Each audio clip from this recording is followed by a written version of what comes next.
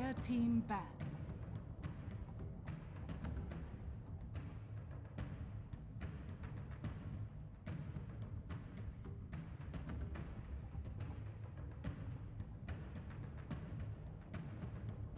Ten seconds remaining.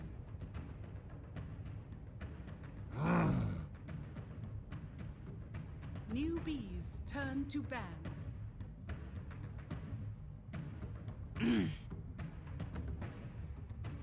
Dire team ban.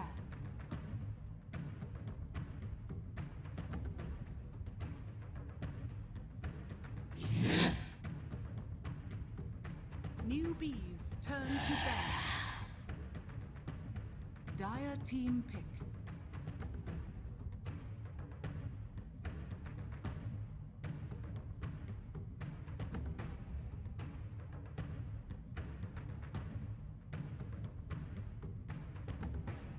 Ten seconds remaining. 5 seconds remaining. Monkey King. Newbies turn to pick.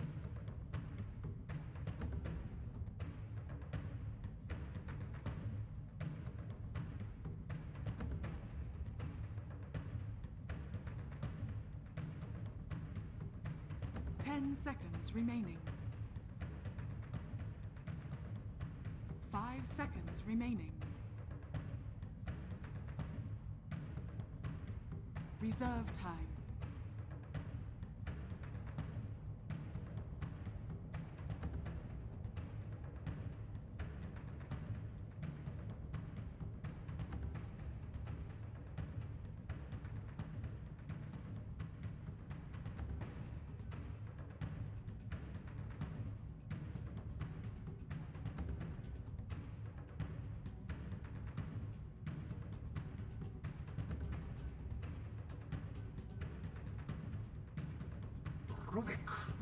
Sand King. Dire team pick.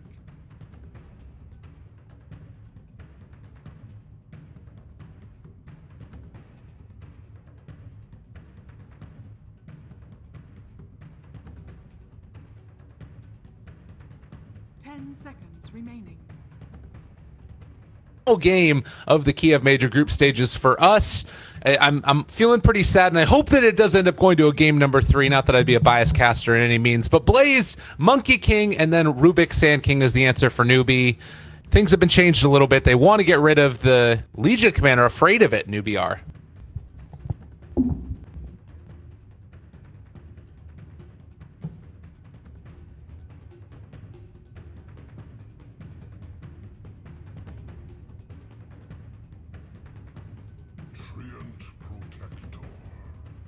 Newbies turn to ban.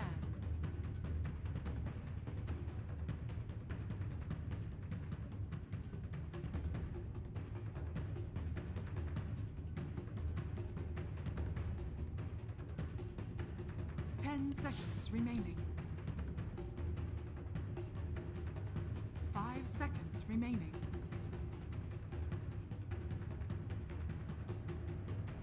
Reserve time.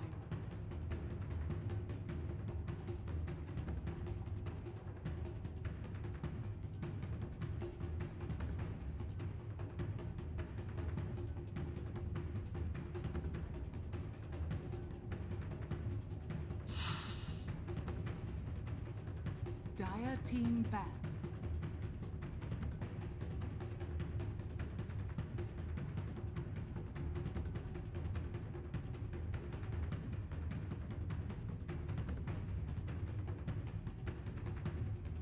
Ten seconds remaining.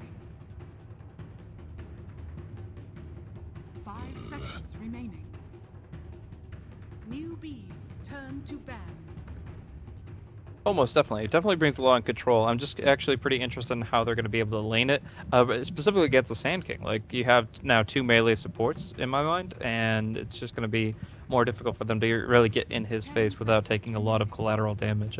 Evens open up a possibility for a newbie to pick up a support that can kind of dual lane with the Sand King, maybe something like Undying, and really make it difficult to kind of go toe-to-toe with them. But we'll have to see. For right now, I think that overall the Monkey King and the Train Protector will be really strong in the mid game, but it raises some questions in the early game unless they end up switching the roles on one of those heroes. I mean, I've seen in like a pub setting, Echo Saber Train Protector actually do a lot in terms of early moment. We're talking about Team Random here, okay? We're talking about Team Random. They could do whatever they want. We could see an Echo Saber Screen Protector. We could see Monkey King going back to like an off lane position or even like a mid. Like there's so much versatility in this team to the point that it's almost 10 unfathomable. seconds remaining. 5 seconds remaining.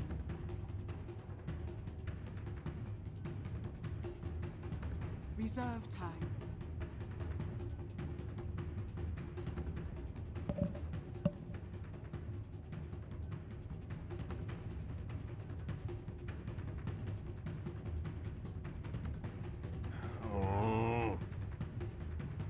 Newbies turn to pick.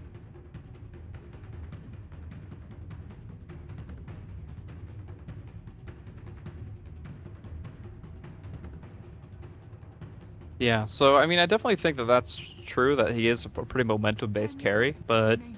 I'm also thinking that contesting that tri lane could be very difficult because we do 5 see seconds Dash U9 often gets heroes that can fight very early. Like, I mean, maybe he might go something as late game as like a Dire Slark, team pick. but in general, he's going to be like a pretty fast-paced hero that is going to be involved really early on. Like, the Juggernaut got banned out, fortunately, but there are plenty of other carries that can still contribute enough to the lane to make that shutdown pretty difficult. For now, newbies just going to go back to an old pickup here and get themselves the Invoker for SCC, and of course that's going to be looking at like the exhort combos, either telekinesis or bro strike, great spells to set that up. Reserve time.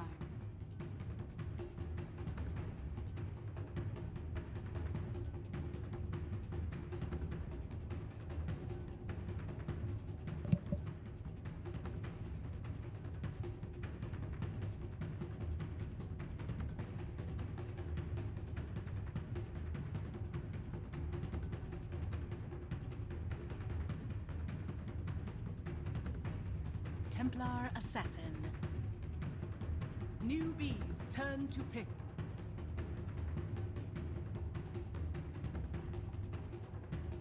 So I was already going to comment on the fact that right now they don't actually have great answers to living armor in terms of multiple instances of damage. Like we got to see the last Train Protector went up against like a Bat Rider and an Ember Spirit, and living armor was almost useless on the heroes. But they don't have that really quite yet. The Sand King's Sandstorm really doesn't count in most cases. So you look at it, living armor and now refraction. You desperately need lots of instances of damage to be coming out very quickly from the side of newbie. They're going to go for the Bat Rider themselves, and that's going to be put in a very interesting position because naturally KP has been running a lot of Sand King, and they're going to have to make a role swap if they're going to actually make this Bat Rider the most useful he can be. 10 seconds remaining. 5 seconds remaining.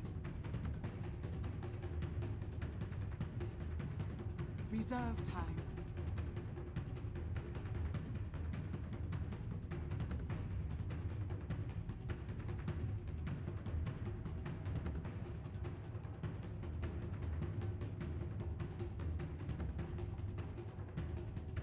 Yeah, it definitely can be. The Forge Spirit helps out a little bit if you micro it very carefully, but in general, you want some help for sure. I do think that there's a possibility that we see a bit of a switch up from Team Random. They go for like a Vengeful Spirit here, and then you end up seeing like a safe lane Monkey King and as a carry, and I think that could work out pretty well. It just really comes down to what they feel most comfortable with in terms of like their early tempo and just overall what their aspirations are for the Monkey King in particular. Because the Train Protector pretty well relegated to that like roaming support, and he's going to be probably putting down quite a few wards here and there as well. But having a response to the Bat Rider is a big deal. Abaddon has been popular, but they go for Night Stalker instead. And what Night Stalker does offer is a really good silence against some very important spellcasters, all of them, but mostly the Invoker. And of course, the suppression of vision to make it much harder for Bat Rider to make the jump. So the darkness is going to play a big role here, I think. 10 seconds remaining. 5 5 seconds remaining.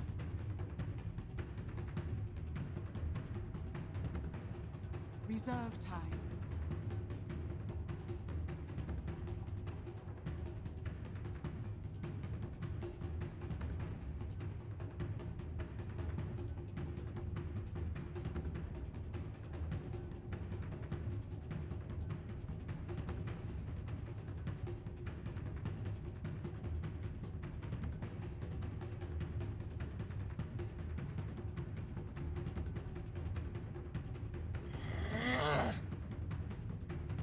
Dire team ban.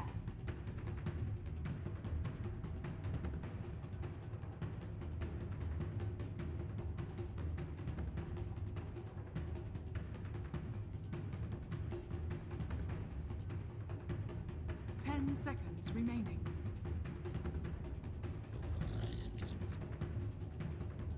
Much more commonly seen in the 4 position. I don't see why they couldn't run it in the offlane here. Turn to pick.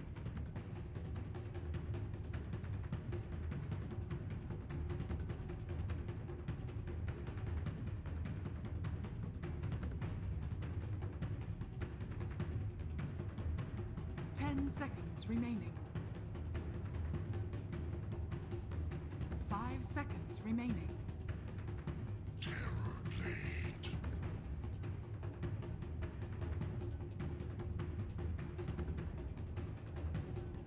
Yeah. So the real question is what Faith Beyond is playing. He hasn't played any of these heroes much at all in the last 3 months competitively. So I think it's going to be the Night Stalker, but you're up against this Terrorblade. You have to be worried about defending your tower early on. So no matter what, you're probably committing a lot early to try to keep that alive. Otherwise, of course, you're going to be looking at a tier 1 gone and a hero without a lane, essentially. But overall, you can't really focus too much on the offlane because your priorities still have to be getting TA and Spectre a lot of farm this game. They're going to be very susceptible to Batrider ganks. He's a great hero for just pouncing on them, following it up with Sunstrike and one other hero. And I think that they most importantly just have to prioritize their 1 and 2 positions over all else.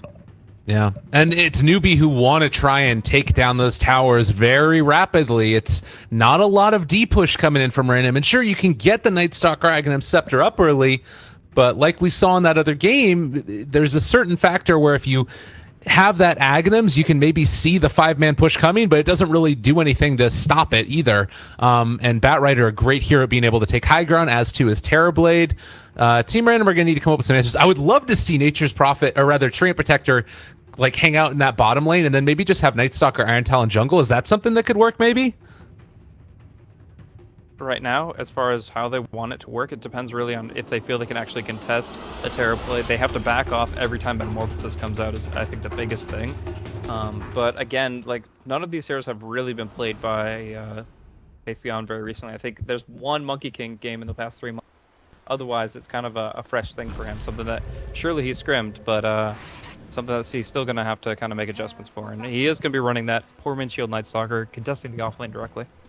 All right, and early wards that are going to be placed out now. Monkey King getting the vision all across the map. He's been playing this Monkey King pretty consistently for Team Random. Let's see, longest kill streak. We'll go for a blink. I believe in him. Most runes picked up by 10 minutes. It's got to be the Monkey King. And highest out of pure damage, 20 minutes. We'll come back to these in a bit. But yeah, early movements out. And it looks like he's just going to scout out KP here. Don't expect him to do a whole heck of a lot, though. Yep, so just early start here. I do think that Shadow's going to be in a pretty good position. He's going to have a lot of roaming coming in from Ice, who has actually gone for the Tree Dance. Despite its nerf to the Primal Spring level 1, it's still going to be a preference for Ice here. However, an Observer Ward is already scouting out his position. So while they are smoking around, I'm not sure how they're going to be able to get the stun out. But if they get any instance of damage on him, that is going to be one dead monkey. So they have a great intel into his position. But he just keeps on leaping, keeps on bouncing. He's going to look for most likely a courier snipe early on, and then just a lot of poking harassment at the Invoker. And SC will be able to get the D ward because they had that vision, and now KP coming in to contest this rune as well, maybe in some trouble. Why? He ended up skilling up Leech Seed level 1, so trading hits, but soon to go down, and the Burrow Strike comes out. Faith Blood is going to be drawn by Faith. All right, so cleaning it up, grabbing his rune, taking him down. That's going to be a very nice momentum swing for Newbie to start things off. Already a 700 gold advantage from the 0 second, essentially. So boots up on the Bat Rider to start things off. Faith helping out in this off lane. Going to be really good at suppressing this Spectre. I actually think Blink's going to have a really hard time here. Oh. The plus side that you do have here for Team Random is that it's going to be a hard lane for SC as they will pull the Monkey King over, but with the tri lane, it means it's one-on-one against TA. And again, that's not a great matchup for Invoker by any means. So we'll have to watch how that goes. Shadow's definitely going to have the upper hand for a while here. It might adjust as the levels even out, but at least for now, the biggest thing that Team Random can do is get Spectre to the side shop, get her a magic stick. But they're actually going to go in for some good damage here. Can't get in range for the lead seed just yet, but they have 2 Orb of Venoms. They really want to use them here. Just keep wailing away. No passive from the Monkey King, but still putting a lot of good damage into KP and getting that magic stick secured. That's actually so important. I cannot understate how important it is just to get to the side shop to get that magic stick as soon as possible in this lane configuration. Yeah, and it means that they've got that sustain that you might not otherwise have. They don't have a ton of regen here. A couple Sows, particularly Y, who's completely gone out of it. And with the Shrine Nest now used, Newbie locked and loaded to go for round 2. SCC is going to be going for Exort Wex, going to be going for the Alacrity. This will help him out a little bit in the early CS, but Shadow, once he gets his bottle, should still be able to do more in terms of just using his Refraction and Side Blades to really start owning up this Invoker. In the meantime, though, it's going to be mostly action up top and just this back and forth trying to control the lane against the Spectre. Yeah, they did pop Metamorphosis in the bottom lane, and U9 able to dominate the CS against the Night Stalker one-on-one. So that's going to be a continued battle that occurs. Meanwhile, Blink, they have a double stack over to the side here. And looks like this is still going to be a wave that's pushing in pretty heavily. Blink needs to make sure he doesn't overstep his bounds against KP. Ooh, Kaka going over for Shadow, though. Refraction wearing off, and Shadow forced to back out. Denied access to a shrine. Yeah, still going to get the bottle, no chance of it being sniped, so in the end, he's going to be in pretty good position, just shrining up and restoring himself from there. The 4-minute rune should be his pretty easily, and I think he's going to be very confident in this lane. He's already toppings, but I think he's going to be able to edge out this Invoker very quickly now that he has that key item in the bottle. Yeah. And meanwhile, up top, still no great action coming about yet from Team Random. Who do they want to go on, or do Team Random even want to try and find an initiation on anybody from Newbie? It's more just when they see an opening, they have to just kind of be patient about it. If the status quo remains, Blink just gets farm, and that's great because you have a Spectre on your team. But if it gets too pushed up and you see like this little caustic action, you look to punish it. So we'll see if Trian can get a little bit closer. But in the meantime, KP sees Ice, and while the Primal Spring or the Tree Dance will keep him away so that he cannot break down the tree line, it is going to be them trying to do something about the aggression up top. Yeah, and they're going on to KP. The bash connects, and now they've got the leech seed as well. The stun's coming. It's a 2-person stun with the land, and Faith able to body block to keep his Bat Rider alive. Man, everybody's got magic stick charges though, so really there's minimal damage coming in against Team Random here. Only the Treant is really lacking it, and they drop down a sentry where they see the movement of Y here, which is all well and good, but at the same time, I do feel like they're not getting the aggression, and they're not getting the pressure that they were hoping for. In fact, losing out the Observer and the Sentry here, and now just exposing themselves. That actually could have been very dangerous. Well, all of the sentries are now gone from this lane, I do believe. And that is going to mean that you have probably to the favor of Team Random. The big problem is that it's still Spectre behind in CS. Like, you take a look at the tier blade, 22-7 so far. And while Faith Beyond has gotten a good amount for himself as well, it's Spectre that really does need to get those items eventually. Yeah. Bat Rider has done all right to this point, 19-4. Got his Tranquil Boots and his Magic Stick, which is his bread and butter. But yeah, I do also feel like they were hoping for more. They are technically ahead right now, but they definitely wanted more out of this laning stage. They are looking for kills. They're actually looking for momentum rather than just kind of breaking even or pulling a little bit ahead. And Faith cliff jungling a little bit here by the shrine as well. Realizes that with this creep wave pushed in, KP should be getting all of this experience free to himself. It has also been Sand King that made the rotation around towards bottom, but it's also nighttime, and Faith Beyond has level 4. This is prime killing time for SC, and yeah, the ping comes out. They know exactly what's going on over here, and that should not be a dead SC, I do not believe. Yeah, 2 really good observer wards in place, so just going to be able to kind of keep doing his thing here. There's no real way they can dive him. The newbie rotations would just make it so easy for them to punish them under tower. So we're just going to see a lot of Oh, bouncing KP, around. top lane, overextends and they punish. A lot of damage being dealt by KP there, but still able to find the kill nonetheless. Yeah, just really, really strong movement. Orb of Venom, Leech Seed, and Void. All of these allow you to stay on your target really effectively. U9's going to pop his Metamorphosis down bottom, try to punish that rotation by taking this tower. Does not have as much armor as it used to, thanks to the fact that only U9 is in position here. But yeah, it is going to be the Glyph. They're going to try to get back here and try to keep this tower alive, but it's a tall order. Yeah, they let it take a ton of damage before they actually made that rotation. The plus side is they do have this Treant Protector that can continue to spam out his living armor, but meanwhile, KP in some trouble. They thought about going for it, and now with Sand King coming in, actually they need to be a little bit careful there. Ice, he's going to be controlled and potentially going to be brought down as well. 10 sick charges, but still cannot make his way out, and Faith Beyond will be able to make the escape. Yeah, so just knew he was dead in the water, didn't want to waste those sticks while he was there, but now the entire living armor has been chewed through by U9, and a rotation is actually going to be from the Monkey King. Primal Spring, ready to go. Can they get a TP onto the shrine? Doesn't look like it. U9 still just going to kind of be able to waltz himself away. Nicely done. And that's going to keep this offlane tower alive a little bit longer for Team Random. They probably need to get some more points up in this living armor for the tree, and that's why he's staying down here to soak up experience. And also, they need to get levels up on Ice. I feel like the supports are definitely hurting a little bit. Not quite as bad as Faith is, but it's not been easy. Yeah, but I mean, you look at the other side. Yeah, the Faith Rubik has been stuck to the lane the entire time. He's done a little bit of jungling, but for the most part, has been glued to a tri-lane that's just not going to be functional. So, yeah, I think that actually the experience on the other side are going to be that much worse. Kaka hasn't had much time to jungle, so between the two of them, they're actually lower. Oh, dive in on SC. He drops the meteor. Not going to be enough. They are coming in with KP, though. The pushback. Shadow taking a lot of damage. He doesn't have refraction charges up, but he's just out of range. And the living armor is going to keep him alive, dropping down the TA trap as well to make sure that he's able to walk away. But is it going to be enough? They are going to be able to kill off the TA and even pulling Spectre down to the low ground. Ice is still here. The Boundless Strike off cooldown 3, but they can't punish KP. Yeah, pretty even exchange, all said and done, losing the Invoker for the TA. We're going to see a refill at the Shrine here for the Dire side, so they'll kind of get back into it pretty quickly. But the Spectre is actually far from home, so she's going to be, I guess, just rotating here and taking the easy CS bottom while she can. That living armor continues to accumulate, and I do think that they're actually going to be able to keep all 3 of their tier 1s up for a pretty extended part of the game. Yeah. You need to keep the spam going from the tree, but level 2 up in it, almost going to have level 3.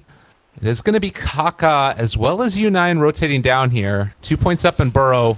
It looks like they want to try and make a concerted effort towards taking down this towers, and there's the Metamorphosis. Oh, it's a lot of damage being dealt. They are going to end up losing it, but it looks like they might be able to make something happen on U9 as well. The Primal Spring goes forward, the jump away into the trees, and it looks like Y is going to fall. Not able to find anything as they lose their tower as well. Very unfortunate. They just undercommitted there. I mean, the Night Stalker didn't have a TP, nor is it nighttime, so a bad time for him to be involved in this, and they just couldn't. I mean, if there was just a little bit less pressure from Newbie, that tier 1 would be fine, and they'd be able to kind of, be able to build up off of that because they have enough HP for it to hold up. But instead, U9 takes that one down and makes his way right over to the mid lane. The Forward Spirit and the Metamorphosis still in play to try to bring this one down as well. And they're going to take a good bit of damage onto it first. They still do have that living armor available, but they need to make a move. And unfortunately, Kaka is here to be that sort of combo breaker through all of this. They just don't have the levels up yet to take a fight. The pre-level 6 fighting power of Newbie is stronger than the pre-level 6 fighting power of Team Random right now. Yeah, at least with the Metamorphosis. Now that that's gone, they might try to go for it. They're going to get the double Burrow Strike on against an Invis target, but it might be still enough for them to go and pressure the Terrorblade back. Haunt comes out now. They're on top of them. There's the jump forward. The tower is gone, though. So, Newbie take what they came for, and, well, Sand King's just going to Burrow Strike away. The Meatball is going to drop down, almost able to take down Faith Beyond. They kill off the Monkey King as well. Newbie with 2 kills, and Team Random had overextended. Oh, man. And they're trying to play to the strength of the Treant Protector. It's completely understandable that they'd want to try to keep on holding these because why, with that max living armor, is looking to just continue to build them up and to eliminate one of the key factors in the newbie draft, which is the early tower pressure. But unfortunately, just they're committing when they don't have the ability to do so. It just is newbie that's way too far ahead right now in terms of their early fight potential, as you called it, and it's just gonna get uglier from here. We're gonna see Faith just move in with the Tome of Knowledge to level 6 very quickly, and the Midas build up on the Invoker to keep his fighting potential very high up. That Meteor was really solid, and I expect to see a lot more of those this game. Totally. Yeah, so those 6s, they're coming up now in a little while, which might be another way for them to fight. I guess it's not the end of the world, though, if you end up losing a couple of towers, particularly tiers 1s, when you have, oh god, though, Shadow. He's going to be found. They pull him into a Sunstrike. He is burrow struck as well, and gets the no refraction charges off. He's just gone. Blink Dagger reveal on a good target. Yep. Just a really good opening there. In fact, they're even going to see the Monkey King here. Going to be very difficult to get out of this one. In fact, it's just going to be another kill. Not even close. No chance at all. So yeah, just 2 quick freebies, and this is going to allow newbie just to continue to build momentum. I mean, it seems like so little just to lose 1 or 2 towers, but you lose the ability to come to these fights and come to the aid of allies. And now they pop the Metamorphosis to bring down Blink. The Spectre drops as well. Team Random have lost all of their heroes over the past just 3 minutes, roughly. Yeah, and it's just the Batrider gets to play around so much more actively on the map when there aren't towers to worry about. So Terrorblade knocks the towers down, Batrider goes behind where they stood, and is just able to completely dominate the map. I mean, finally, Faith Beyond gets his darkness up, tries to at least make newbie a little bit more concerned about their aggression, but at the end of the day, Team Random just don't have an answer right now. They will be able to build it up over the next several minutes, but in that time, we're seeing newbie continue to pull forward with Blink Daggers, with more damage output. Just across the board, they're stronger. All right, this could be a nice play right here, though. SC is getting wrapped around upon. There's Faith Beyond as well as Shadow with an Invis Rune, and you have Haunt available. I'm pretty sure they bring everybody to this just to make sure they get the kill. And immediately, jump on SC, finds the kill, back out. Yep, very clean, very nice. Up top, they're still looking at U9, who is actually pushing with his illusions, and they know it. They know which one's the real one now, so they're going to be able to keep on top of him. Dagger coming up in just a few moments here, and unable to TP away. Oh my god, Ice Ice! He's going to try to use it. They get the Sunder, turning it on to Faith Beyond. They're controlling him, though, and now they have that balance strike forward, trying to bring down U9. Still so tanky in this engagement, but he can't kill off anybody, it looks like, as they are going to be able to find that kill at the end of the day. Ice Ice pops the smoke to make the escape Sunstrike. Oh my god. Ooh, SC. Very close call. The Batrider still wants it, but he's staying smoked. He's staying away. Okay, he's walking right into 3. Shadow, they end up killing off Ice Ice. He walks into hell, and Shadow turning to fight, but is he going to be able to make the escape? The answer is no. Yeah, I think that was a big mistake coming in from Ice Ice. He just didn't really realize the pathing that he was taking, and ends up just feeding away a kill that they fought so hard to avoid, but in the end, they also are losing that Templar Assassin, and despite 2 really key kills in the Invoker and the Terrorblade, it just feels like they're still so far behind. And the build from SC as well, it's not oriented towards the late game. He's going Midas into Drum, so this is going to be all about helping that Terrorblade tear down these towers. And you can see Team Random, they want to stop the pressure from coming in, a takedown and get the D ward, but now with the Sunstrike coming in, Ice Ice is gone. Now, can they find anything else? Tree Dance from Faith is going to keep him alive. Kaka is there, getting the stun out. They do have an Overgrowth as well if they want to use it, and might think about it now, but U9 coming in as well. They are going to need to pop it, but no, actually just going to run away from it for the moment. Why? Barely trying to get out, but not going to be able to make it happen. Faith still low as well, but looks like he is going to live through the Urn Ticks. 22 HP for him. And with the taunting TP, Faith not able to get taken down by Faith Beyond. And that's just really tough here. Another thing that's eluding them quite a bit is Taka just using level 1 Sandstorm to really pull himself out of a tough spot. The Sentry Ward did not come out there, and despite being exposed, the Sand King just wasn't the target that they could stick onto. So overall kills racking up for newbie, 13-5 now. Faith having some fun with this Tree Dance, just jumping around the map. But I really feel like Team Random are just going to try to keep getting protection around the Spectre. Just try to keep on providing Blink with places to farm with gold to make, and try to move towards that Radiance as fast as possible. It's really their only way back into this game is a big item pickup on Spectre sooner rather than later. And Kaka right there, you know, they almost caught him before he got his Blink Dagger, but he was able to burrow strike to the low ground, and they just don't have that chase. The stuns are not there. Like, the only stun that they have that's non-ulti is Ice's Boundless Strike. You have the Void, which is the most ineffectual stun ever. But yeah, it's just not really what they need at this point in time. I don't know. Is it just try and find the Radiance by virtue of farming, or do you have to find pickoffs to make that happen? They're still not getting towers consistently with Metamorphosis, which is something. I feel if they had better map control and they were not up against 2 Blink Daggers, that it would be realistic to try to go for picks. But right now, it just hit daytime. They've got up against a now nearly maxed out Sunstrike.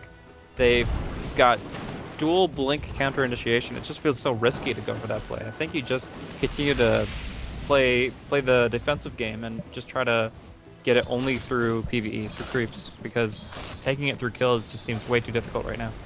Okay. And Spectre does have the living armor as well to catch him out in case there is a gank attempt. Also going to be able to trade out this tier 1 tower maybe for the tier 2 in the top lane. And they will still have Haunt available if there is a movement for high ground by newbie. This rate, though, they might be able to take the tier 2 before the tier 1 bottom falls, and that's going to be very problematic, where they just continue to lose space and could pretty much lose all security that their jungle once presented, and they still don't get much in exchange. Now we'll see if the glyph comes here. It is going to, as well as a living armor to try and keep this alive. But again, it's not really a great possibility here for any type of reaction from Team Random, who are banking all their hopes and dreams on Blink, building towards that Radiance. They've just got to draw the line at high ground. Like, anything outside of the tier 3s is something that they just have to be willing to sacrifice at this point in time, because it's just unrealistic for them to do much more than that in terms of the real fight. I mean, once nighttime hits again, maybe you venture around with a couple of heroes, you try to get a Haunt pick off, and you just kind of go back to from there. But right now, like, just even seeing a bunch of heroes missing off the map, you have to be very wary as the Spectre. But it looks like it's just going to be a Roshan play. They are going to kind of scout it out with the Night Stalker, and then realize there's really nothing they can do. Now, maybe a Haunt steal? Is that too bold? It probably is. Definitely, yeah. You save the cooldown for sure. They're thinking about it. They pull it back in. The Haunt comes out. U9 has already got the Aegis though, and now they get the huge reflection. Phaethon trying to run out of there. It does get a pretty good ulti out from Ice, bringing U9 low, but he is not going to burn through that Aegis right there. That would have been a huge play if they could have made it happen. Sure. I mean, I can definitely understand them not just wanting to wait to die. With a Terror Blade that picks up an Aegis, he's able to just break down the tier 3 without even really heading to the high ground at all, thanks to the Dragonlance. So it's very difficult to really punish that. So they realize that if they don't stop that Aegis from happening, then their tier 3 tower is almost guaranteed dead. And that's a tough spot to be in. But I think that's just the reality here. They still have to wait for Blink to finish the Radiance. Haunt is on cooldown for quite some time. So that looks to be a free opportunity for newbie, as we see Night Stalker actually get picked off by that dual Blink initiation. But I feel like at this point, it's going to be pretty clearly newbie grouping together, grabbing the tier 2, and poking at the high ground as well. And Spectre thinking about testing that Invoker, but as soon as Faith is shown, it's a back out and head the hell away. Faith has also stolen living armor now, another great spell to pick up against the Treant Protector. As now whatever little damage was being mounted onto the towers is starting to be healed back up again. So nothing going right now for Team Random, with the exception of a Midas on Night Stalker. Yeah. There we go. He'll get there eventually. Again, the timing you're looking for a support Night Stalker is 28 minutes for the Aghanim Scepter. The 20-minute mark was the time that we got to see the last Night Stalker actually pick one up, which was pretty absurd.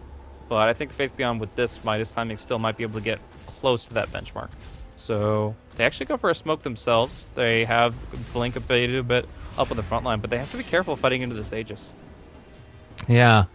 There's Haunt up in 18 seconds as well. So, this is a very bold move. They're walking into everybody. Haunt still 9 seconds away. They drop down a ward. They have vision in the area. KP, the one that gets jumped on right at the start, but they don't have any control for him. Now they need to be careful and back out of here before somebody ends up getting taken down. They immediately deward all that vision. Also, Newbie, they are going to end up taking the tier 2 tower and backing. Random not willing to go in yet, and the Burrow Strike a little bit off the mark for Blink. They slow him down so that way they can't get in. Faith Beyond gets the silence. There's a Boundless Strike as well. Kaka's gone. Okay, Haunt. This could be what they're looking for, but the meatball has already been dropped. Chaos Avery now down as well. U9 has popped his ultimate. There's a Monkey King healing salve on the ground, and U9 is actually still taking here a ton of damage. They pull Shadow back into the midst of it. That looks like finally Team Random are going to have to back after finding the pick onto the Sand King. Still, I mean, they are actually able to get a kill out of that, and we're actually going to see Blink very close to this Radiance. Just has to get a couple more waves, and he will have the recipe, and that's all they need. Now it's a 100-second timer where they have the Haunt and the Radiance up, and that might be enough for them to just hold it and turn this game back around. But right now, they're just counting the seconds because U9 already breaks down the tier 2. 60 seconds on Metamorphosis, 100 seconds, or now 90 on Haunt. So I think time might be shifting in Team Random's favor, but we're seeing Ice trying to create some space up top, and he will be able to do so as that lasso's unavailable. Oh my goodness. That is definitely a very close call there with Faith coming in behind him. But yeah, making space there. And I was wondering if they instead, Newbie, were going to go down and try and catch the Spectre, because they did have that ward vision given when they got the D ward. So they instead decided to go for the Monkey King, a little bit harder of a kill. And with that pause, we'll be holding on for a moment as Radiance is done. You said that this is what they need to turn this game back around. What does that team fight look like, though? Is it Spectre just going in for the immediate Haunt and then jumping onto the Batrider, or do you try and take down the Rubik at the start of the fight? Where's your target prioritization look at?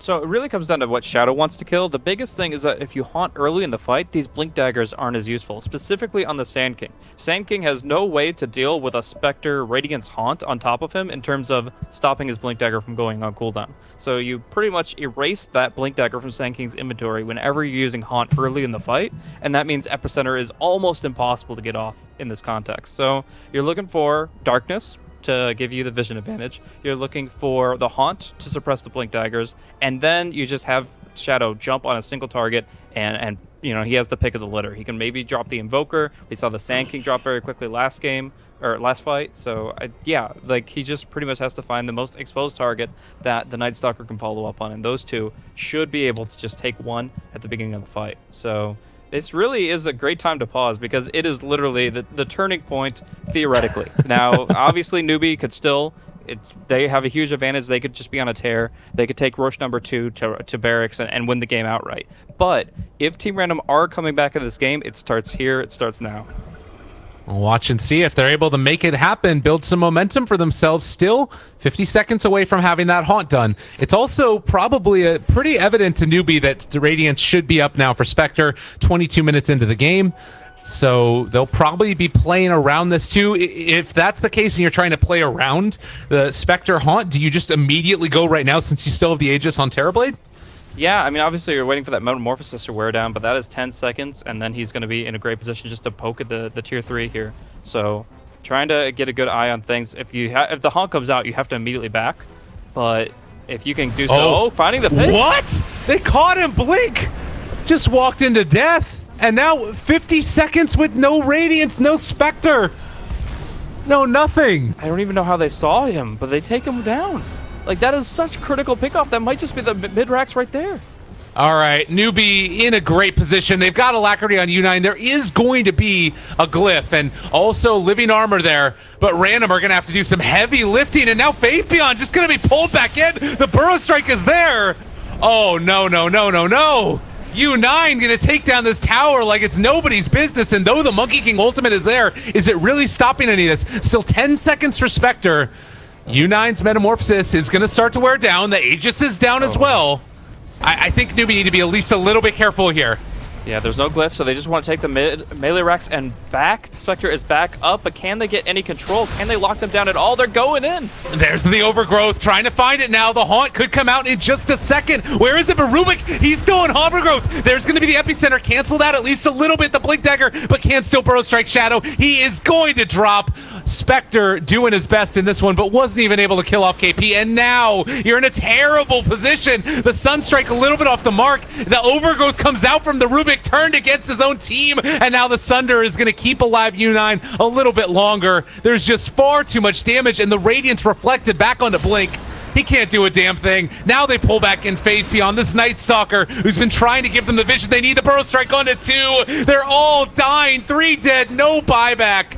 And still, Newbie stand tall, not a hero dead. They pull back in Blink. He had just died before, gets caught and killed again. There the tornado pulls in Ice, and that is game. It was so close for them to actually be able to take this fight, but you could tell, like, you can see them dropping down to like a 200 HP each, and still perfect positioning from Newbie, staggering out their positioning, able to survive through everything that Team Random could throw at that moment, and it was the tipping point. That pickoff on the high ground, I'm going to go back and watch that replay. I don't even know how they found him. I don't know if they saw like a dagger come out and like, okay, I think that this is a good jump. Like, that was amazing. Obviously, you have to look at the fact that even if there wasn't a hero there, that there wouldn't be much repercussion. There's like a Boundless Strike, maybe a Leech Seed or a Void, but like in general, the Batrider should be able to escape, even if that is a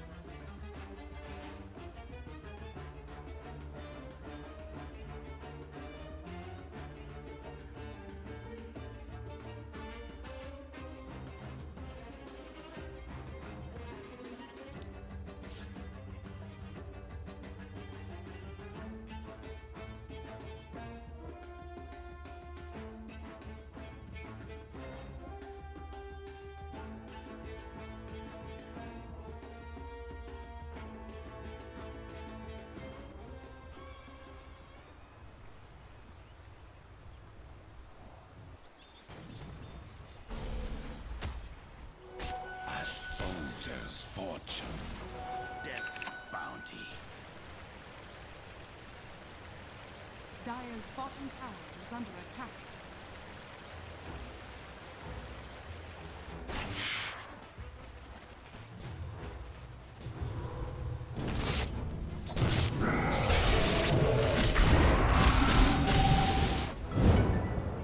Radiant's top tower is under attack. Radiant structures are fortified.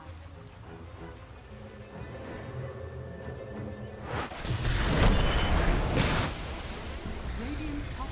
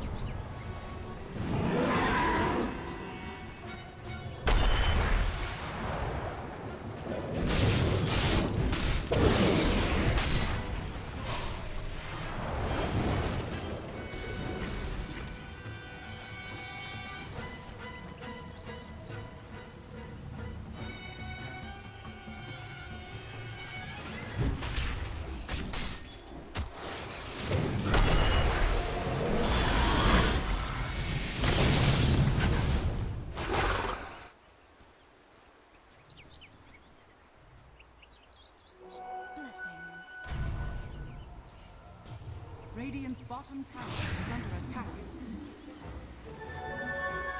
Regeneration.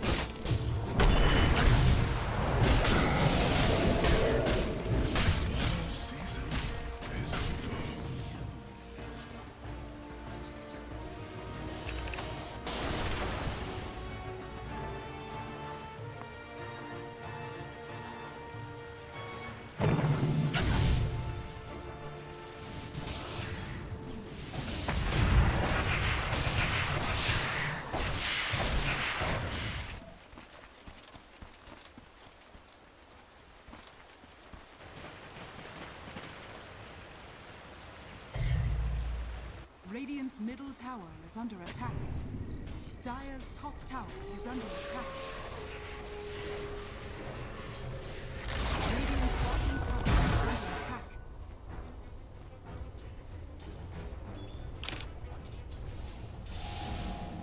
Radiant's middle tower is under attack. Radiant's bottom tower has fallen.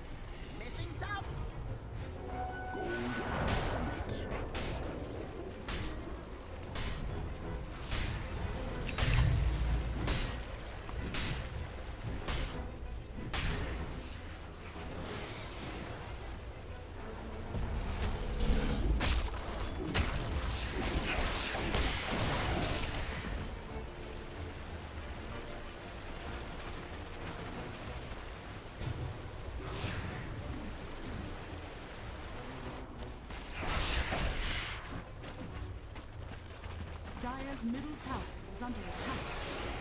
Radiant's top tower is under attack.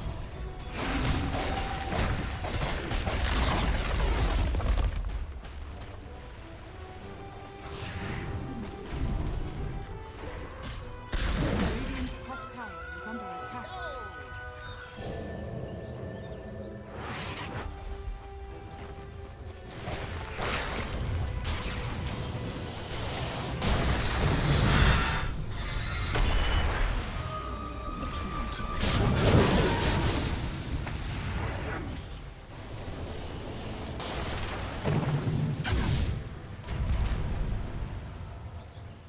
Dire's bottom tower is under attack.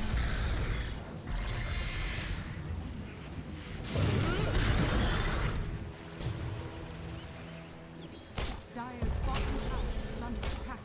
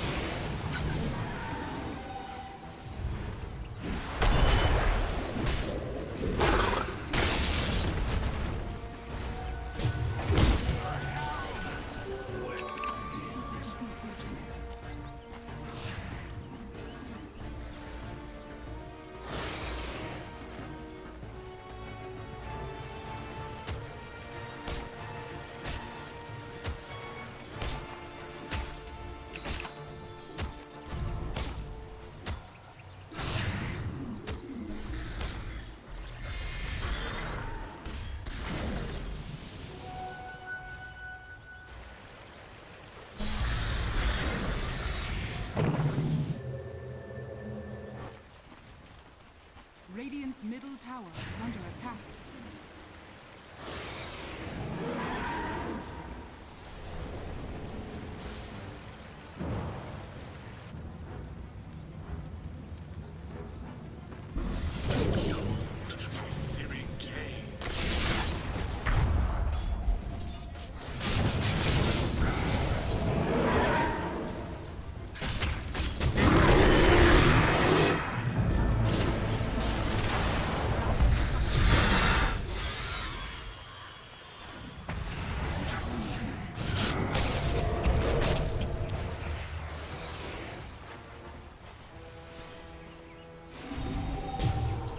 Dire's bottom tower is under attack.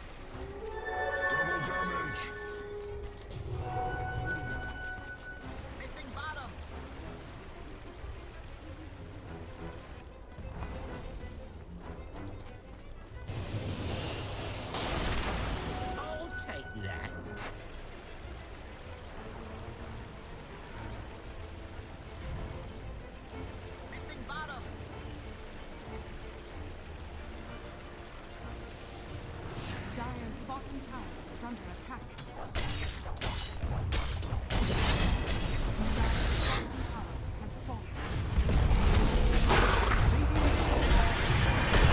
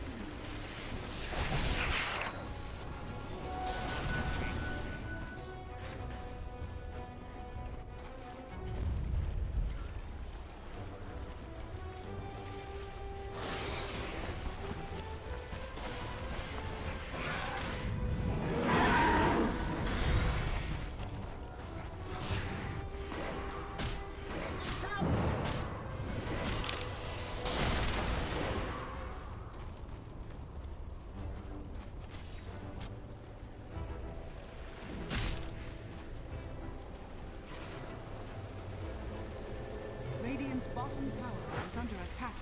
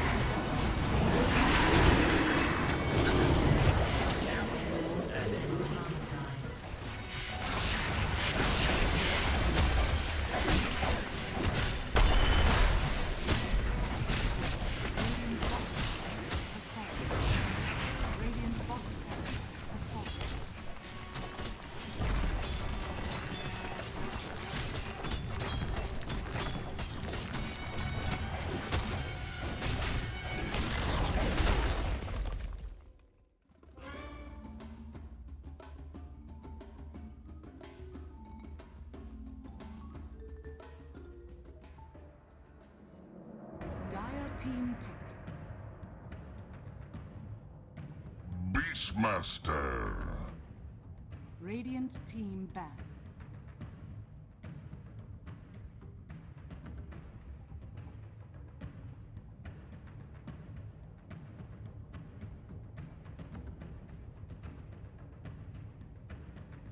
Ten seconds remaining. 5 seconds remaining. Reserve time.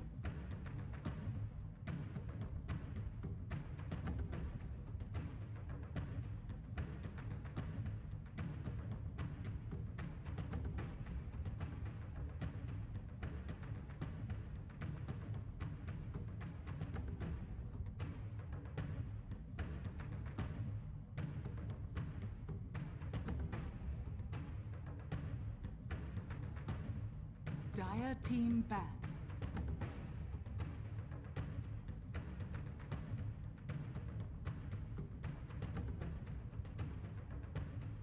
Radiant team ban.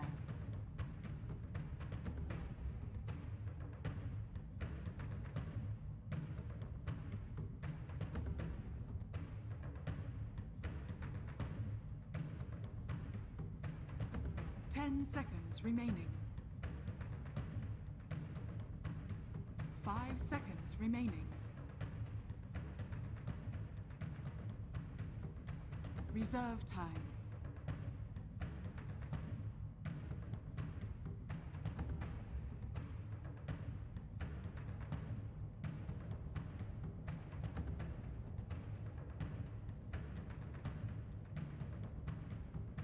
Dire team ban.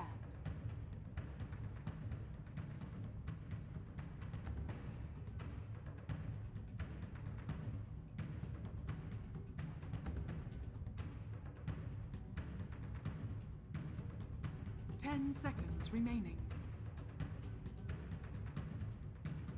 5 seconds remaining.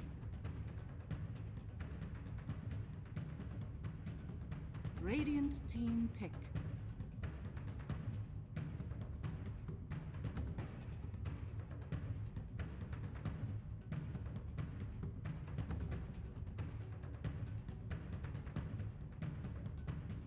Ten seconds remaining.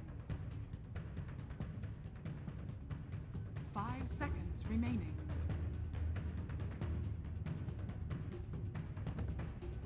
Reserve time.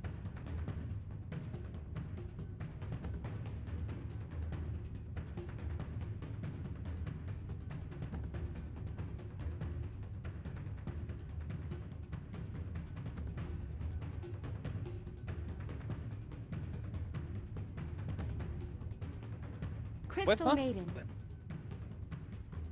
Dire team Disruptor. pick. Radiant team Disruptor!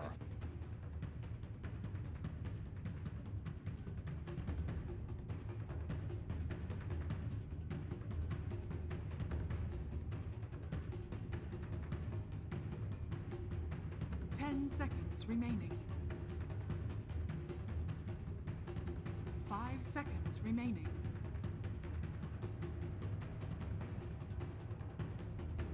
Reserve time.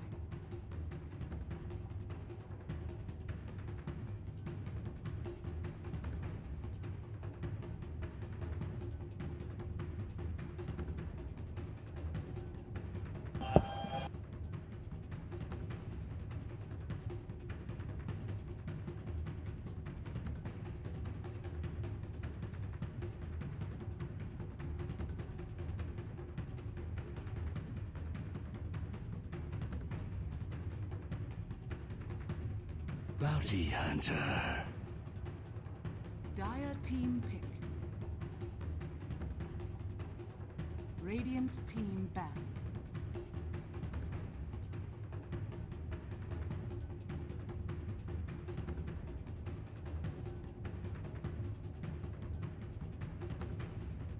Maggerness. 10 seconds remaining. Maggerness Juggernaut. What a normal draft. 5 seconds remaining. What do you think about the Disruptor pick? Reserve time. I mean, I kind of like it with Treant, but you still have to make sure you're like aggressive enough to make sure.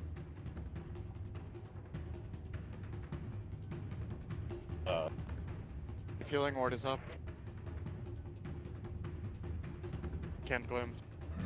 Jugger has a blinking and Dire team ban. Dire team pick. Not Treant Protector.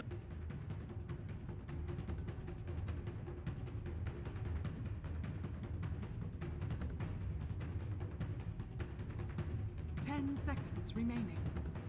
Bye-bye end. 5 seconds remaining. that well in lane. Reserve time.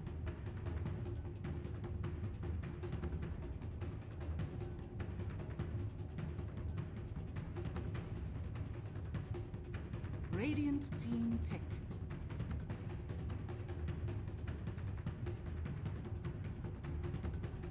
Oh, a burning card. How hype.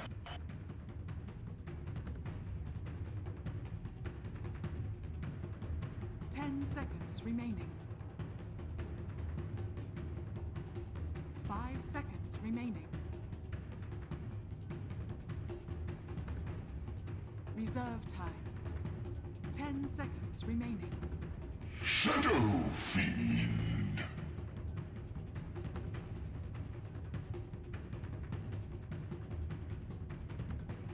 I don't hear anything, by the way. Me neither. I'm sure we'll notice when it throws.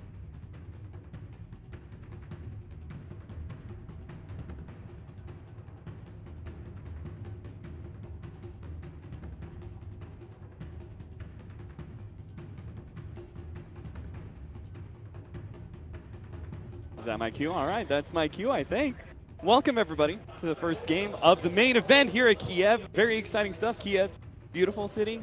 Very hype crowd so far, and what a great match to start it, right? Mouse Sports facing up against Invictus Gaming. We saw their Boston run. Obviously, Mouse definitely took advantage of that single elimination format. They flourished under that, but they may this time around feel its unforgiving bite. Yeah, I think pretty important game for Mouse in general. Most people consider them definitely the underdogs going into this matchup in general, but this is their opportunity to show that Boston wasn't, basically. Because since Boston, Mouse's results have been pretty much abysmal relative to how well they placed at Boston. Unfortunately for them, they kind of have one of the favorites of the tournament as their first match. And IG, I think, looked really, really strong in the groups, apart from maybe a bit shaky against Secret overall, I would say, there. But they still will be difficult to deal with, I think, here from Like playstyle wise, what do you think that Mouse has brought so far to the group stage that hasn't really, what do you think specifically that hasn't gone right for them? Like, what is it about Mouse that just doesn't seem to be clicking anymore? I don't know, I'm not sure their drafting has been as sharp as other teams.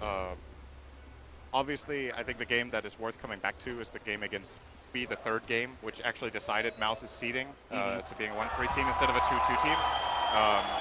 The matchup that they had against Newbie, they had a 20k lead at 25 minutes or something like that, a huge advantage, and they managed to throw that away. It's a bit worrying if you're a team that wants to place high and you don't close out games that are easy for you, because then if you don't have the best start, can you pull through against a team like IG in the mid game?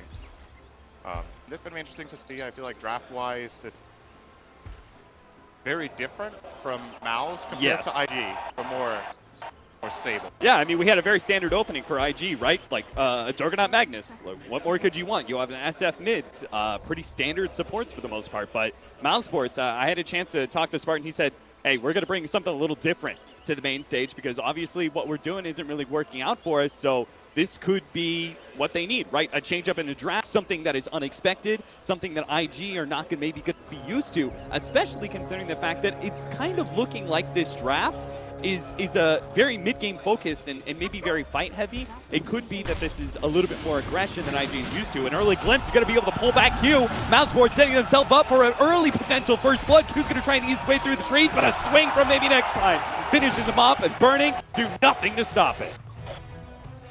Great start for Mouse. Looks like it maybe caught IG a bit off guard that this was an aggressive opening as far as, I don't know if they're going to play it as a full tri-lane, but they definitely started 3 heroes bottom.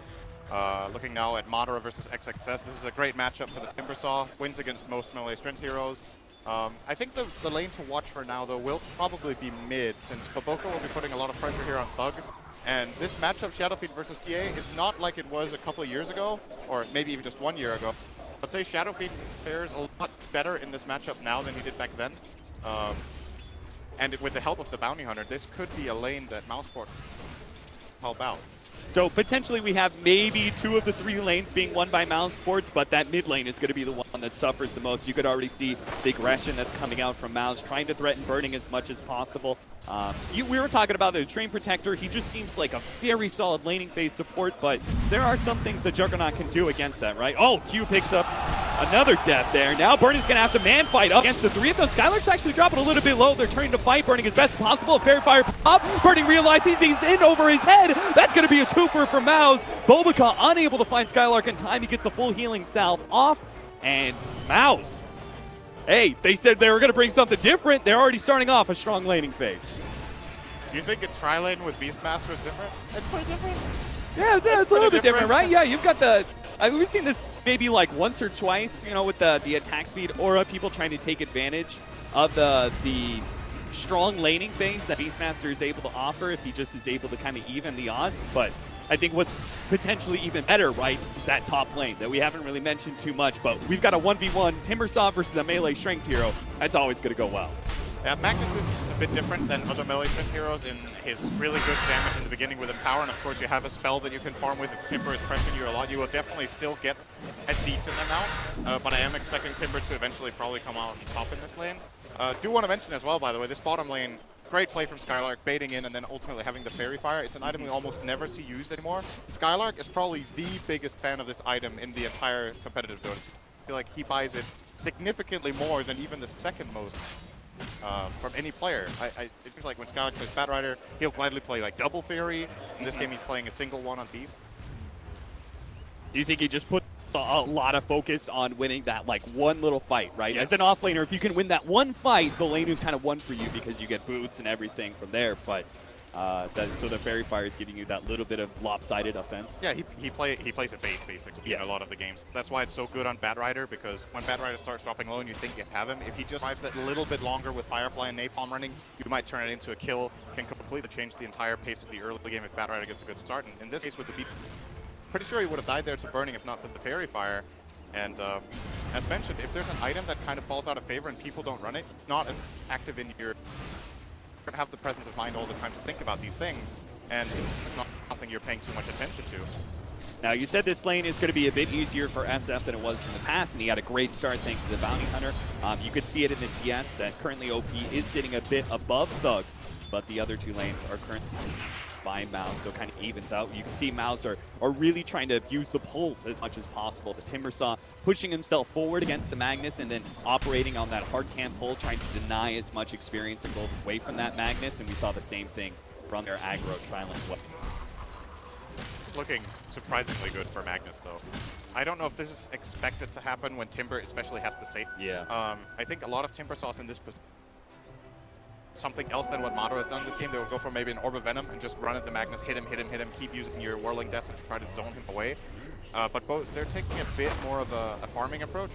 Magnus obviously has the Shrine advantage. He's going to activate that just now. But Madara seems to be getting a little bit of an experience lead.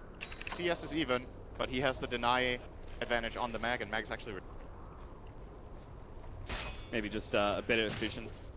He's already there from the Shrine. Pick up the Bounty Rune as well.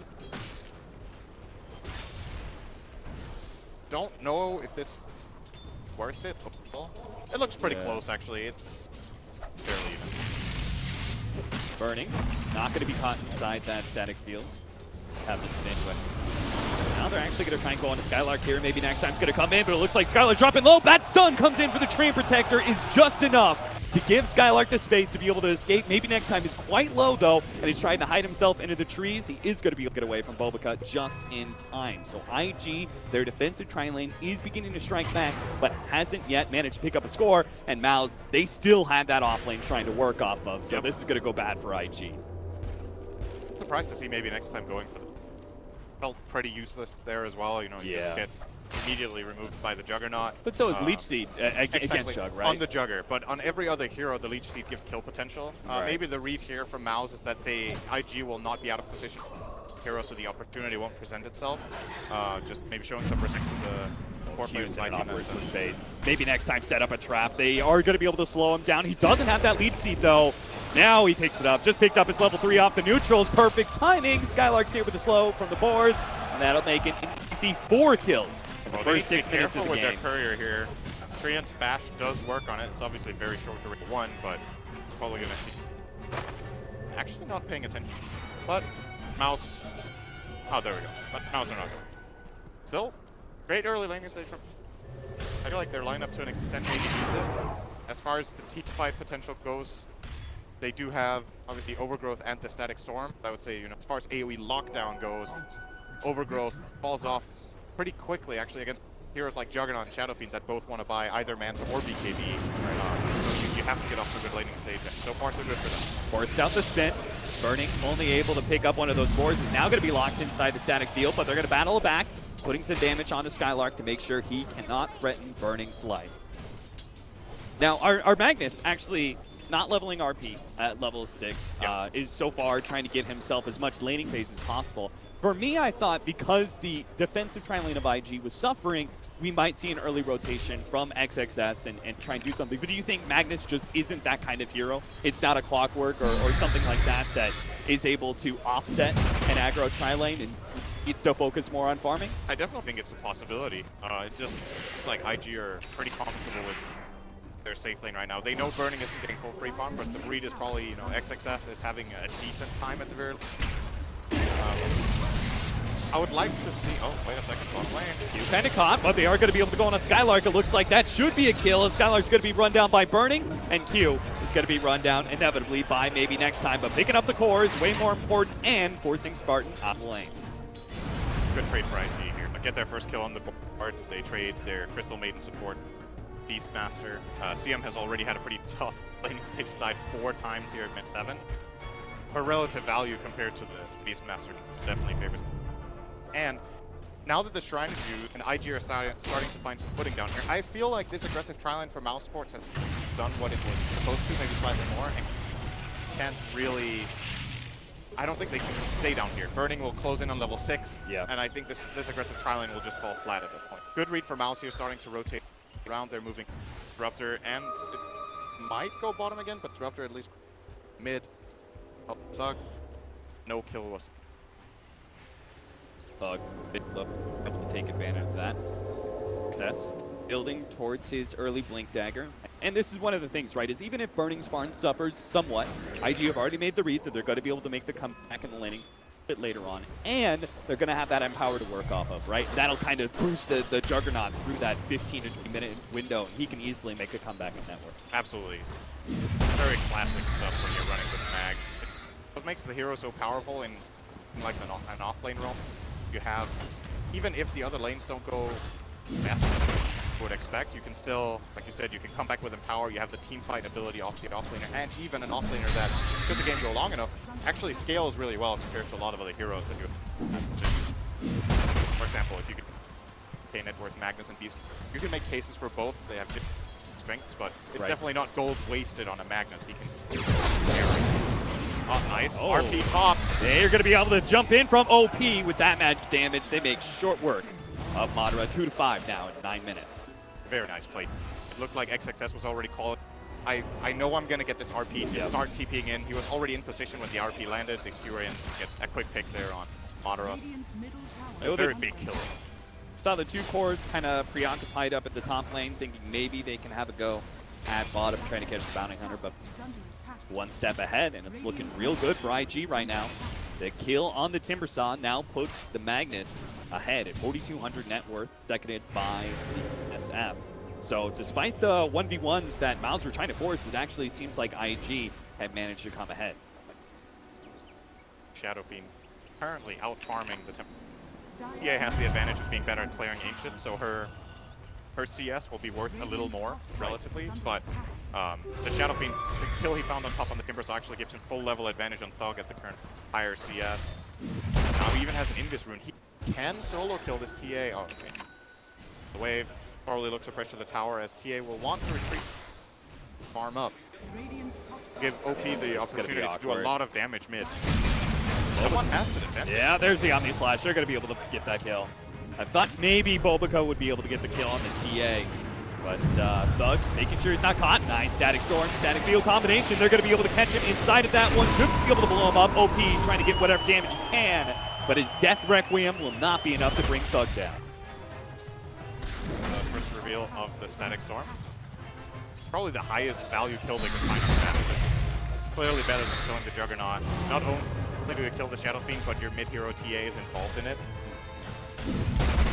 Next connect now with OP. take a knockdown on his souls as well, and that's going to make it harder for the SF, right? Dealing with that TA. What we're seeing right now as well is one of the really big advantages of Safeling Timbersaw, just constant pressure on the tower. You can think a bit of it as a Dragon Knight in the sense that, you know, if you leave the lane, he will just keep pushing and he won't stop until the tower falls. Just because he can tank it himself with reaction. Go for a skewer. Well, Bobica's there to be able to slow him down, so they're going to try. They won't have the skewer backwards, but they'll stop his Timber Chain. Double nuke from OP, finish him off. That was a really well executed. I thought he got far enough away with that Timber Chain. Only level 1. Can't travel too far, can't travel too fast. And Talking Bounty about Hunter that chip damage you referred to from the Timbersaw, right? How he inevitably takes his tower in 1v1s. That is one thing that IG will not be able to play off of, right? Because big factor in this Screen Protector. Do you think that's one of the many reasons that we're seeing so much tree is that there seems to be a little bit more focus on split pushing and, you know, kind of chipping away at towers rather than these 5-man trades? No, I missed it. What happened? Burning just casually ran by a tree and quelled it, and that was the one MNT we lost his invisible match. Oh well, unfortunate. Oh yeah, but I agree for sure. I think the living armor is a really big deal. Defending towers has been a big part of Dota for as long as I can remember.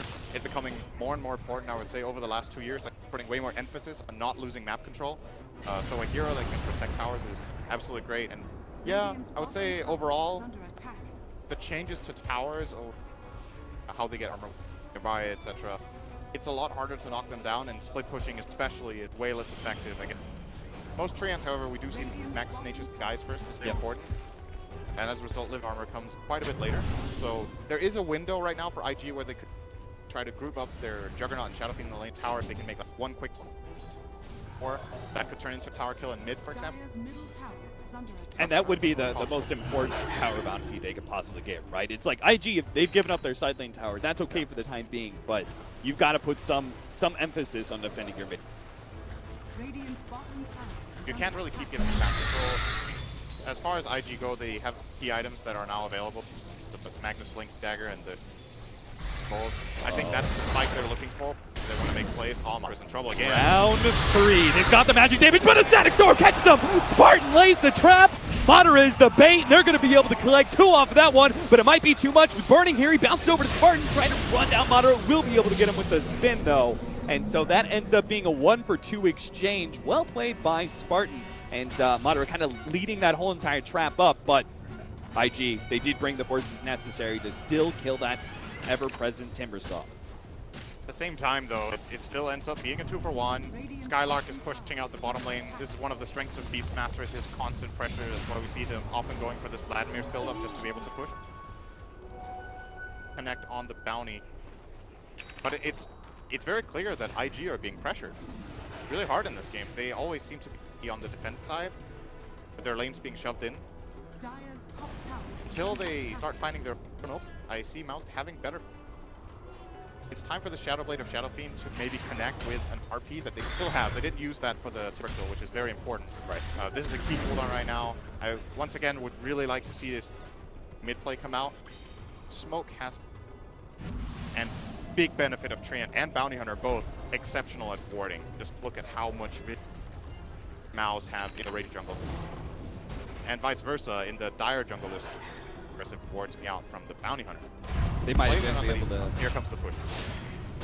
And this is just not going to be defended in time by Mouse. So a big objective pickup for IG, being able to bully down that mid tower before the living armor. This is really hurting. Skylark is taking 2/3 of a tower so far, just standing next to the so he's not exposing himself. Boars are dealing really significant. Almost took a tower while they were mid. Yeah, they are still giving that one up though, because they actually smoke up as a 3-man, rotate upward. It just feels really obvious this right. Yeah.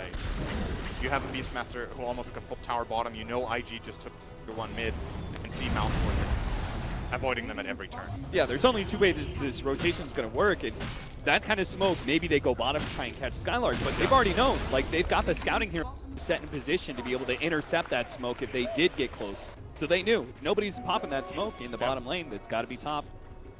Avoid it entirely, take the tiers at bottom lane. There is still that mid tower. You can see Spartan wants to make a play for it now.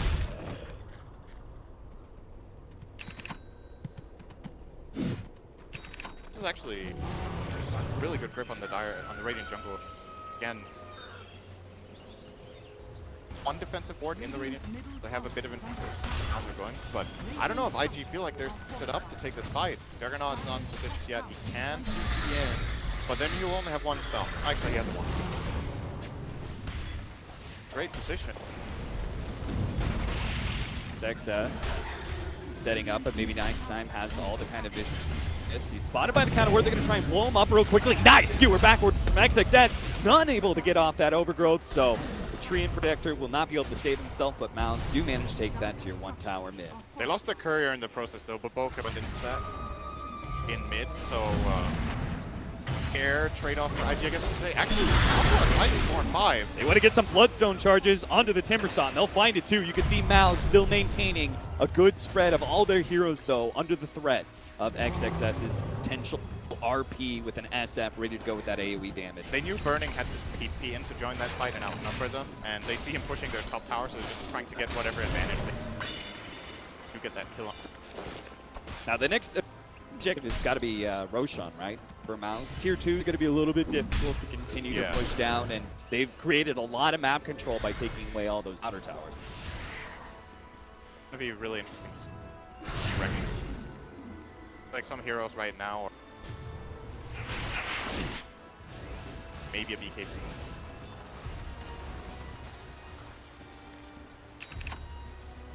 Treant, however, has gone phase boost. Medallion. I like seeing this. Maybe I'm wrong, but or maybe not even up for Midas. But when he's going for this medallion build, he has the great mobility to get in and get a good overclock, and of course, guys, and compared to the past, Treant actually has much mana. He can get the mana regen 10, and he has the mana regen of medallion. So you can use phase boosts and still stay in this, right? So you can actually, this kind of increases your range, right? Of being able to run away from a tree and pop someone on the head and get that stun. We've seen the way they use Link Daggers that way. Currently, when he activates phase 500, and that's with level 2. It reaches level 4, he's actually very, very easy to. Of course, being able to constantly move incredible when you have a 2.2 second stun on a 3-second cooldown. Pretty absurd. Martin will actually get a really, really quick level 10 here on the Disruptor. Very impressive. cast range OPM. Various choices guard. This kind of backs up the idea that Mouse are bringing to this, right? Very mid-game focus. Not really a whole lot of outs when it comes to late game. We haven't seen a kind of Midas picked up by them yet. So this is very much an all-in play for the mid-game. And IG, this is probably going to be one of their toughest weathering points, right? They've just got to weather through this tough mid-game. That Mouse Sports is going to be much stronger than them. They kind of figured out that Mouse Sports are not sure where they are. As a result, they are backing off from the smoke, and Mouse just take Roche. Very nice, very quick play. Yeah, IG are in no position to contest this. Early Deso and that medallion, they make pretty short work of that Roche. This is such a Mouse Sports classic, playing Thug on the TA, and they have Scarlock on Oh, but the RP comes in. They manage to catch the pull 2 back, and that's going to be laid waste as the AoE damage comes in from IG. They got Skylark and Spartan's Disruptor. They didn't get either one of the real value kills in the Timbersaw or the Templar Assassin, but still, a big play by IG. XXS on Magnus has had a couple of misplays in this tournament where he gets a really good RP but doesn't get his timing a slight bit, and because of that doesn't get moderated this year. He got him in the RP. The RP was fantastic, and that would have been a triple kill if he managed to bring in Moder. I don't see any way out for him. So like you said, no cores die for Mouse. All right, well, Beast Map, not The less one of the two big three, cores, right? Yeah. So they can. I was lucky for that. IG are definitely not. They're not sitting back and waiting for Mouse to push with Aegis. They're trying to take whatever advantages they can find, and that was a couple ultimates there, so I wouldn't be surprised. Mouse still have the Aegis. It's time to take the rest of those tier 2s, right? It's time to, at the very least, get one while RP is on. G won't even bother trying. Very unlikely that they will fight. So more than likely they have this read. Okay, Timber and TA are all top. Get as much push out on bottom as you can with Juggernaut. Shadowfiend pushed mid and Bobica. He's been standing in this area. He knew, hey, they're all pushing top lane. That courier's going to be funneling back and forth. If I just wait out here, eventually a courier is going to head out to them, and sure enough, he finds it. Mouse could go high ground. They have Necro Book, Aegis, no RP. This is very bold, but at the same time, for the next short amount of time, they definitely have a fighting advantage here, even under tower. But they need to be very careful not. IG are set up. Burning used Manta bottom and then T top. And he actually already has to do it. So that's another instant removal of the living armor. Good way to put a lot of pressure on Saw as well. Even the supports can't even rely on, say, a Ghost Scepter to be able to protect themselves from that Omni Slap. Maybe next time, and Spartan are going to have a bit of awareness of that. You can see this Bounty Hunter really hasn't managed to be super successful for them. Mouse have been in such good control of the game, they haven't really racked up those big bounty kills. And that's going to be hard, right? The Bounty Hunter is very much a hit-or-miss hero in that regard. If you don't get the track gold flowing, then Bounty Hunter essentially comes into mid-game as a crappy support. I would say overall in this game, though, like the track hasn't been too big to play, but he's got 2 couriers. That's true, that's true. If you're a Bounty Hunter, there's like there's 3 things you want to happen in the game. You want to get kills in the laning state possible, you want to kill couriers, and you want to get track. That's it. And I feel like he actually accomplished 2 of those. The track we haven't really seen play that big of a role, but every courier kill is actually more valuable than a track kill, at least on a support, because Bounty himself gets a lot of experience. Level 9, soon to be 10. Got a full medallion, crests, and bought it again. Mao's looking for the map control. Spotted there. They could have popped the Necro Book there with Skylark, and that would have been a key. Oh. What a really good ward out here. I'm imagining I4 later, or this Courier Snipe ward. Again, one's gonna. Very even game now. Mao's seem slightly. They seem a bit pressured. Like to try to get this mid while they still have the time left on it, though. About a minute. They are worried about IG looking for them. But IG are just fine. Back. I mean, that's the thing, right? Is that we know Mouse Sports are going to have a good mid game, but late game, this is a pretty clear advantage for IG, right? They've got Magnus plus 2 really good scaling core. Well, meanwhile, you've got Mouse Sports who mostly look at mid game, right? Yeah, Assassin, for sure. Beastmaster, very mid game. So IG, even if the net worth is maybe a bit advantage of Mouse and they have better control, it's more of just a timer game for IG. Something that's really significant TA late game is, when I think of TA, I always look at the key way you should think of the hero is that, can we break refraction? Yeah, well, mainly we break refraction. I was about to say, what else? Okay, so there's two ways, right? The one way is this classic way of picking abilities that deal damage over time, like Juggernaut and Split. Right. But once you get later on in the game, you need to have heroes that can get through it through BKB. That's when TA generally hits a really big spike because your counter picks fall off. Any of those damage over time abilities won't pierce. But what IG do have later in the game is they have two Manta carriers. Both Juggernaut and Shadow Fiend now are closing it. Or Juggernaut already has it. Shadow Fiend is opting for this Manta style over, for example, a Sylph against the Timber. He finds it more important that he can get out of Overgrowth and that he can hit. Even with this refraction talent, will inevitably come 5 v. I'm a man. 25 TA. Yeah. You have very, very quick ways of getting rid of that refraction. And so that makes sense to me, right? Is that it's a classic IG are core playing, counter. it's going to be a high ground, right? Yeah. Like, they're going to have to play for a high ground defense here. Oh, OP with his invis, going to pop out, try and blow up Spartan, but they do manage the Primal Roar off. Spartan's going to be blown up by the Omni Slash as the BKB and Omni Slash used, but they want to be able to find more. There goes the Overgrowth, immediately manted out, going to be able to run down Skylark pretty easily. Maybe next time is an extra kill, and IG pick up 3+2, I believe, track kills off of that one. And more importantly, they outlast the Aegis. Aegis managed to yield almost no advantage. They will get a lot of map control out of these kills. The bottom tier 1 tower is surely destined to fall here. Treant is not alive with Overgrowth or moving armor, but now when he comes up, there's still too long time on these maps. Just they aren't in a position to try to defend this. And this is one of the issues that Mousesport's lineup has. If they are not the ones engaging, they just jump on. It's a lot harder to execute their team fight. Like without good static storm, they don't have the control. Only Overgrowth, but there's the Manta and the BKB to play into. It's just difficult. They need to get the jump with a Primal Roar on target and just follow through and burst and then take the fight from there. I think Magnus is the hero that you really want to go on here. And the Shadow Fiend getting BKB off there is crucial. And that was why we both kind of had question marks about that disrupt.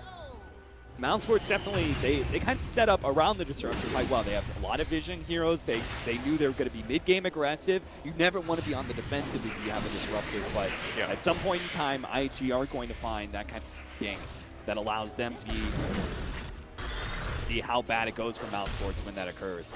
And if you look at on the defensive, if you want to use Disruptor well on the defensive, you often want to have someone set him up.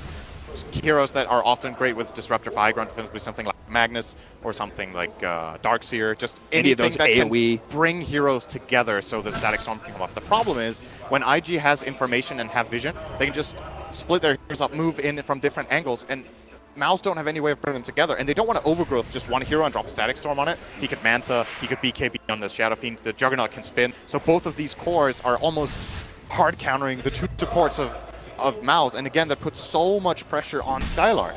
He has to find the right engage. Also, just to me, it almost doesn't matter how farmed this TA is. She can't kill these heroes off unless they're controlling. Oh, Bobaca's been found. He's also going to be dusted up, glimpsed back. He is very, very dead. So finally, all the scouting that he's been doing, I feel like he hasn't actually died that much. You know, he's accomplished a lot, sniping couriers and scouting the enemy. He hasn't actually been caught that often.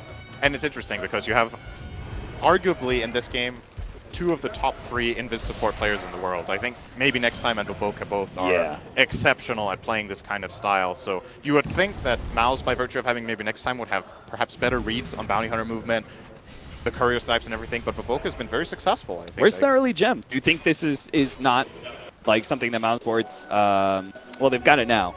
I feel like they only just got that recently, right? They had it on Treant a couple of minutes ago, and then he died in the fight. But I don't know how they brought it back, but they did manage to save it. Now they've put it on. They put it on the Beastmaster. I think they bought it while they had Aegis, and they wanted to really try to control the map, but they just didn't find the opportunity that they were looking for. I think it's the right approach. Like you were saying, their lineup needs to win in the mid game. You have to play whatever advantages you have. But to me now, it's starting to look pretty grim in terms of just setting up a favorable fight for themselves. As long as IG move as a squad like this and keep the farm going with Empower and this Shadow Fiend who just naturally farms a lot. With or without Empower, this hero will get fat. Yeah, it seems like to me, if I'm in Mousesport's position, I'm saying we have to get the Aegis and we have to take a lane of racks with that Aegis. Yes, they need, right? And we're looking at a game where Mousesports might not even be able to get that. As it is, IG are still currently sitting very aggressive. They're going to run into maybe next time. Maybe next time is going to be caught here for the Omni Slash. Oh, he actually brings over, tries to get the extra kill. You saw him try to blink over and catch the Disruptor as well, but not quite the range. They're only going to be able to get the maybe next time kill, but that is still numbers enough for IG to be able to take Roshan for themselves. They need to be careful with this bottom lane. Scarlark has Necrobook ready now. He's definitely going to pop this here and put a lot of pressure. This here 3 will fall very quickly. IG need to get home. Mag is TPing. Trying to get back. The Glyph bought them a lot of time to be able to work with. He's sitting back. Skylark's trying to just give the his Necronomicon minions enough attack speed to be able to take that tier 3, but it's not enough. They got the best out of that. Yeah. But half a tower is at least something, but not great. And now Spartan will be chased down here by Bobica. He will have a... Okay. A 1-2 punch from OP. Nice damage. Secures Spartan's fate. Shadow Fiend with Empower. Hits for 400. Fair enough. And now we're going to have IG evening up the tower count, it looks like. If they could take mid, no, they're actually going to back off. Still afraid of that potential blitz at the bottom lane. They have another jump from Skylark. He could take that tier 3. They can't afford to unlock shrines after such a huge win taking that Aegis. In some ways, this reminds me of the... There's oh, wait the a RP. second. Yep. That is a very, very big kill. And it goes to XXS. Don't think IG can take any objectives off of this. It's very far away from anything meaningful. Maybe they could cross over to mid and push this wave and get the tier 2. I'm a bit surprised Scarlark isn't immediately pouncing on this wave and pushing out mid. It's giving IG a little bit more opportunity here. Yeah, now it's being drawn out here by Spartan. We need to push this wave. They're going to go mid, but I think now it's too late. They will actually get this tower. 50 seconds on TA. Will not be able to defend. You've been a captain on the losing side of things plenty of times. You see Mouse, That's very nice of you. We said Say that. we said that, hey, they've got to get this Aegis and take a lane of racks with it, right? They didn't even get the Aegis. No. You're in this position as a captain. What do you look for? What's your next timing as Mouse Sports? Well, the next timing was Roach, but they didn't get it. Right. So now, honestly, they don't really have much choice. They have to defend their high ground for now, obviously, but there's no TA, so they're going to lose a lane of racks here, I would imagine. Yeah. If I'm the captain here, I say don't fight. Like, this fight is impossible, and if they go for it, they're going to lose the whole game. So concede your lane of barracks, just try to push out the wave as much as you can with the Timber Saw. Living Armor is holding what it can, but as a very minimum, this tower is down. Yeah, they do have Skylark in the bottom lane, so it looks like IG are going to be forced back off of that one. This is, again, in my opinion, the absolute best play Mousesports have. Try to defend, try to split push at the same time, and at least disperse the push in that way. But that fight is impossible to take. So if you're Mouse now, you look to keep playing the split push kind of game with Beastmaster. I think Skylark has the right idea just to almost set up camp down here. Yep. Just wait for the wave to push in and then be able to push it back. You have to wait for a moment of opportunity. The Aegis needs to expire. And ideally, maybe you get either a set of Boots of Travel on the Timbersaw, for example, so Beastmaster can actually start getting picks, or you set up more than one hero down there. You set the Beastmaster down there with a +1 so that you can turn it into a kill. And still, you need to show presence on the other lane so IG split up, because else they're free to keep moving together as a group. If there's no pressure coming in on their waves, they can be like, whatever, you know, if this top wave, if there's creeps hitting creeps, who cares? Like, just leave the lane. Yep. Let it be there. And look for plays elsewhere. And you see IG have a very clear-cut plan of sticking together as a unit. Yeah, I feel like like up way less than Mouse over the course of this game. Yeah, I feel like IG have just been constantly sitting on top of each other, and it has meant they've conceded a lot of these outer towers just pretty much for free, but it's meant that they've also never been in a bad situation where all the single target damage that Mouse have with Beastmaster, TA, it's never blown up a big core and gotten the big pig that could lead to so much more. Mouse now actually going to look for a high ground siege. I think this is not the right idea. The Aegis is still in the hands of Juggernaut. Actually, with some quick damage. The Shadow Blade, Static Storm, that wasn't it. They might be able to catch Skylark here. Skylark actually turns around, gets off that Primal Roar, but he's going to be caught by XXS. That's a gem drop. That's a really big kill. You could see maybe next time try to maybe think about going forward and getting that one. OP, you going to let it go? No, he's not. XXS didn't catch him. Bobica's already on the hunt here. If Madara stays here and farms another camp, they already have the vision, so information is there. Madara will also farm this one. They're a bit too far away. Actually, he's getting pinged out here, so Madara will be to escape, more than likely. It's gone. Mouse quick to try and push out the bottom lane fast enough to keep their map control, but it's looking like IG may be able to take another objective that tier 2 a top lane maybe before the push comes in. No, they're going to back up. Again, sticking together. This game in a way is reminding me of a game of the group stage where IG faced EG in that game, and IG had more of a teamfight oriented lineup, and EG were playing Beastmaster with IO and Invoker, so they had like really hard split push. Yep. And they were looking for kills with this Beastmaster, and IG were playing a similar group up style. The issue that Mousesports have in this game compared to EG is that they don't have an IO. I feel like it would change the entire dynamic of the game in this game if Mouse had one. See a Trian. Because then they would be able to play the split push way more effectively, but it's a lot harder for the heroes to move around the map. When you don't have travels on Timber or TA, Beastmaster just doesn't have the same threat to it on the map. They need to keep farming and keep showing on waves that are being pushed in and give information. There's always the Bounty Hunter X factor. Does he see me? Does he not? You don't really know what you're up against. Do you think IG did end up coming up on top in that EG game, but that was very close. And the reason I felt like it was close was, first of all, in my opinion, EG played a great game, and they had more tools. I feel like Mousesports' tools are like semi-broken at this point. Like, they had the split push. It kind of played out for the first 25 minutes, but now they have no team fight, really. I mean, you could see they're willing to use these RPs and on these slashes. They're not worrying about the cooldown whatsoever, because if you look at the Mousesports lineup, their only real semblance of strong team fight is Static Storm that's countered out by BKB and Timbersaw, who also can put out damage with that magic immunity. Yeah, so BKB is a really big deal in this game. The only hero who would really kill anything through it is the TA, but as we mentioned before, he's not really safe in these fights. It's hard for Thug to commit with confidence. You can see it on the kill score as well. He's 1-1-1. The fights that Mousesports have been able to find have not really involved his Templar Assassin very much. And I don't think he's played a bad game. I think it's just difficult to get into the kind of fights he wants. It felt exciting in a way, watching, Mouse and seeing like, oh, they're taking all this control, but it really does seem like IG, they just made the read, and they're like, everything that they're taking, it doesn't matter, because all we have to do is stick together, make sure we don't get into really nasty fights in the early game, and as soon as we hit our mid game, as soon as we hit BKBs, as soon as we have Mantas, those two items just kill their lineup. And now we're seeing Mousesports struggling. They're kind of ratting things out. They're hoping to be able to force IG to split up, but it's just never happening. IG daring Mousesports to ever face this 5-on-5. Something that could potentially get interesting would be if we saw a Hex come out on Mousesports from the Timber. I think that could maybe shift things a bit. I do not believe there's any Lotus available in the Radiant. They don't have a Lotus Orb. They're also not building into one as it looks right now. So that could maybe give them an opportunity to get some more picks and to set up a fight on their terms. The issue is, as you mentioned, like this Timbersaw has a lot of net worth, but it's really useless right now. Like his net worth is very hard to put into play. He has some really big items. He has the Lotus Orb himself. He has a Shiva's card, but this hero is only magical damage right now. Now there's going to be even an Aghanim Scepter coming out. His damage output is huge, but it doesn't pay off unless they can set up the fight for him. And now that suggests to me, though, is there a timing that swings back into Mousesports' favor when the BKBs start wearing low? Do you think ever that a 5-second BKB is just not enough, and finally we will see the impact of the Disruptor and the Timbersaw once again in this game? Because it feels like to me, with the suggestibility going instead of the side, that he does feel like there is going to be another swing back in his favor that he can take advantage of. The problem is, so one of the quote-unquote BKBs is Juggernaut's spin. Right. And that's free. So he's had that the whole time. And Shadowfiend's BKB is 9 seconds, and because Mousesports aren't able to set up fights, the chance for this BKB to drop low is very little. IG are just playing their advantage. They keep pushing and controlling the map now.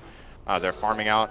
And ultimately, the way this game is going, I could totally imagine there being one more BKB users here in the whole game. And that's a deciding fight that IG either take at Roche or in the Mousesports base with the next Aegis, and they win. So realistically, that plan is unlikely to be successful. But at the same time, you don't have so much else to play for here. He's going to go for Octarine, it looks like, on Timber. Once again, I think Hex is the best chance they have left. But Blink Scythe and just see if you can get the right initiation. Yeah, because realistically, the Beastmaster is not going to be able to do it all on his own. You have to have some sort of control here to set things up. Spartan with his Blink, he kind of leads the way there with a smoke Axe Disruptor is a wild card Yep. as well. We haven't talked about that yet. He's only 4,000 gold away. Kind of wish you had While gone back playing for that 5. 60 GPM talent now. Yeah. That would have helped a bit, at least. Yeah. But, yeah, But that that's- wasn't the game plan, right? Like No, Mouse it Sports, wasn't. we're operating on a plan B when there was no plan B to begin with. Exactly. Like I don't blame him for this choice. I also think 60 GPM is fairly weak overall. It's not that much when you look at the grand scheme of things. Like in this game, how much would it have yielded him? He got level 10 at about. It'd be maybe 1,500 by now, something like that. Not a whole lot. Not even, I think. When did he get the talent? I think he got the talent at around minute 20. We said it was pretty early, wasn't it? Yeah, I think it was level 19. He had level 10, maybe. Something like that. So there's been 20 minutes since then. That's 1,200 gold. 1,200. Yeah, close enough. So, yeah, he But would have had the point booster. is, it wouldn't be close to an Not X. enough. And he is going for a Blink Dagger. I really like this build in Disruptor in general. I think you could say it's counterintuitive. You already have a spell that has 2 billion range, but now it has 2 billion plus 1,200. But it's just so he can set up the Static Storm. Yep. Once again, he can't rely on his teammates to set up the perfect Static Storm, so he needs to just hope that an opportunity presents itself where he can set up himself. And you need a Blink Dagger for that. There's no other. It's got to be the end game Aegis for IG, and Mouse Oh, cannot Madara. afford to give it up. You're going to get him up to the get him. cliff. Nice play there. But on the right-hand side, they are going to be able to get the Primal War, trying to blow up Burning. They do manage to get the silence onto him, but they need damage to be able to finish him off. Here comes Madara, but OP's already laid out the big one, lays out that ultimate, has already finished off 2 members of Mouse, and ends up fighting against Madara. Decides against it though, backing away. IG read that this is potentially a fight that could still go bad. Now they go back in, trying to blow up Q. Thug is able to pick up that one, but an Omni Slash is going to be able to take his life in return, and now that leaves IG just with a Timber Saw to be able to finish up. They have a buyback already. Thug is going to try and take advantage as IG move forward, but it looks like a quick call from IG has already forced them back, and they're going to lose no real big heroes for that fight whatsoever. Their 2 supports went down, and the buyback from the TA results in nothing. It says a lot that Madara, who is a 5-slotted Timber, or 4.5, got 600 gold for killing Bounty Hunter. That's Jesus. That's bad news. And it's interesting. Well, they're going to get the Roche. That's what the buyback will Sure. give them here at the very least. So that's something. But again, can they set up? This has to be a go. And this is one of those moments where you're like, Crash, you try for a push, maybe it fails, it's over. But if you don't try, it's even worse. Like Yeah. you have to try to play this moment now that you set up for yourself. But yeah, you need to consider when it comes to this game, the commentators, we can obviously always see the gold graphs and everything. The players don't have access to that, but they have access to the kill bounty. They can see in the game. Yeah. And the communication is flowing like that in the team. You're like, oh, we got 600 gold for this kill. So you try to like assess what Yeah. the state of the game is based on that. You could get like a read on, okay, this kill was worth this much. The graph is probably in this area right now for us. Right. And when you get 600 gold for a kill on a support at this point as a rich core, it points in, at the very least, a 5-digit direction and probably a bad one. Great RP from XS, recognizing that Thug was the real threat. If they lost Burning inside of that Ecstatic Storm, the fight could have just gone real terrible for IG. So he locks down that primary damage dealer, and Madara, the Timber Saw, just couldn't get there fast enough to take the Juggernaut's life, and saving Burning ends up resulting in Thug dying a little bit later on to that Omni Slash. I'm wondering, speaking of Burning, if he's going to consider BKB. I was thinking it could be something on his mind earlier in the game. He did go for the Eye of Scotty now. That fight looked a little bit scary, because if he dies, it can be hard. If he has BKB, I just don't see him dying. It's almost impossible. Yeah, literally the only way is just an Axe from Disruptor, and we know that's not coming anytime soon. Yeah, so it could be an option, but I think Burning feels very confident in his team, and now with this Scotty, he's a lot tankier than he was before. So the kill is difficult. I still think it is possible for Mousesports to bring him down in a roar if they combo everything on top of him, and that could set them up a fight. But they need to always be so wary of their positioning. Even if it looks good, they can jump on this Juggernaut. Yeah, they've got to all... They can cluster up against Mag. Yeah, they've got to basically all funnel in and like focus down that one hero that's Primal Roar, but that just leaves easy RPs for XXS. That is a problem in their lineup as well. They need to come in close to deal damage. TA has that problem against Magnus inherently in every game. Timbersaw, to have his maximum damage output, also needs to come in, and you want to use the Whirling Death and the Timber Chain. If you only get your Chakrams out, that's not really significant enough. Right.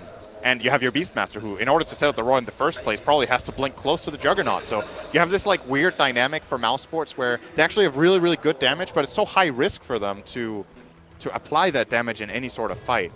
This will be an interesting change. Look at IG's positioning, by the way. Oh yeah. We like IG They literally just play it safe as possible, right? We saw it from the last fight. The buybacks came out. They immediately backed up. Even before the buyback, they were grouped away and just kind of like, okay, let's back up. Let's see if, one of them overextend or something like that. Because this is it should be a straightforward win for IG, yes. right? Like, they're the ones who are like 80% slated to win this game, if not more so. More, probably. The Aegis gave a little bit of chance to Mouse, but again, I've been saying this a lot, but it really start of the game, can they even get themselves in a position where they can use the advantages that they have? Right. The problem here, what is really nice for IG here, I had a bit of a laugh at it, like they're sitting 5 heroes in their base, and Mouse Sports is literally all their heroes on the opposite side of the map, like, what are you scared of? Obviously, IG can't see it. The moment TA shows on the top wave, they start funneling up. And they just need that little piece of information to feel safe in their lineup. And they know that, sometimes it's worth giving away 1,000 or 2,000 gold, which is what happens if the enemy team's just farming jungle while you're sitting in base, you lose a bit of control.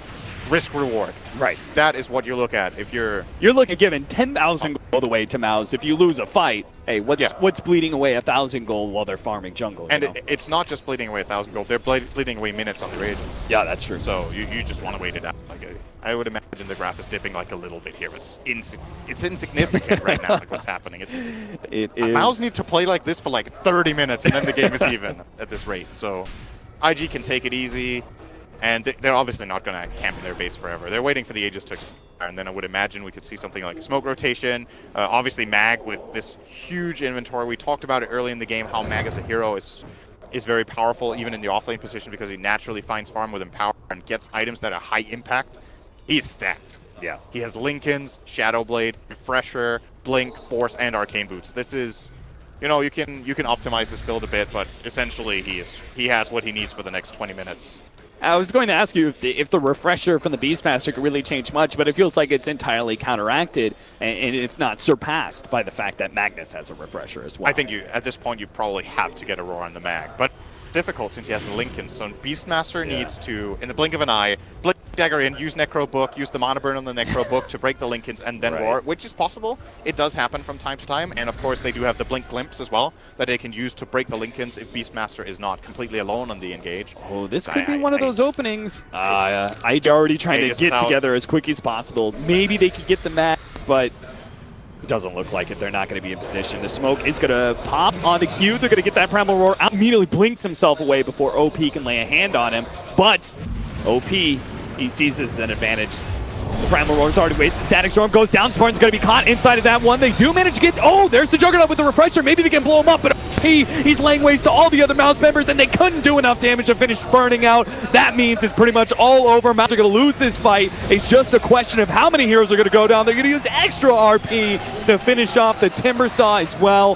4 end up dying in the end from Mouse, and the only one who goes down from IG is the insignificant bounty hunter at this point. IG in full control of this game, and that 80% now knocks up to 95, 99. It's a 100-second death timer on TA with no buyback in sight. The buyback will be coming up in 20 seconds. He has to use it. He will be using this buyback, and that might make IG think twice about full committing here.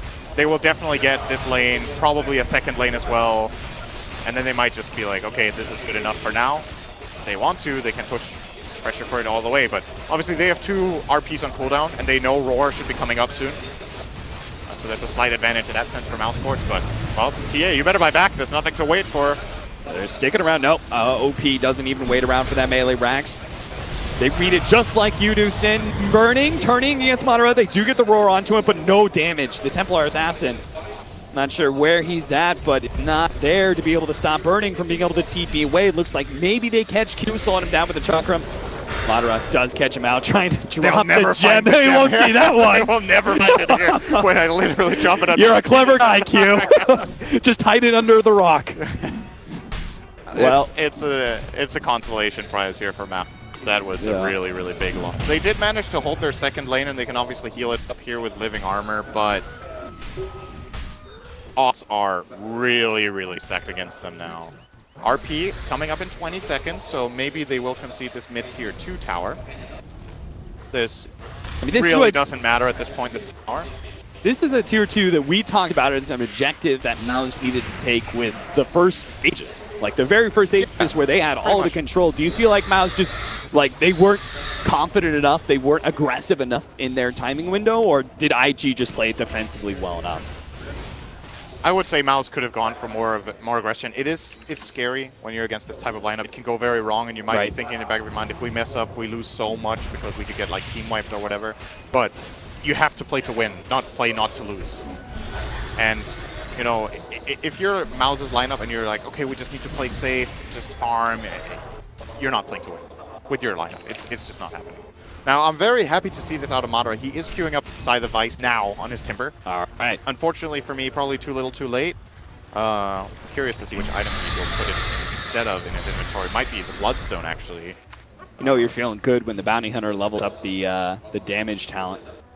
He's like, yeah, I'm ready to right-click people. I would say this is what you should do almost every time, actually. Yeah. The thing that's interesting about the Bounty Hunter, even as a support, is that this damage talent is so absurd that when you reach level 25 and have the -5 second Janata, okay, let me give you an idea of how this is. So right now, Bounty Hunter has 250 damage. When he's 25, he has 1 second cooldown on Janata. That means every hit, more or less, if he just waits a little bit, is a critical strike. So suddenly your Bounty Hunter is hitting for 600 damage over and over again. Maybe next time's going to be found. He popped the smoke. He was sitting inside the trees. IG, they did a little super sleuthing there, narrowed down his position. And now, look to go high ground again. We're probably going to see a buyback from Trian. He really doesn't want to do it. He finally has the crest that he wanted to have 30 minutes ago, or at least 20. There's a buyback. Trying to slow him down. Madara challenging OP.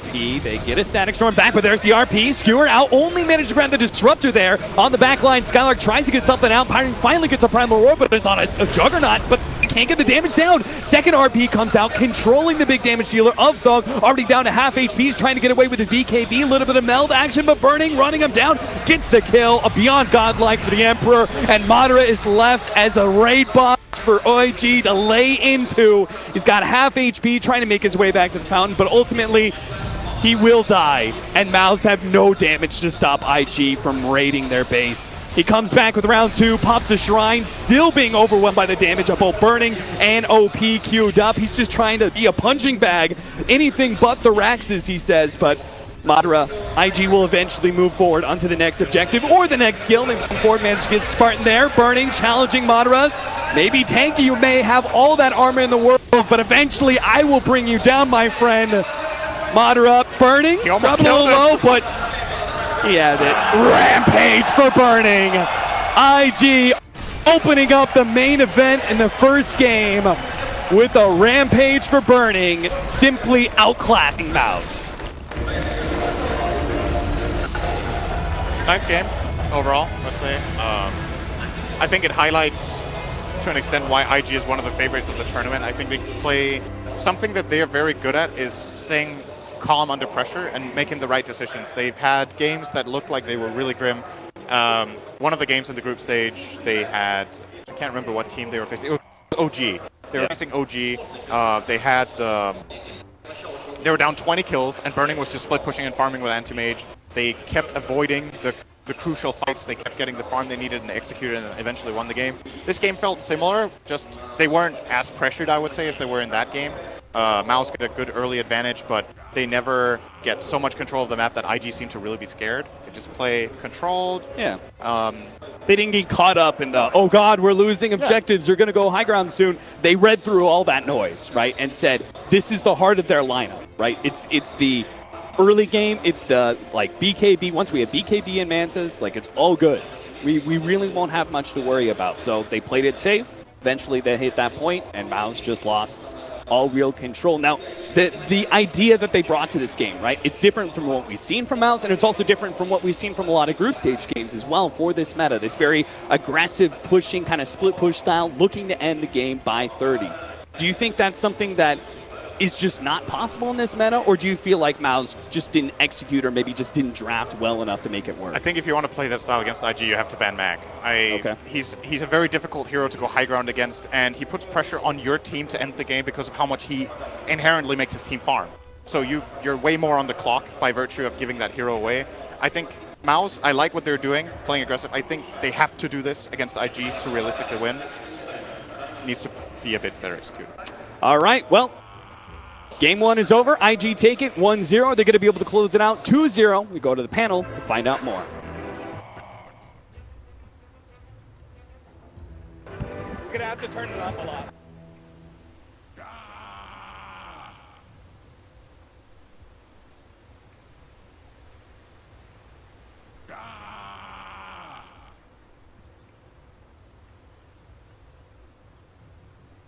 Juggernaut!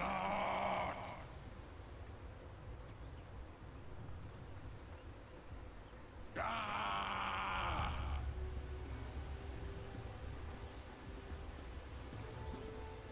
Juggernaut!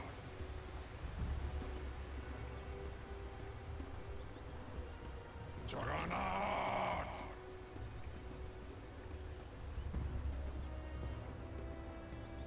Ah!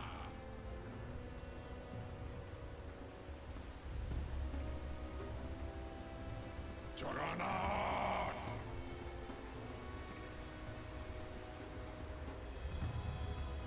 Ah!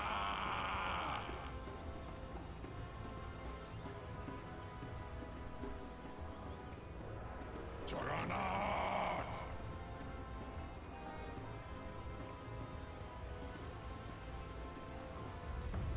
Ah!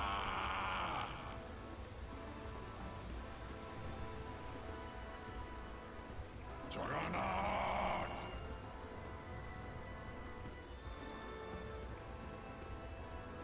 Ah!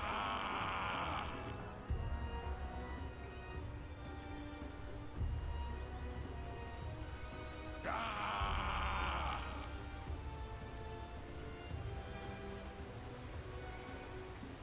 Juggernaut!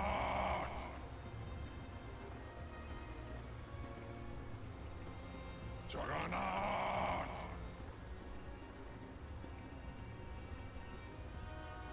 Ah!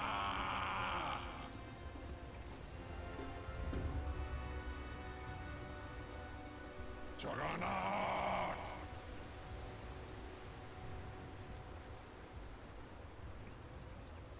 Ah!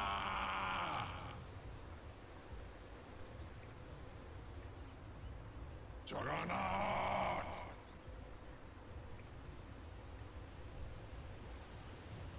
Ah!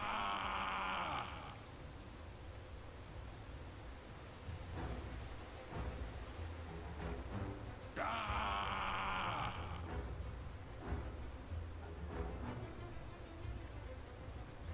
Juggernaut! Ah!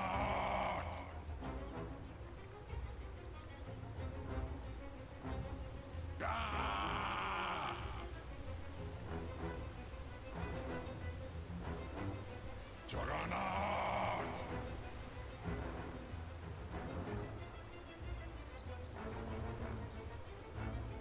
Ah!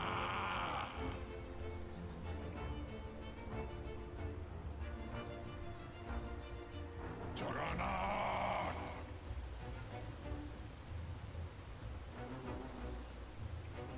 Juggernaut!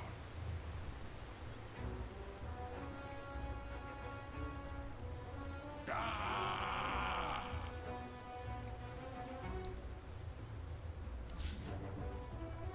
Ah!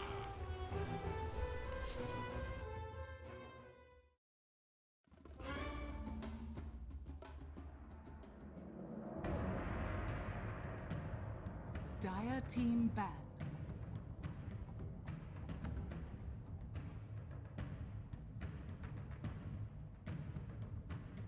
Reserve time. Reserve And something that surely he scrimmed, but something that he's still going to have to kind of make adjustments for. And he is going to be running that poor Shield Night Stalker, contesting the offlane directly. All right, and the early wards that are going to be placed out now. Monkey King getting the vision all across the map. He's been playing this Monkey King pretty consistently for Team Random. Let's see, longest kill streak. We'll go for a blink. I believe in him. Most runes picked up by 10 minutes. It's got to be the Monkey King. And highest out of pure damage, 20 minutes. We'll come back to these in a bit. But yeah, early movements out. And it looks like he's just going to scout out KP here. Don't expect him to do a whole heck of a lot, though. Yep, so just early start here. I do think that Shadow's going to be in a pretty good position. He's going to have a lot of roaming coming in from Ice, who has actually gone for the Tree Dance. Despite its nerf to the Primal Spring level 1, it's still going to be a preference for Ice here. However, an Observer Ward is already scouting out his position, so while they are smoking around, I'm not sure how they're going to be able to get the stun out, but if they get any instance of damage on him, that is going to be one dead monkey. So they have great intel into his position, but he just keeps on leaping, keeps on bouncing. He's going to look for most likely a courier sniper early on, and then just a lot of poking harassment at the Invoker. And SC will be able to get the D ward because they had that vision, and now KP coming in to contest this rune as well, maybe in some trouble. Why? He ended up skilling up Leech Seed level 1, so trading hits, but soon to go down, and the Burrow Strike comes out. Faith Blood is going to be drawn by Faith. All right, so cleaning it up, grabbing his rune, taking him down. That's going to be a very nice momentum swing for Newbie to start things off. Already a 700 gold advantage from the 0 second, essentially. So boots up on the Bat Rider to start things off. Faith helping out in this off lane. Going to be really good at suppressing this Spectre. I actually think Blink's going to have a really hard time here. Oh. The plus side that you do have here for Team Random is that it's going to be a hard lane for SC, as they will pull the Monkey King over, but with the tri-lane, it means it's one-on-one against TA, and again, that's not a great matchup for Invoker by any means. So we'll have to watch how that goes. Shadow's definitely going to have the upper hand for a while here. I might adjust as the levels even out, but at least for now, the biggest thing that Team Random can do is get Spectre to the side shop, get her a magic stick. But they're actually going to go in for some good damage here. Can't get in range for the Leech Seed just yet, but they have 2 Orb of Venoms. They really want to use them here. Just keep wailing away. No passive from the Monkey King, but still putting a lot of good damage into KP and getting that magic stick secured. That's actually so important. I cannot understate how important it is just to get to the side shop to get that magic stick as soon as possible in this lane configuration. Yeah, and it means that they've got that sustain that you might not otherwise have. They don't have a ton of regen here. A couple Souths, particularly Y, who's completely gone out of it. And with the Shrine Nest now used, Newbie locked and loaded to go for round 2. SCC is going to be going for Exhort Wex, going to be going for the Alacrity. This will help him out a little bit in the early CS, but Shadow, once he gets his bottle, should still be able to do more in terms of just using his Refraction and Side Blades to really start owning up this Invoker. In the meantime, though, it's going to be mostly action up top and just this back and forth trying to control the lane against the Spectre.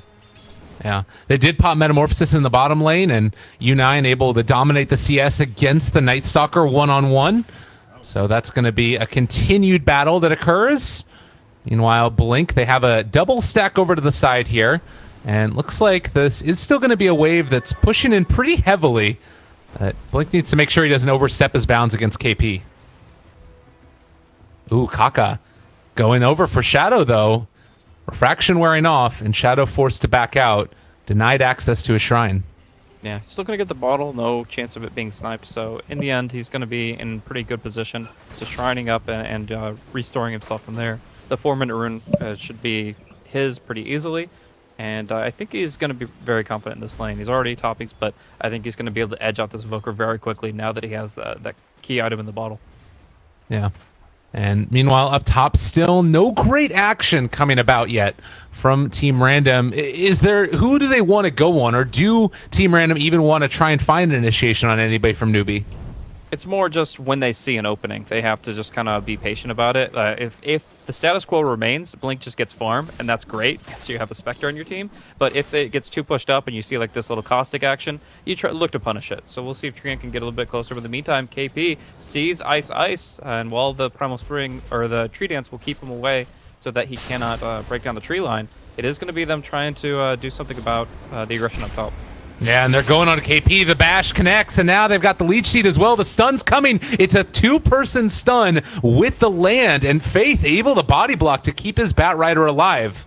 Yeah, everybody's got Magic Stick charges, though, so really there's minimal damage coming in against Team Random here. Only the Treant is really lacking it, and they drop down a sentry where they see the movement of Y here, which is all well and good, but at the same time, I do feel like they're not getting the aggression, and they're not getting the pressure that they were hoping for. In fact, losing out the Observer and the Sentry here, and now just exposing themselves. That actually could have been very dangerous. Well, all of the sentries are now gone from this lane, I do believe. And that is going to mean that you have probably to the favor of Team Random. The big problem is that it's still Spectre behind in CS. Like, you take a look at the tier blade, 22-7 so far. And while Faith Beyond has gotten a good amount for himself as well, it's Spectre that really does need to get those items eventually. Yeah, Bat Rider has done all right to this point, 19-4. Got his Tranquil Boots and his Magic Stick, which is his bread and butter. But yeah, I do also feel like they were hoping for more. They are technically ahead right now, but they definitely wanted more out of this laning stage. They are looking for kills. They're actually looking for momentum rather than just kind of breaking even or pulling a little bit ahead. And Faith cliff jungling a little bit here by the shrine as well. Realizes that with this creep wave pushed in, KP should be getting all of this experience free to himself. It has also been Sand King that made the rotation around towards bottom, but it's also nighttime, and Faith Beyond has level 4. This is prime killing time for SC, and yeah, the ping comes out. They know exactly what's going on over here, and that should not be a dead SC, I do not believe. Yep, 2 really good observer wards in place, so just going to be able to kind of keep doing his thing here. There's no real way they can dive him. The newbie rotations would just make it so easy for them to punish them under tower. So we're just going to see a lot of bouncing KP, around. top lane, overextends and they punish. A lot of damage being dealt by KP there, but still able to find the kill nonetheless.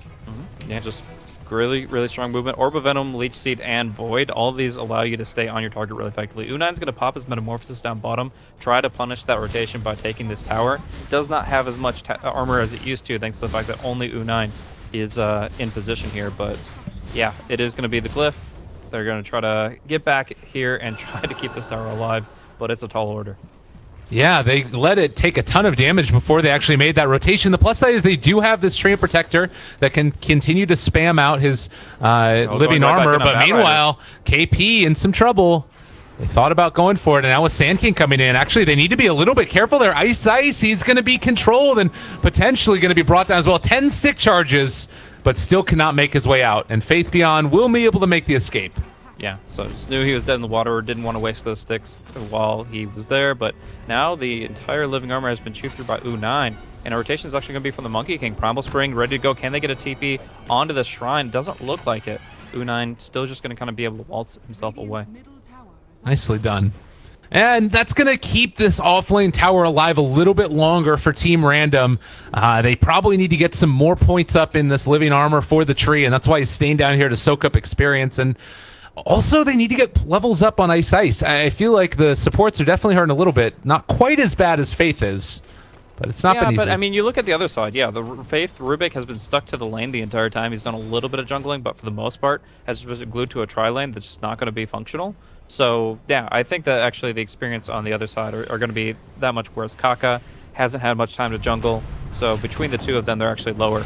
Oh, dive in on SC. He drops the meteor. Not going to be enough. They are coming in with KP, though. The pushback. Shadow taking a lot of damage. He doesn't have refraction charges up, but he's just out of range, and the living armor is going to keep him alive, dropping down the TA trap as well to make sure that he's able to walk away, but is it going to be enough? They are going to be able to kill off the TA and even pulling Spectre down to the low ground. Ice Ice still here. The Boundless Strike off cooldown 3, but they can't punish KP. Yeah, pretty even exchange, all said and done, losing the Invoker for the TA. We're going to see a refill at the Shrine here for the Dire side, so they'll kind of get back into it pretty quickly. But the Spectre is actually far from home, so she's going to be, I guess, just rotating here and taking the easy CS bottom while she can. That living armor continues to accumulate, and I do think that they're actually going to be able to keep all 3 of their tier 1s up for a pretty extended part of the game. Yeah. You need to keep the spam going from the tree, but level 2 up in it, almost going to have level 3. It is going to be Kaka as well as U9 rotating down here. 2 points up in Burrow. It looks like they want to try and make a concerted effort towards taking down this towers, and there's the Metamorphosis. Oh, it's a lot of damage being dealt. They are going to end up losing it, but it looks like they might be able to make something happen on U9 as well. The Primal Spring goes forward, the jump away into the trees, and it looks like Y is going to fall. Not able to find anything as they lose their tower as well. Very unfortunate. They just undercommitted there. I mean, the Night Stalker didn't have a TP, nor is it nighttime, so a bad time for him to be involved in this, and they just couldn't. I mean, if there was just a little bit less pressure from Newbie, that tier 1 would be fine, and they'd be able to kind of, you know, be able to build up off of that because they have enough HP for it to hold up. But instead, U9 takes that one down and makes his way right over to the mid lane. The Forward Spirit and the Metamorphosis is still in play to try to bring this one down as well. And they're going to take a good bit of damage onto it first. They still do have that living armor available, but they need to make a move. And unfortunately, Kaka is here to be that sort of combo breaker through all of this. They just don't have the levels up yet to take a fight.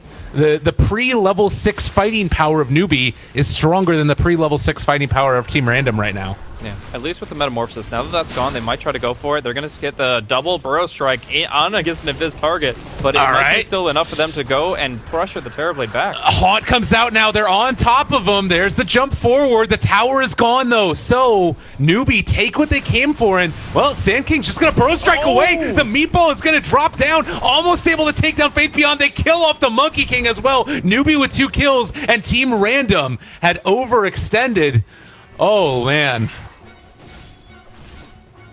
And they're trying to play to the strength of the Treant Protector. It's completely understandable that they'd want to try to keep on holding these, because why, with that max living armor, is looking to just continue to build them up and to eliminate one of the key factors in the newbie draft, which is the early tower pressure. But unfortunately, just they're committing when they don't have the ability to do so. It just is newbie that's way too far ahead right now in terms of their early fight potential, as you called it, and it's just going to get uglier from here. We're going to see Faith just move in with the Tome of Knowledge to level 6 very quickly, and the Midas build up on the Invoker to keep his fighting potential very high up. That Meteor was really solid, and I expect to see a lot more of those this game.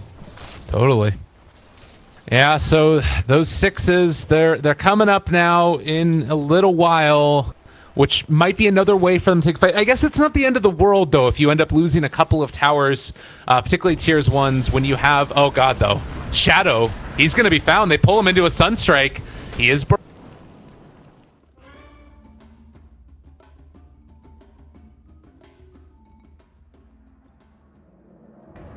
team pick.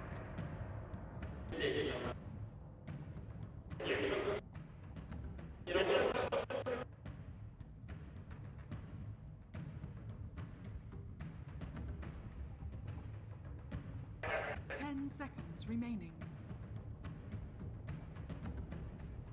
5 seconds remaining. Reserve time.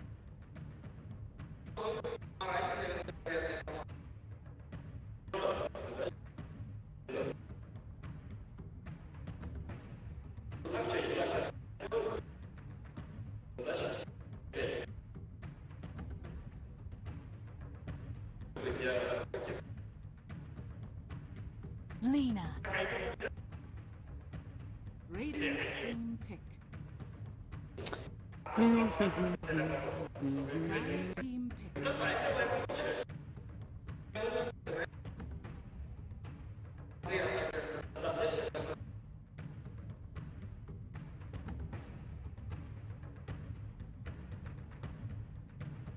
Ten seconds remaining. 5 seconds remaining. Reserve time.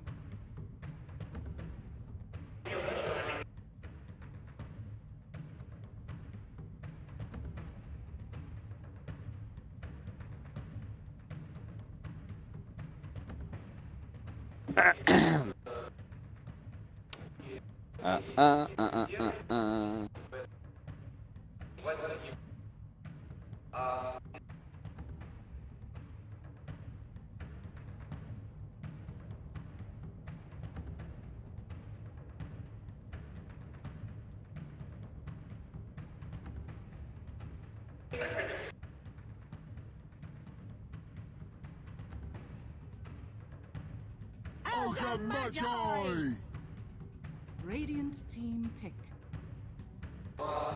Radiant. Really fucking good ogre pick. The Lycan? Ogre. Really. You think it was a really good pick? Why? Oh, because Templar Assassin? It's good against TA. It's good with their lineup.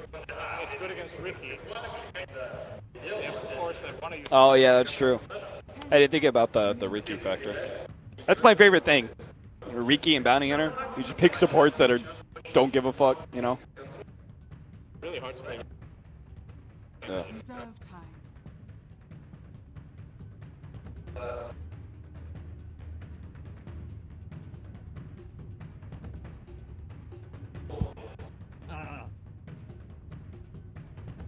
Radiant team ban. Hey, Weapons, if you're there, can you ask the producer to say something to me? I want to make sure I can actually hear him. Test 1, 2, 2. 10 seconds remaining. Huh? Yeah. No disable at all. It feels like a bad Riki game now. Yeah. Because now you don't have a support that offers you control. He doesn't really do much for you.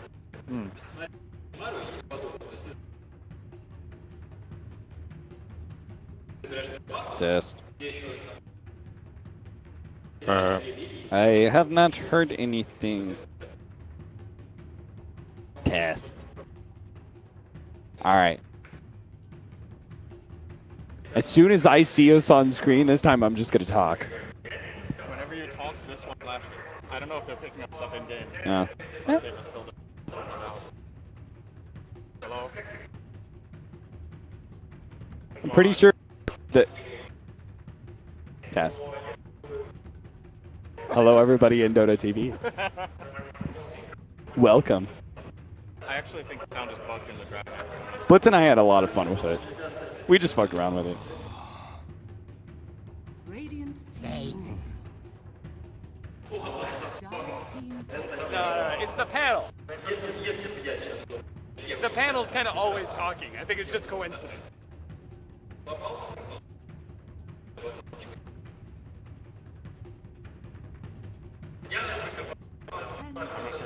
Could also be picking stadium audio. 5 seconds. Another way to test is just to yell and see if it ever fades. Reserve Test, time. test, test, test. Oh, shit. Well, that's weird control.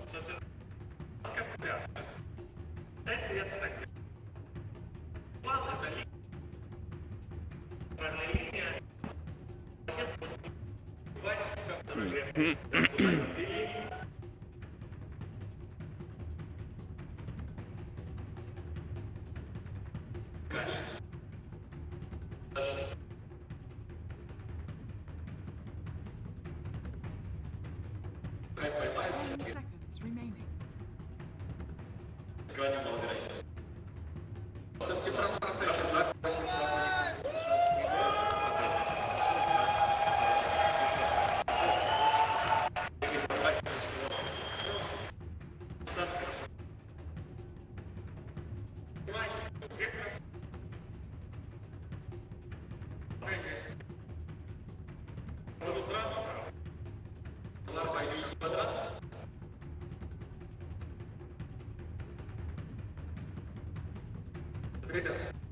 Что же, вторая карта между IG и Малфорсом начинает прямо сейчас.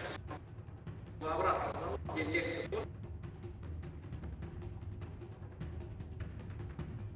Всем еще раз привет. Ну что ж, вторая карта. Интересно выбор персонажа у нас. 10 seconds remaining. Появление Ликана. 5 seconds remaining.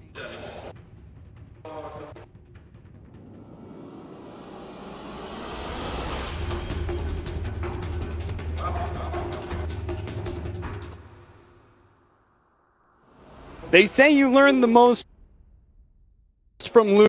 It seems like Mouse are going to go back into game number 2, trying to kind of still make this mid-game push lineup work for them. Sinrin, you have a lot of experience losing, of course. That's why you're the absolute best Dota analyst in the world. So you give me your take. Did they fix the mid-game push problems with this Lycan? They learned a lot from game number 1. They gave them Mag Jugger again. Let's see if they learned anything from that. Okay, so yes, it is a very different approach this time around for Mouse.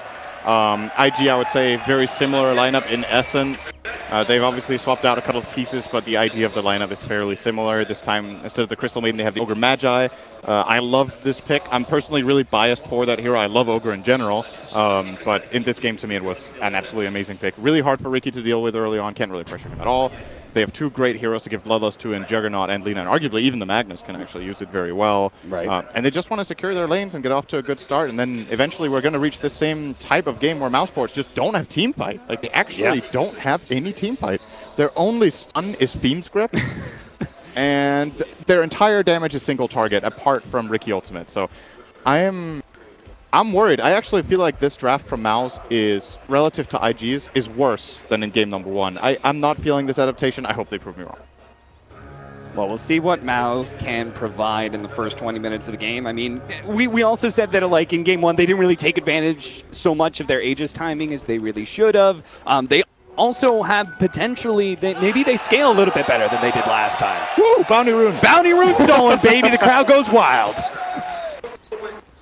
But this time around, Lina, right? Instead of an SF, last time around we were looking at a Juggernaut SF with a Magnus. It was like very clear, much better late game. This time around we have a Lycan, Templar Assassin plus an Abaddon. It does seem like they'll be able to go late game a little bit better against IG. Do you think IG still have the advantage in that regard? If this goes really late, I think the item to look out for me is Abaddon getting an Aghanim Scepter. I think you want to have at least the counterplay so that if an RP comes out, you can counter. Actually, mid lane dropping just real fast. He's going to end up going down. All the armor in the world, apparently, for the Ogre Magi is not enough for him to be able to survive through a 3-man. He underestimated Sin, the power of Howl. Howl did so much there. 3 heroes with that extra 10 damage early on makes a very big difference. It's like you're 3.5 heroes there, essentially, instead of just 3. And that is too much for Ogre to handle. So very nice from Mousesports to secure this first blood. Off to a good start like last game, getting a little bit of pressure on this time around in the mid lane. Yeah, we're going to see how it works out. In my opinion, IG have been at their weakest when Bobuka has been on Treant. I think that's his worst hero of the tournament so far that I've seen him play. So that could give Mousesports some hope as far as that goes. It's a lot harder for him to pressure mid, especially with this Treant. Can't really get in there, so they know this mid matchup can be really, really great for the TA. Do you think it's because it's not really a true roaming hero, right? No. It's more of a static babysitter that just kind of ruins lanes for people. Yes, and of course it still has the whole warding aspect, which is great, that you can get into the enemy jungle and plant wards. So that's still in play, but Bobuka, I think, is really good at finding openings and finding kills early, and in my opinion, the way these lanes are being played, it's going to be difficult for him to do so in this game. Really sleep there from Spartan. That is going to play havoc on his mana cost, because unfortunately not much was really made of that one. Fortunately, he's got clarities to work on, though. Actually, do you think that spell should still cost 165 mana? I do not think so. I feel like it's absurdly expensive. That is half his mana pool. That's pretty insane. Pretty much, yeah. Maybe next time, you're going to take it? Oh, doesn't look like maybe either one of them got that. It looks like maybe the Creeps got it. Maybe next time. He's going to be caught here. They have the spin. They lay down the sentry. He's going to jump over to Bobuka, but Bobuka's there to lay hands on him. It's Q with the Burning Ignite that will actually take the even kill. So if you're Mousesports in this game, I think what you need to look at is, you need to look at mid. Yeah, this may actually have enough burst damage here because OP is not going to be able to lay down the sun to stop this damage. Thug, hit by the Ignite, doesn't really care too much. Looks like he should have Refraction coming up soon, so Q is forced to back up. It's looking like laning phase is going to go well for Mouse once again. They've already kind of won the mid lane. We have the top lane where no matter what, Skylark should be able to get some decent farm out of this. And then a Lycan facing up against a Magnus. He'll probably it'll be like kind of like a farm war like before, right? Yeah, pretty much. This bottom lane, I think, favors Mag more than in the last game where he eventually lost out to Timber. Yeah. I don't know if this lane ever reaches a point where Lycan is going to really threaten him. Sure, when you're level 6, you can try to go for the shapeshift play, but still Magnus can skewer TD, and it's a big cooldown use. So, it's probably going to be relatively quiet down there. I'm a bit surprised, actually, that these mid kills are happening the way they are. The first one, understandably so, there's like 3 heroes, and they're not ready for it, but OP needs to be careful not to give too big of an advantage to this TA. This is already not a good matchup for Lina. Not particularly good anyway compared to most matchups. I would like to see Q almost camp here. The rotation to kill Riki was nice, but at the same time, if it comes at the cost of giving up plays in mid where OP gets solo killed, or actually, well, there was a gank, but if their core dies mid, to rotate a support top to kill a Riki, the play itself is not worth it. Maybe it was OP's mistake. Could have played safer, you know. Needs to just concede a couple CS for that play, but I mean, you would say the playstyle's got to be a little different, right, for Lina compared to the SF last game. They played very passive last game. This time around, they do kind of need our Lina to get off to a decent start. Otherwise, he doesn't hit that like 15-minute window where he starts killing people. Yeah, Lina is slightly worse when it comes to recovery. Of course, you still have great wave clear with Dragon Slave Light Strike Array, but it's not Shadow Rays. Right. You can't farm stacks as easily. You can't retreat to the jungle in as effective a manner. Oh, mid lane again. Ogre just left. It's running back, but it's going to be too late. The LSA is dodged. Thug. Oh, they need the right click, but they're not going to. Oh, they get it. Both of them swing. It's going to be Thug who connects first.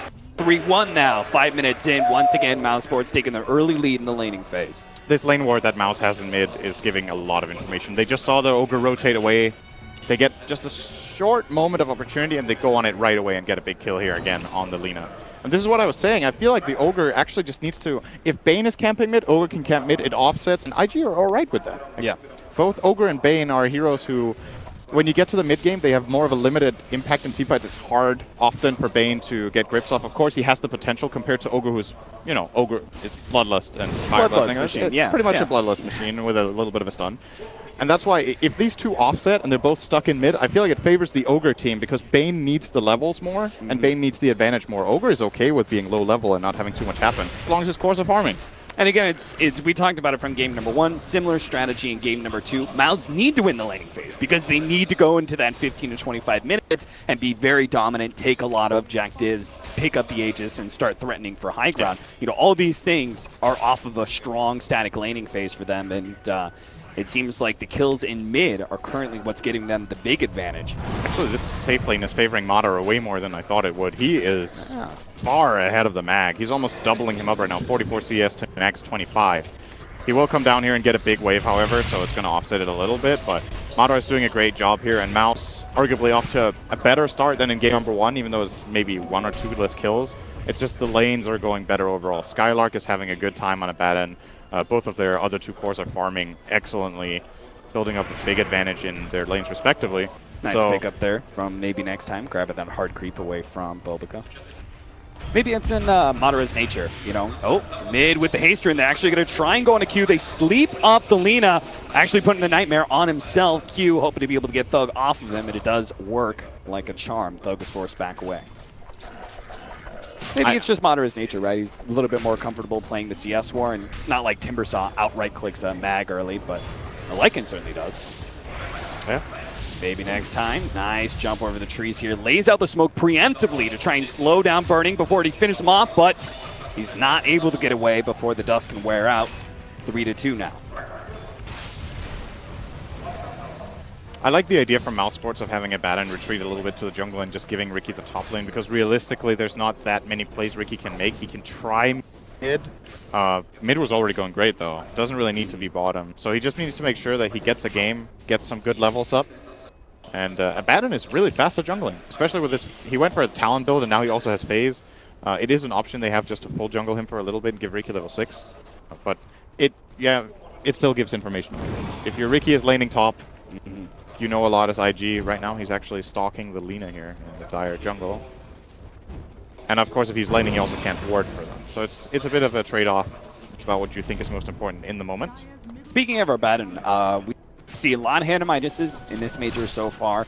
Most of them have actually been picked up by the offlaners for various reasons. Do you think this is a Hand-of-Midas game for Skylark? Do you think he should focus on the Vlad Solar Crest and just try and get as much mid-game output for the team as possible?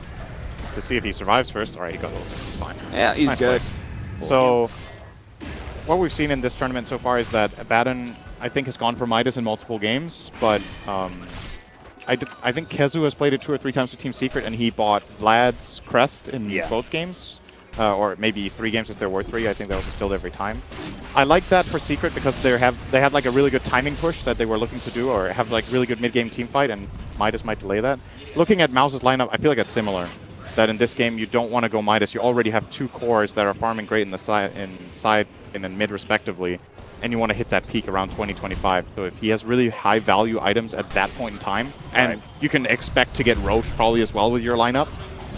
Oh, IG, they stick around perhaps a bit too long, trying to get aggressive in this bottom lane, and now they have the Lycan coming out of the jungle. Oh, Skewer not quite working out there. Hope not to be able to pick up Madara. Is going to be forced to use the early RP to stall up the Lycan, but it looks like Lycan might still be able to run him down. Finally wears the loose on the ultimate, and Spartan doesn't have any mana to be able to use a brain sap, so it looks like they're not going to be able to catch him out. Instead, they just get Q's Ogre for that ultimate. OP is pressuring no mid, TP on him. He's caught by a Templar Assassin trap. Is going to be blocked up by maybe next time until the next TA trap is ready to go. Beautiful plays by maybe next time. That second TA trap was barely even needed because the body blocks were so on point. Very, very nice from him. And Mouse, they further their advantage. This early game, I think, is going very, very well for them overall. It's on the graph, it's not big amounts we're talking here, but it's just the feel in the game of how much they're actually gaining in terms of just momentum and being us kind of knowing that they will get this Roche. Yeah. I think in this game you could call it almost a disaster if they don't get Roche with the lineup that they have. It takes a very short amount of time, and they just need to push out the lanes and go there more or less. This is looking good for them. The question is, when and how do they start pushing the towers? Because it's one thing to gain an advantage, but you have to be able to take those objectives. In the last game, they were doing a better job at that than they are right now. They had already taken, I think, both side towers at this point, or at least were close. This time it's kind of favoring the other way, actually. IG did a good amount of damage bottom. Yeah, IG and mid. This is very interesting. I think this is adaptation, especially with having a Lina mid, is that they're rotating Burning into mid lane very early on, where we were kind of suggesting, you know, he should do it earlier. And in this game too, already trying to take that mid tower, using that healing ward to great effect. They're not facing up against a Treant Protector this time around too, so all this damage is permanent, even if they are forced away, but that's not going to be the case. Mouths are going to be overrun. No real defense for them here.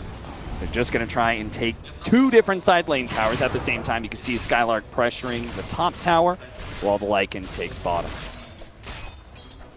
Bobuka got a very good aggressive ward out down here as well. Likely to yield some sort of important information later on. TA likes to farm in this area. There's a chance that Lycan will retreat in there. And something we actually haven't talked about in this game is, as far as Lycan goes, I think a very important aspect of the hero is scouting with wolves. Right. They do have a Riki, of course, so there might be true set out already for IG, but it just gives them an opportunity to have this very low-risk scouting, so Riki doesn't necessarily have to do it. What I liked about Secret is that, you know, I want to reference them because it does seem like Mouse are trying to replicate some of that style, a much faster style, no Hanamidises, you know, fast pushes. They do this quite a bit. You know, the rotation of the carry. Top.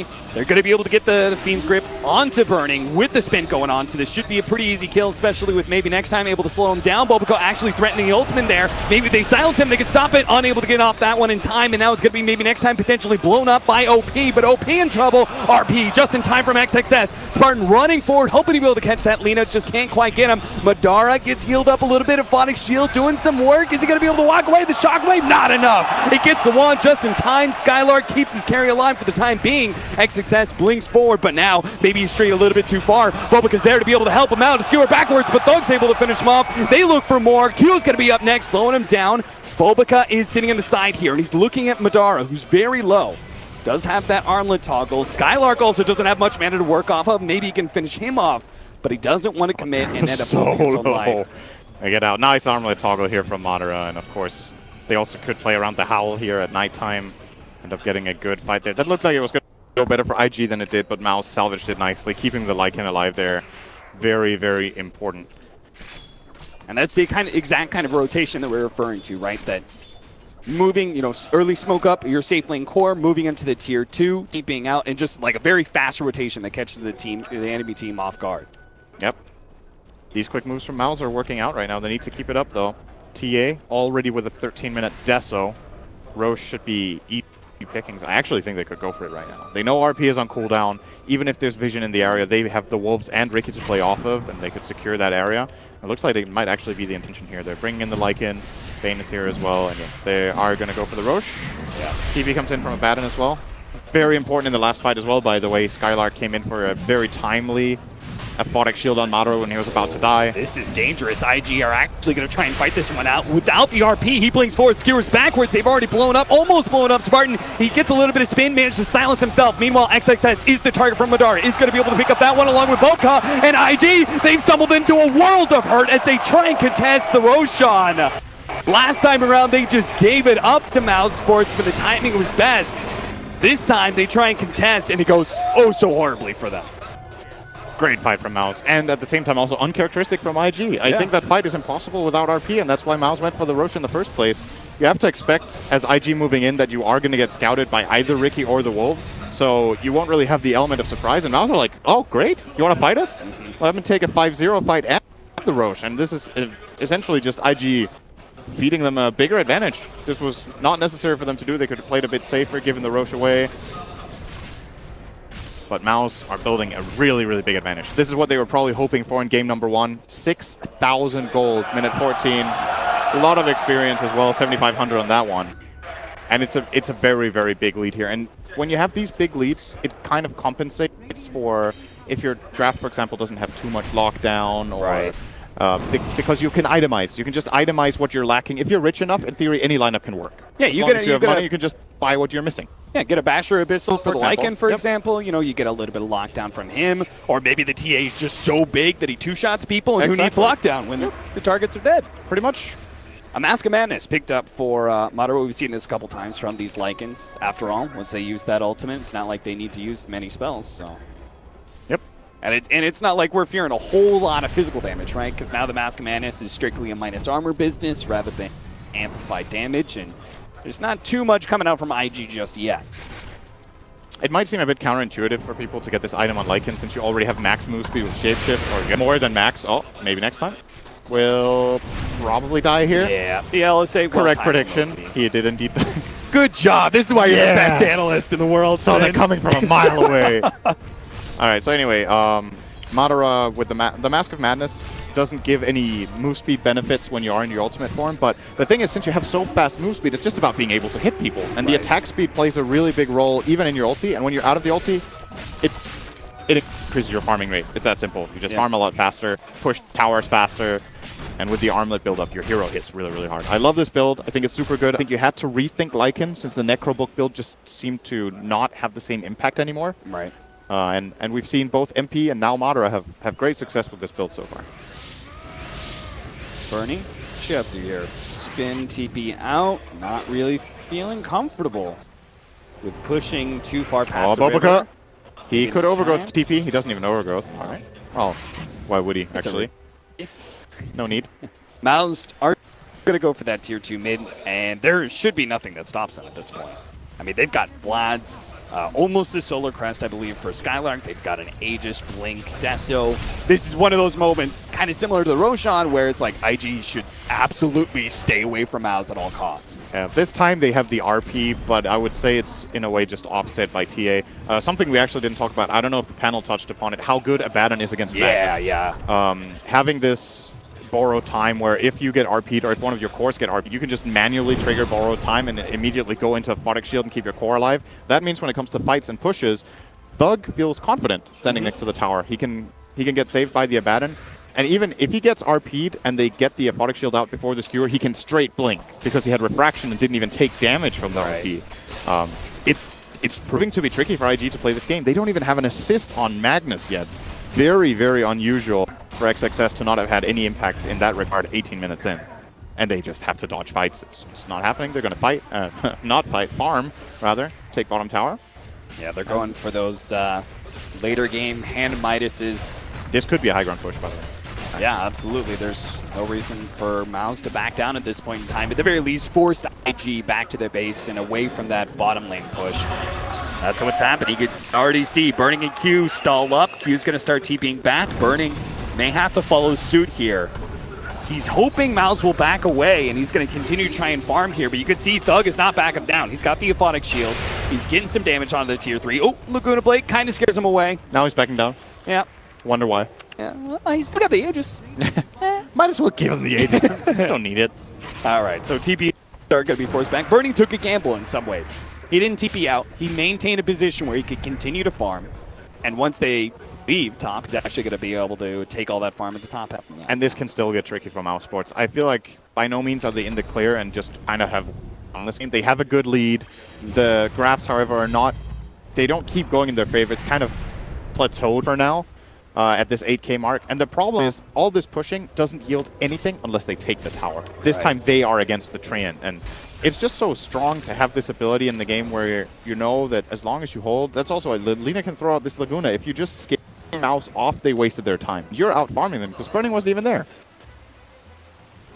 So which is why we look at that second Aegis timing, right? Like the second Aegis, it should be where Mouse are exceptionally strong, and they have, like, while they may not be able to chip away at the tier 3 because they are against a Treant Protector, they have much better insurance when they do go high ground, right? Because of the Abaddon, right? They're less scared of the Magnus. They can make like a two-man push forward into that, and if you get an RP, who cares? Borrow time on one, a Aphotic Shield on the other, and its whole entire thing is kind of reset. The main thing is that the Aphotic Shield has to come out so TA can blink. If TA doesn't blink out and gets RP gets skewered, it can actually get pretty tricky. And Abaddon, if it comes down to it, thinking about it twice, I don't actually know if it's possible. If Mag RPs into instant skewer, I think it's faster than Abaddon casting ult and casting Aphotic Shield. So more than likely, you need to skewer the TA far enough away that he's out of range of the Aphotic Shield cast afterwards. If you manage to do that, that's what's so hard about playing high ground against Magnus. If he gets any jump and skewers you into base, you're so far out of position that you can just die twice. Even if you're 10k net worth ahead, your carry is just in an awful position in the enemy base. Now, however, we're going to have a BKB come out for the TA as well, and that gives him a lot of safety. It's an extremely high-value item right now because when it comes to right-clicks, only really Burning and OP will be able to put those out through it. Right. But the damage is not significant enough from this Lina at all yet, so he should feel pretty safe in that with Refraction on. Mouse controlling for now. We have Roshan coming up in 2 minutes. They're positioning themselves to see if they can actually catch Burning here. Burning is going to TP towards the tail end of his spin out and almost gets caught in the process. If Spartan had 4-staff ready, Burning was dead, and I think he had no idea about this. I'm curious about this 4-staff pickup. This is very unusual to see on Bane. Can, of course, be helpful against, once again, the Magnus if you have a good clutch 4-staff play, or you can force people in Overgrowth and try to get some distance. Right. But it's an uncharacteristic item pickup here from Spartan. Oh, they're going to try high ground again. I don't know about this one, to be honest. Yeah, you lose this fight, you might end up losing Roshan, right? Yeah, I feel like this is not the time to go, and they don't want to. They just pushed in the wave, they forced IG back, and now they're going to chill and farm the jungle. So I like this, actually. They put some fear into IG's hearts here and made them go back, and then they're just farming the map. So knowing that Burning is top is really valuable information for Mouse. Could even set themselves up a kill here. They don't have any additional information, so they might feel like he's not alone. Actually, Burning plays it safe. Sends in the Manta instead. There's a decent amount for Burning to be scared of. They have one support that is able to provide a disable through the spin, and then you've got another support in the Riki who can actually silence you before you even spin. So he's always got to be pretty paranoid when he pushes out. This is a big moment here if IG catch them. They have a great ward placement that they were smoking down to, but didn't dare to go in. Could they have caught Thug there? That would have been a huge kill with Roshan being alive, and Thug would have probably had he would have had buyback. Still a really big pick-off. I like how they kind of set up like two-man teams there. They've got two sitting on the Lycan. They've got Skylark, who's really all that's needed to be able to protect a core, sitting on Thug, and as a result, IG don't really have too many openings. I feel like this is a free Rosh. Yeah. I don't think IG could go for this. They learned their lesson last time without RP. This time, I don't know. Okay, Jesus. Good lord. Roshan doesn't stand a chance, and I have to wonder how much of a chance a tier 3 tower is going to be able to stand against Mouse Sports' push. It's, as crazy as it might sound, it's still hard, I think. Because of the armor change? It's not just Mag. You also have to be worried about getting Overgrowth. Overgrowth can also set up the skewer, and if you have Aphotic Shield one off, the other one's available. Nice aggressive force stab. That's a cool play. Managed to get the Nightmare following that up. OP being set up on. They're going to try and finish him off with the Fiend's Grip. Easy kill for Thug. He pops a BKB nice and early, ensuring a 1-2 punch. They managed to get a third kill on Bobica, and Entangle's not going to be enough. Now Moderate's going to be freed from the roots and immediately starts focusing on that tier 3. Now the backdoor protection is up for the time being. They also pop the glyph. The creeps are closing in very rapidly, though. Adara, he's going to run out of his ultimate here pretty soon, but it may be enough for them to be able to take this tier 3. Beautiful. Oh, blink forward. Nice! Beautiful smoke cloud there for maybe next time. Stop at the skewer. He still managed to get it back with the RP following up, but a beautiful defensive Nightmare. Actually protects Thug a little bit, but looks like they aren't going to be able to finish him off. Fraction goes off. A little bit in more HP. Has an Aphotic Shield. A little bit more heal. Thug actually barely surviving through all this until he finally loses that Aegis. Now the question is, can IG kill him a second time? LSA timed out, but they managed to get the Omni Slash onto Thug. He's protected a little bit by that Aphotic Shield. Managed to finish off Q again on a sliver of HP. Both Refraction and Aphotic Shield not going to be enough. IG pounce. They see the opportunity. They've taken out a core. They get an extra support and are going to be able to find the Abaddon as well. Big pickups on both sides, but they lost their tier 3 tower. Yeah, they held the barracks. You have to wonder for Mouse Sports at this point if the right choice was to go back and go for the shrines. But at the same time, RP is used. You're feeling pretty confident. You also know that Overgrowth was on cooldown. I believe both those ultimates down, but they still played very nicely around the Lina stun. And all I can say is great play from Spartan to set it all up. The first aggressive force staff actually allowed them entry into a base fight that should have been super hard to set up in the first place. Not only did they get the Lina, but the IG team had this help a friend syndrome where they're trying to save this Lina who can't really actually save. So Ogre dies, then Treant dies. And in spite of all of that going against IG, they still defended. Really impressive, in my opinion, that they don't lose barracks there. And now that Roshan is dead for a long time, IG might get the time to come back into this game. One of the big Still things was a big claim for Mouse. That's going to be really difficult for IG that we haven't touched on just yet is OP. Playing the Lina, right? A little bit more of an early game hero, but he hit level 15 and he took that minus 30-second respawn timer. With the Bloodstone, we're going to be talking about 2 lives of Lina in every single one of these fights. So even when you think you have the Aegis, you have the numbers advantage, right? 6 versus 5, no problem. OP actually kind of counteracts that, especially being right there at the tier 3. Is that normal? I feel like in some ways you do need some additional push out. Say no. I'm not saying it's normal, but I kind of feel like it's needed. I don't know. Yeah, I'm wondering what the logic is here. I think since Maelstrom is a separate damage source, he gets 2 ticks off refraction when he attacks, so that's nice. The Faster side lane pushes. Absolutely, as well. the wave clear is great. I'm not saying it's a bad choice. It's just very unusual, I think, at this point for Linas to get this item. Often you would see them get something like either the Ewells or the Shadow Blade are the normal go-tos. Yep. But this is different. And what they might be thinking here, IG, is that they just need more damage. They need to be able to get through, first of all, break the refraction, but they also need to be able to kill the heroes. They have the control with Mag and the Treant, and they have to guarantee that they can kill off the heroes during it. I don't even know Mjolnir is that amazing in this game in particular. That would justify the build-up for that in addition. But if he gets to level 20, we could have a little bit of sniper syndrome. Him sitting way off in the back and has an instant respawn. That's going to be hard to deal with. Here comes the smoke. Nope. All right. That would be a pretty optimistic smoke, I guess, but they were really like huddling together. Maybe that was just a bonding moment. We're still in it, guys. This is where Tower once stood. Yep. Sit together, sing Kumbaya. Yeah. IG strikes me as the kind of team that would do that. Not the Mouse Sports team that's literally clapping and slamming their hands into the table pregame. Yeah, I mean, one side we've got Kumbaya for IG, and Mouse Sports you've got like Spartan, like, you know, chants going on. It's cool to see them pumping themselves up. I mean, I was going to say, like, it seems like Spartan picked Bane for a very specific reason, right? He uses Fiend's Grip, and then he can go ahead and have both his hands off the keyboard and mouse and slam on the table and stuff and cheer on his team. That's also why you pick Enigma. You cast Black Hole and you just stand up. Yeah! But actually, on a serious note, though, I think a big part of the reason they did pick the Bane was it can match up against Ogre early. We're obviously past that stage now, but it was important for Mouse Sports to be able to offset the Ogre early on. It's been a classic counter pick for a while, especially back when Ogre was very popular. It was picked in multiple games.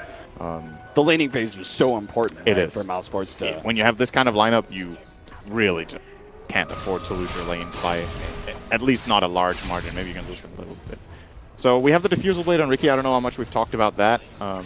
Yields some interesting benefits to the hero. Obviously, great damage output. Yeah, we saw Mana Burn. Saw Lina earlier when he was TPing up. It was pretty impressive, the amount of damage that maybe next time was outputting. The Mana Burn's actually pretty nice against a hero like Ogre. He's got a really low mana pool in fights, so it could prevent him from casting that extra Fire Blast or Bloodlust that you need to recast during the fights. But yeah, standard Riki build. We've seen different Riki builds in this tournament, especially from Bobica. Obviously, the very memorable one outside of this tournament at DAC was the triple Ring of Aquila. This tournament, I've seen him go Yasha into Ags because he was with Storm. He's also gone Diffusal first in a game, I believe, so good variety. But this is the tested and true build that we're seeing coming out. Completely standard, and when you're in this kind of position, it definitely works. So, Death OTA, 9-second BKB. Do they want to try? Got Lycan BKB. They have Skylark with the Aghanim Scepter as well. It does seem like their team fight is beginning to be overwhelming. He is actually going straight Mjolnir, Lina.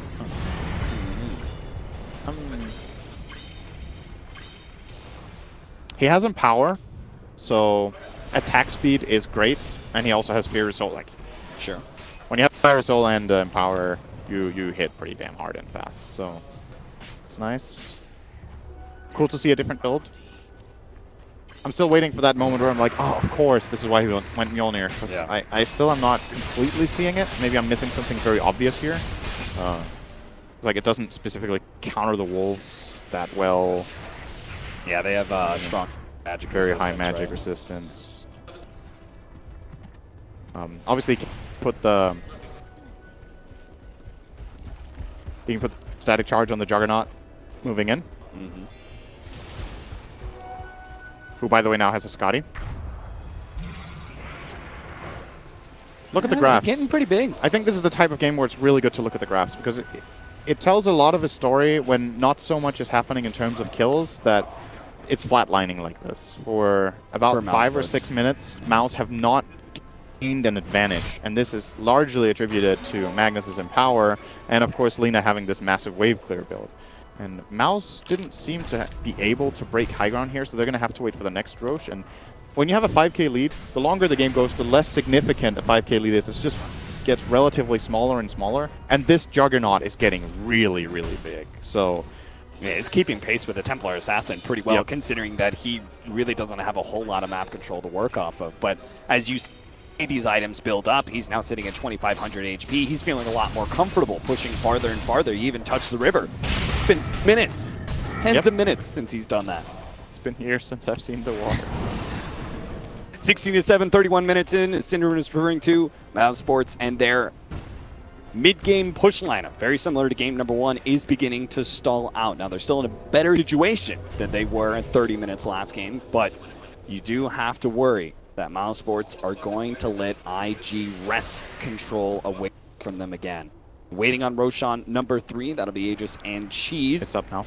So that'll be a better reward for them when they go high ground again. This is the peak of their lineup, I think. This Aegis and Cheese with Abaddon Ags. You can't really stack more advantages unless you...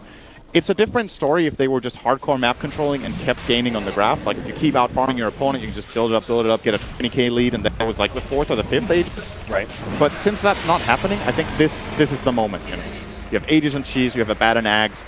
When the RP comes through, ideally Skylark wants to just save his ultimate now. He wants to save it all the way until RP comes out or Omni Slash gets used. Either of those two, he wants to ult so that he absorbs all of this damage from his carries in the fight. And they even have the Aegis buffer now. So how does IG defend? Do they threaten Skylark in order to try and force out an early ultimate, you know, before they use the big abilities, or do they strictly go for like the skewer play? I think the skewer play is the best here. Any blink skewer on a good hero will give them a good start, but it's not that easy. TA with refraction and aphotic shield is not the easiest target. There we go. Eyes on XXS, and he found an opening. He managed to jump Thug, but the aphotic shield blink back, just as you were referring to, Sin. Skylark drops a little bit low, and a Laguna Blade on the Thug almost loses his Aegis there, and Mouse are going to stall out. There's so much lightning! Oh my goodness. Everywhere! There's lightning everywhere! Mjolnir on the Lina, Maelstrom on the Juggernaut. They actually deal so much AoE damage right now to this Mouse Sports lineup, and that's something that, yes, the aphotic or the Abaddon Ags is really good at dealing with for a brief amount of time, but this sustained harassment, they don't have any sustained heal apart from Mist Coil. Yeah. I don't think there is. They don't have an Urn. Abaddon has the Vlads, but for that to have an effect, they need to go and heal in the jungle, and none of their heroes have a healing ability apart from Brain Sap or Bane himself, so they stop the push again very effectively. IG, they're buying time. They've got the late game too, right? They've got strong late game potential. They also have, with these builds, really great ways to be able to deal with super creeps, and they haven't even had to deal with it yet. They're going to be able to catch MNT. Laguna Blade finish them off. Was that just a backhand Laguna? Yeah, it was. It was just like pimp hand, strong hand, you know. Bitch flap the Ricky. Yeah, just knock him around a little bit. Show him who's boss. That looked pretty cool, actually. Is that a normal animation? I don't know. I feel like Lina always like stretches her hand out and casts it outward. Was like he backhanded it. I don't know. Maybe I'm just seeing. There's style points for IP. Oh, yeah. He's so good at the hero. He's inserting his own custom animations. I don't actually think he cares. He just wanted to kill. So why are we even talking about this, Cap? Can you stop bringing up irrelevant stuff? Sorry, that's my fault. So go ahead and bring all that expert analysis into play. It was backhanded. 16-8, 34 minutes in. Mouse still have that Aegis. They're going again. Still have BKBs to work with. Let's see if, what is this, round number 3, 4? Ricky's high ground pretty pushes. far away. They kind of have to wait for MNT to get there, and that should be Well, actually, this push top is insignificant. It's a tree in there, so they can just leave that behind. Going in it once again, burning. Oh, aggressive force staff once again with the Fiend's Grip. A defensive force staff goes out. OP actually takes a bit of damage there, but does manage to get back to his well. Burning, drop low, but looks like they're going to try and focus with the BKB timings on these buildings, but they just have to back up. XXS is threatening them with the RP. And Mouse Sports, it's like their 4th or 5th attempt now going high ground, and it still does not accomplish enough. That is a big loss for Mouse, actually. They used both their BKBs and accomplished absolutely nothing with that play. They will, as a result, have to wait a minute for the BKB to come online again. And guess what? Aegis is out in a minute and a half. So their moment of opportunity now is down to like 20 seconds if they want to go right away. It looks like they're going to fall back to farming. And this is just game plan advancing for IG, very similar to the previous game. I want to point out as well, Shiva is coming up soon for the Lina here. Very, very good item choice in my opinion in this game. You want to have the armor against all of this physical damage. The attack speed slow is really annoying to deal with 3 of the Radiant heroes. And of course, just the slow itself from casting the Shiva's Guard sets up very nicely to land her own spells. This is bad news for Mouse. They will try again. I've seen this before. Their BKBs now online. How long is on the Aegis? All right, they actually do have a full minute, so a bit more than expected. Much like your pro playing career. Okay, Cap. Sin. If you don't succeed, try again, right? And that's how Sports are going to do here. They're going to try and take a lane of Rax, but XXS managed to get the skewer back onto Thug. Lacuna Blade cutting through. But they do manage to pop that BKB. He's that half health and OP is being threatened. He does manage to get a defensive force staff out from XXS, and he throws out that RP, stopping the Lycan from being able to finish off OP while burning down to half health, but had the healing ward up. Does manage to stay alive. Now the BKBs have worn out for Mouse, and they're beginning to stall once again. They focus on Skylark, but OP in an awkward position actually gets caught out there. Smart managed to take him. Now burning against the 3 of them. Does manage to spin and stay alive through that bit of damage coming out from Thug. But Mouse are finally looking at taking a melee Rax, but Lina's back up already. Now a skewer back, catches 2, the bowling ball of XXS managed to just wreck through. Almost taking down Skylark, but it's not enough. It gets off the ultimate, and now that damage has all been negated, and IG may not have the power to finish off Mouse Sports anymore. Belvica inside that shrine is going to be able to stay alive against maybe next time. A support down, Belvica does trap in exchange, but burning drops low. Another shrine saves IG's positioning. Mouse continue to move forward though. They smell blood in the water. They've waited for this opportunity, but it's skewer back, and Mouse overextended themselves. Madara's gone, and the rest of Mouse have to retreat. Thug hoping to be able to slow down IG. It does look like that IG are not really going to look to pursue too much. They've lost a lane of Rax, or one, actually, just the melee Rax, not even the full lane. But that is recoverable for IG. Crazy fight, but important for IG. The only buyback they blow is Bo because all of their cores lost very little. OP did die, but had the Bloodstone and came back to life. Burning stays alive. He will have a full AC going into the next fight.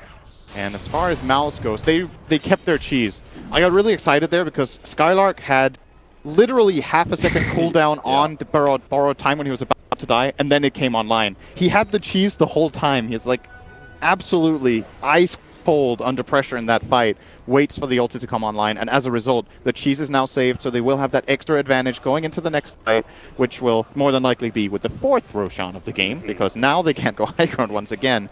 So, something we have to keep in mind now, Mao's BKBs are dropping in duration. It's very, very important.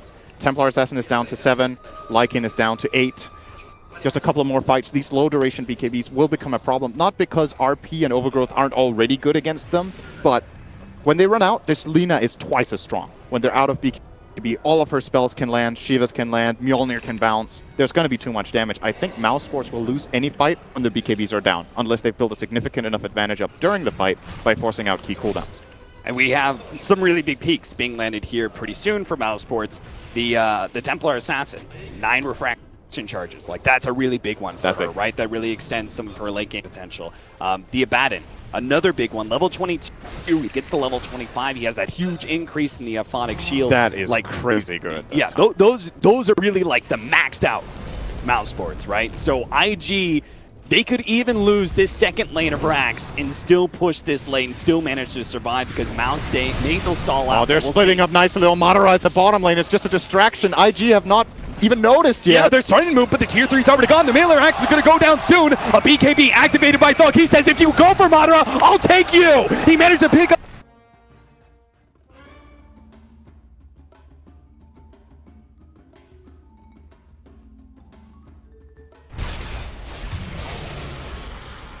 cores out of that.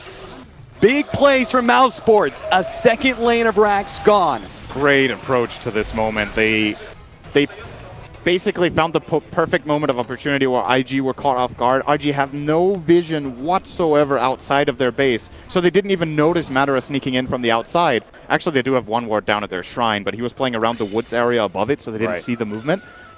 And this is one of like his big strengths of the hero. It goes so quickly. And IG's lineup, this is a weakness that we actually haven't touched upon very much. They're so good at team fighting, but once this gets split up, it gets really difficult for them. However, Mouse can't do this next time because now there's only one lane left. Exactly, right? But really, really, really great play coming out from them. High ground time for IG, however. They are trying to force some buybacks from Mouse. We know there's not buyback on either one of these, and IG will eventually realize it too. The bash onto Burning as he focuses onto that tier 3 tower. The very minimum, they're hoping to be able to unlock shrines here, but a glyph use and Madara threatening with the ultimate. IG still have to be careful. Still scared a little bit of those buybacks. Now jump forward. Madara actually dropping low. Force that forward. Entangle as well, but Madara pops the BKB and the damage isn't enough. He managed to get himself away, and now Mount Sports, their 2 cores will come back naturally, and they leave their tier 3 tower at half HP. Great hold. If you only pay a BKB to hold this, that is pretty much all you could have hoped for. It looked scary for a moment there from Madara, but knowing the limits of its heroes, very well here. 3,000 health, a lot of armor. I think he got caught off guard actually by a multicast from the Ogre, and that allowed for the Lina to set up her stun, but there was no follow-through RP or overgrowth after that BKB. Both spells were on cooldown at the time. And eventually, Boboka did get it up, but it was too late. IG, they were praying. They backed up. They immediately went into the Roshan pit, hoping that Roshan was going to be up. It was not. It's going to be a late Roshan. Well timed for Mound Sports to retake control of the map and take that 4th Aegis and that 2nd Cheese. But RP goes out. They manage to smoke up, wrap around, manage to find Madara. Will bring him down pretty easily. He actually just bought an item. He doesn't have buyback. This could be a very, very costly mistake for Mouse. The Roche is spawning in 20 seconds. This is a tier 2 top and a Roche for IG if they just make the right moves. But at the same time, maybe next time is pushing out mid. And if he goes and threatens them top, perhaps they can split. He can't do that. They've got 2 members following up. Thug is following through with this. They realize without this buyback, they can't contest top. The only way they can force IG back is threatening to go through mid into top lane. And that's exactly what happens. IG actually back up. Jugger had a Manta in the Roche pit, and 4 seconds after it expires, Roche spawns. So they don't even know that Roshan is up. And Maus have the advantage in terms of just raw knowledge here. If they get this Roche in a 4-on-5 scenario, that is absolutely huge for them, and it looks like it is going to happen. Just the threat of TA going up through mid because Ricky was there to push in the first place scares IG enough that they have to go back to base, and Maus will claim it here. Aegis and Cheese going their way. Cheese is currently on maybe next time, and the Aegis sitting on the Templar Assassin of Thug. Big plays. Maus are showing really, really great plays in this game. I have to commend them for that. Yes. They've made so many good decisions in a row. We weren't sure about the draft so much and if it was really going to make the difference, but it does seem like Maus have made the adjustments to make this mid-game push really I was work a hater, for I guess. You were a hater. I was a hater. I didn't believe in it. It's Mouse Sports said, really see you hot later, right Sid. now for them. They are just 1 push away. Okay, look at the graphs. Yep. In spite of this, there are 2 lanes of racks up. There are 2 lanes of racks up. They've taken 4 Roshans. They're 6 kills up. It's still an even game. It's pretty incredible when you look at it. And this push is going to be Refresher on so Meg hard. Is on cooldown. That's a big deal. Yeah. I don't know if Maus noticed that it was on cooldown for XXS. He used it like immediately after they killed Madara, so I would have presumed they do. This would be a great time to push. 1 RP. Yep. That being said, I don't see any way that this 1 push actually results in the lane of Raxus, because we do have some buybacks. Yeah. Burning has one. That's a very big one. Good stun. Leading things off, trying to get some damage out. Fiend's grip onto Burning to move him forward deeper into the trees. Double force that. I actually get him all the way on top of the cliff. Maybe that's not so good. What can Burning do here? He can't actually get away. They're wiping through the rest of the IG members, and they're focusing on the tier 3 tower while Spartan just controls Burning. You're my puppet now, he says. He keeps him onto that cliff while Skylark and the rest can focus on these buildings. They're just trying to stop his TP out, who finally managed to get down. The tier 3 is already gone, though, and some of the IG members have gone. OP just comes back up from his death timer, and Omni Slash goes down. fully focused on the buildings at this point. It is an objective game. They've taken on the melee racks, soon to be focusing on the range racks. Irrecoverable damage that Thug is going to be able to get out. Takes that range racks. It's gone. Mega creeps have been achieved from Mouse Sports. They just need to try and get as many members out as possible. RP laid down by XXS. They really want to be able to take Mana right here. They need to be able to get these kills and somehow force buybacks, but if Mana runs himself away, or maybe he fights, he turns, he fights, he looks for Bulbaka, is able to take him down. OP's threatened, has to go back to the fountain. That leaves XXS with a 3-man RP, but can Burning possibly output the damage to be able to finish him off? It just doesn't seem possible. Burning is melting. He goes down, and IG, they lose game 2. Mouse Sports are in their feet in the booth.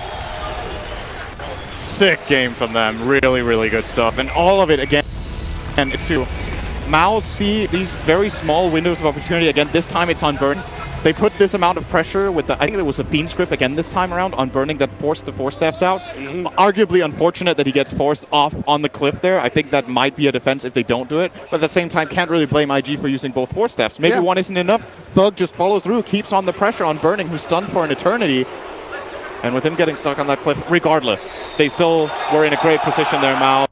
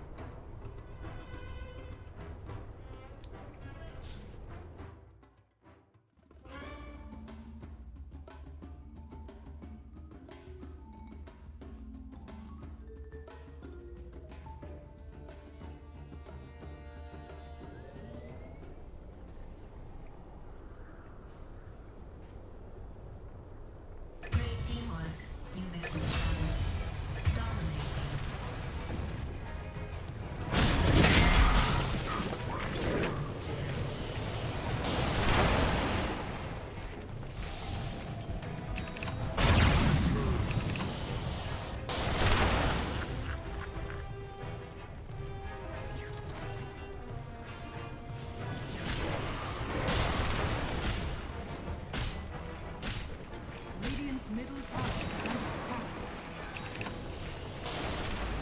Radiant structures are fortified.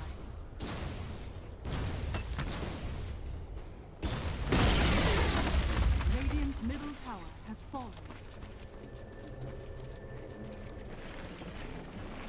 Radiant's middle tower is under attack.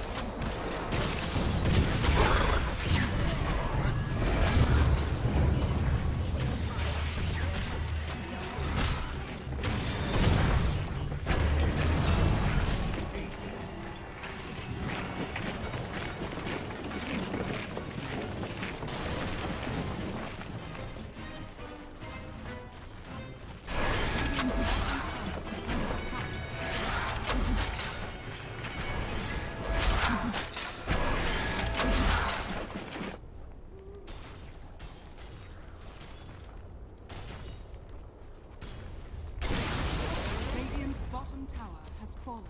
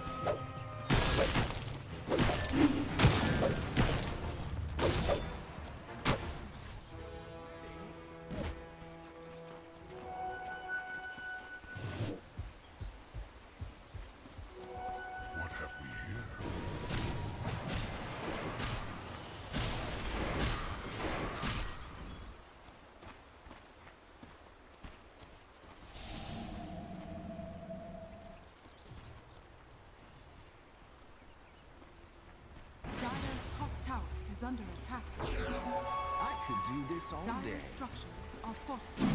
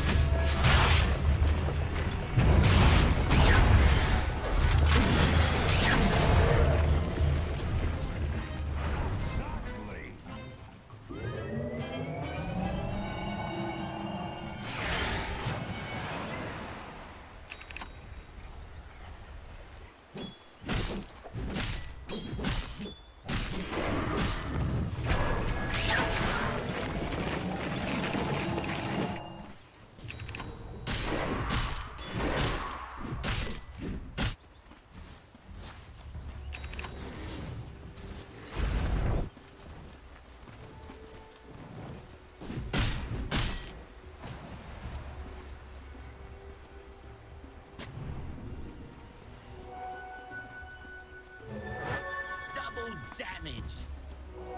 This will do nicely.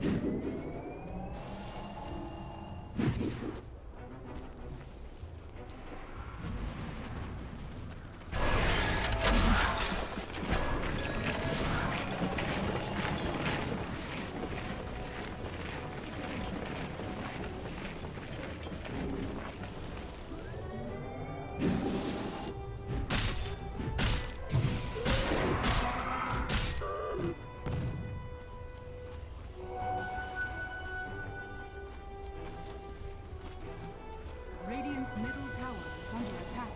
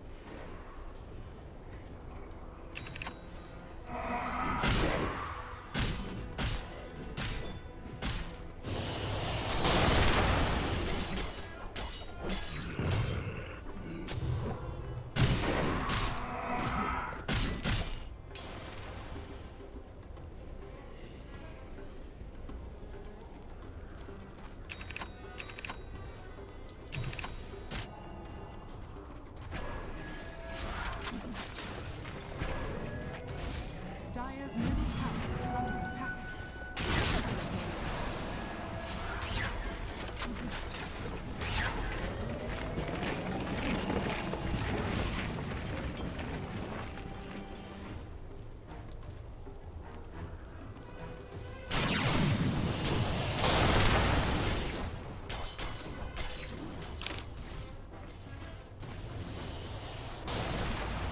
Going into hiding. I'll take that.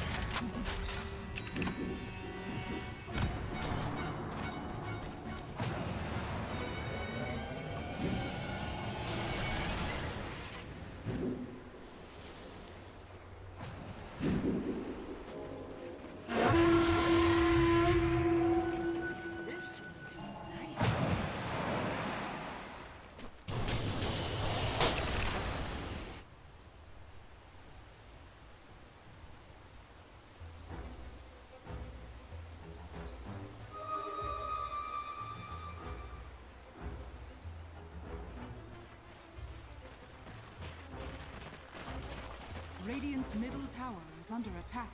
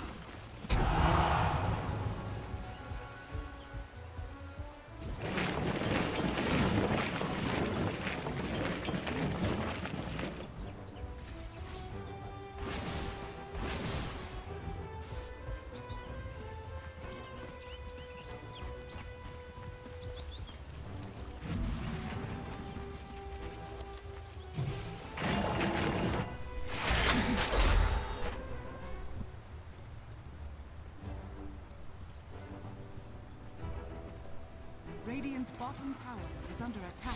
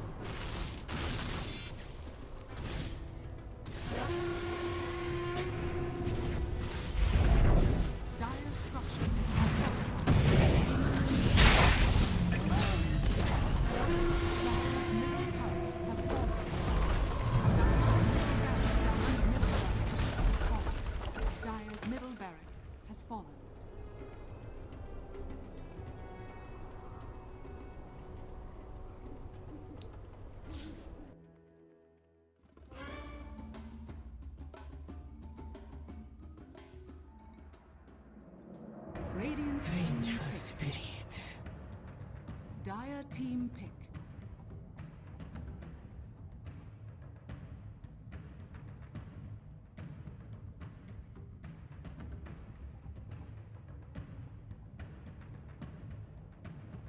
Radiant team ban.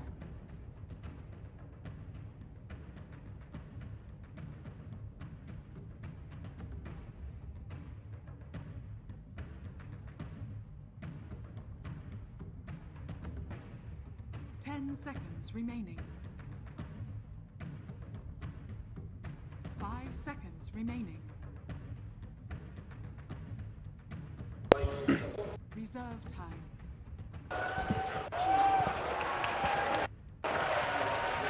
Hello, everybody listening in Dota TV. I was saying hello to everybody in Dota TV. Hi. Fuck, that was loud, actually. Sorry, that was just some Russian girl that I picked up. What? Team pick. I was loud. I was making a joke about your female voice, but Yeah, it's not your female voice. Yeah. 10 seconds remaining. I've seen this Abaddon versus Omni Knight. I feel like so many times. Omni wins the lane. Reserve time.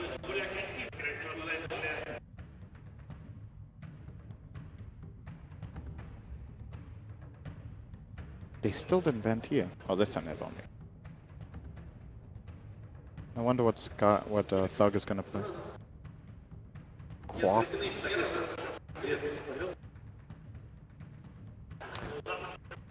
Maybe Lina.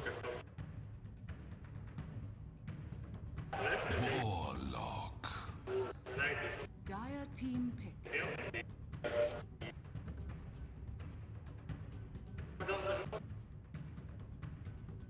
I feel like it's pretty good versus Venge, and it's nice to be able to have that like instant burst damage, kill something before Omni Knight can save it. Seconds remaining. You mean the Quap? Or Well, I suggested Lina, but similar, Lina. similar principle. they might play now. Reserve time. What was it IG had against EG when they had the Omni Warlock? I cast that game actually. Good question. Dota buff. Dota buff me. Dota buff me, baby.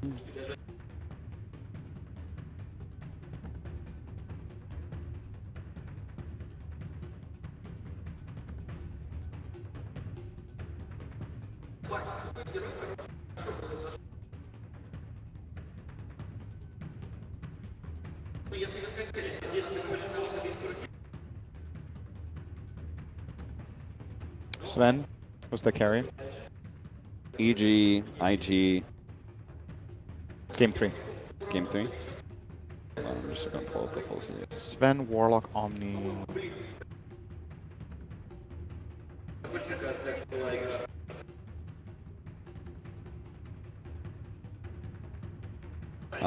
Sven, Warlock, Omni, Ember, And Riki. 10 seconds remaining. I mean, this time around it's probably Venge Core, right? So they're gonna put a harder carry mid. Radiant team pick. yes. Disruptor.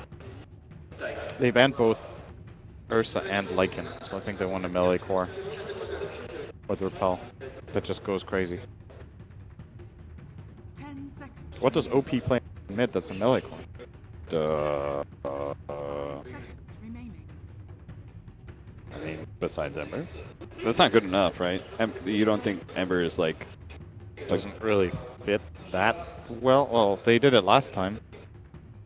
It's just the bans are a bit odd. I think Ember is pretty good against Ursa, for example. I mean, it's not good laning phase though, right? No, definitely not. Like you could have a mid Ursa or something. That's true.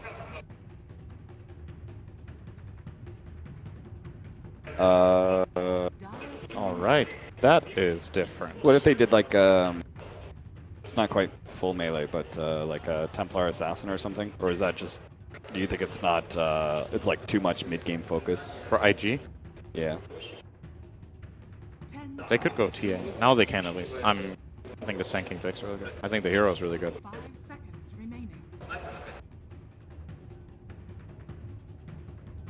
5 seconds remaining. Lina. Radiant team ban.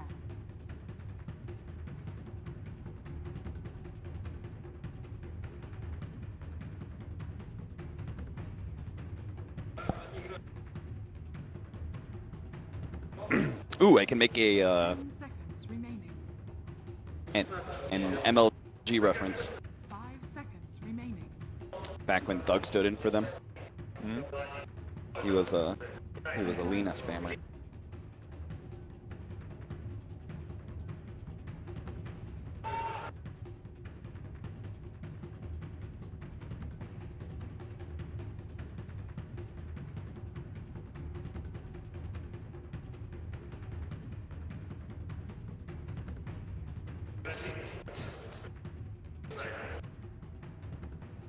Dire team ban. It's another melee core counter. What do they want? Troll, TA. Man, if they had a Is this what's core on IG even? Huh? What's core on IG? Is it Sand King or Omni? I think it's Omni off lane, Sand King Omni support, offlane, Sand King support. Sand King for Bobaka. Phantom Lancer. Radiant team pick. Why PL? I don't know. They like last place. 10 seconds. Can I ask you that question? Can you say that, please? Oh, that's so good. Seconds remaining. I don't think it's that good here, personally. I was wrong last game. Who knows? Reserve time. I was gonna say Dusa, dude. I was gonna say Dusa if but they don't have an ogre or something. You know, they just have Venge to buff up the Dusa. It's a good line. Man, I was gonna call that shit. How much mana burn does Ilu Difu have again? Do you think Mouse Sports knew this was gonna be Dusa? No. You don't think so? No. I don't think so. Because Phantom Lancer's pretty good, right? It's alright, it goes both ways. Dusa ult is annoying as fuck for PL. And it kills your illusions, but you doppelgang and it creates new ones, right? Yeah, okay.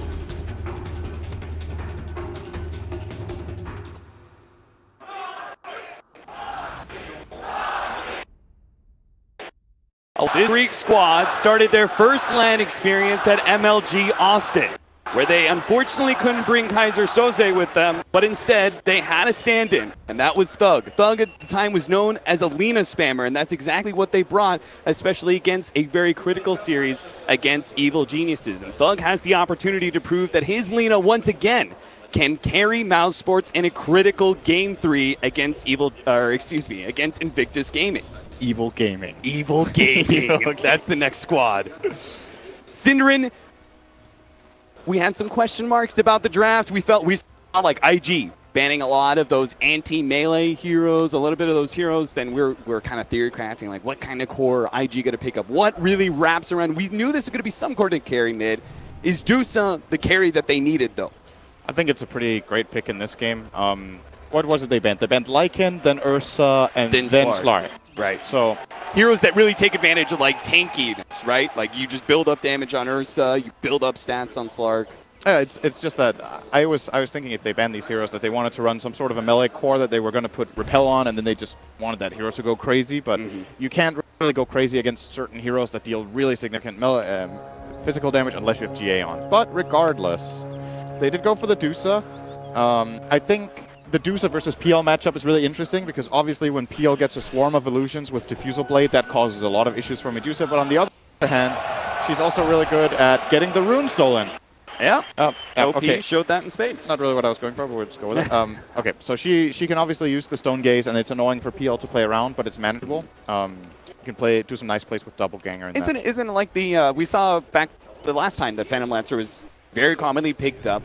It was that meta, I can't remember the patch, but it was like Gyrocopter was also being picked up at the time. But it was attempted, it was like thought of as a potential counter to PL. But what actually happened is that once you went late enough, especially with Doppelgang, it just proved that the AoE damage wasn't actually enough. Do you think it's kind of similar here, that while the Dusa's Stone Gaze killing delusions does something, it's not going to be enough later? Yeah, I think so. If it goes late, PL is going to be really dangerous. However, they do have a Sand King, which I consider a really great hero against the Phantom Lancer in general. You have a good stun. Obviously, the Axe nerf, so it doesn't trigger on all illusions anymore. In the past, that hero just killed PL, actually, alone, more or less. Doesn't anymore. But you still have good AoE damage on a support hero, a targeted stun that can hit all of the clones so you can see which one is real. I think Sand King is all right, and that's why I was a bit confused they picked PL as well, because PL is generally an absolute last pick, like 10th pick of the draft. Sometimes it can pass as 9th like this, but there are decent heroes against PL in this game, I feel. I think Omni Knight's heal, Purification, is really good against PL. His illusions are bound to group up around the target. You can actually kill them. Right.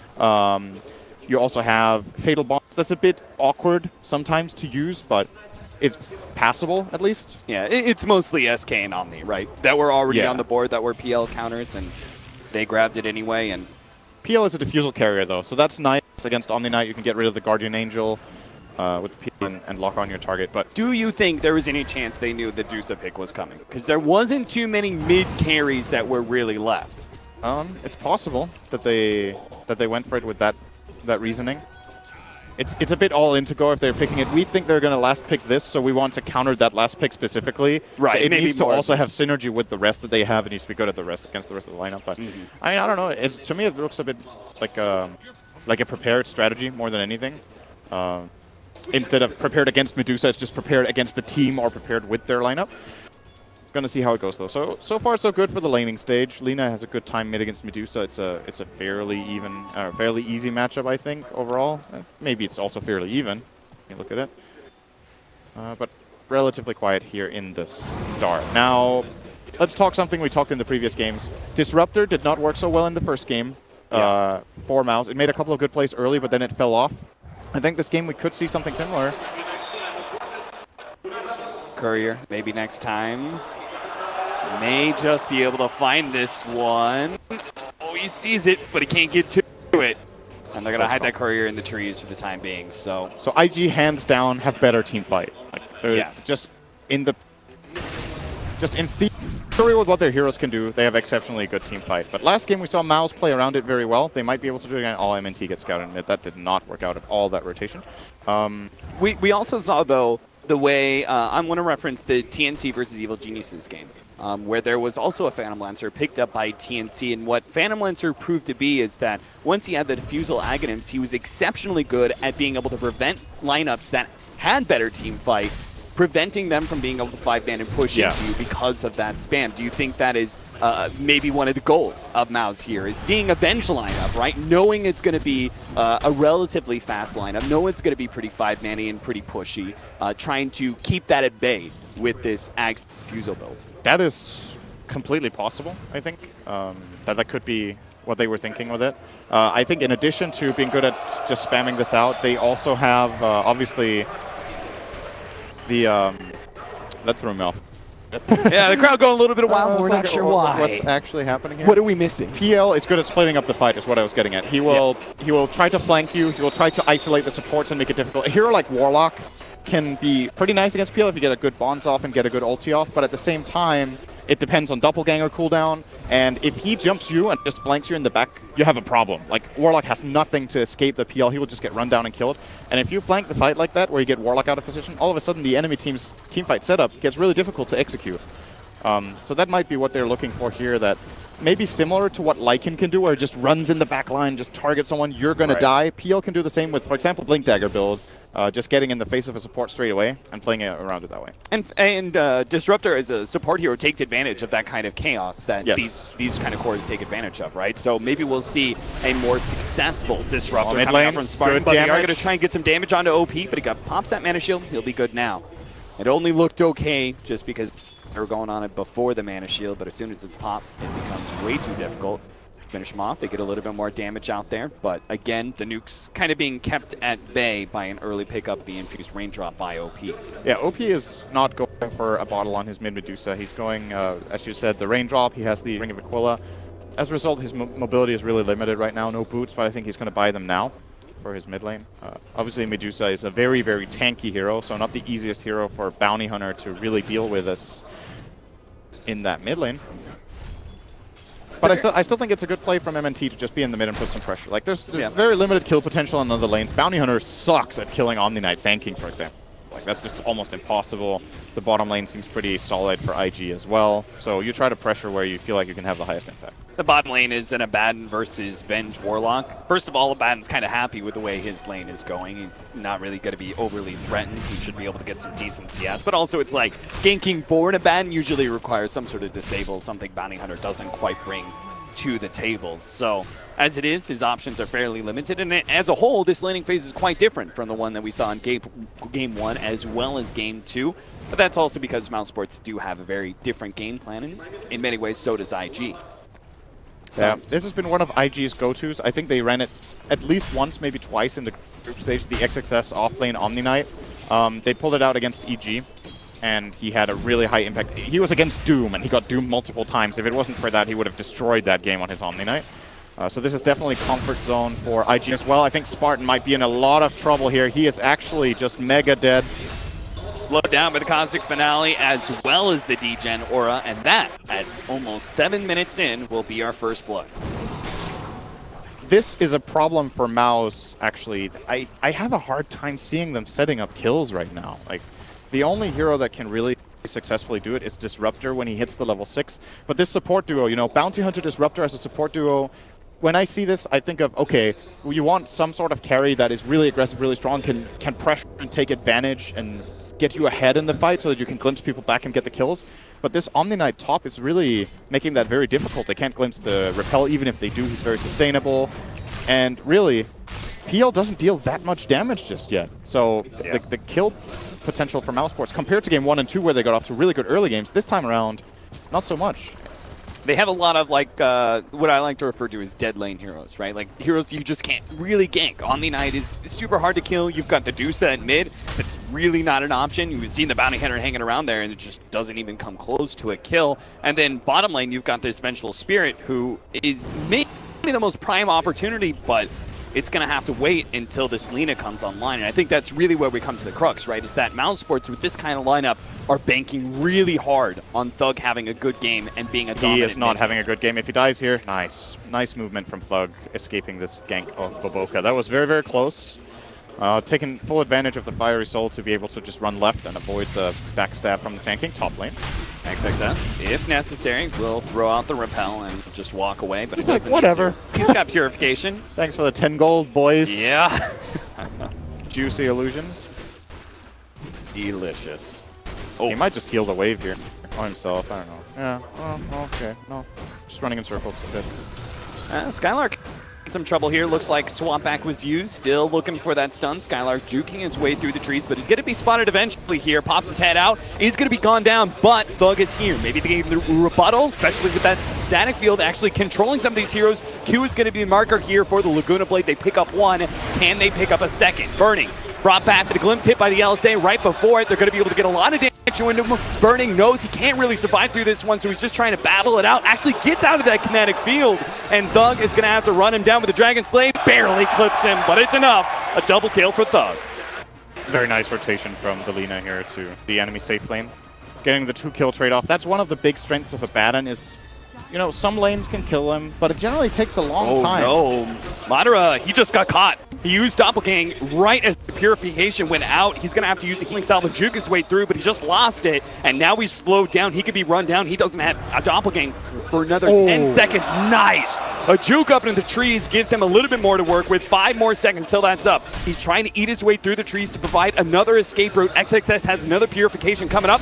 Doppelganger used, run down. Skylark is here with the Aphotic Shield, and XXS may actually be in some trouble now. Is mid overextended, pops the ultimate. Madara hiding his way into the trees, Burning spots him, and eliminates him with the magic missile. At the same time, though, while we were watching that one, the Dusa ends up dying to Thug. So the Lina is beginning to have a very strong game with already 3 kills on the board. This play was really funny to watch. It's like, that just reminded me of a pub game. There's literally an Omni Knight diving the tower for 30 seconds without TP support, but they were making a play in mid, and ultimately Skylark did come in, but it wasn't enough. So they got the trade-off at least, getting the Dusa kill for the PL. I still think if you're IG, you're overall probably pretty happy with this. You got a lot of damage on the top tower. Your Venge rotation worked out. You're actually going to get the tower by the looks of it. So big advantage for them. Maybe next time? No. Yep, maybe next time indeed. Does get hit by the magic missile, but the fate time is going to be good enough. Bottom lane, Q throws out the Shadow Word on him. Warlock is got to be such a great support hero to run when you have a core like this that is really they do have the golem. Are they thinking about this? They don't. They already get the stun out. The follow-up from Q, holding on to it actually. Feeling like the damage just wasn't going to be enough. It definitely wasn't. If they have Epicenter there, that is maybe a play. They can stun into Epicenter, and then when he uses Doppelganger, they can golem right after, and they will get multiple pulses, but not available for Baboka. He will, however, take the safe lane now. Like this idea from IG a lot. If you're playing support Sand King, you want to hit that decent blink timing at least. Give him a lane. Let the Venge, as we saw, put a bit of pressure top first off. Now rotating in toward mid. Burning went for a Hood first item, by the way. Very unusual on this Vengeful Spirit. Looks like he wants that item. Great item this game. Oh, Spartan. Kinetic Field may reveal Bobica here as he tries to TP out. They get the glimpse to be able to stop the TP, follow up LSA, and Bobo is dead. Eventually. Hello? Test. Okay. All right. Fuck at it. He just wanted to give, the little bit of hope, that glimmer of hope, and then snatch it away from him. I was wondering if he wanted to give the kill to Spartan for mana boots. That could have been the idea, and then they were like, oh, whoa, don't let him get away. Still had vision on him, obviously, with Thunderstrike, so we'll get the kill on Thug. And Spartan has the gold for mana boots now, if that's what he wants. He might just go for a Force Staff again, similar to the previous game. Seemed to be very proficient with it. Uh-oh. To get Thug caught here. The Warlock Golem is dropped. They immediately focus down the Spartan. Thug is going to be able to get away. And honestly, all things considered, Mount Sport should probably be happy with that one. Thug going down would have been disastrous. If they can defend the tower, definitely. If they don't, I still think it's a good play for IG here to drop the golem. If you can always get a tower, it's very nice. And in addition to that, by the way, they got the mid-tier 1. It's one of the strengths of Medusa that is maybe a bit overlooked. The hero is very good at pushing out waves all the time in this mid lane with almost 0 cost. And Thug's rotations, it's similar to when you're playing against a Dragon Knight. Oh, well, missed a kill. Sorry about that. Don't worry, the camera didn't. Oh, good. Feel free to interrupt me if there's something exciting happening. I'm just talking. It's going down memory lane here. Okay, I just wanted to hear what you wanted to say. Yeah, so when you have Medusa mid, think of it as a bit like Dragon Knight. I think I mentioned that in the first game as well. Like if you leave this lane with Lina, this Medusa will take your tower. And Thug's rotation, sure, they were successful, but it's cost them 3 towers minute 13 right now. This is not good for Mouse Sports. Losing control of the map this early. PL is a hero that needs space, and the space is falling apart very quickly. Seems like Mouse are trying to do everything they can with this duo. Spartan and Lina have queued up once again with the smoke to try and follow a kill, and that will be on Q. So there might be a glimpse attempt here from Spartan. He wants to get vision on Burning. Smoke broke. Not going for it. Thought maybe he'd go for a scouting kinetic field. Sees Burning for a second there. Maybe they're going to set up for an attempted dive as soon as the wave pushes in, but... They know they can't kill him as 2, actually. This is a big benefit for him having this hood. If he gets glimpsed and there isn't one of the cores there, he actually can't die. Yeah. The barrier plus the passive magic resistance of this Hood of Defiance is going to fully block Static Storm. And then, sure, you're caught in a kinetic field, but who's going to hit you? Yeah. Bounty Hunter? And there's even the potential of, if he survives long enough, of an Omni Knight rotation, right? Absolutely. There's multiple heroes that could have just TP'd in and helped him. So good call there from Mouse not to pursue that kill. Instead, they're going to look to push out bottom. Spartan is set up in a good position again. Once again, very high level here on Disruptor, level 9, minute 14. Very, very nice for him.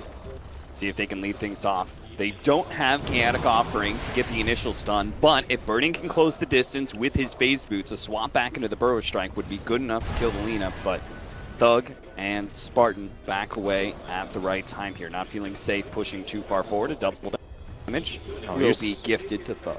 Are you seeing this on XXS? Look what's in this quick buy. Yeah, baby. Play it like an Abaddon. Remember and a Midas into Radiance. Remember the thing about the pub play top diving tower? He's going all in on pub play, man. Midas Radiant Sports. This is my Omni Knight build. I've tested it in pubs. It worked every time. I'm sure it can bring us out of this really, really important game at the major. He's got a Deuce on his team, and he's like, don't worry, guys. I'll carry this one with the Omni Knight. Let me take this burden from you. Either way, XXS is having a fantastic game so far. It's hitting at 6,300 net worth. And if you can actually finish out that Radiance in a decent timing, it would be a considerable boon to IG's late game. Yep. They're building nicely toward. That's for sure. They've got a 5,000 gold lead, actually. More than I thought it would be. The experience is about even, but this is the 3 towers and the slight out farm that they've had across the board with their cores. All 3 cores on IG are getting really, really good farm this game. And they scale well. I think when this goes later, the options, both teams definitely have options. I think a lot of the pressure lies on Madaro's PL, who will now pick up the Diffusal Blade, it looks like. Yeah. Does he have it? Yeah, he does.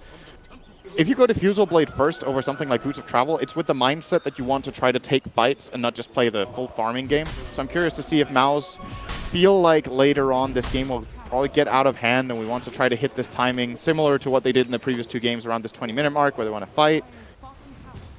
It does kind of make sense for the current status of the game, right? Is that they're losing a lot of towers just to really IG. They need to stop this bleeding. I feel like it's so hard for them to fight this Malport's lineup. It's difficult to set it up in a way that will prevent IG from just, they have 2 defensive abilities we haven't talked about either. Well, we have talked about the Omni Knight a bit, but they can just swap defensively. Right. If there's a Kinetic Field Static Storm, someone gets caught, Venge can bury herself, swap in, and just get covered by Omni Knight. Oh, that's an excellent kill. If they can actually get it, XXS stuck inside the Static Storm, it's going to be enough. They get a track kill. Not there yet. Oh, they actually send back Burning. Bulbika comes in with the epicenter. Spartan is going to be gone for by OP. Bulbika actually gets a 2-man stun with a Stone Case going out. Thug has to turn himself around away from this one, but the Chaotic Offering is there to stop him in his tracks. Maybe next time's also going to be caught. A triple kill for the Medusa at 17 minutes. That's what you don't want to see if you're a Mouse Sports fan. That's like the worst thing that can happen is this Medusa getting so much gold. He ended Thug's kill streak. You can check the history here. He got 238 and 382, then 199. About 1,000 gold going Medusa's way with this fight. And now top 3 cores all sitting on IG's side. And I've got to say, again, how are Mao's going to incorporate this deal? Like, what's the idea here? He went for the Diffusal and Iron Town, and he's just farming the jungle. And now he's going into Travels. I think if you're taking this route, maybe you just build them in the opposite order and just Travels first. You have the move speed, you just travel around the map, find the farm, play that way. Maybe he has to change his mind now. After that fight failed, I don't know. It's so hard to see these fights going Mouse Sports' way right now. Even skirmishes are difficult to pull off. Yeah, I was with you on the Diffusal Blade. I thought even the Phantom Lancer instead of defending bottom, maybe they'd go for a push themselves and try and force IG to react and get some sort of team fight out of that one. But it seems like this Diffusal Blade hasn't done too much for him, as Mouse Sports are constantly on the defensive, just playing for efficient farm. They already have 1 Hannah Midas in their game. Baden has picked up his, looking to extend into a 3rd core potentially this game, has the Vlads. He has to. At this point, it's pretty clear. Yeah. The Abaddon in this game needs to get really farmed. The problem is when it comes to the graphs and the farming rate of this game, it just feels like IG will just be getting more out of the map. Their heroes are pushing the waves very nicely. The kill threat is keeping Maos on their toes, and they have to maybe sacrifice a farm that they would else take. Look over on the IG side. How do you kill Medusa without PL? I don't think they can do it. Maybe a 4-man gank perfectly executed without Venge or Omni nearby, maybe. Apart from that, OP feels like he can't die. It's just going to be pushing waves, not giving a damn as long as he's PL. Mouse, what is the plan here? I think one of the hardest things for Maus is we see this game kind of play out. It's very likely IG are just going to take all the tier 2s, and when they go for the high ground with Dusa, you're actually going to force Maus to initiate onto you. We already talked about what's going to be happening there. You're going to have a repel, you're going to have purification, you're going to have swap into the stone gaze, and that's one of the big things, right? And you have golem. Dusa just completely, cuts all initiation out. As soon as that stone gaze goes down, it's going to be so difficult for Mousesports to actually stop that constant push that is going to be coming in from IG in the next 10 minutes or so. But the Aghanim Scepter will do a lot for them, and that's what Phantom Lancer is going to be looking at next after he picked up that Boots of Travel. Will it be enough, though? XXS still working towards that Radiance. Has the Relic queued up, sitting on 3,200 gold. Pretty interesting. Omni Knight. His positioning is super good right now. So Madara will obviously try to check behind the tower. Okay, no. I thought they were actually going to try to defend this with Omni Knight being able to backstab our flank and then just blink stun Sand King into Purification, give him Repel and Epicenter them, but they will just give this tower up. Feel like they're not in a good enough position. IG made the call for shot, it looks like, yeah. So, and then that's what IG have been doing kind of this whole entire series, right? Is recognizing the risk-reward ratios and when they're off, right? It's just better not to go for that attempted team fight. You could actually lose that one. You're in good control of the game right now. Better to just take the safer win, trade it to one tower for Roshan, and then you can utilize that Aegis to go on the offensive. This Aegis should give them the remaining tier 2s. If they read this correctly, there's just no way. I think this Medusa pick so far has proven to be absolute genius in this case. Which means even more so that if Mousesports pick PL as a planned counter for Medusa, it has not worked. No. That is pretty much the short version of that. It has really not worked. The Dusa already had an amplifier in damage, right, with the Vengeful Spirit. I think that's something that we've seen in the past that's been pretty important. And so the Deuce is kind of already in line, but considering the huge amount of farm that he's managed to pick up, bottom lane, Static Storm doesn't actually keep the kinetic field, though. Bobica slips out of that one a last half second. The Sand King is bottom. Courier kill from MNT. That's something. He's going Midas on Bounty now? All right. Well, this patch is full of Midases, I know. You got to be feeling real bad as Mouse, I think, right now. Because they're looking at this and seeing IG are in full control of the game, and they have these great late game, extending heroes, Medusa being one of the kings, or queens in this case, and they have 3 Midases to be able to work on. So it's not like even if IG stall out in the mid game, they're all of a sudden going to fall off or anything. They have that backup plan. So Mouse have to create some sort of, level to make this even. They might just feel like they have no choice. Right. I'm not saying this Midas is an awful choice. It's really not what you want to do right now. But he probably feels forced. Once again, their play potential is so minimal. He can't really expect track income.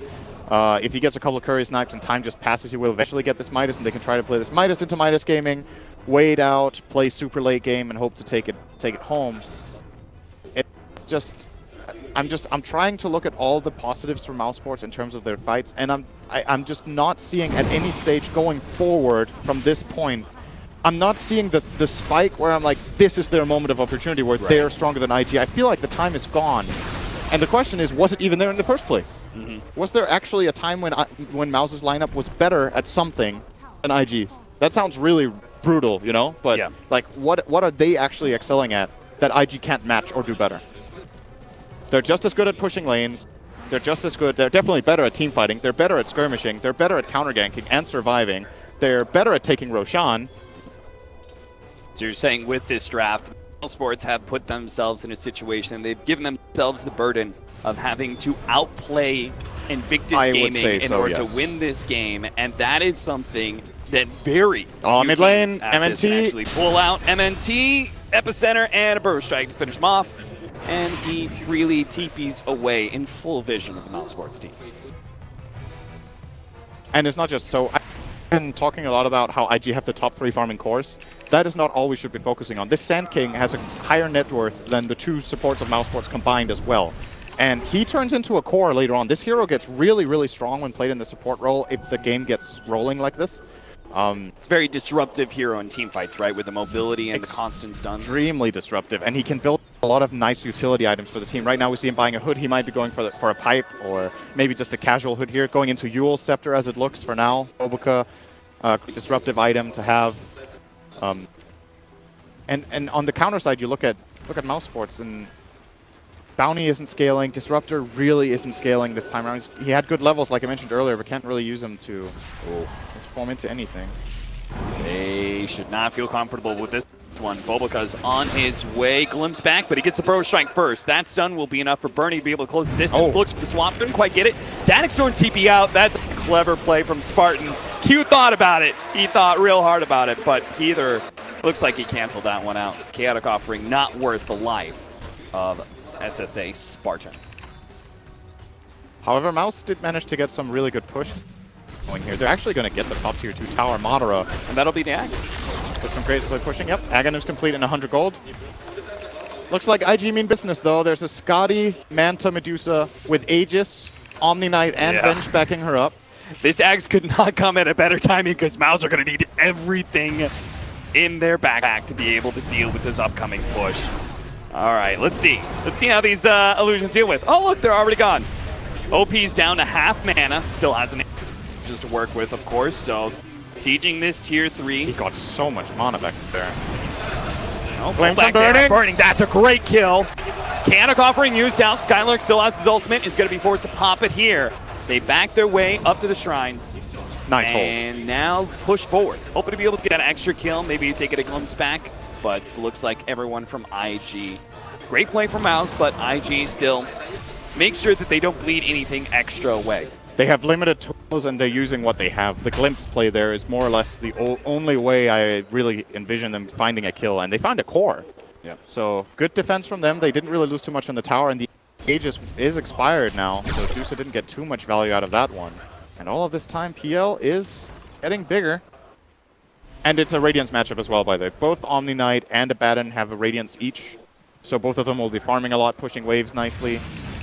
Arguably, just for the hero itself, in terms of its damage output and how well the abilities of it scales, the Radiance on the Abaddon is probably better. Yes. But it's still a good item on Omni Knight and one their team can definitely utilize. And the Radiance Blind is actually annoying for PL. 17% miss chance. PL is not the type of hero that really wants to buy MKB if he can avoid it. So the Radiance will have an effect maybe the whole game.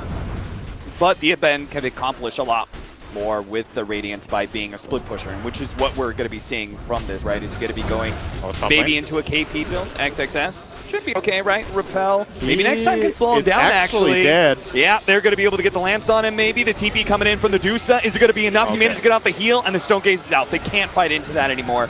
Madara has to back himself away, use the Doppelganger TPs away, and is good. So they force a reaction from IG, even if they don't get a kill. That's still something to be thankful about, says Skylark, or rather Thug, is farming the opposite side of the map, going for a similar build to what we saw from OP. He's already picked up the Maelstrom. That was really impressive patience, by the way, from IG. I thought, you know, XXS were drawing it out so long that I thought, you know, he had TP on cooldown, he just used Repel.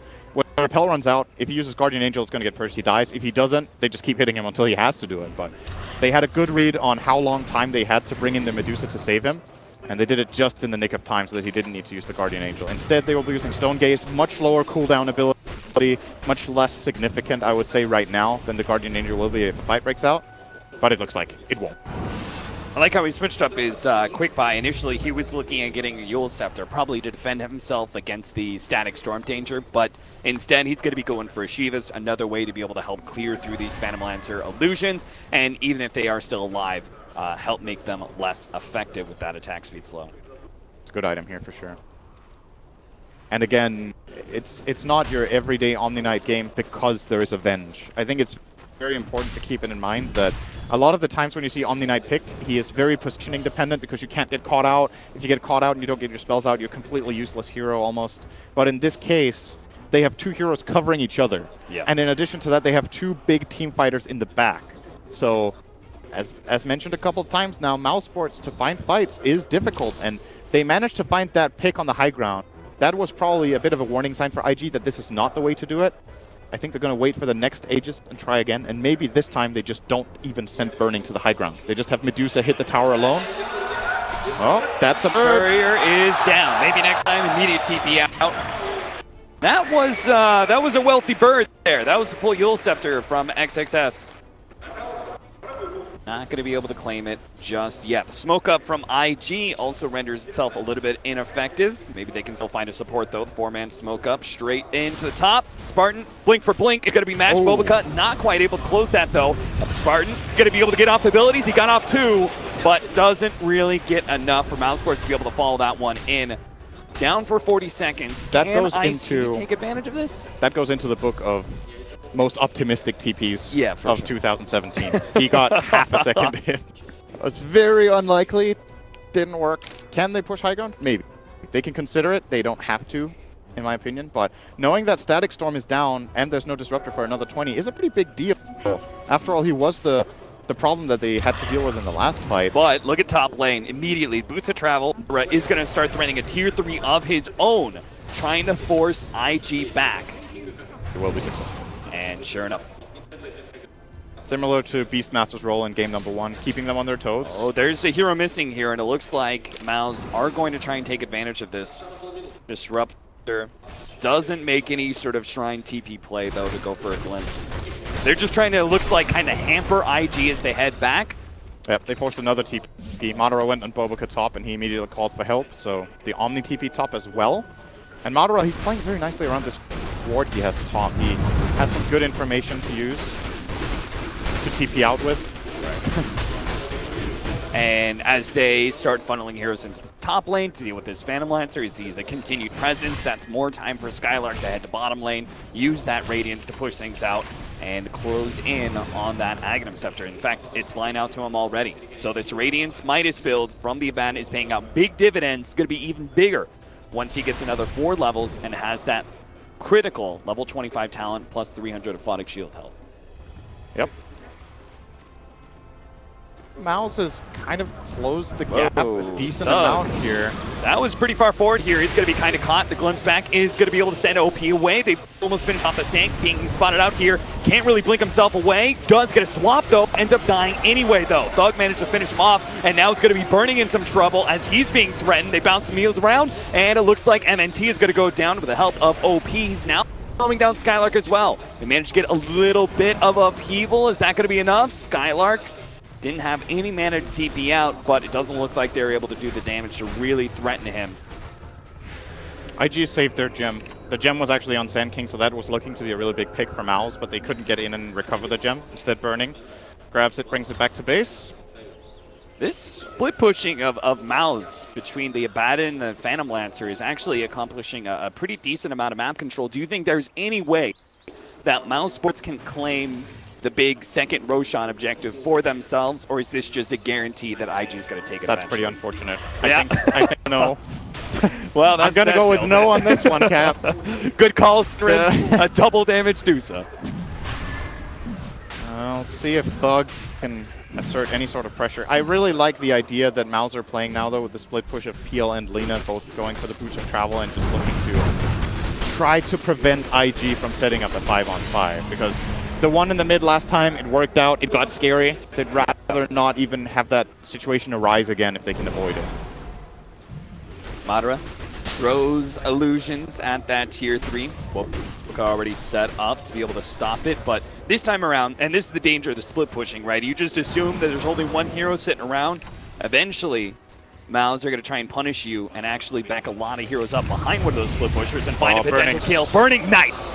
Gets a 4-staff out of that kinetic field just in time. That'll buy him some time. He's still going to be glimpsed back, and it looks like blown up. Does get another swap out. That's a decent one with the Stone Gaze going out. It's going to block a lot of heroes. Spartan as well as MNT going to be locked up on the left-hand side. We already have the Warlock going down. Skylark has his ultimate still on the bank, but he's going to be constantly slowed down by this Dusa and won't be left with a whole lot of HP. They start laying into him. Madara's actually out of mana as well, so this could be very bad for Mousesports in a second here. Skylark's going to be slowed down. He's easily done for, but can Madara get away? This is an even bigger kill. Madara has to turn around and focus on Bobaca, but can't survive. Gets stunned up. Mousesports lose 3.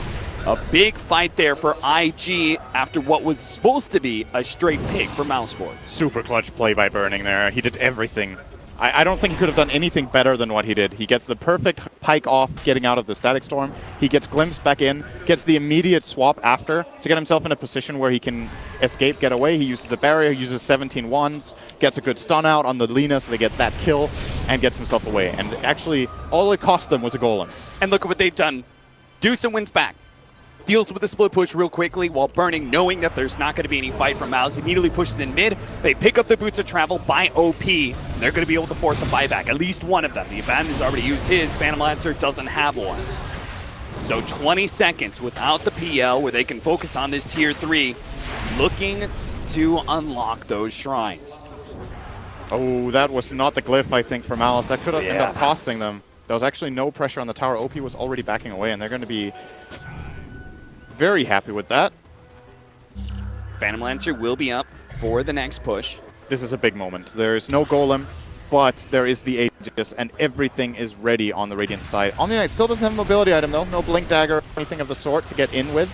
You get a good GA. There goes that man to the physical damage. It's going to be enough. It looks like, in fact, they even get the initiation. Thug already down to half HP, forced to pop his BKB. Skylark may be forced into an early ultimate as well. Tries to TP himself away. Will manage to make it out. No, a swap actually stops him with Yule Scepter. Skylark, he receives not too much of a heal. Well, maybe I'd say that wrong. He's actually getting a full heal out of that one, doing a lot of damage over time to IG. They're all pretty low, trying to make his way to the shrine, but can't quite get there. IG are getting this push down, but Moderate is also pushing in the bottom lane, going for that tier 3 tower. So IG, full committal here, are going to be able to take the mid lane of Rax entirely. And Madara just hoping to be able to escape with the tier 3, it looks like.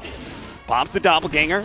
Maybe he can still fight this one. They're going to try and stop the TPs as best as possible. Maybe next time's already getting the track down. Hoping to be able to stop these with a potential Shuriken. OP is going to be able to complete his TP, but a Boots of Travel in from the Lina could even things out. OP's here, though. He's big, he's bad, and he means serious business. Madara already low enough. Bobica doesn't choose to focus him down. Thug on his way back through the mid lane. May still be caught by IG. XXS and Burning are in the neighborhood, but it looks like he will manage to escape. So Mouse Sports, very nasty situation, but they make the best of it. They get a tier 3 in exchange for the mid lane that was going to go down anyway. How long is left on this Aegis? There is another minute. So if IG are fast and they straight away go top, they might be looking at a second lane here. Warlock will have the Golem this time around. He's spawning in 20, could TP to the top shrine and move over. Alternatively, they chill, they push out their waves, lose their Aegis, and honestly, at this, do they even need it is the question to go high ground? I don't think they do. It doesn't seem like it. Guardian Angel, however, is on cooldown, so it's got a good 70 seconds on it, but IG, they're going to go straight away to bottom. This is scary stuff for Mouse. They're trying to get push in top with Madara. He still will need to kill 2 waves off before he reaches the base, and IG are going in straight away, but I don't think Mouse has a choice. Madara has to keep going up here. Nope, never mind. He will go home. Could get dangerous. They're losing a lot of damage in this tower. Surprisingly, OP is walking away. I think this is where you just burn your Aegis. Yeah, you just force about to run out, so he might as well go and do some extra tower damage here. Maybe afraid of getting out of position. Are beginning to get tinky enough that they survived through the nuke, so they're actually getting a lot of burn damage onto this this Medusa's mana shield. And there goes that the Aegis burn, so they get the full heal out. They'll take the trunk. The full Oh, and back into it they go. After all, you said it. Oh, they have a good ward in the base. Mouse has actually not found this ward. That was something IG was super good at in the previous games. They immediately counter the swap back as a result is going to be able to get Thug. He BKB is trying to run himself away from OP, but he's slowed down by the Scotty and isn't going to be able to do much. Skylark popped his ultimate just to try and help save Thug. Madara actually gets caught in the Stokecase. He's going to die inside of it. He managed to get the Doppelganger out. Can he get back to base? The Radiance burn and a Blink Forward. He got it. He gets sent all the way back, but not before he claims the life of the Phantom Lancer. A little loop-de-loop there from Spartan. Does manage to get him away from burning. Round 2, though, from Madara. And he needs to be able to force IG back with this one remaining life of his. A lot of harassment damage going down. OP is beginning to lose some of his mana from these illusions. Thug laying into him as well, but Mauser actually receiving a lot of damage in return from all this split shot. They still have Guardian Angel. They didn't even need to use it there. Bobica might be the sacrificial lamb here. He gets sent back in. Yeah, Bobica, he'll get a little bit of heal, but see you later, buddy. They take that one. Doesn't look like Mouse are really going to be able to pick up too much more. Looks like Q is going to be another sacrificial land. That's like 4, managed to get an XXS, and no, they're not. Nice turn on kill there on MNT. This Omni Knight's fat. He's really rich. He's a big boy. He definitely is. And it's only going to get worse when he gets level 25. The options of Omni Knight are actually both really, really damn good. Yeah, plus 200 purification damage heal. Or 16%. That's a 50% slow from your Degen aura. Yeah, Degen aura is pretty scary. I'm curious to see which one he chooses. I would say most of the time you would take the purification heal, but given that he's playing against so many illusions, that slow plus the Shivas is actually 100 attack slow, more or less, against the PL. Pretty difficult for him to deal with, and he has to itemize attack speed as a result. He will be getting the butter. I think it's a good choice anyway, but Mouse Sport, they have one lane of racks remaining, and Roche will not be too far away for them either. You got to start getting a little desperate as Mouse, right? Because they still can't match up team fight wise. So this is where you get like super aggressive in your split pushing, right? You're doing everything you can to prevent IG from being able to 5-man into that last lane of racks. Yeah.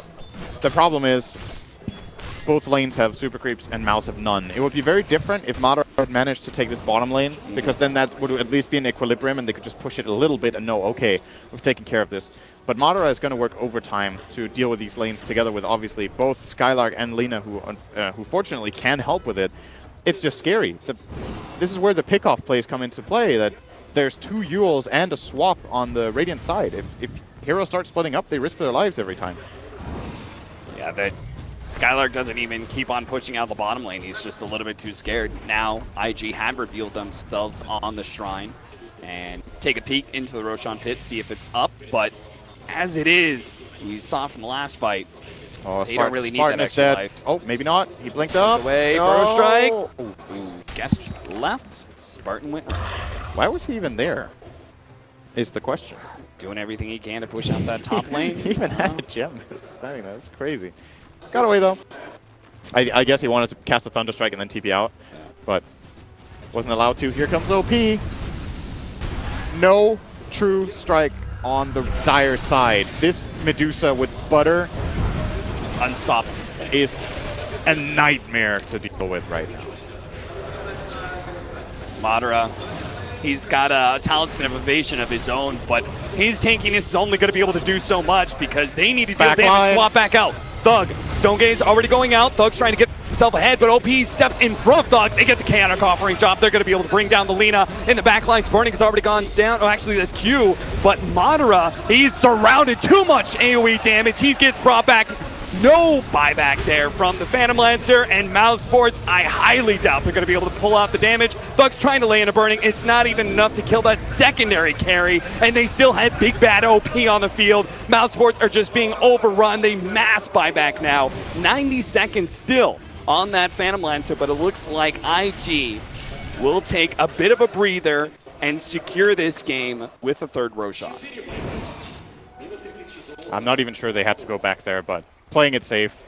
They don't know if PL has buyback. I think if they knew for sure that he doesn't, they should kind of. He still has cooldown for 3 minutes, but, well, regardless. Better secure the game, right? They can. I'm fine with both plays, honestly. I don't think it matters too much. What matters is that they forced such a huge advantage out of that fight. I think that was 4 buybacks from Mouse Sports. I'm pretty sure all of their heroes bought back in that. We're looking at a 30,000 gold lead. I'm just curious what luxury items IG see fit to buy here. Medusa hasn't selected anything in the quick buy yet. Omni Knight wants a refresher, because why not? Actually, they're going to go. They wanted to go to Shrine and heal up. This is a nice idea as well. You know, their heroes were fairly low on mana and health. You can go Shrine quickly and then reset and go up here. They know they have 30 seconds. Try and glimpse back OP to prevent him from getting to that tier 3 tower, but the repelled up Dusa. It's already broken the tier 3, about to take melee racks unless Mouse do something. They pull some sort of rabbit out of the hat to be able to stop him, and it's going to be IG taking the first step. They already swap back. Thug, they manage to get the Static Storm out onto OP, but Burning pops BKB, focusing on Spartan, stops the TP with a magic missile. They'll take 1 support and the Megas. Now Mouse Sports, with a dream and a prayer, are going to try and fight through Mega Creeps and push into the super late game. but it's looking very, very bad. Yeah, this is not good. This is even going to be a Roche going IG's way, probably. They can just wait until the waves are pushed out, or just go right away. Because the waves are actually pushed out, so you don't even need to wait. And it's not like there's any items coming in anytime soon for Mouse. They blew all their buybacks. They've got nothing to change the nature of these team fights. It looks like, as it looks right now, this game is completely in the bag for IG. And if you're Mouse Sports at this point, you know, it wasn't a bad showing. They took game 2. It's been they've been looking pretty good here on the main stage, and it just makes you wonder. They probably are a bit better. I will come back to this game with. They played against Newbie. They had a big lead. Game 3, deciding game of that in the group stage. If they take that game, instead of matching up against IG, one of the favorites, they would have had an arguably easier matchup that their playstyle might have even worked better against. So, all those saying group stage doesn't matter, you know, I'm not on board with that. I think seeding definitely matters, and at the end of the day, they're meeting an opponent that just seems superior overall. IG with the flying V formation, OP in front, 2 defensive saving heroes on the sides, and counter initiators ready to go the moment Mao's step too far forward. Mouse are all in on trying to base race here. Madara trying to get the first tower. They're already 2 towers down, though. Skylark ultimate. There's no way they're going to be able to beat out this damage. The 2 tier 4s are already gone. They're focusing on the throne. Half HP. Chaotic offering laid out. Spartans here. Throws out the static storm. Can't stop the damage from OP, though. Will these things up in a game 3 base race, but it was the race between a jackrabbit and a snail, ultimately. That wasn't really fair conditions. No, it was not whatsoever. IG, too big, too bad. And Spartan's like, oh well. Even in a loss. Right, good luck in life in all chat. Laughs to himself. It's probably dawning on him, oh, well, didn't go the way he wanted. Goes down with a smile, though. Gotta love the guy. He's always very cheerful and happy. And probably just feels blessed to be in this position. Unfortunately, this time, Mouse Sports don't get very far. They had a good run in Boston. This time, I think they got outclassed in the group. They got outclassed in this matchup especially. And needed a better group stage performance at the end of the day, so they wouldn't have had to run into IG this early. Yeah, it seems like ultimately, like the idea of switching up the playstyle is nice and everything, but it's very clear that Maus are just 1 or 2 steps behind in the meta. Maybe if they had some time to actually be able to recover, and maybe would they be able to make more of a show. But unfortunately here, right, game 1, they tried to push strategy, didn't work. They had to make the adjustments for game 2.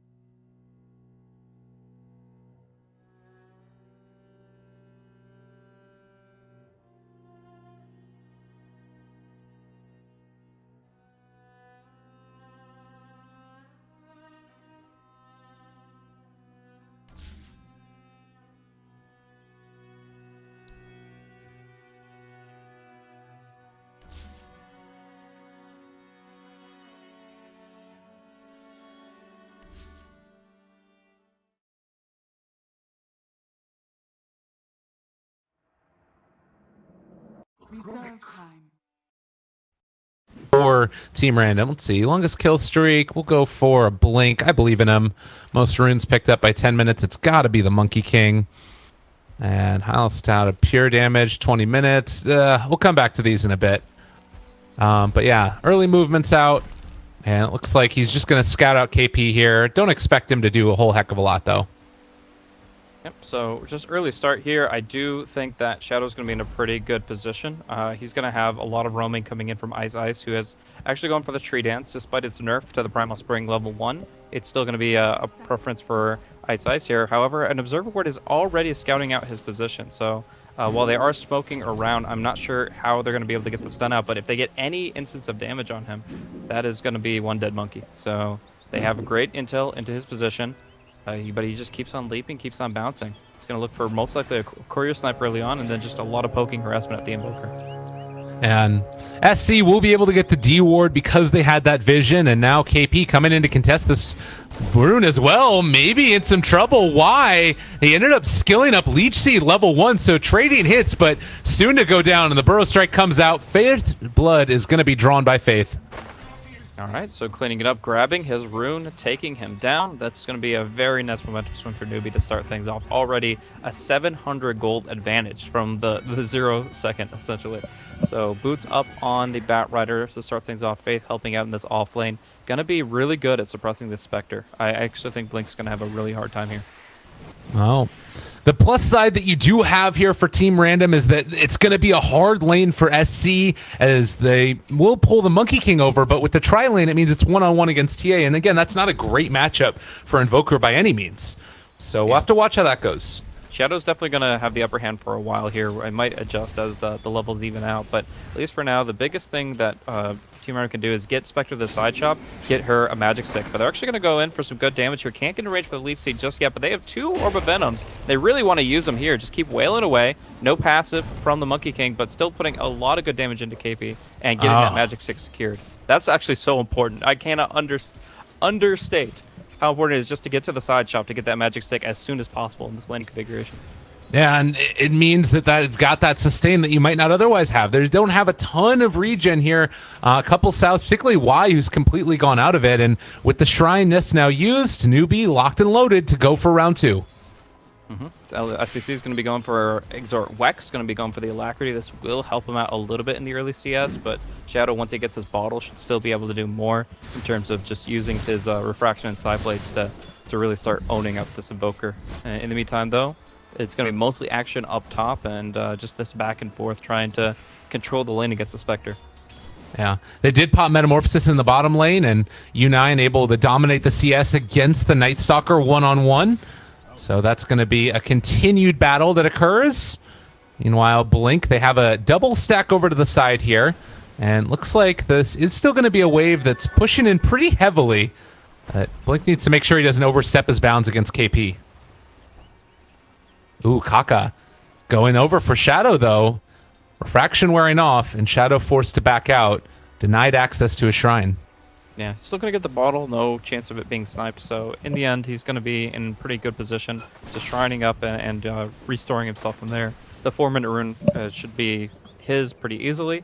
And I think he's going to be very confident in this lane. He's already toppings, but I think he's going to be able to edge out this Invoker very quickly now that he has that key item in the bottle. Yeah. And meanwhile, up top, still no great action coming about yet from Team Random. Who do they want to go on, or do Team Random even want to try and find an initiation on anybody from Newbie? It's more just when they see an opening, they have to just kind of be patient about it. If the status quo remains, Blink just gets farm, and that's great, so you have the Spectre on your team. But if it gets too pushed up and you see like this little caustic action, you look to punish it. So we'll see if Trian can get a little bit closer. But in the meantime, KP sees Ice, and while the Primal Spring or the Tree Dance will keep him away so that he cannot break down the tree line, it is going to be them trying to do something about the aggression up top. Yeah, and they're going on to KP. The bash connects, and now they've got the Leech Seed as well. The stun's coming. It's a 2-person stun with the land, and Faith able to body block to keep his Bat Rider alive. Yeah, everybody's got Magic Stick charges, though, so really there's minimal damage coming in against Team Random here. Only the Treant is really lacking it, and they drop down a Sentry where they see the movement of Y here, which is all well and good, but at the same time, I do feel like they're not getting the aggression and they're not getting the pressure that they were hoping for. In fact, losing out the Observer and the Sentry here, and now just exposing themselves. That actually could have been very dangerous. Well, all of the sentries are now gone from this lane, I do believe. And that is going to mean that you have probably to the favor of Team Random. The big problem is that it's still Spectre behind in CS. Like, you take a look at the tier blade, 22-7 so far. And while Faith Beyond has gotten a good amount for himself as well, it's Spectre that really does need to get those items eventually. Yeah, Batrider has done all right to this point, 19-4. Got his Tranquil Boots and his Magic Stick, which is his bread and butter. But yeah, I do also feel like they were hoping for more. They are technically ahead right now, but they definitely wanted more out of this laning stage. They are looking for kills. They're actually looking for momentum rather than just kind of breaking even or pulling a little bit ahead. And Faith cliff jungling a little bit here by the Shrine as well, realizes that with this creep wave pushed in, KP should be getting all of this experience free to himself. It has also been Sand King that made the rotation around towards bottom, but it's also nighttime, and Faith Beyond has level 4. This is prime killing time for SC, and yeah, the ping comes out. They know exactly what's going on over here, and that should not be a dead SC, I do not believe. Yep, 2 really good Observer wards in place, so just going to be able to kind of keep doing his thing here. There's no real way they can dive him. The newbie rotations would just make it so easy for them to punish them under tower. So we're just going to see a lot of bouncing KP, around. top lane, overextends and they punish. A lot of damage being dealt by KP there, but still able to find the kill nonetheless.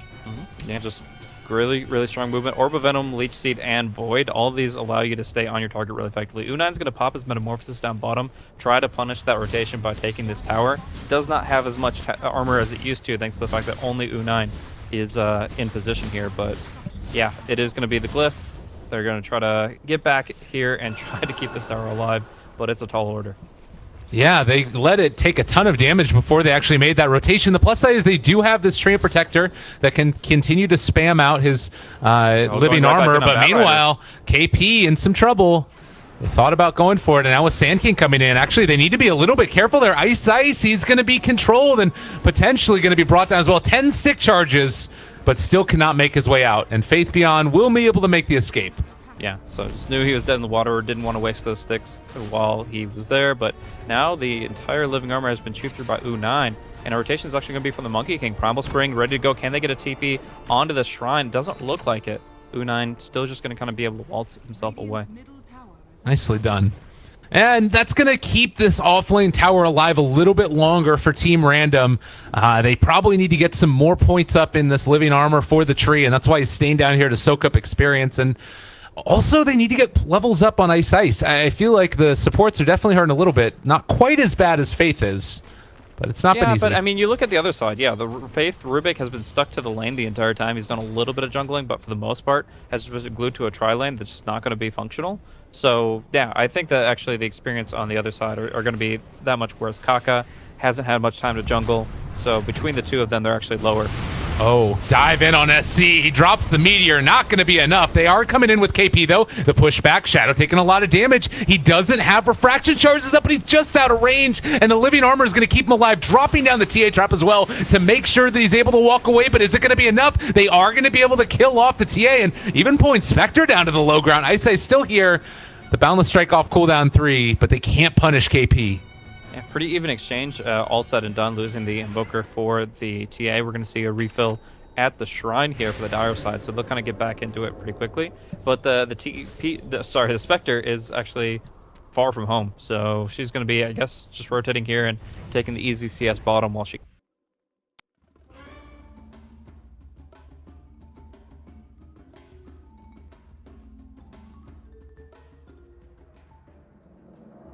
Newbies turn to pick.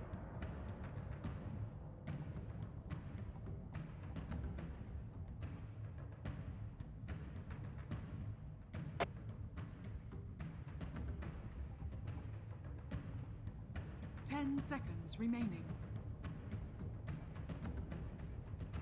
5 seconds remaining. Reserve time.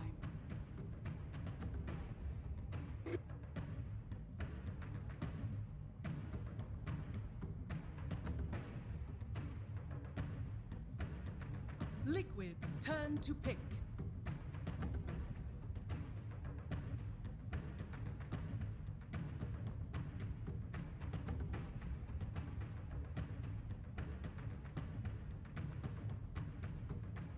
10 seconds remaining. 5 seconds remaining. Newbies turn to pick.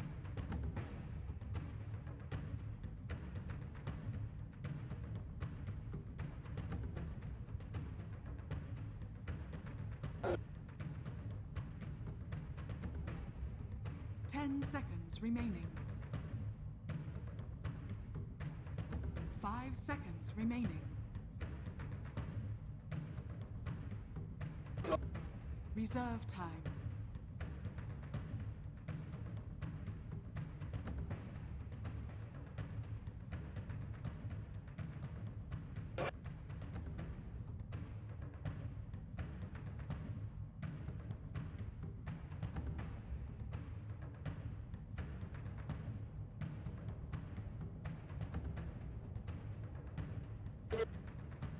League's assassin. Liquids turn to ban.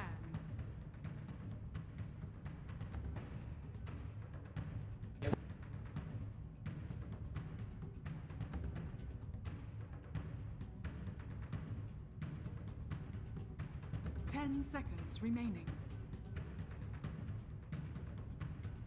5 seconds remaining. Reserve time.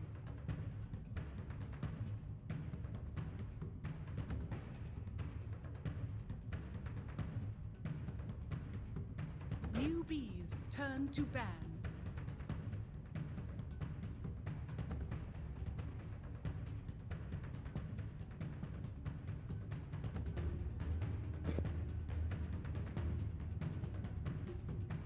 Ten seconds remaining. 5 seconds remaining. Liquids turn to ban.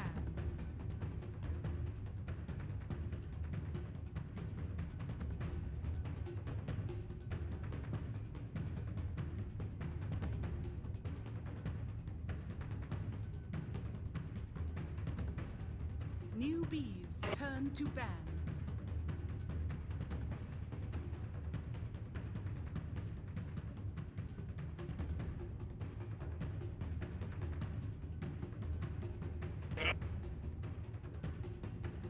Seconds remaining.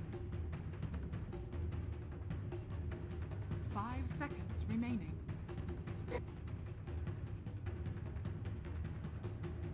Reserve time. Liquids turn to pick.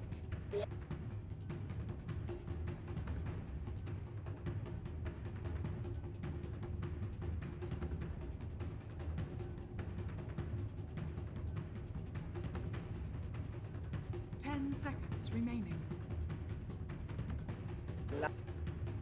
5 seconds remaining. Newbies turn to pick.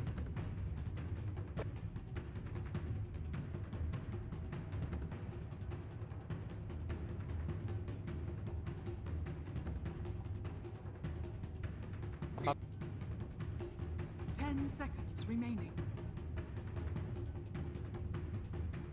5 seconds remaining. Reserve time.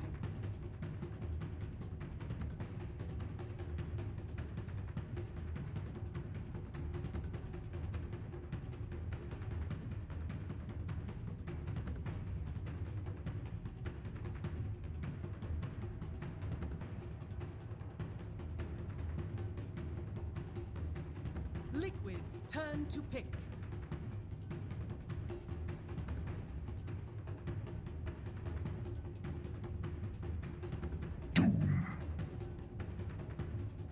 Newbies turn to pick.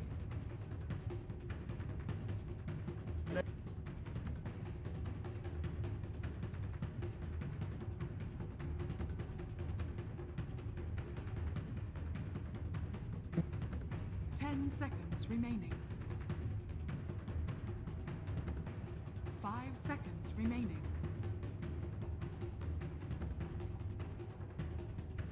Reserve time.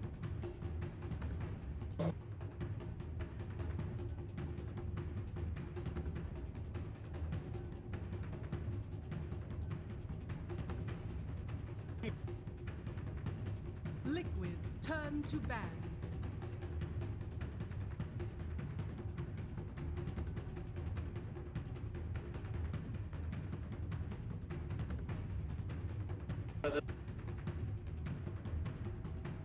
Ten seconds remaining. 5 seconds remaining.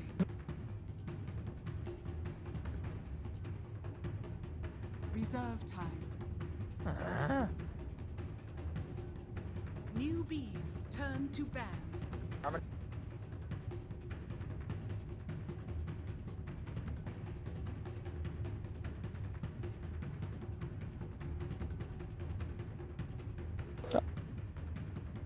Ten seconds remaining. 5 seconds remaining.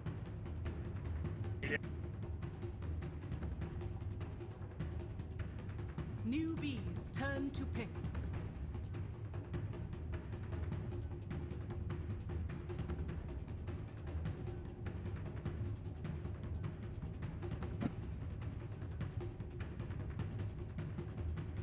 Ten seconds remaining. 5 seconds remaining. Reserve time.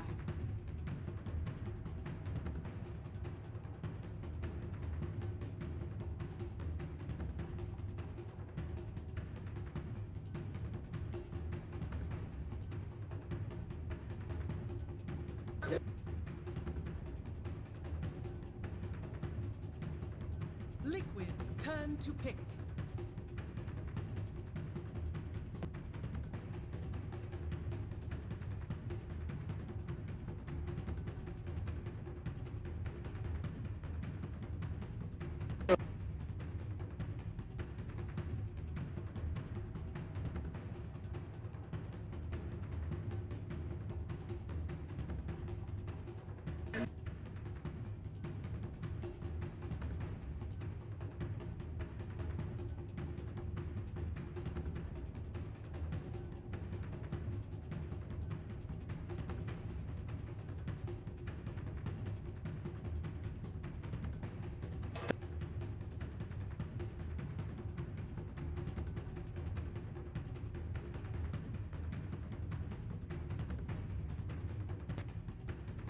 Ten seconds remaining. 5 seconds remaining.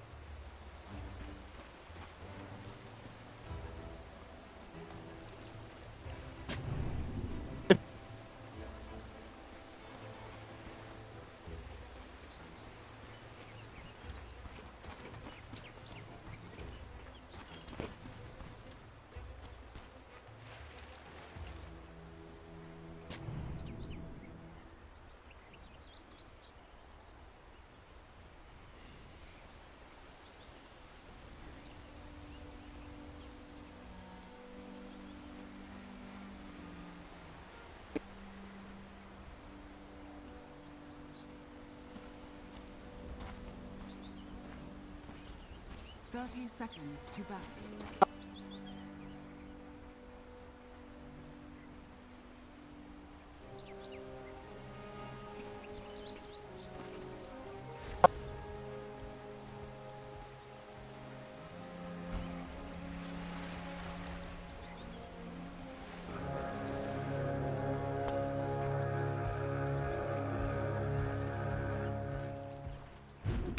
The battle begins.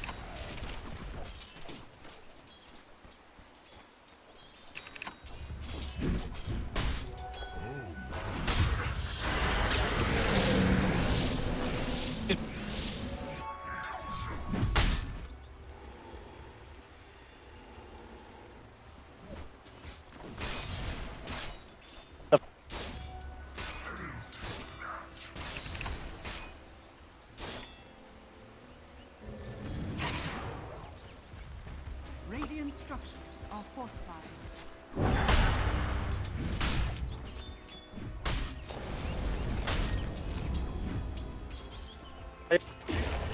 All ones will bring Radiant's bottom tower is under attack.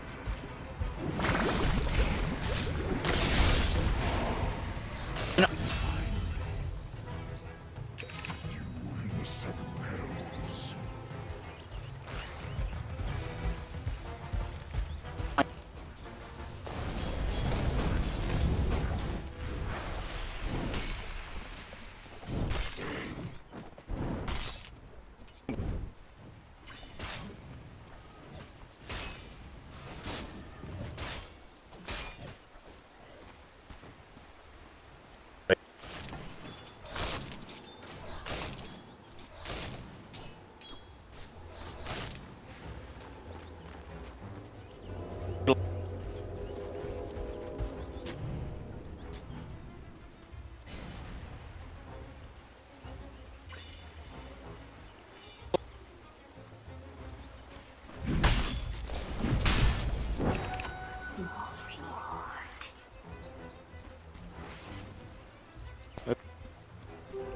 Radiant's bottom tower is under attack.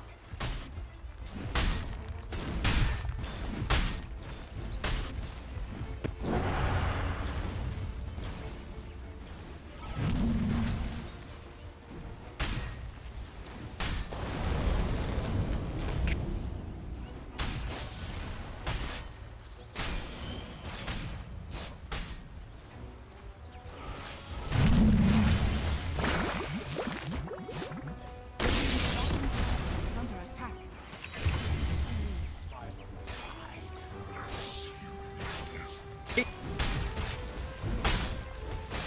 Radiant's bottom tower is under attack. Radiant's bottom tower has fallen.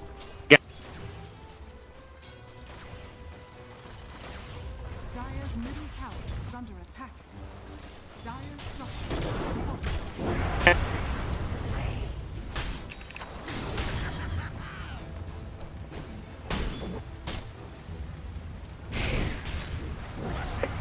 No sorceries avail.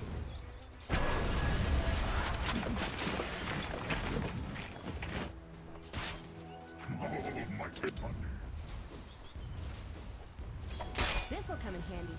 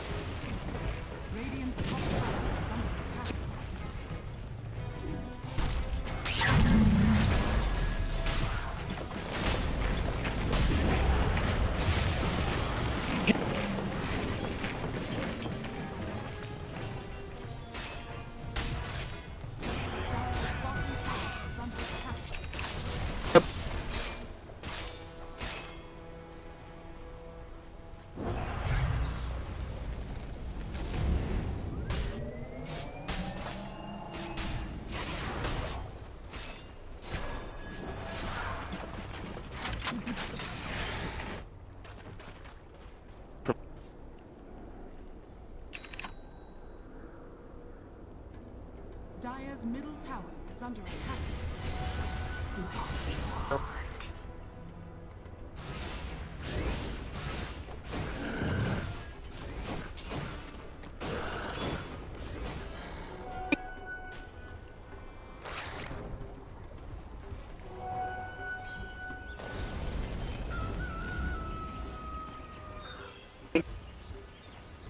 Radiant's middle tower is under attack. Haste.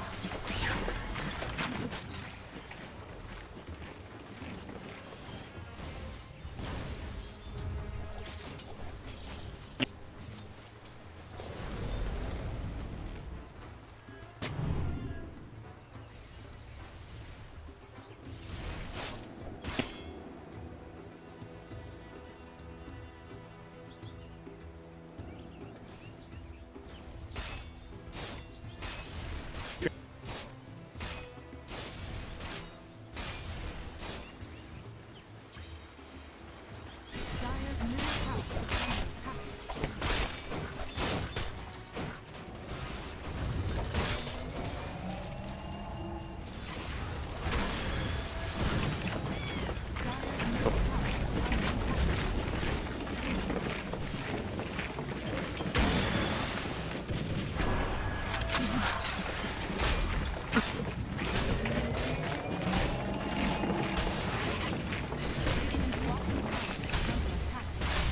Dire's middle tower is under attack. Radiant structures are fortified.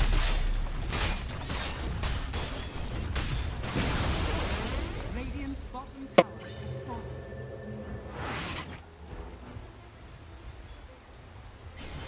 Dire's middle tower is under I'll take attack. that as tribute.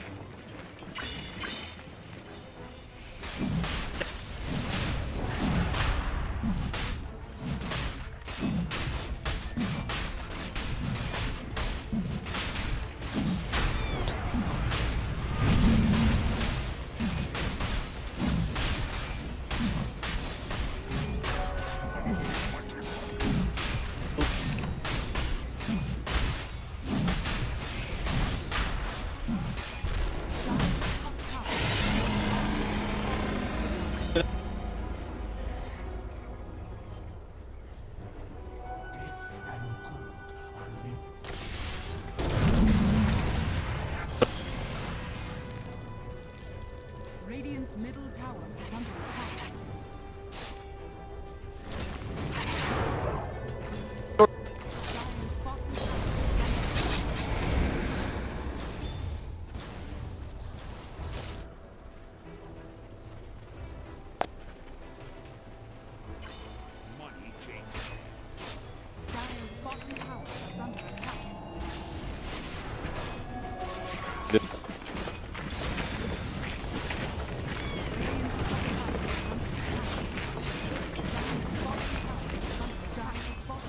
Dire's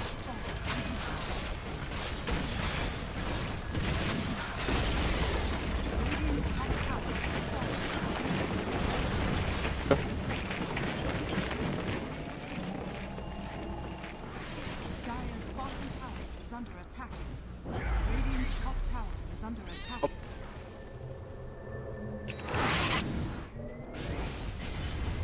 Dire's bottom tower is under attack.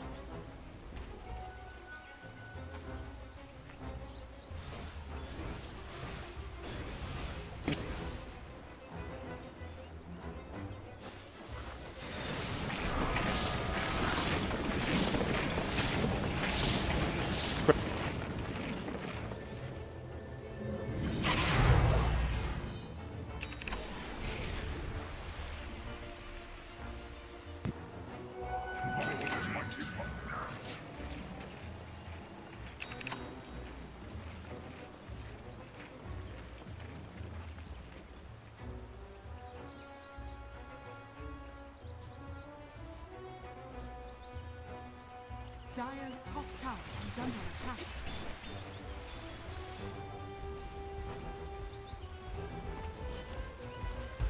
Dire's structures are fortified. Dire's top tower is under attack.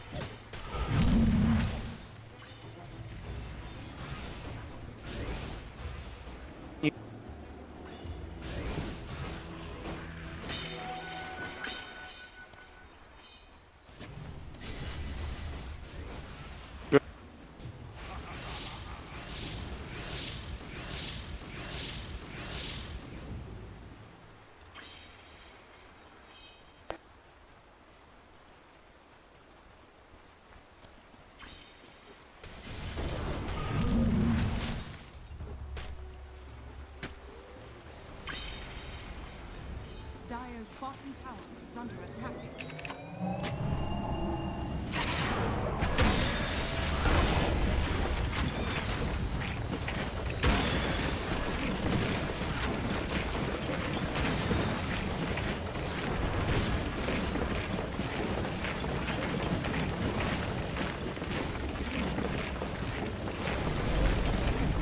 Radiant's top tower is under attack.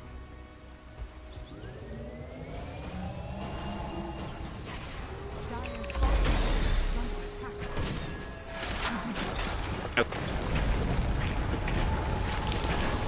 Radiant's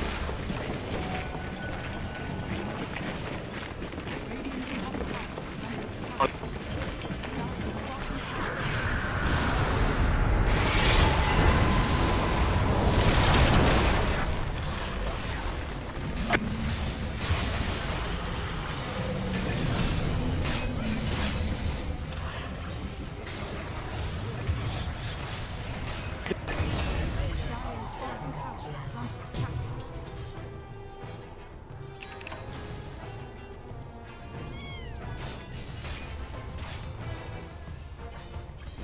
Radiant's top tower is under attack. Radiant's top tower is falling. Dire's middle tower is under attack.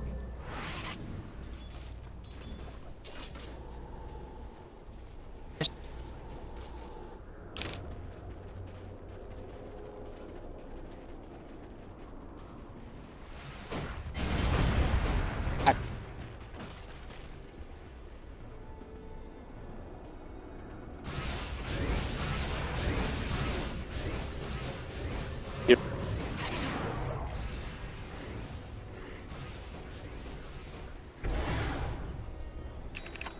This'll come in handy.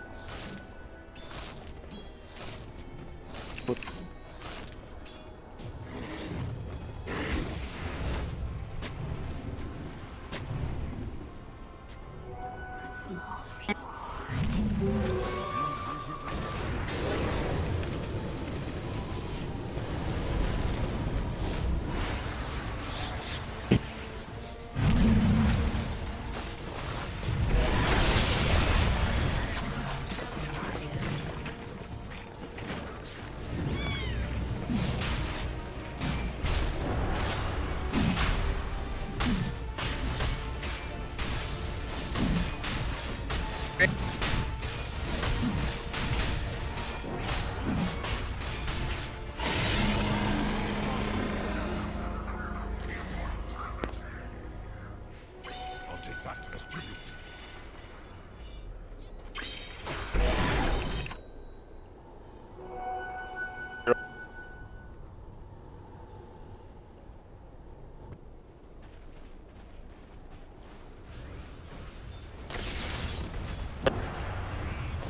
Dire's bottom tower is under attack.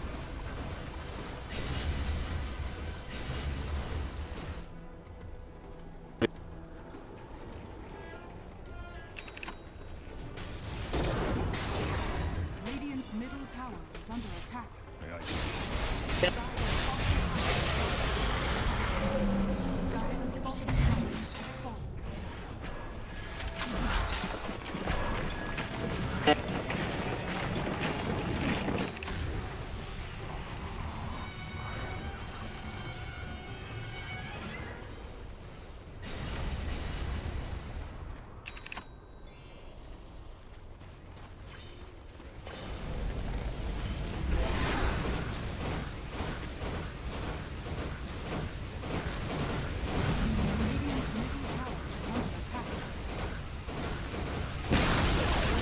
Radiant's middle tower has fallen.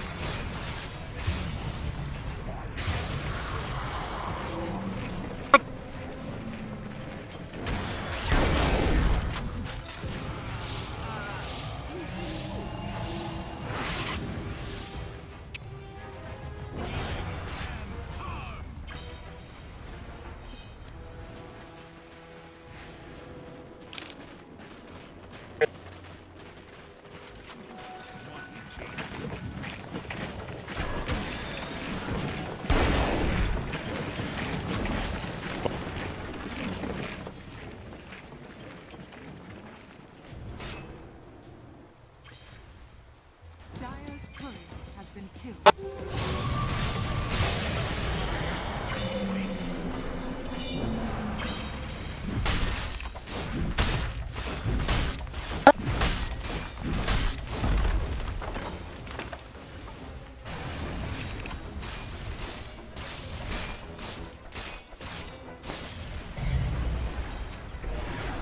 Dire's top tower is under attack.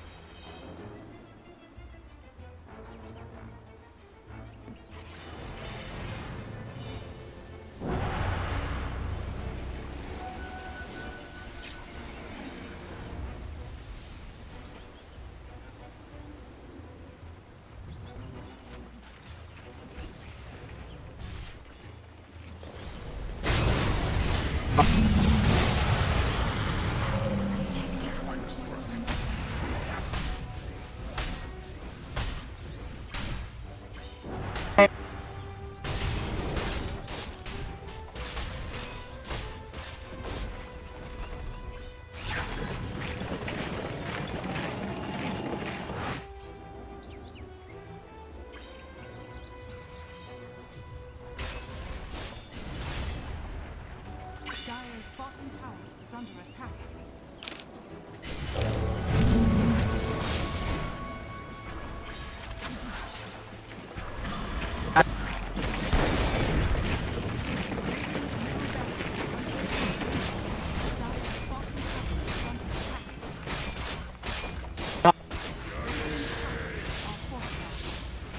Radiant's middle barracks are under attack.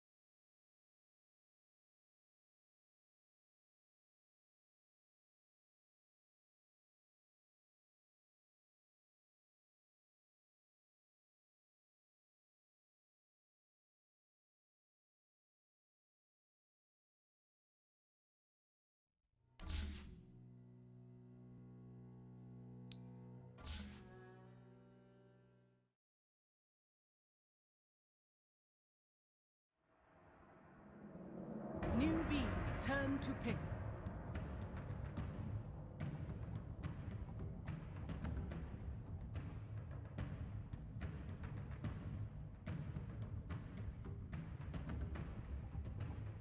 Reserve time, 10 seconds remaining. Liquids, turn to pick.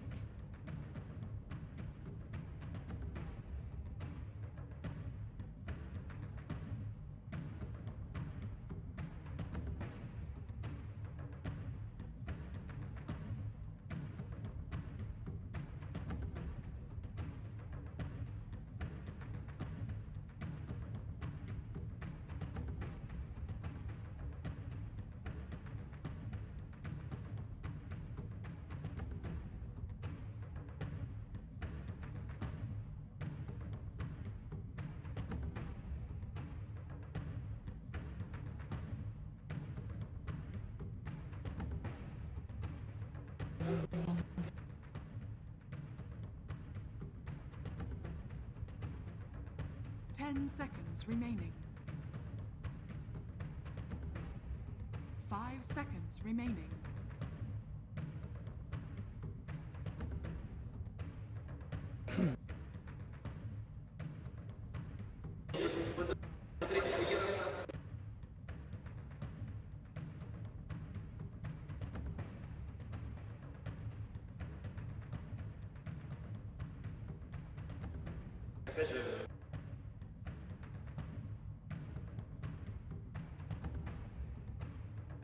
Thank you very much, Paul. In game 2 now between Newbie and Team Mighty Pixel. I'm here with Sin.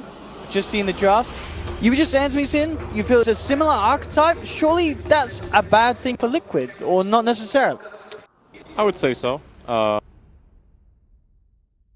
That for Liquid. Okay, I feel like have some worries. So my words exactly were, this is the same game. Okay. And the way I see it, Liquid once again have this very, very greedy lineup that needs a lot of farm. You want Templar, Assassin, and Spectre. This is a very unusual core combination because both of the heroes can't really make that many plays early on and need to farm a lot. You know, a hero like Templar Assassin wants to farm Desto, preferably also farm Blink Dagger before you really get involved. Spectre, we saw in the last game, and in general wants to farm possibly the Radiance. And then your offlaner is Doom, who is also a kind of greedy offlane. So again, Liquid need a lot of farm. You look over to Newbie. They have a very pressuring offlaner. The Legion Commander will force a lot of attention onto itself. Then there's supports. Tanking can make a lot of plays. Juggernaut comes online early. Ember is fighting carry who can go in. So again, it's going to be this type of game where Liquid will play keep away, try to pick the right fights. But if they lose some early fights, they will be behind the whole game until it ends. I can't see this game being any different than the first one. You wouldn't say, is it going to be easier for Liquid or harder for Liquid? Or are you ready for this? It's just going to, we are going to see the same issues. So last game, Liquid had a Treant and a Lion as their supports, which arguably have more play potential than Dazzled Tusk. So Liquid might be even slower and even more quiet early on. It's possible they this time played the safe lane tri-lane simply with their Spectre. Because you can't leave Spectre alone against Legion Commander. It's an unwinnable lane. You get destroyed completely. So they have to help Matsu out in this game from a 1. It's a worse matchup than Omni Knight by far. So, like, what are you going to do? Then, let's say you do that. Then mid is Ember versus TA. It's a pretty even matchup. Skill-based, timing. Sometimes one guy gets killed by the other, but generally the lane just plays out. And then your safe lane will be Juggernaut versus the offlane Doom, and the supports of Newbie will be more free to move around from that one.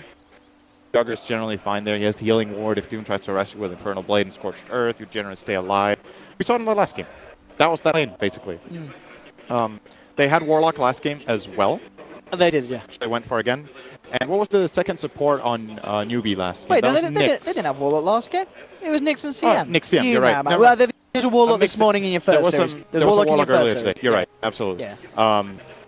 But you see, so is the Nyx of this game to an extent. And Warlock is not the CM of this game. It's not like a one-to-one comparison you can really make, but it's still that lane support, focus on the lane, and bring some team fight later on. So in isolation, the Newbie lineup, similar kind of style. The thing they don't have time is the Shadow Fiend. And I think that's important because in the last game, the Shadow Fiend really gave them they needed push tower. Yeah, he was their This time frontliner. it's harder for Newbie to take the objective. And that plays into Liquid's hand of wanting to play slower. I still think their lineup is too slow, so I do favor Newbie again.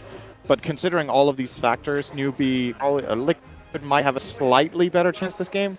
It's about what do you value more?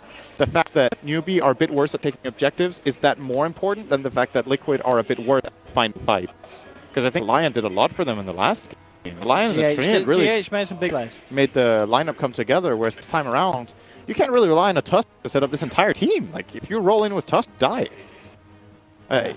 You've got a bit of save with the Dazzle behind you, but at the end of the day, if you're saving the Tusk, you're not saving one of your cores in these situations. Tusk will have to be very careful with using Snowball, especially if he brings his teammates. There's too much counterplay. You can't really use Snowball in this game. You're against Burrow Strike, a chaotic offering. Senking Stun, Warlock ulti, even something overwhelming odds. Overwhelming odds. Slight gains. You roll and you die. So they can't really use Tusk this way. I think they need to strictly use Snowball defensively, and then try to use the shards to block heroes off and set up fights where Doom can run them down and where TA gets to hit targets. That is it.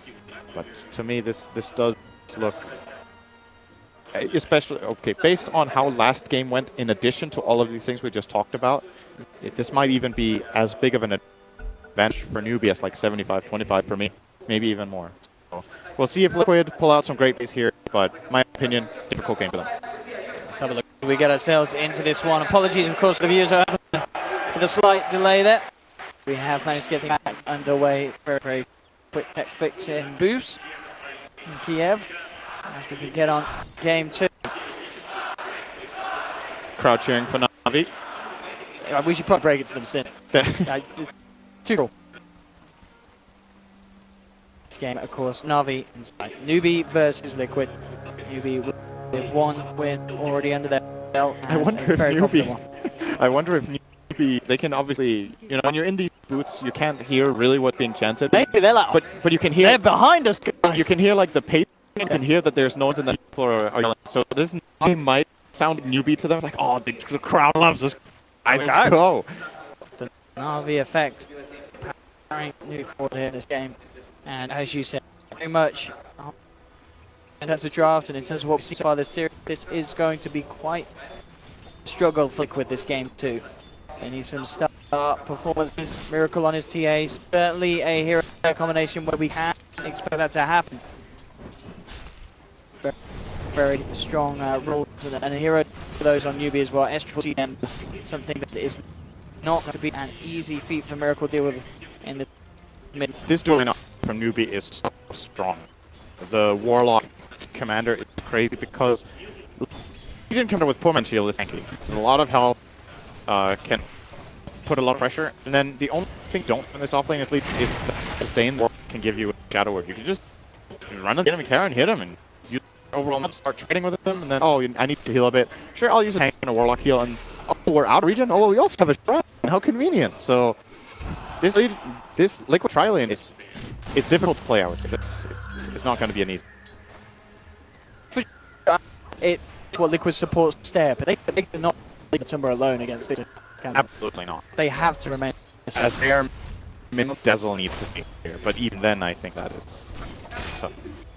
I'm like Micro and Cock fighting each other a bit here. Micro getting the better end of that one. Still level 1. Actually, here's level 2. Skilled Inferno played. Getting to good levels actually. Straight up to level 3 already. Yep. Oh my god. XP. With a bit of play than 1 on 2 because so the trade-off that Newbie have chosen here, they would rather put the pressure on the Spectre. Completely agree with that. Oh, nice shots here. Go ahead. I've got the dagger as well. KP will have the ran off, but again, just move more than enough. The big enough gap to stop Liquid from being able to chase him down. We still forced him out. It's Liquid. This is what you need to do. You have to do it again because they shrine. What's the right idea? When Tusk gets shards out like that, they can move in together and then use the Shadow Wave that is a decent amount of physical damage. Legion doesn't have the greatest armor in the world. Currently sitting on 4 with this, actually 3 with this Poor Man Shield. And take the most of that situation, forcing the new offlane and make it moving toward the split out ward towards the dire jungle lane. tree just down from there. So SCCC gets himself away from the top half of the lane. And now he's back in. Trying to do to slow Miracle down, but at the moment Miracle does have the 6-4 against the 1. Lead for the TA in this situation. I mean, we talked about the inability really good supports to make powerful movements. Do you expect you to go some ganks onto the mid lane? It's possible. Warlock is bad at it. Sanking, really. Sanking kind of has. It's not crazy for him. If he gets these blaze plus a smoke, he might be able to find an angle. Flame guard running, that should be a go. Yeah, they're going to set up for the chains. Could be good actually at this point in time because Doom has retreated out of the lane. And well, Kaka has the choice here. He could also pull. I think both options are good. You want your Sand King to not fall too far behind. Yeah, and I like that as well from they instantly scan just south of their still mid because mid left just in case he had a good creep and was looking to wrap around. So playing it very safe as CCC. Yeah, there we have it. Kaka's there. So that rotation that we talked about is going to be attempted here by Newbie. Just nighttime. Side. I think he has an idea of what's happening right now. That Flame Guard play could be a hint that assistance coming from Kaka now might go down. Vermit gonna lay in some good damage into Kaka. Retreat, take turn. Probably looked off bottom. This mid play failed. And it's early game for Liquid, definitely looking better than the last one. The reason being, Spectre is farming early. It's a lot better start for Matumman. Mid lane is even, and is having a good time. So far, good. Rapid going. Kaka here, who actually comes back in. Post stroke will get set to safety back round lines with the wrap fatal bombs. Damage is more than there. Get plus double kill and Sin. As soon as you said it was all looking good, Liquid just had to prove you otherwise. That was so close. Kaka got the burst off with like 10 health and completely changed that around with that stun. If they kill on Sanking, they just go. So, you know, valid attempt, but Newbie clutch in that moment. And these two kills are very, very good. So we saw him last game in the lane get a single kill. First blood to two this time round. And again, a lot of trouble. The chains don't connect. This is very, very bad if he does. He TP'd back into the lane. He's gone. Liquid struggling even more. These from his team one with those 3 deaths in the lane. Newbie. I mean, what is this just not working for Liquid in the games? I think Miracle should flat out not be making this move. The problem is you just got ganked mid. You don't have lane ward and haven't shown their supports again. They haven't found in the lane, so you can assume that they're waiting there. Especially given that you just died mid, there's a good chance that they have ward. I don't think this centrally found Lick ward if it's even because then he knows that they just de-ward him and drive him. Well, GH, we're gonna throw the low ground. Yeah, this is news for Miracle in that mid lane. And he's looking for like again, at least in this game, it's hard for their support to find plays. The plays are difficult to execute because this mid lane's not easy to gank for them. We saw them try. They just need to play very safe. Generally, playing safe costs farm, then you fall. But if you like this and everyone in their lane for themselves and try farm, Newbie will be successful. And looking at some bottom, this could be scary. Yeah, it is. And the strike. Great catch position. Kaka had a brilliant game 1 on the Nyx Assassin, and he himself already proving how active in these early stages. And it's going to be scary for Liquid. What's he able to do with that early beginnings, early involvement in the fighting? Happy to see more Sand King. I think I can underpick this tournament. I really, really love Sand King in the current match. I think it's a great hero, where it has a better chance of putting on support in this match to months ago, simply because the game has slowed down a little bit in the earlier stages, where previously with like super roaming, you wanted like an Earth Spirit, just so you could level 1 pressure really hard, Earth Spirit, Ogre, these kind of heroes. But now that the play has shifted a little bit in direction, the slightly greedier supports can still roam, finding a soft spot. Something like Sand King, a really, really valuable hero, especially because if you get through the early game it works well for you, the hero just flat out scales better than almost every other support. Right now. We've seen Kaka's having a so far. We saw in the IG series, Boca played against Mouse Sports in the third game. Both games really make me believe in this hero for the remainder of this tournament. That's a good choice. Smoke up here from in this rune as well as there for S Triple C if he needs to the gap. It may not be required. They're scanning sadly. No mind control to win the tree. He's in the fog of war for the moment. Oh my god. Refuse. And coming in, Juggernaut, is he going to be enough time to bring it down? Like it is. Mass T, broad KP, looking for a but neutral holding the back, so Neutral won't be able to get the catch onto Liquid. Thank you. So Liquid will save them, so no one to fall down. Doom and Horn will be there. Yeah, I think if you're Liquid, you're pretty happy that your Doom survived. That was he was such an awkward position. Got spotted out by the scan. Has TP on Clone. Newbie missed their stun. They missed their and he comes in and dooms the Jugger and manages to survive because of that. And if he doesn't get the spin off, they kill him there with Spectre, and that is really a huge play. But and quick reflexes. Triple C. Playing around with Miracle. Will be come for the snowball coming through for GH. Oh, GH. He has triple remnants. Miracle to salve up. Yeah, not quite the kill potential. This should be something as well. I feel goes. You know, SPC on this hemisphere. Where's your catch from Liquid? I mean, you have to doom him. Oh, he's pretty much always going to be able to remnant away. That is something we'll have to do with later. Or they have to feel strong that they just. But yeah, fight sure. the Ember. If we big eye on DA, Miracle can certainly do it with the Null Striker search. Liquid dive very deep on this bottom tower. And control almost certainly stuck here as Newbie will surround him. Here's go, Bruce. Speedy here with the Scorch Turn. Can't quite cut himself out of the forest. Kaka gets low, but the shadow heal from Fate will keep him alive. Successful dueling. That's not going to be play that he hoped for. You are a little on the mana, but they should be able to run the dust down as the rest of the team actually, well, yeah, the shadow, the back mid, he says, you don't need me. Run with a 30-second duel. He doesn't have TP. Space ring! And there we have it. Newbie in Deccan 1 out of this fair. Similar to the previous game when Kuro in mid tried to save him with GH's Lion. This time they're not on his tower. This play is really likely to succeed out of Liquid. And Mind Control is in a bad position. GH tries to come in and save, and they're giving an extra. Liquid really desperate to find something at this stage of the game. They're smoked up. Doom is available and online. And you'll see in Kaka in the mid lane. Traps Miracles this out. They know the Sound's presence, and they may just simply move straight in onto it.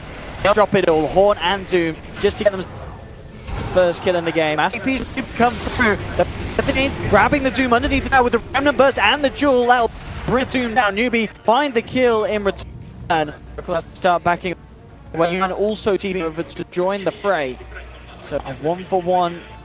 They do get themselves a kill on the board. And Newbie get the KP gets and win with. This Legion Commander is going to get strong in this game, man, as it looks right now.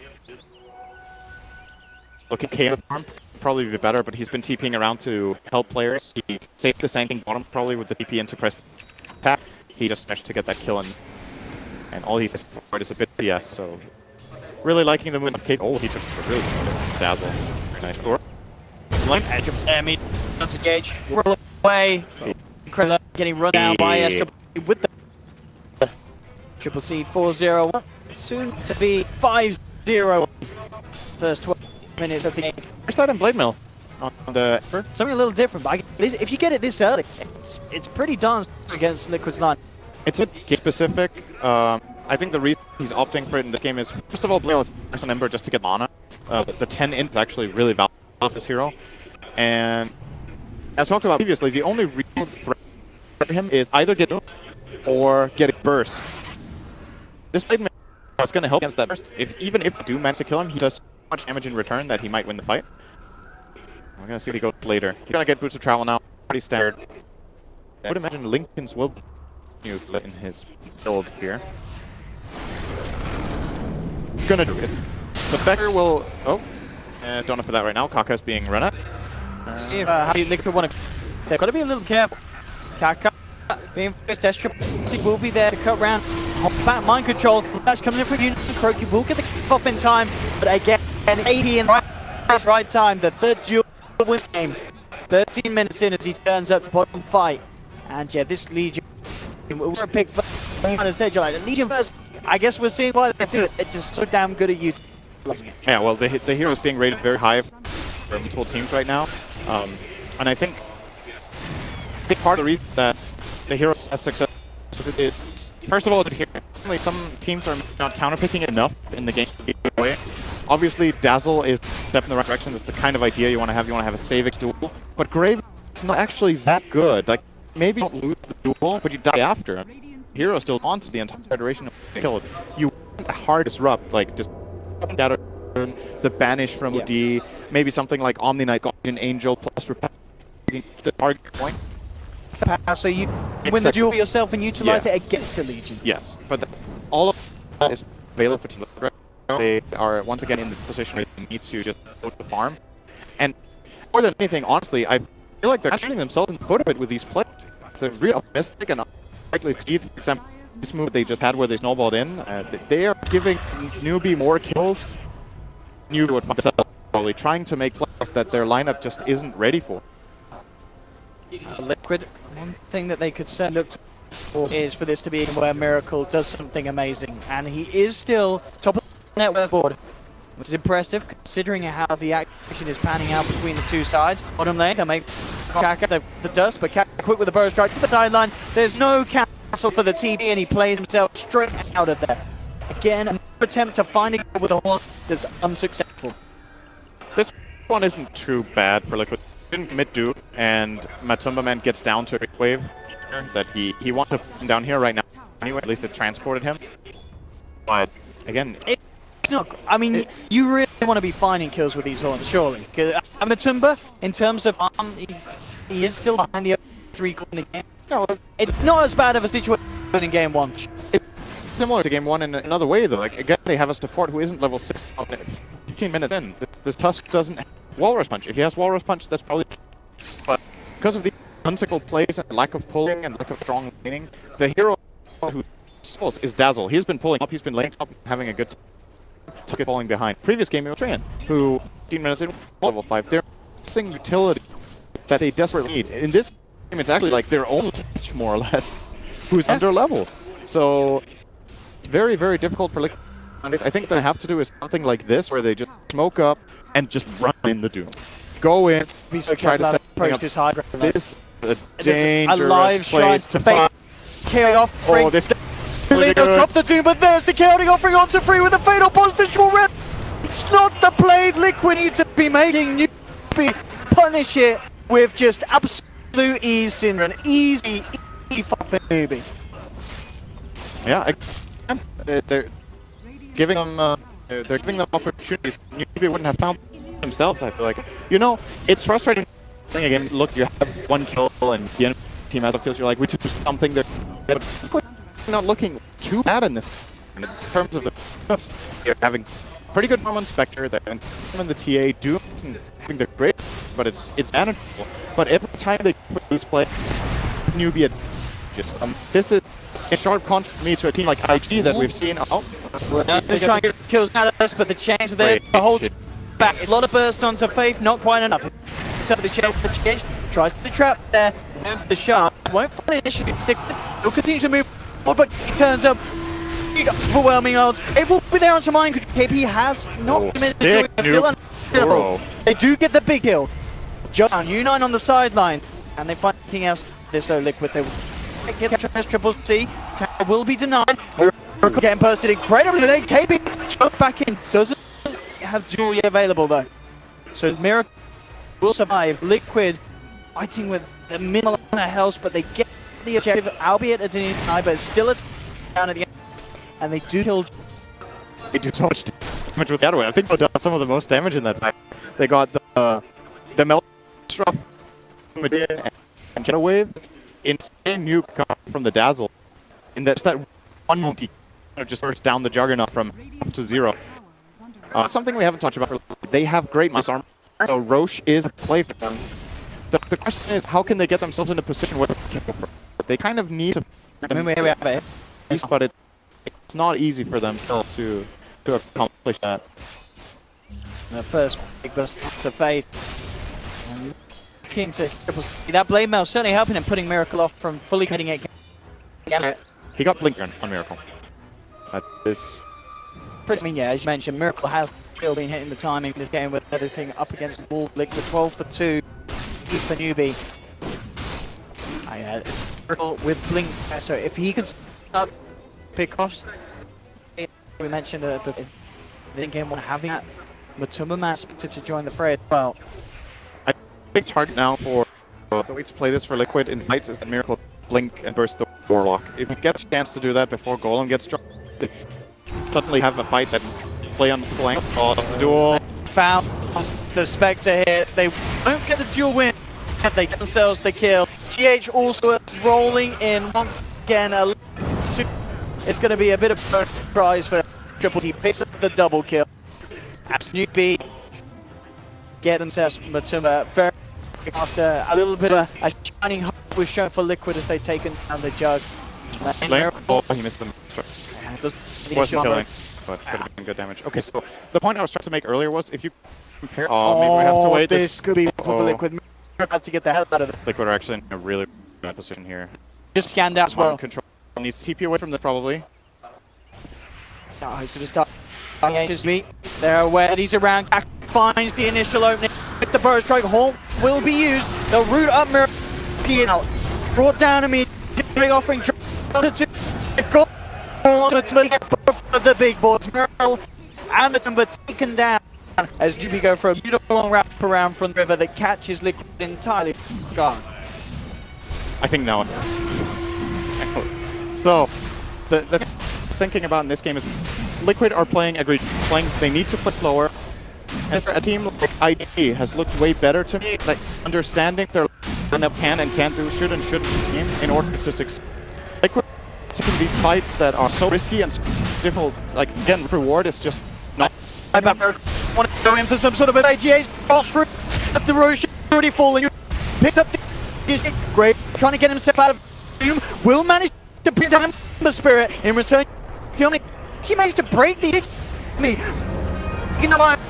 Buyback from Miracle, who just awkward again. The look was now goes for the blade for escape, but the meld is too much. Miracle's not done. He's angry. He wants more blood. Miracle should fulfill his role. Keeping goes where he can.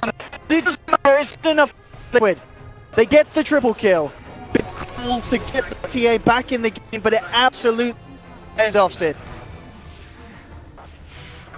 It does pay off, but it's not going to look like. The problem is TA bought back and got all the kills, so it's like almost no gold bonus because of the buyback punishment.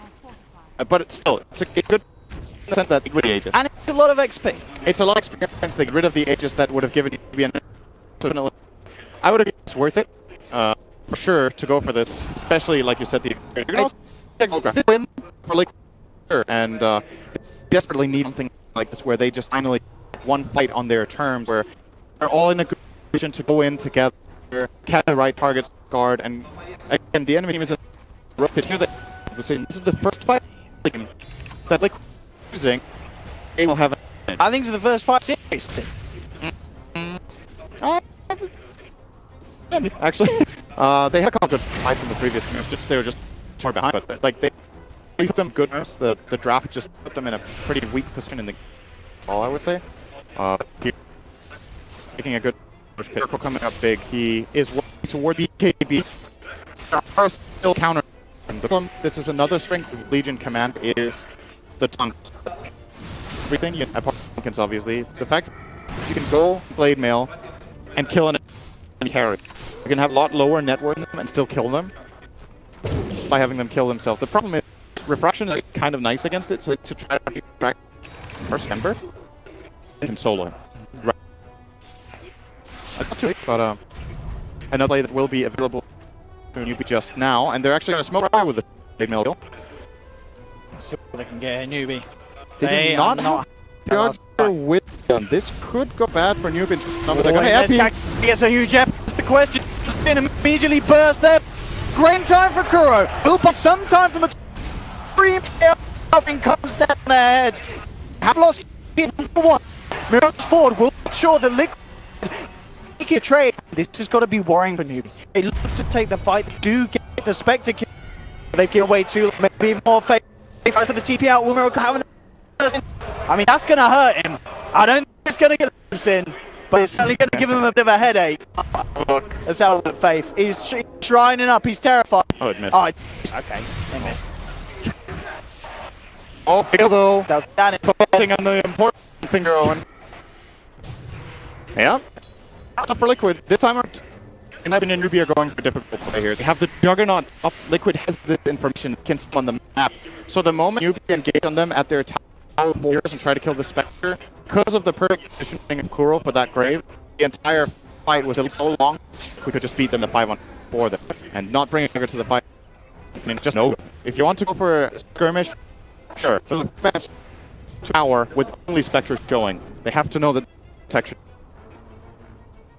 And also kind of for Liquid looking for as much positive as they can. That was a fight where Timber was taken down, but he already had the reps. There wasn't a huge amount of hold. So he hit that first big hurdle. Albeit, of course, it is still a later stage than he would have put out any hope. 24 minutes in. It's ideal, but the difference in this game, in my opinion, is that Miracle is having a better time than he was in previous Miracle games. starting to get into the groove that Liquid need him to be. Yeah. And Kuro is also having a significantly better game. I think that almost perfect. Great game. Grave there in the last fight has had a couple of good heal bombs with the minus. His itemization, I completely agree with. Start of his lane, I completely agree with. Very good base from him and Miracle in particular in this game. Forward from Liquid. They will be conceding this up to 2, but it could buy them just the time they need to get this Radiance from Matumba. And this game, the Radiance is a lot better in this game compared to one, because this time there's no Only Knight. Absolutely. On the Radiance. And I don't even think have any build up. No hood or pipe being what's the moment from Noob. A lot more damage kind of out from Radiance. Bad news for ever has Lickens, and Blick is close by, and he will more or less be able to just target, go attack. I think he needs to be careful of is he didn't burn all his and then gets jumped by the T. That's scary. I just love this pick up from him this game.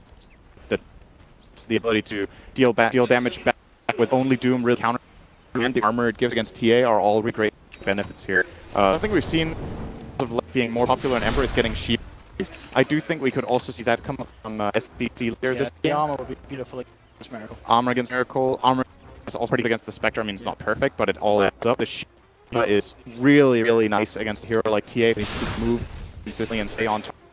Speaking of which, bottom lane, Kaka. There. Spot him out, but no way. That was so fast. He was sensing it. That was some Vita senses in that one.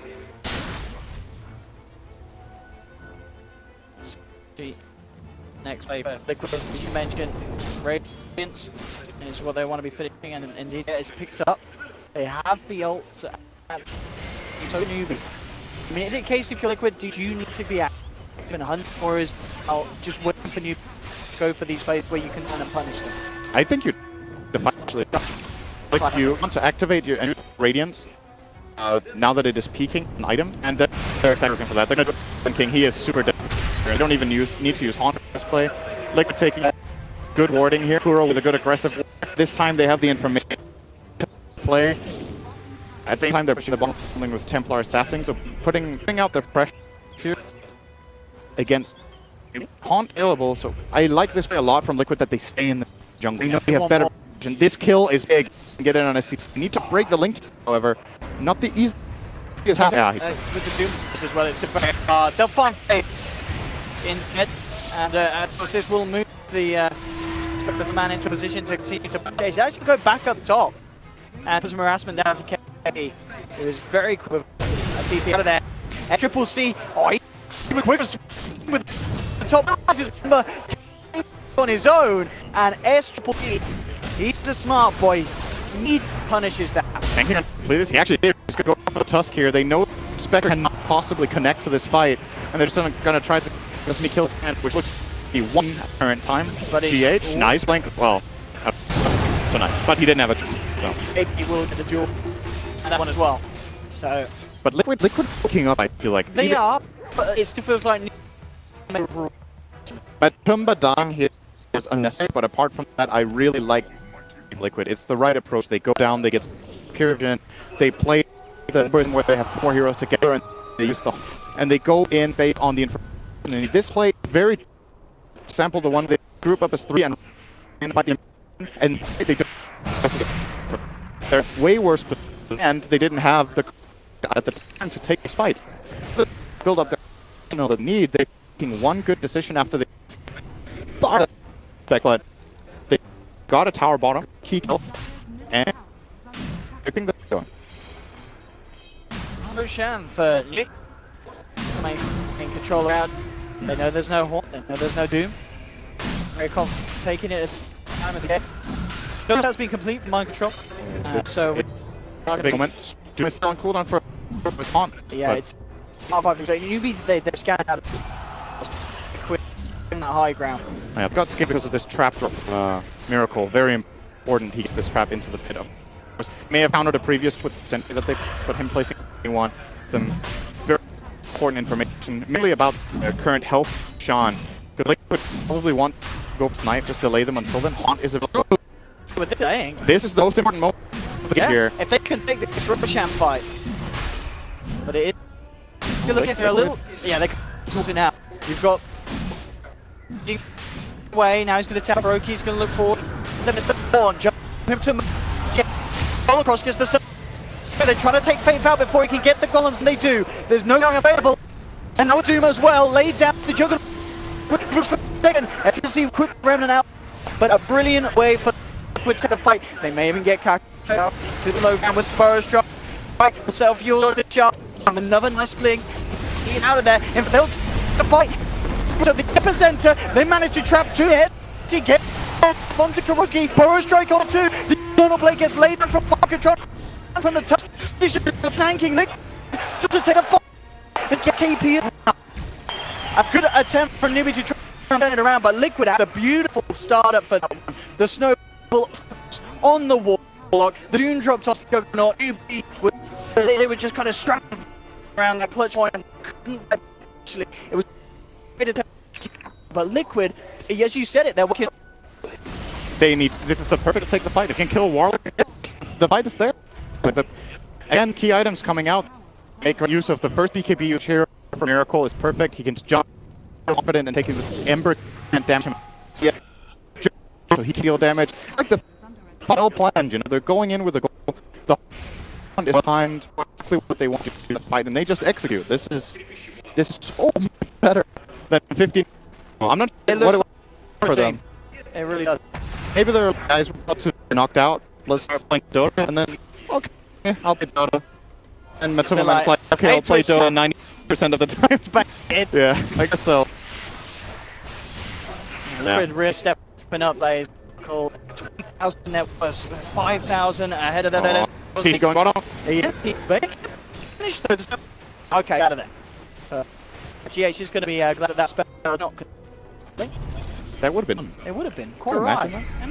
It's up gaining in size the whole way. And in speed. Yeah. He's out. 20 more for 14. And some man, yeah, as well. He and Death very to pretty much being on the same level as them. Those awesome fight really hurts it big. Miracle is stacked. Really, it's not the blood done. He got a butterfly. What's his GPM? It's gonna be super high. Almost dead. Yeah, there's no way. Oh, yourself out of that one. He touches Miracle. And then the wards as well. So we'll be able to get the deal. See if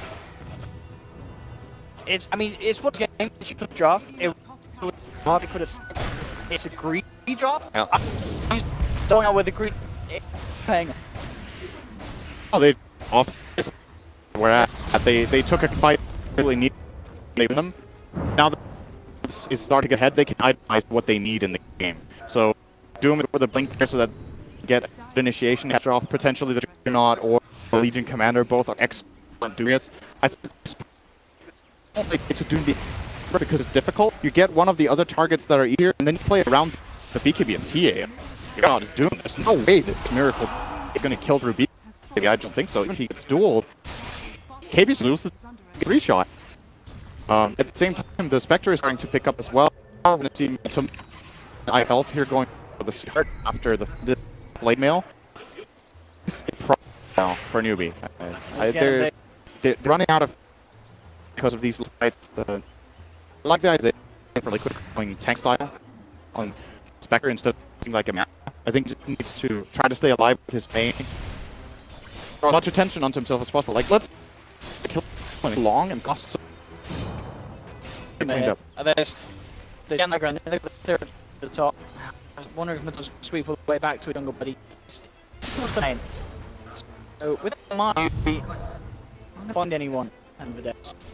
Of course, the smoke by Liquid, them moving down the middle lane, to potentially dispelling smoke movement for newbie. And Miracle very close away. He has a butter through almost. What's happening? What's it? 750. Right. Still close to go up to burning it. Gonna have this game. I don't know if it's impossible this one unless you just beat him 10 kills in a row. Nah, well, yeah, it's possible. I'm start feeding. Do you think you're gonna? I don't think so. Let's down mid.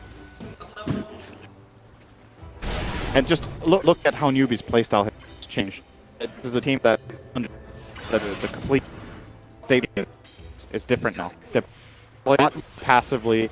They're focusing more on putting out waves than looking at distance switches because they don't hold the advantage. CC will be going for the Shiv as earlier. In this case, and something we haven't talked about yet in this game. At some point, ground. And I think heroes are dead is really, really difficult. True. And it's very similar to defense is significant worse. Put into Slight Chains and Gold and Sand Kings and the wall is very, very, very difficult. Oh, good. Okay. See you there. He runs pretty fast, actually. Yeah. G8 him.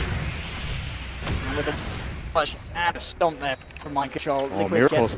Yeah. He could find a solo pick.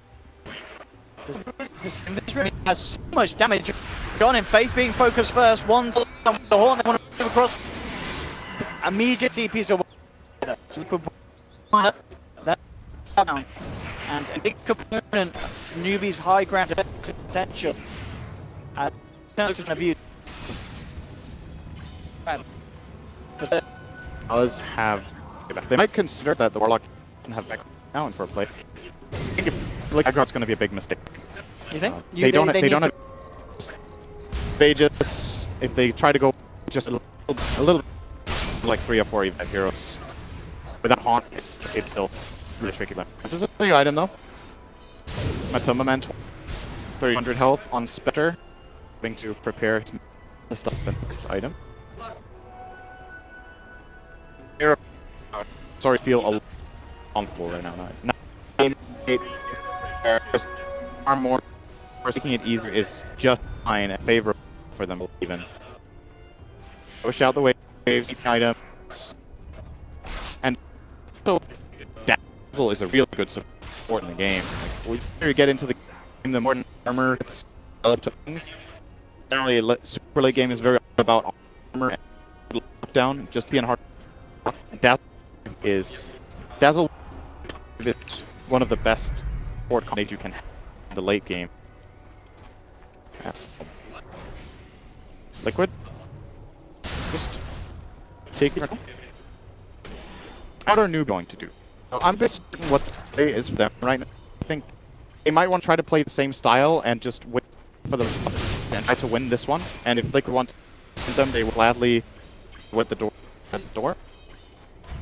But game at 20 is of course of the advantages of people These two is a new in trouble. Gold. The Burrows try, they'll be used. That mind control's in there with Link Doom, they'll put the find a bonus. Don't get it's just the one. Still, it's another kill.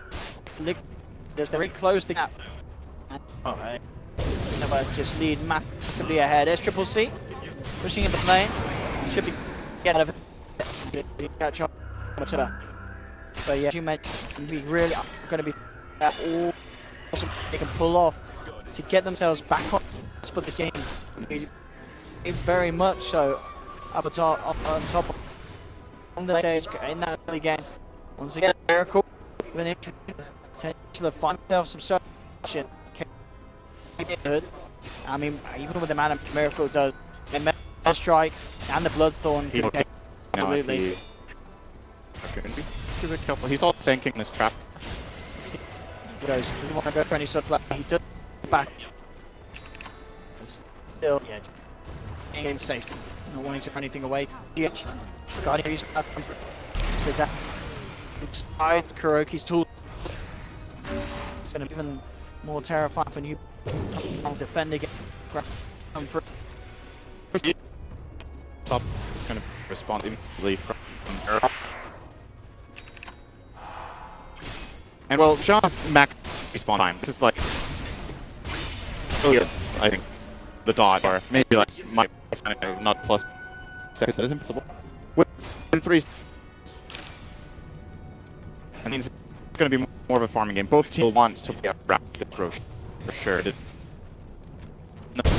Currently, the Ancient and the Barrack either seem reasonable to try by the team at this point.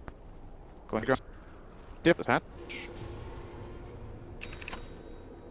I kind of have this feeling in this could end up a really long game, just because a real back and forth kind of late game affair. Maybe, or just very quiet. It seems difficult. Like Liquid will try to find picks as they have recently with their haunt, but there's still a bit potential. This could be big. Do they have? He's favoring newbie. We have Mind Control trying with a jump in. They have the Haunt for Vision. He's already down to low ground with the bottom man turn. Take out at least tried to. He gets the jump. Offering favor. Continue to run. How's actually going to be able to keep it? The Plummetummer man. They'll look to turn, but the damage from Miracle. He rips through one. Tries to, but the just does. Have Miracle's EA. Slow down. The ground upheaval, but is quick. Miracle newbie forced back. Not forward. He crit that jugger. Double tricky on Miracle. Push through on Triple C. Faith gets brought down. They found themselves a Triple C stunned up. Remnants Miracle incredibly low. They have again Liquid. Let's go with the game. Down lower. Kills the band together. Miracle. This one has trashes up. Looking for a target. Jumps. Target down with the 1-2. For Liquid. And certainly Doobie are getting broken apart. That's so far it's been like a 6-3-0. I said that this game could go perfect. But there's vision out to find the key target, and Warlock dropping his golem and his almost zero effect getting every single time by this. It's so important for Liquid. And you have to pay more attention to positioning. The Warlock needs to somehow. If Warlock is out on his own, haunted on eyes, can't afford it. And in the next fight, there has to be a better golem and a better. The next, not. It might be too late. Miracle is absolutely. It's they need a Miracle. That sort of the game, and he absolutely is. The Horns back up. Miracle with the BKB straight in the shards, traps them all, bringing them down low. But the different KP, it doesn't matter though. The damage too high. Liquid. The pieces. GG is going to a game. He needs to pull out on this main stage. Well, match against Yubi. What a performance. Great team play from Liquid. A slow start like we saw in Game 1, but this time Liquid managed to make the great playoffs in.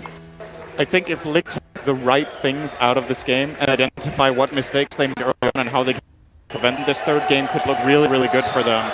I'm very impressed with how they managed to come back after a series of misplays. It looked like they were just going on tilt, making one bad decision after the other, going for impossible plays, and then they find like small opening, just a little bit of play that brings their Spectre back into the game, that gets their TA ahead in the game, and more importantly, just seems to bring them together and make them play as a unit. They just need a bit of, it's like they just need a bit of test in the game. And they just rode off it beautifully. I mean, Miracle obviously has the numbers at the end of the day, but it was just the way that the team played around him. Croaky, some incredibly clutch saves and heals, mind control time and time again, and with the dudes getting the opportune target, we're starting to see Lick working this up and putting in the lane. And Matumba, you know, again, struggled a little bit in the laning stage, not as much in game on, but he got his items. It's this presence fight at the taunt that kind of sent you into a bit of a frenzy. They didn't really know how to react, how to turn. They were forced to just kind of cast Chaotic off whenever they could, and it wasn't enough, despite how well to be played in the early game. And I feel like a really big difference in this game was how little they got out of the Juggernaut of U9. And I think the primary reasons they couldn't add him to the previous game where they had the Shadow to couple with him. This time it's an Ember. It's right. And if you push towers like that, the dynamic is completely different. Juggernaut didn't get to, if he's done hitting the towers, he's in a totally different position. He's scared of Doom. So yeah, they made it work. I felt like we were going to go out on this one, but they pulled it back. So I think game 3. Yeah, a lot of people felt the same way after seeing game 1 and even just the first 10 minutes of game 2. But there we have it. Exciting stuff here in Kiev. We have game 3 from Liquid versus Newbie Rank. I want to back to Paul and the panel boys to hear what they have to say about that game 2.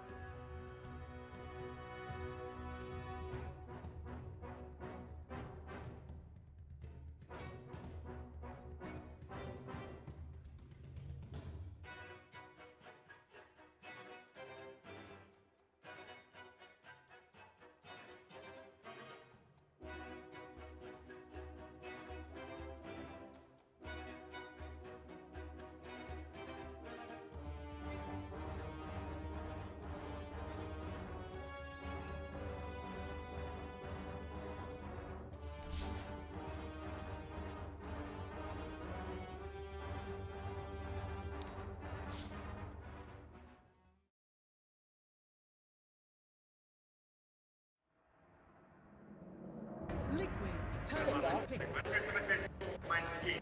Why you put that mute? Anyway, they're big. That's pretty good. 10 seconds remaining. I speak for the trees. Bees turn to pick.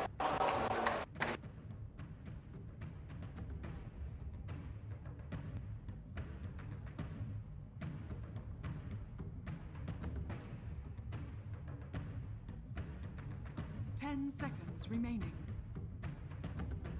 5 seconds remaining. I have to give him that. Let the crowd go. Reserve time.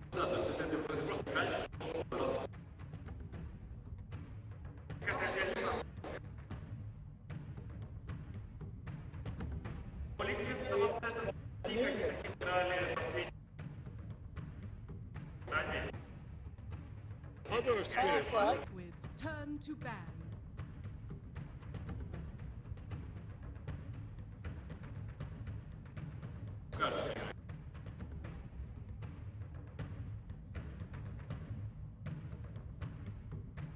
Ten seconds remaining.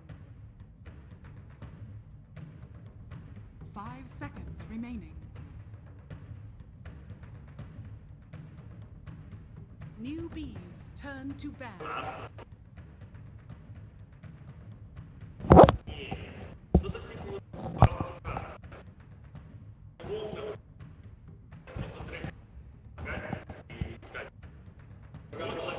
Seconds remaining. Newbies turn to pick.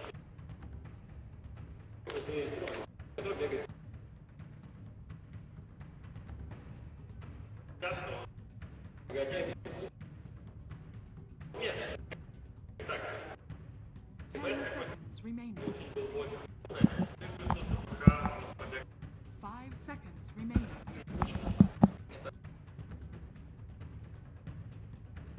Liquids turn to pick.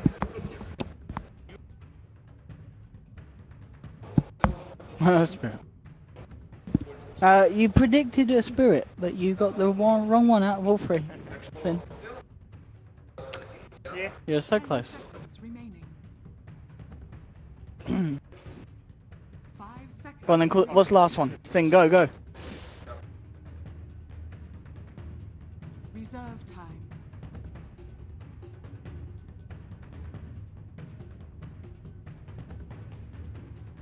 Shadow Fiend.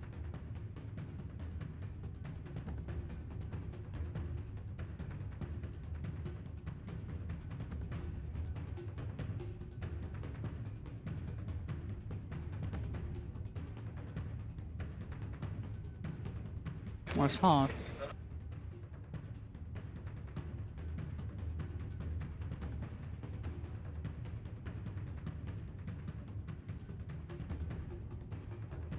You got some magical. You got a bit of setup with the Wyvern. What about Deucer? Or did you not really play that?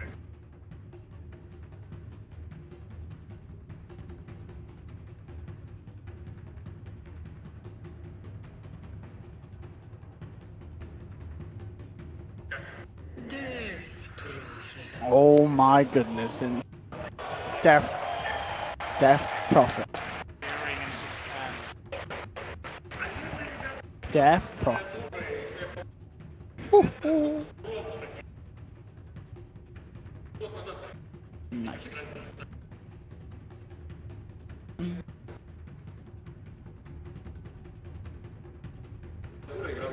Go on.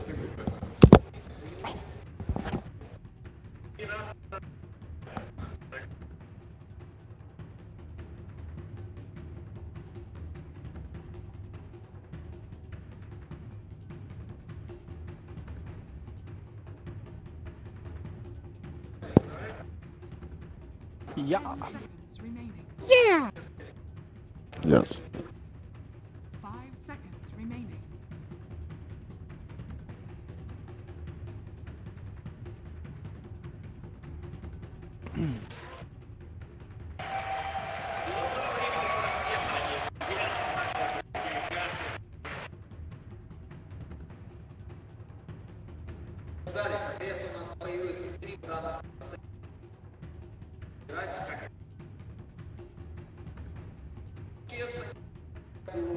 Thank you very much, Paul. Indeed, game 3 now between Team Liquid and Newbie. We've just had the drafts, and Cinderin, we're getting some Death Prophet play here on the main stage, and not any old Death Prophet, it's a Miracle DP. This is a total change of pace from Liquid. I heard the first were more in style, and now they figure based on the opposing composition and maybe just to throw a curveball, they're changing it up quite a lot. This is way higher pace as a line. It is much more centered around taking down towers. They've got the Lycan, they've got the Death Prophet early, they've got the Nature's Prophet with the Treants. And then on the other side, Newbie are a bit more similar to what they've run so far. Excellent team fight, lots of stuns, lots of lockdown. However, I think the Sven pick might end up being better than it should have been in a sense. Okay. So they chose it. They chose it as a counter pick to Lycan specifically in the first phase. Yeah. And when you look at Liquid's lineup, it's really physically heavy. Death Prophet ultimate, Lycan himself. Nature's Prophet is a lot about physical damage later on into the game as well in general. So there are some itemization options here for Newbie, and activating the Sven I think is going to be absolutely crucial for them. But loving the picks this game. This is going to be great. There should hopefully be a real clash of this kind of culmination of the series. The series, it's been a very up and down affair. Game 1, Newbie strong from the start. Game 2 was where it started to take a bit of a turn. Newbie may have had that early game that was strong, but Liquid hit back hard as Miracle raised his game to his maximum potential on a TA performance that blew us away in this Game 3. See how we're going to kick things off. Top lane, KP. Maybe eyeing if we could go for some sort of a cheeky play, but hard to do so with Matuma having the backup of Kuro and GH in the lanes. And lane-wise, doesn't look to be anything too out of the ordinary. Everyone keeping their safe lanes to the safe lane and running those solo offlaners. Do you think either of these kind of side lanes, these off lanes, going to have a hard time against the safe lanes of the opponents? Not that hard. I think this is a really good lane for Legion, and I think it's a really good lane for Prophet as well, especially if this Earth Spirit is going to focus on mid. It's going to immediately run in on Miracle here. Might seem skill the Spirit Siphon. Oh, he's holding his point for now. There he goes. Now he's killed it. But yeah, this laning stage I think is really important because top lane didn't really work out there for Kuro this time around. I think Liquid want to try to play this as fast as possible early on with a lot of pressure on towers, and then depending on their success, they might have to adapt a different strategy mid lane. Miracle's getting really low here, being pressured hard by Kaka and a CC. And this is giving Triple C a lot of space to get this strong start in the mid lane. And yeah, not only really just how well each offlaner is going to do, but how much they're able to do in terms of hindering the safe lane farm of their opponents. As both Sven and Lycan, two heroes that it's not too hard to get a good few CS or two really in those safe lanes. As if they want to try and stop them, those offlanes, they're going to have to harass them out. And neither likely to do so with both teams having that support combo safe and sound. Mid lane, Kuroki will just come in and trade a few hits. Back with SCCC, Miracle almost certainly calling for a bit of backup after that earlier pressure that was being applied by the two members of Newbie to himself. Miracle's actually winning this lane really hard right now because, yes, he may have needed to use a salve. Oh, they even killed a courier there. Mind control will die. I think Earth Spirit was in range for experience there with the TP. But anyway, what ended up happening here in mid is that they tried to pressure this DP a lot with the Earth Spirit, but as a result, they shared experience on Ember and Earth. And now SCC's level 1 against the level 3 Death Prophet. This is really difficult right now. And I'd imagine, even though, it did look like the Earth Spirit did get the killing him experience, here. but yeah, that SCCC, he's going to go out and down. It's your first blood for Liquid. And at the end of the day, that courier snipe play will make a huge difference in the mid lane. The fact that you've then gone ahead and got the first blood for your middle, suddenly this game 3 beginning is a totally different start to that Liquid had earlier this series. This is a big early game advantage, I would say. Just 2.5 minutes in, if you can have this kind of an advantage, it's already looking good for you, especially with a lineup like Liquid's that wants to just build this advantage up quickly and then look to push towers. And then based on their success, if it goes great, they'll keep pushing towers. If it gets harder in the mid game, they're also good at split pushing. The main problem with that is that there's an Ember on the opposing side, but if you play around it well, opportunities aplenty for Liquid in this game to make stuff happen. Oh, unlucky shards from Kuro. As it will push might have actually CC out. Might have been lucky at the end of the day. If they commit on that kill and Earth Spirit rolls in next to the tower and they've changed, they could have killed Kuro there on the tower, possibly. But didn't get baited to go for it because he didn't land the shards. One thing that Newbie can certainly look to try and use against Liquid is the fact that this Earth Spirit's hitting some very quick levels. Level 3 at the 3rd minute. That is a lot of potential from Kaka. Absolutely.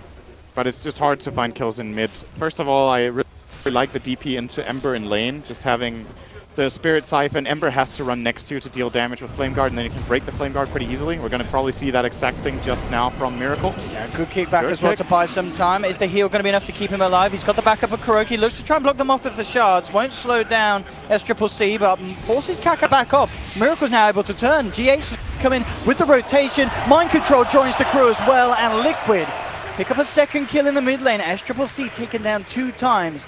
And yeah, it just really feels like Liquid have read kind of the situation in terms of what they were struggling with in Game 1 and Game 2. You know, these were both games early in the series where SCCC, he was getting the double kills, he was getting the first bloods in mid lane. This time round, Liquid are making sure the exact opposite of that happens. I feel like from a drafting perspective, the DP is like a stroke of genius from Kuro, personally. And as far as the laning stage goes, I still have my concerns later on as far as their ability to take team fights into this massive stun lineup with a lot of damage and armor from Newbie. But just for the purpose of playing this mid lane, DP is amazing. It's hard to play against for Ember already. And Earth Spirit also doesn't want to roll into the Spirit Siphon. You saw that play. They committed almost everything, and they still didn't bring down Miracle and end up trading their Ember Spirit away for nothing. You can see now, though, mid lane, Newbie very much wanting to find something in return. And they throw 3 heroes down. That's a bit too much. And it gets the kill done. It was needed. If we go for that again with just 2 Sin, it may have just gone south like the previous attempts. Yep. I like this from Newbie, even though it failed. They're taking advantage of Spirit Siphon's long cooldown. Nice kill by Liquid, by the way, here top. Again, combining a lot of heroes. We're going to see them push into the tower here. They should be able to claim this as well. I don't think there's going to be any response from Newbie with 4 heroes beating into this top lane. Mind Control joining the forces. And it's, as you said from the draft, it's already seeming to be just a much faster paced game that Liquid want to play. And that could be one of Newbie's weaknesses. Definitely could be. I mean, so far so good. Maybe a Sprout here for Mind Control. Practice the other tower. Almost got the deny there. Faith's in trouble here. Taking a blast. KP will purge the slow off. And that looks like it will be enough to save Silence. Kaka TPing across from the shrine. So if they want to fight, Liquid fairly low on mana. It doesn't look like that's enough to allow Newbie to really get stuck in. As mid lane, Miracle continues to apply the pressure. Getting some damage done onto the tier 1. Very close to hitting the level 6. Miracle's Curb Swarm currently completely removes Flame Guard from SC. That'll be a roll in from Kaka on the mid lane. Looking for the kickback on Miracle. They do have the chain set up. Miracle, is the heal going to be enough? He has got presence of Kuroki and Mind Control turning up, and that will be enough for the time being. It's a deep, deep snowball though from Kuroki as they dive the tower. They're looking for SCCC. They will find him. Miracle getting chunked down by the Ghost Strike for the movement speed. It could be too fast. Roll 4 from Kaka. Miracle looking for the Jukes. It doesn't matter. U9 comes in with a second Ghost Strike smack and brings him down. It's a 2-for-1 at the moment. GH now turning up, but a great boulder smash from Kaka into the silence. Grabs 2, and Newbie will pick up the double for U9. This is like so different from the previous 2 games. It's as if 2 different teams are playing almost. Especially Liquid really turning on the heat here. Great counterplay from Newbie, however, and they need to bring this Ember into the game. It's so important that these plays work out because SC is still, he has a lot of catching up to do. He's still very low level, full level and a half behind Miracle in this mid lane, and the guy who's quietly just building himself is Matumba. Sven has been, he's been involved in left fights. Matumba's just farming on this Lycan. At top of the net worth at the moment. Matumba will be going for, of course, that Mask of Madness build. The question is kind of where he goes from then. Is he going to go the Mask of Madness armlet? As we mentioned earlier before the game, do you think he has to prioritize the Diffusal quite early to deal with the Warcry of Sven? Or can he go for other items? Or is a BKB going to be a necessity very, very early this time? I think Armlet is really difficult to use in this game. You're against Flame Guard, you're against Magnetize, you're against Curse, Arcane Curse from the Silencer. He might still get it just for the immediate burst of health when he goes in, and because it's so extremely valuable stat-wise for the Lycan. But the BKB, I think, is a really good call. It is going to be a necessity on their course. We might even see one on DP in this game at some point. Curious to see his build as well. There's multiple options here for Matumba Man.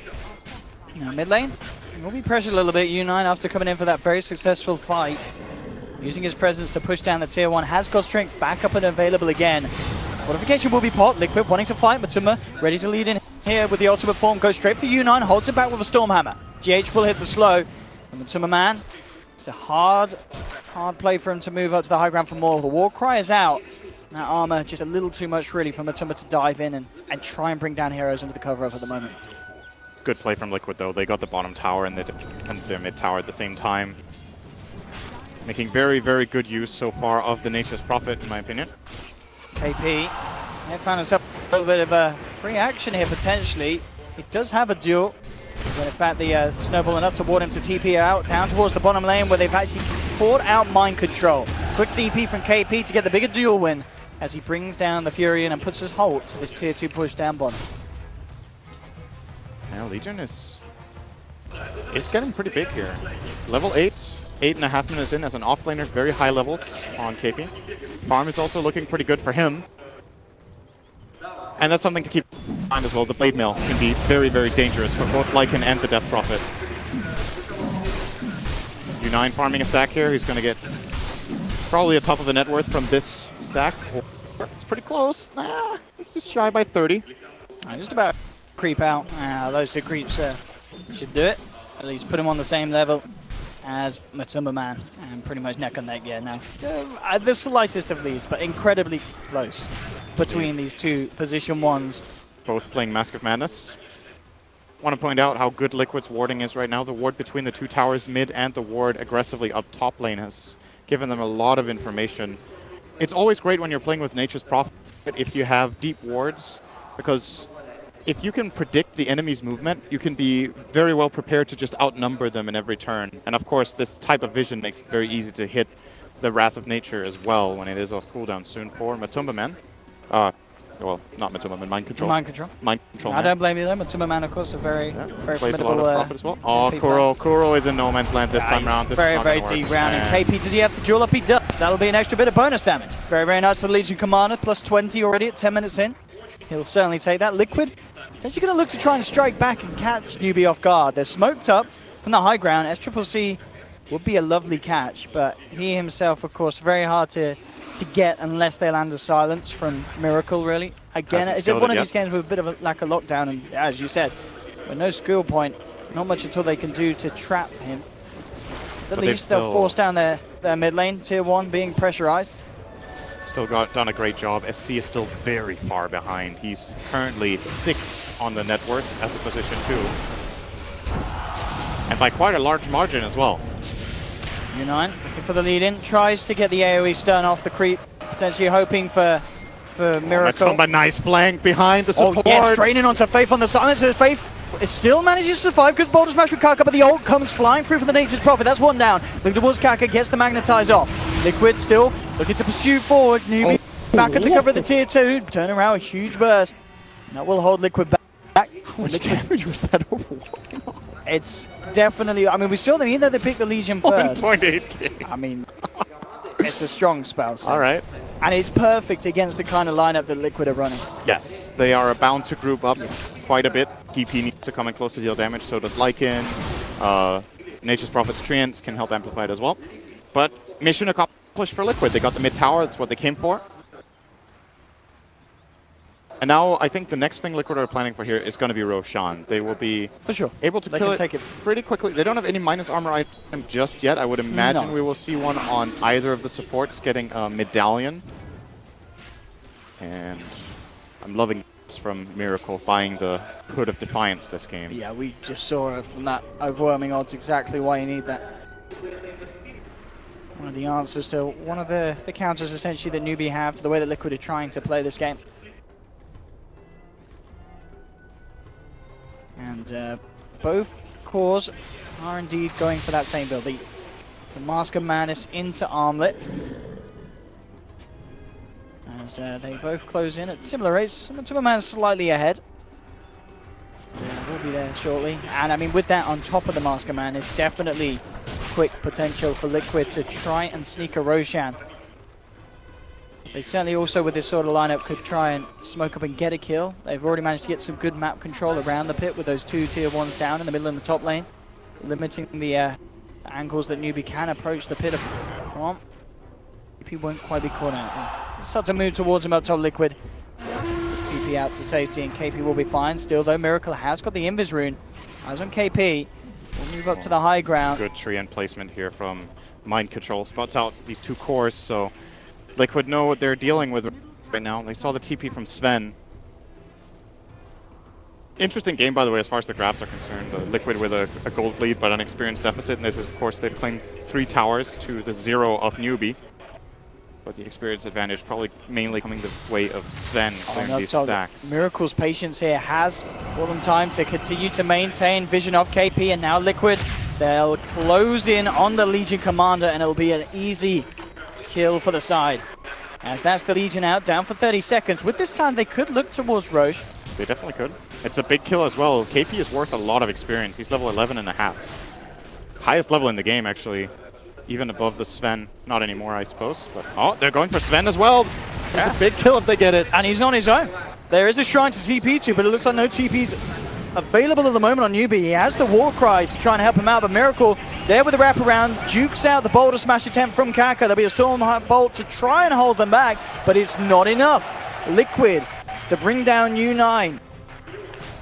And the big kill that they would have hoped for, the most farmed member of Newbie, of course, at this moment in time. And with those 2 quick kills, they'll head into Roche. KP is back up. 20 seconds until the Sven is there. They could contest this. This is dangerous for Liquid, I think. Newbie have a lot of AoE damage and nukes. But the ghosts are out, though. Liquid are pretty strong. Good Winter's Curse from GH to hold them back. The 3-man silence follow-up from Kuroki comes across in the snowball. Straight onto Faith. They've already eliminated the 2 supports. They would have loved to look for initiation, but as you mentioned, just GH straight up with the Winter's Curse. And just the AoE silence making it impossible as Miracle lands it nice charge from the low ground. Landing they can't even walk past them. Great stuff from Liquid. This is amazing play coming out from them this game. Very, very different Liquid to the start of this series. And Newbie really wanted to take this fight because they have a fresh Veil. On SC, he finally has his first item. It's perfect. Yeah, they have the good vision placed down. The heroes are moving in together. It is crucial that Faith gets caught in this curse. He doesn't manage to get global off. And the fight is already lost then. Not able to save the Earth Spirit. The reason this fight can get really scary for Team Liquid is that they're clustered up 3 heroes in the pit. Some smiles on Kuro there. He's like, we're winning. We're doing it, guys. Having a giggle. Having a giggle indeed. 10-6. Definitely by no means a massive advantage for Liquid, but a certain one at the least. Newbie still with SCCC trying to climb his way back up the ranks. U9 in terms of wider progression actually changed his mind. He did have the arm queued up, but picked up the Sanj and is looking directly for the S&Y first. Yep. I think he might feel like it's too difficult to use the armlet. There's so many things that are annoying. The Spirit Siphon, the Exorcism, the Wolves, hard to toggle through all of this. Just goes for the stable. Common build nowadays is this Mask into SY. And to me, it just seems like it's just a matter of time before Newbie find a good engage. If they get a good jump fairly soon, before Liquid build a big enough advantage, I still favor Newbie in teamfights. I think ease of execution is on their side. The big hero to look out for Liquid is the Winter Wyvern. A key curse can change everything. And there we go. They try to look to close the gap onto U9, but KP's actually going to be the one that wants to try and jump in on the fight. The Global Silence used as well to make sure they get a clean pick off onto Miracle. They'll turn towards the Wyvern. GH will fall as well. And exactly as you just mentioned, Sin, Newbie having this opportunity to look for this perfect sort of fight, and when they get a duel and the Global Silence off, it's very easy for them to execute it. Exactly, and they found a target. So the one thing that is happening during all of this with Liquid winning fights is that they're 5-manning a lot, and this Death Prophet is not that high level and not that far. Kuro is actually going to die here as well. It's a bonus pick. More money into the bank for U9. Striking back quickly. It's all a matter of getting the jump. It really for is. Newbie. They have a guaranteed kill every fight if they instant global. Wyvern is a great counter pick to the Legion, but the Silencer in turn has been so far not that effective, but we see the potential of it there if they get the jump. Their follow-up is so amazing on the Newbie side. We might see GH. I'm not sure if he's going to decide to switch out this Blink for another item so he can break global, because that is a really big problem for his team. You also have to very close to being done for Miracle. So so at the least DP will be able to save himself. Unless he gets jeweled, then he's just Unless he gets jeweled. dead. For sure. If he's fast reacting, if he has vision and they bait the Legion to jump in and he instant jewels him, that could make an amazing fight for Liquid. Absolutely. And then as soon as he comes down, getting the chance to instant silence. Yep. Definite ways that the Liquid can turn a bad initiation, but as we saw, if Newbie can do it cleanly, very hard for Liquid to fight into. Keeping up the pressure nicely here. They just lost the fight, but they still identify that they can claim this tier 2 bottom freely. Now, Newbie are in this awkward position in the game where they've had a couple of good fights, they have a decent amount of kills, but they haven't taken a tower. And they're struggling to push out these lanes because of this nature problem. Uh-oh. Kaka, quick roll. Yeah, can't quite get the connection onto Kaka. But we are seeing them and Timmerman doing a very good job of microing these walls and getting vision in places where Newbie don't quite expect Liquid to have. Here comes the push. Once again, I think Newbie will be interested in fighting this. Global up in 5. They do not have Glyph, however. They need to go in fast. Oh, it's over. See what kind of jump they want to go for. They smoked up to close the gap. KP in immediately with the duel, and again, there's the combination. Duel into silence. They get one. They'll land the stun onto Matuma. They pick a second. The Aegis is popped. Liquid, can they save the Wolf Boy? They'll try and get themselves back in. GH does land the Winter's Curse. It'll be enough to buy Matuma Man some time to walk off, but they'll chase it down. SCCC and U9 looking for him. They'll try and cancel GH's TP. Won't be successful, but it doesn't matter for Newbie because they're getting the bigger kill. They'll find Matuma, bring him down as well. Aegis and 2 cores gone just like that. And again, it's just textbook performance from this dual global silence combination. That was perfect timing. The Wyvern actually almost got a spell out, but immediate global once again. And Liquid, they lose the fight again. They're hemorrhaging a couple kills, but they're taking objectives. They got the tower again.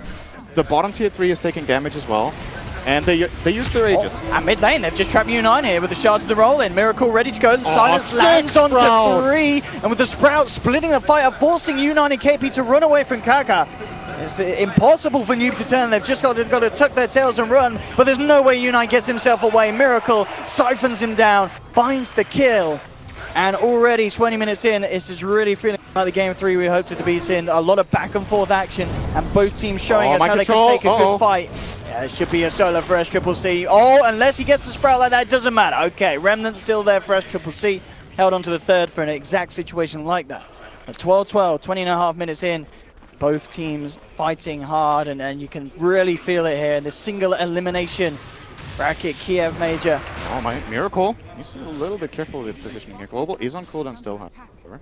But yeah, Mind Control managed to get a great kill there on Kaka as well. I'm pretty sure we were following the other one on U9, but very nice kill to take down the Earth. Got a little bit too excited porting bottom. And by the way, Mind Control is really rich. He needs to be careful not to give away too many kills. We're seeing the fight here again. Excellent execution from Newbie. Matuma being brought down. The real big one. Newbie keeping themselves composed. Everything on the line here in this game. A little bit of a... I don't think he was rolling his eyes. Much as yeah, lubricating the eyeballs. That's as the pro players do. Have a good roll. It's good to do, lads. Everyone at home, make sure you do blink. You don't want to dry your eyes out. It's bad for your health. I see Miracle now building in toward an Octarine core. I'm wondering if he will stop halfway to maybe consider a Ghost Scepter. Or if he wants to go for maybe a casual plate mail. This seems like a really big build-up for him. But at the same time, there's no obvious item that is just going to solve all his problems right now. Look at this. These wolves are so good, aren't they, Sin? They just are. Having this invis kind of tracking capability. That's very hard to deal with. I think Newbie's starting to lay down multiple Sentry Wars to deal with this. But it just gives you so much information. And in a game where, for Newbie, it's all about getting the jump, this is only going to make it harder. I think Matumba is the best player in the world at this with Lycan. Liquid were insane during, I believe it was a TI with Matumba Men's Lycan as well. Just gathering so much information with this hero. I mean, how do you play? You kind of got to get a gem, really. You can't afford to just Sentry up the whole map. Yeah, it's difficult. It's one of the big advantages that this hero has. Oh, smoke quit. This is a big moment. Everything is ready for both sides. Yeah, Newbie can react. Nature's Prophet ultimate. Oh, smoke's gonna break. Let's see who gets the jump. Kaka's already in the tree lines. And they saw him now. Yeah, they've got the ward on the high ground, so they will know that Liquid have come in for this movement. Newbie, do they want to try and jump in themselves? That's the question. Bring down one of the wolves. Message will be sent over, so both teams are realizing that neither are going to get that perfect opportunity to jump. Oh, C top control is going to walk up. Shadow bladed. And Newbie want to get information around Roshan, but this could cost them. The Wolves again. Allowing Liquid to have this vision to set up any sort of play or jump that they can find. Chasing. But in terms of sort of long-range catch, it's a little harder for Liquid for sure. They need to have that opening with a shards or a good sprout. Mind control will sprout out the Sven. He's got the quelling blade in his backpack. He's got no way to cut through the trees. He's been surrounded. We'll get the chance to stun, but it doesn't matter. The exorcism there. The Winter's Curse. Oh, GH is beautiful. He catches 3. The silence, the snowball follows through for Liquid, and it's going to be a full 5-man team wipe. Liquid are just stepping it up every game in this series, and that fight was one of the most beautiful ones we've seen so far today on the main stage, Sin. Absolutely perfect from everyone on Liquid. You can get so much value out of Sprout. Sometimes it's amazing, and obviously at this point, Sven's just punching himself in the head for having this mithril hammer, I believe it was, in his inventory instead of the quelling. He looked in his backpack. And he was like, oh, I made a horrible mistake. And this is such a big grab for Liquid. They get, I think that was, they got a 5-man wipe, they got a tower, they got a buyback from Legion, and they will be able to set up for Roshan now as well. That was absolutely insane. Huge and GH, that positioning he got himself into, you saw, being able to get the blink first. In situations like that where you can just transcend one kill into a team wipe, and it's because of GH getting there with the Winter's Curse onto the back lines. And then there's just so much AoE to follow through. The death prop is brilliant with the Winter's Curse. You're going to get this easy mono-mount silence. They've basically got a pseudo global silence on their side, Liquid, and it's at a much less cooldown. Just getting so much information. It's not only the Wolves, it's also the Treants. Like, it's hard for Newbie to catch a break here, make any sort of move. Liquid are just ready for it. Here as well. I mean, as we mentioned, poor old U9, no way to cut his way out, and then GH is there. The shards as well, of course, from Kuro, contributing to bringing them all together for that initial connection. And there was no way that Newbie could play their way out of that sort of team fight. GH. And that's, again, one of the best Wyverns in the world. Opposite of the previous game where we had a little bit of help a friend syndrome from Liquid early on. They could have cut the Sven there. Like, that was a mistake, but it's a big core. It's tempting to try to help him there. They might be able to slide chains, create the space they need to back away, maybe get a turnaround with Global. But Liquid, where they're in full force, they got the perfect jump. And they're building a big advantage now, 12,000 gold. Roche is up. Should be theirs for the taking. They have way better information all the time than Newbie. Newbie sitting on one good Roche ward that they kind of have to play around. And Sven finally picking up this BKB could give them options. This means they have to put the Winter's Curse on him, or he will be able to go for 4 plays. Obviously can ignore the curse during BKB on other targets. And it means he's got a slot in his back, in his items for the quelling blade. Very nice. So that will not be very necessary. Definitely against these sort of sprouts from Mind Control. And he's working on a Blink Dagger next. I think this is the exact correct choice. Even should have maybe considered buying it earlier, I'm not sure. It seems to be the case that Newbie just need to get the jump, as we've seen before, but struggling to find the advantage because of all the scouting once again. Maybe a gem pickup now wouldn't be half bad for them, but who's going to buy it? They all want to make progress to the next item. It's how do you move around the map if you're Newbie? I mean, you do, but it's like a map hack. Liquid know everything. And it's even difficult to smoke. Not because the Wolves see your smoke, but because they see so much of the map that if you have multiple heroes missing, it becomes pretty apparent for Liquid. Oh, not again, U9.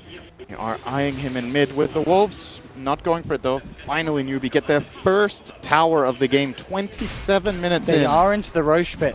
Can they get away with this? Taking it without Liquid knows it. It's very, very slow. And yeah, with these Wolves moving around, not a chance that Newbie can do anything like that. Can't go for the sneaky plays. They have to fight Liquid head on or manage to try and maintain these walls a little bit better. And talking about the wall problem, man going in will be Jordan. The stuns there. Global Silence comes out in time, making sure the GH can't get through with the follow-up Winter's Curse. Matuma Man, though, still sitting on maximum health here. Boulder smash by because they try and hold him back. U9 goes in. Again, he's been sprouted. This time will cut his way out, but Mind Control's there with a wraparound. Lays down hard with the Silver Hedge hit and the Maelstrom that he's now picked up on the Nexus Prophet.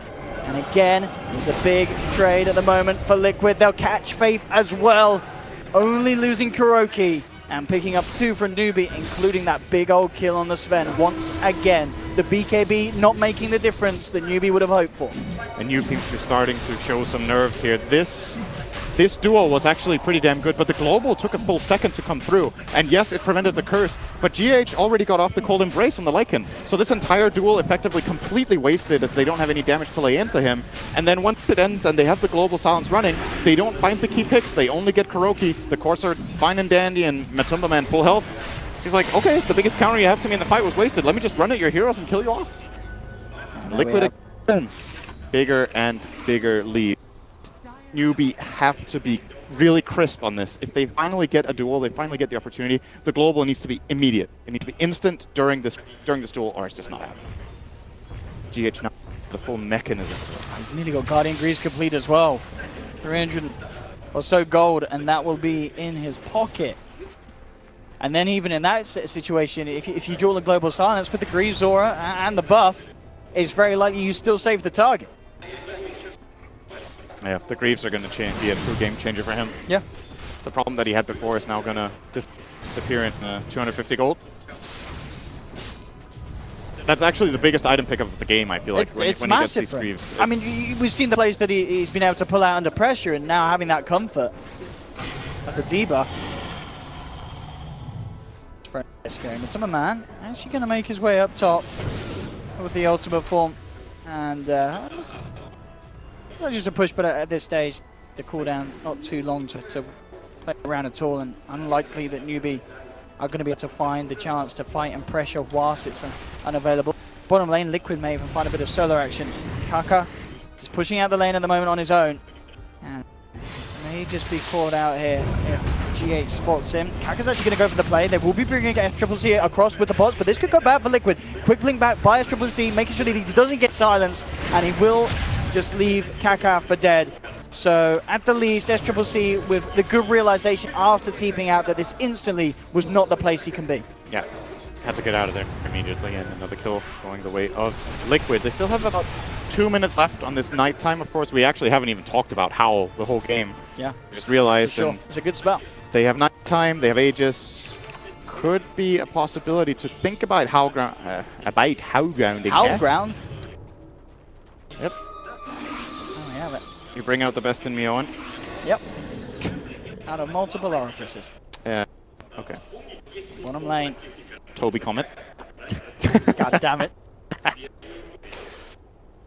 Well, let's see if Liquid are able to break high ground here. They are thinking about it at least.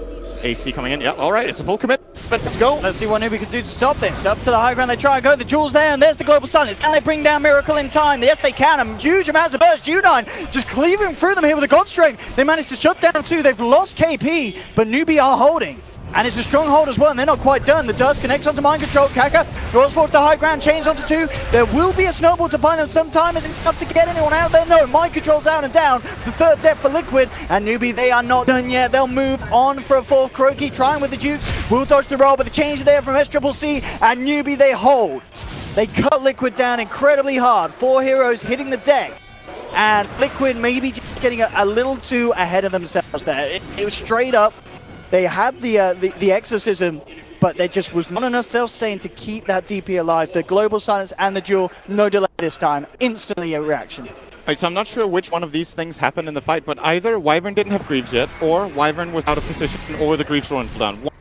Things definitely happened here for GH, and it made the world of difference. If he gets Cold Embrace off there, the fight's completely different, or Curse. I mean, I believe what could have maybe happened again, he could have debuffed the first, but then a second instance of the silence came through. Maybe the Kaka caught him out. Could have been, I didn't see, but regardless, he can't. Oh, Kaka, speaking of him, he's going to get killed by Matumba. Absolutely, chopped down by the big wall. Matumba turns up. GH has to be really careful with his positioning out. He's been super good so far in this game, but if he comes in just a little bit too close and gets caught by anything, Sven stun, a silence from the Earth Spirit after Global, it's fight deciding. Liquid will be going straight away once again, it looks like. They want to get at least the tier 3, knowing now Global is on cooldown. There's an Earth Spirit dead. They still have Aegis. TP ulti is still available, actually. I guess it just came off cooldown again. Octarine plus... Octarine doing magic. Limit a lot of the cooldown. Down to 110 seconds with that And this is the harder hold, actually. It is. Without your global, you are losing a big tool, but it is just 14 seconds. It's nearly back up. U9 actually going to get the connection straight up to Matuma Man's jump in. Miracle out with the exorcism. Siphon to force U9 back. They've managed to open up to the racks. Damage flying through hard from Matuma Man. The fortification comes out. Newbie, can they hold? Matuma Man still with that Aegis and PKB, of course. There's the jump in the duel. They'll get it onto Miracle. The silence comes back available. They'll pop it out. They managed to take down 2. The Aegis has popped as well. Newbie are holding. There'll be a snowball forward from KingCharlie trying to finish off the kill onto the will get KP, but they're going to lose 3. Matuma Man, BKB trying to man up against Faith. The war cry slowing down his pursuit. Faith with the Ghost Scepter survives. They've lost 4 on Liquid. Matuma Man will get the melee racks. Can he get his way out of here? That's the question. And it looks like he has got the time. He runs out. Kaka looking for the chain slider fist combo from SCCC. Catches out Matuma, and Newbie will finish off Liquid. They lost the melee racks, but they hit back so damn hard. Liquid, they can't afford to make these plays anymore, Sin. U9 super clutch in that play. The moment Global Silence comes out during the duel, he blinked on the backline and instant stuns the Wyvern, taking him completely out of the fight, killing him off solo. And again, this entire game is being played around Global Silence. It's the most important ability. Global Silence and duel.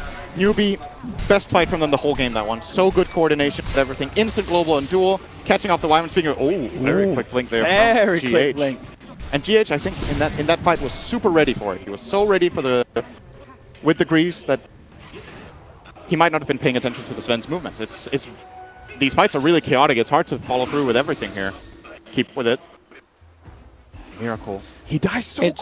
I mean, that's the overall though. Instant dies every fight. Surely you have to be brave for Liquid in that sense, because they've done that 3 times. That's the 3rd time it felt like they've gone for that push, and it's just cost them massively.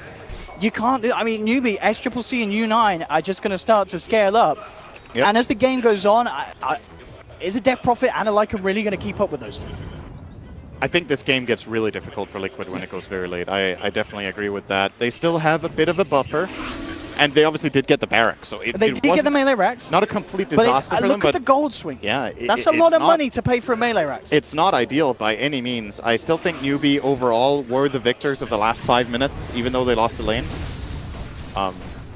Especially the gold coming in for, I would say, the Ember Spirit is getting really important. So what's happening now is that SCC is closing in on his level 25. He will have the Octarine coming up in 100 gold. Yep. And the amount of control that he can output is an issue for Liquid. They don't have much to fight with after the BKBs expire. They're going to get completely controlled by all of these stuns and silences and whatnot that Newbie can bring at them. So they have this short timing window with the 9-second BKB on the Furion and the 7-second BKB on the Lycan where they have to get the job done. I feel like once those BKBs are out, their teamfight is just flat out weaker in almost every single aspect. But then that's one thing that Liquid do have. There is potential to play this the rat style. They've already done what they needed to. They've opened up the base, taken down that melee racks. There is an avenue of opportunity to get themselves in there. I mean, the question, Newbie's lineup, they do have, as you mentioned earlier, the Ember. Do you feel, have they got enough to deal with Liquid if they do start to split up and really go heavy in with the split push? I think Ember is a really key hero in that regard. He can do a lot of pushing on his own with fairly minimal risk in this game. If you look at the heroes he's facing, and especially the item build coming out for Mind Control. Until now, Mind Control can't control the Ember. But with this Orchid that he's building into maybe a full Bloodthorn, it could get a bit trickier for the Ember Spirit, who in this game has not gone for a Linken's. There's no defensive items, potentially. And there's a smoke now coming from Newbie. This is once again a big moment. Ember can connect on this mid wave. Needs to be careful not to TP. Okay, it's on. See what they can Miracle do with this. getting rid of that. High ground being marked by KingCharlie. They'll spot out U9. They know to get the Courier. hell out of there. Kurome Pairs like there's the jump though. Still Newbie will still find it. The global silence. Angel being popped. GH gets too close. The cleave just rips him down. They've lost the Winter Wyvern on the sidelines. KingCharlie will find the kill onto the Earth Spirit. Matuma Man pops the Ultimate and the BKB. Looks towards U9. The Silver Edge from Mind Control limiting the output of the Sven. They do find a third. Out in the tree line, KP will blink away, but Liquid managing to fight past that ultimate. The initiation not strong enough for Newbie. There'll be a buyback from SCCC. U9 has got buyback available, but there's no God Strength. They're massively limited in what they can do here, Newbie, and Liquid are ready to abuse it straight down the mid. They'll clear down the tier 3. Newbie, what can they do with limited options here? SCCC with the jump forward, chains onto 2. Trying their best to hold Liquid away from picking up a second set of racks for the time being. It looks like it may just be enough with the exorcism running out. Liquid will back. It's the duel. They come in. Can they protect Matuma the Solar Crest? The Snowball, it may just be enough to protect you from this duel. They've got the lockdown on KP. KP's out. Matuma survives. The Triple C gets the Silent Fist out. They're falling low, but it doesn't matter. Unite's down. There's a dieback from Sven. A dieback from Triple C. A Liquid. And they've definitely done it here, Sin. Both cores on Newbie down for 100 seconds. No way for them to get back in this game. GG is called, and Liquid are moving on. Clearly Liquid's best game in this series. What a turnaround. To game 3, this series has just been an upward spiral and a sharp one as well for Liquid, because at the start it looked incredibly grim for them. I really liked in this game how well Liquid played. I've said it a couple of times, the whole vision thing, but this last fight is all vision. Kuro superior positioning on the high ground, completely counters Kaka's attempt at engaging on him with the Earth Spirit. The Wolves in position once again. And Liquid, even though that fight, GH died without getting curse off, he got the cold embrace off. He got the cold embrace off again. It's These enough. Little windows, this all execution at the end of the day, and it was just that the execution from Liquid was that much tighter. They were able to find those tiny gaps in what Newbie were throwing them in terms of the silence, the duel, and then that last fight as well. Keeping Matumbraman alive, we saw the power of the Tusk with the Snowball. It's so hard then for Newbie to finish off the kill that they initiate upon. They only really could fight with Global Silence. Without it, they just didn't have a chance against Liquid's cohesion and team play. And Liquid, they are going to feel very, very happy with that victory, because this was not an easy best of 3 for them, Cinderella. And it's really important for them, if they want to have any hopes of getting to top 4 or even the finals, that they start picking up some steam, because they've been looking really shaky. But it looked to me like the team grew a lot throughout this series. Like, they learned a lot from every game and figured out how like the team play just developed really, really quickly. And if they can keep this up, this game for me was really, really good execution from them going forward, and loved the picks, like I said. They might just be finding their stuff. Death Prophet and Nature's Prophet. It's like we're a few TIs ago. This is something that's being proven to work again in this current day and age with this new meta, with the new patch kind of coming into these previous tournaments. Miracle DP is something you've got to be scared of. And GH Wyman, as we kind of mentioned throughout the game, he really had an outstanding performance in this game. Yeah, there's a couple of mistakes here and there individually, but overall they just outplayed Newbie this game, it felt like. They executed fights better. That's what it takes. What a series we have there. Liquid taking the victory 2-1, knocking Newbie out of the competition. That's it from myself and Sin. I want to hear what the panel has to say about this one, and an incredible matchup between these two titans. Back to you, Paul.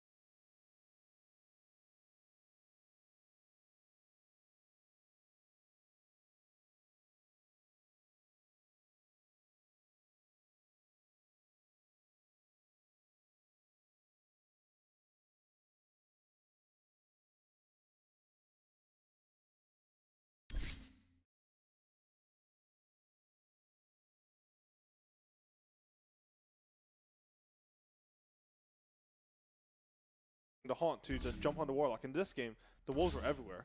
It might be a Matuma Man thing, but man, Liquid play really well around it. It did indeed. We'll get more from all three of our panel members in just a moment, but we do have another addition to our broadcast.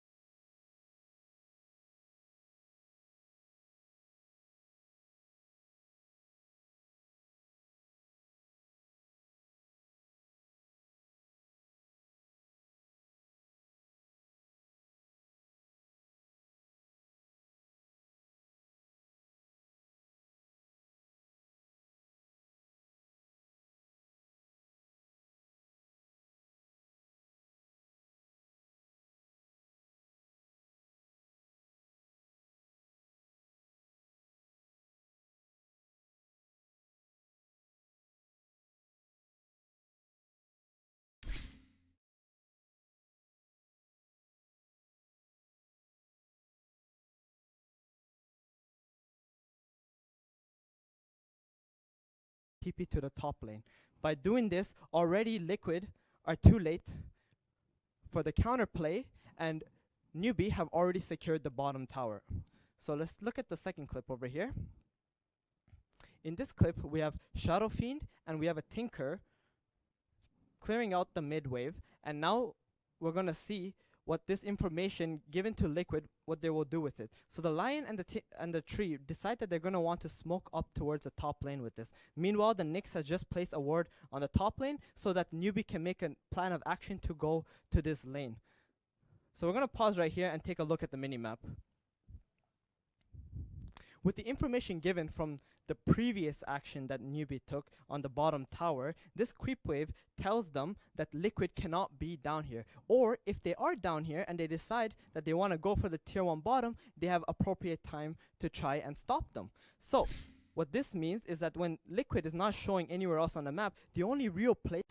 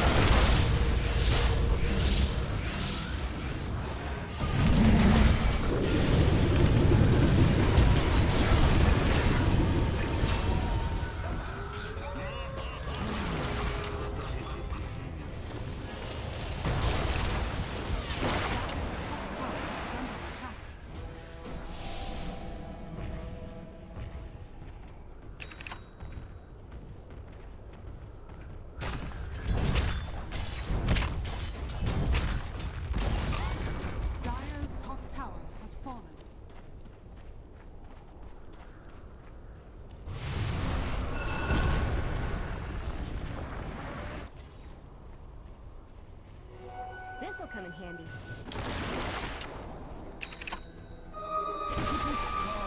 Go!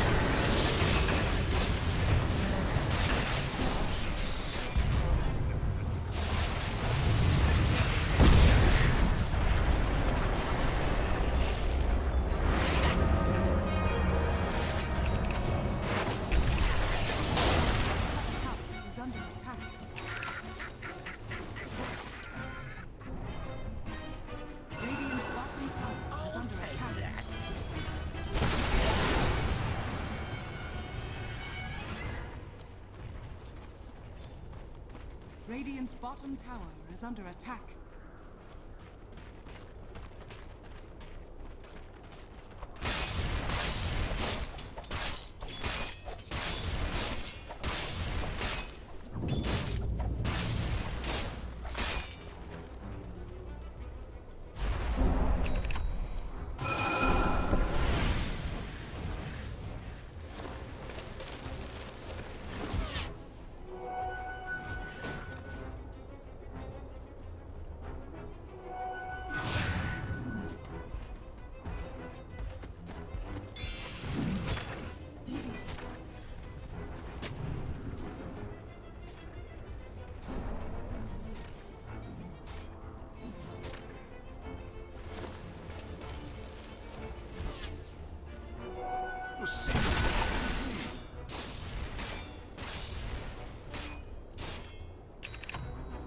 Radiant's bottom tower is under attack. Conceal yourself. Radiant's bottom tower has fallen.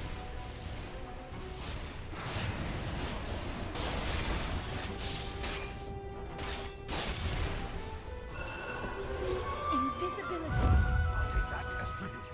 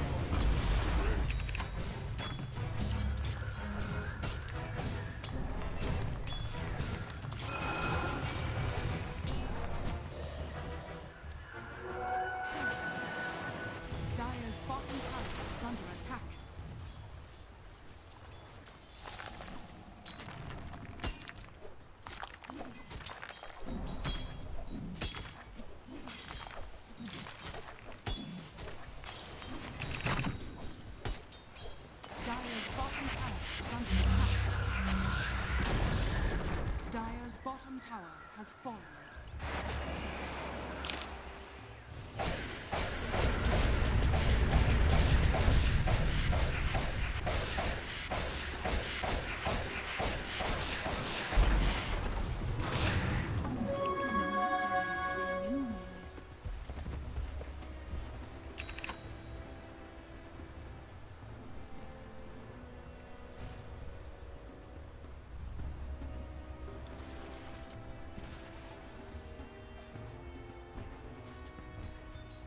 Dire's bottom tower is under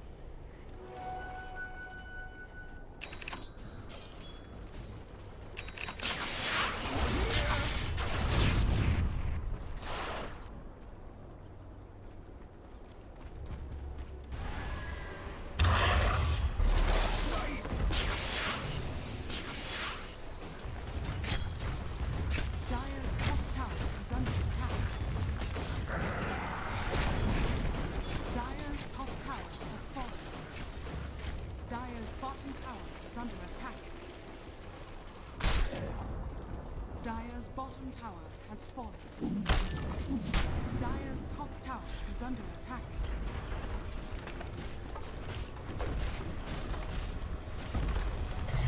Dire's bottom barracks has fallen.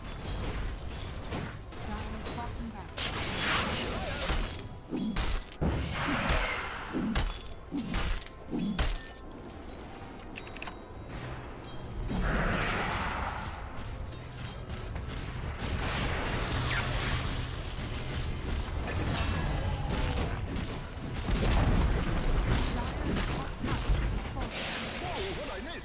Dire's top barracks are under attack. Dire's top barracks is fallen. Dire's top barracks is fallen. The Radiants now have mega creeps. Radiant's middle tower is under attack. Radiant structures are falling. Radiant's middle tower has fallen.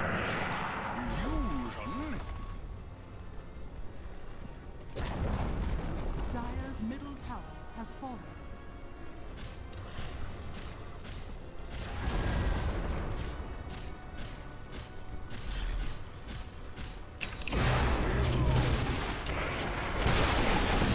Dire's ancient is under attack.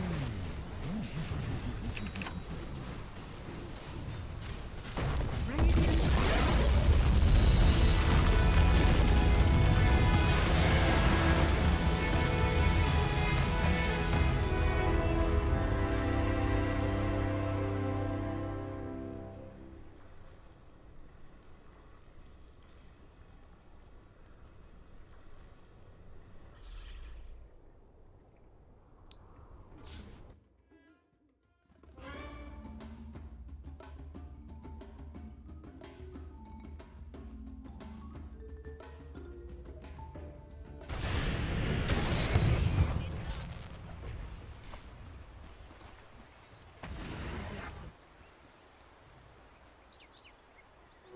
Death's bounty.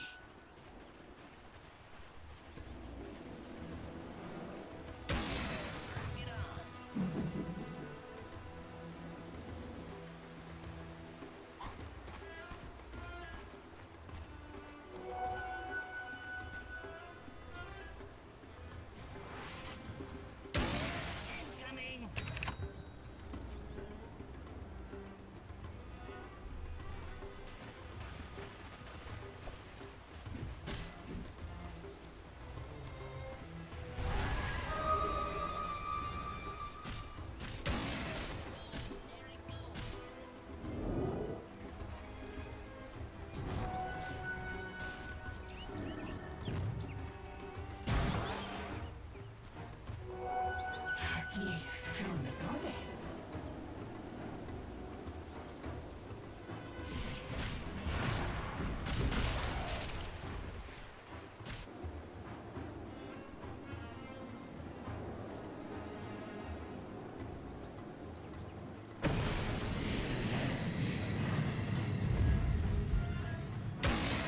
Players here. Dire's top tower is under attack. Dire's structures are fortified.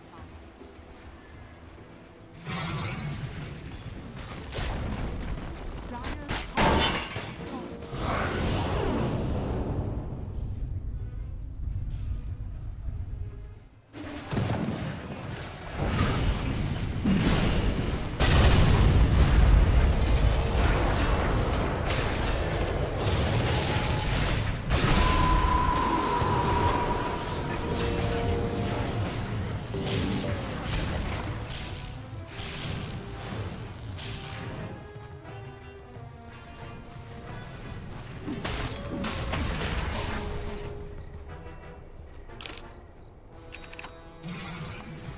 Dire's top tower is under attack.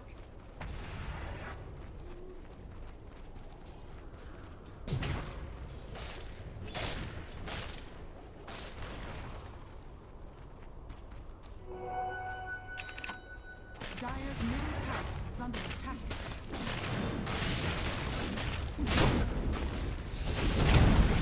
Dire's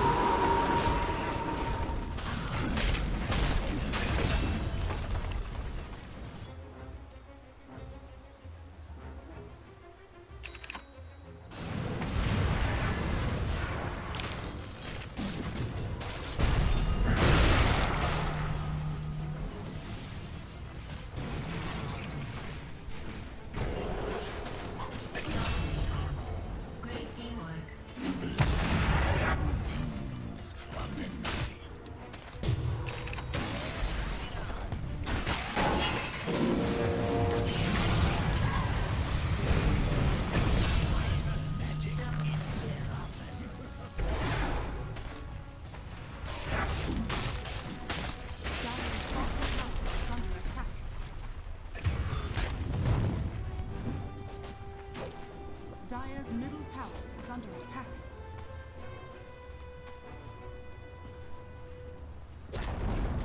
Dire's middle tower has fallen. Dire's middle tower is under attack. Dire's middle tower has fallen. Dire's middle tower is under attack.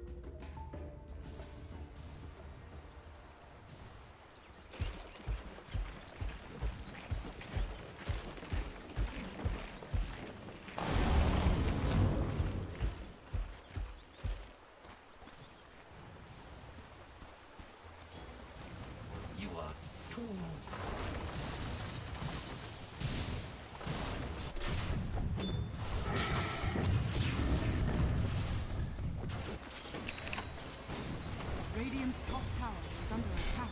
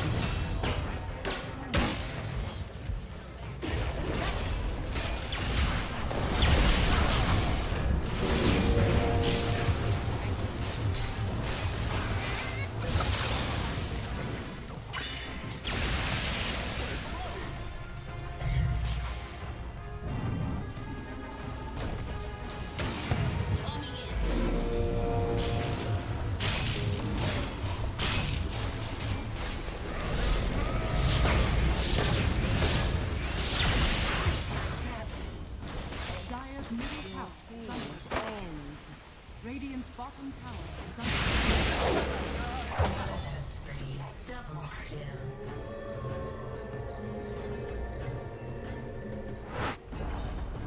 Dire's middle tower has fallen.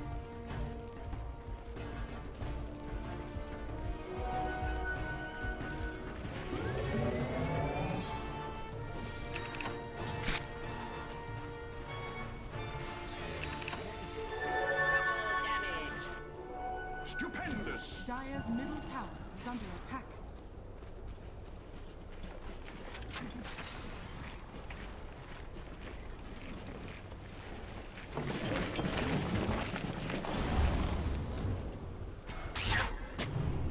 Dire's bottom tower is under attack.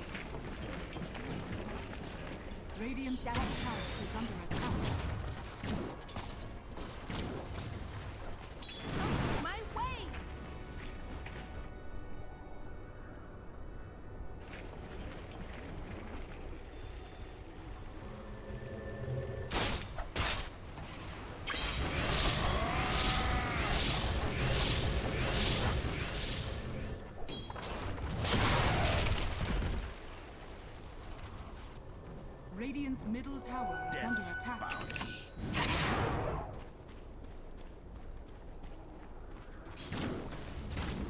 Radiant's bottom tower is under attack.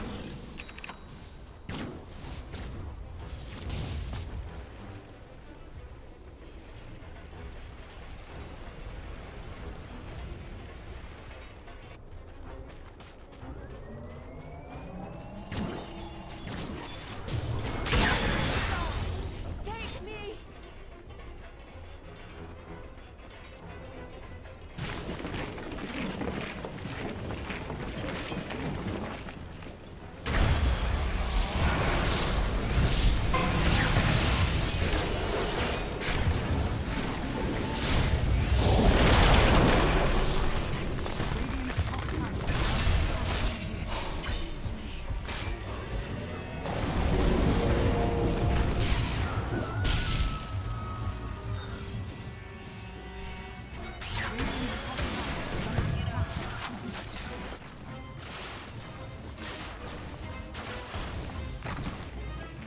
Radiant structures are fortified.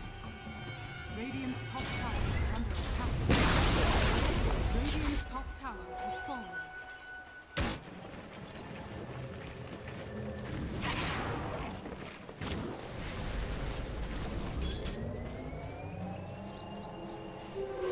Invisibility. That should help. Radiant's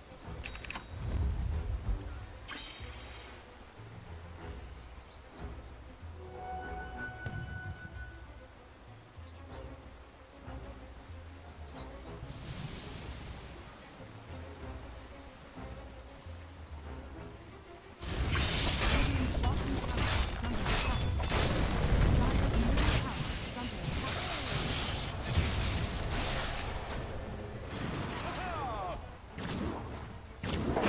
Dire's top tower is under attack. Radiant's bottom tower is under attack. Bottom tower has fallen.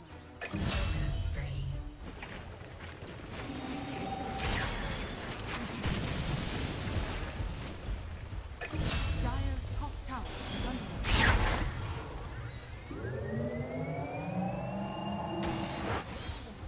Radiant's bottom tower is under attack. Dire's top tower is under attack. Dire's top tower has fallen.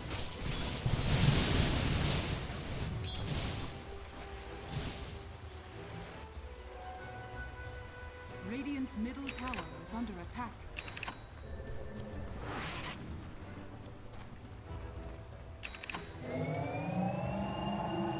Prize is mine!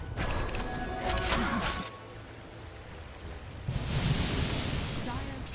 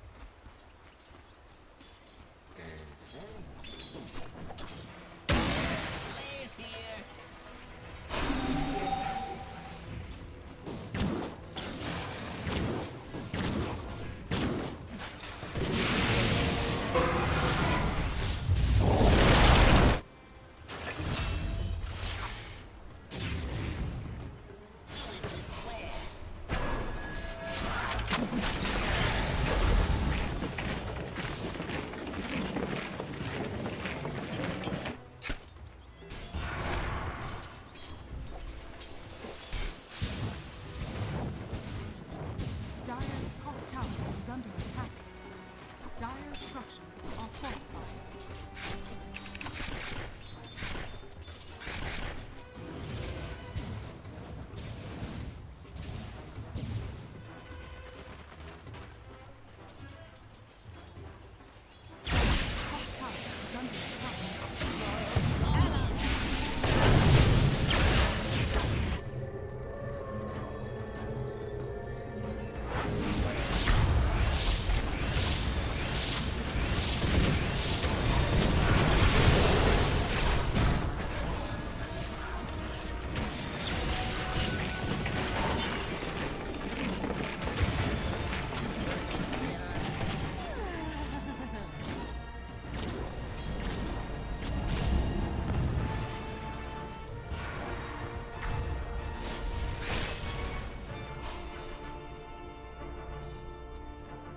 Radiant's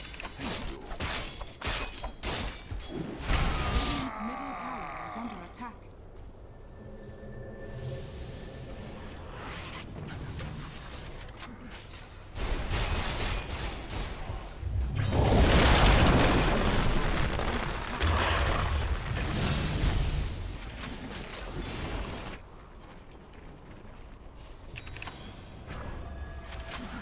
Radiant structures are fortified.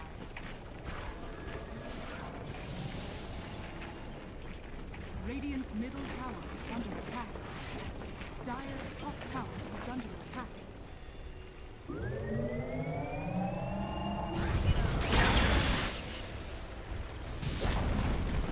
Dire's top tower has fallen. Invisibility.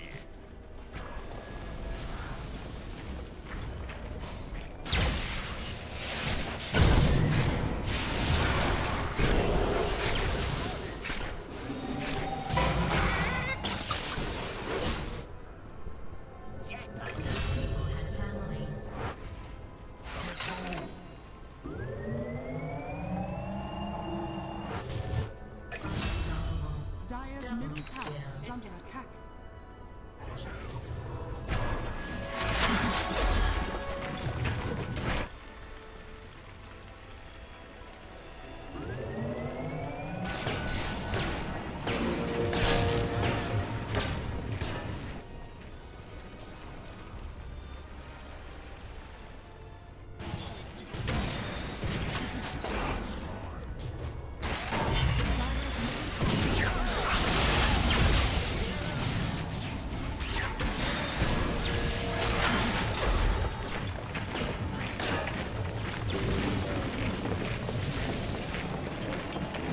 Dire's middle tower is under attack.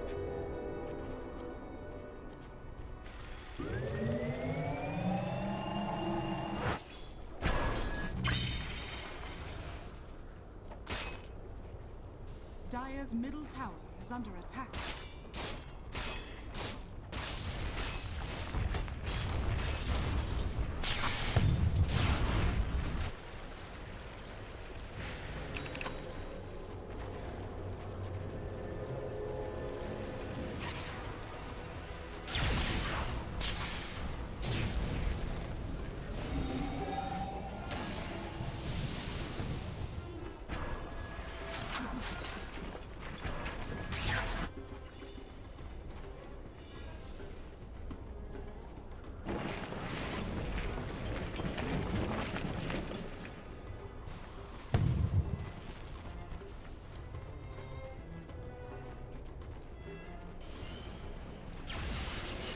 Dire's middle tower is under attack. Radiant's courier has been killed.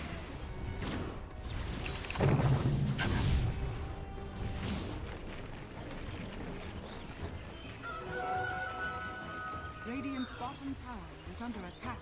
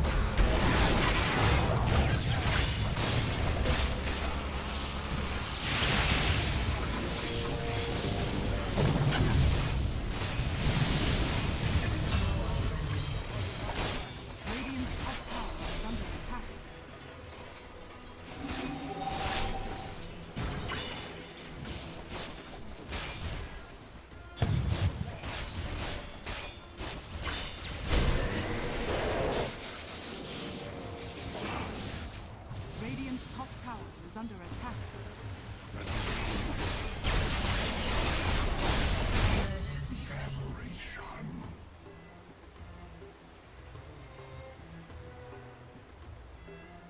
Radiant structures are fortified.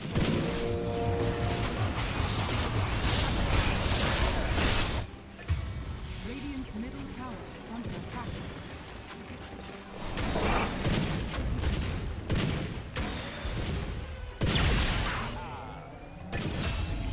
Beneath the mask.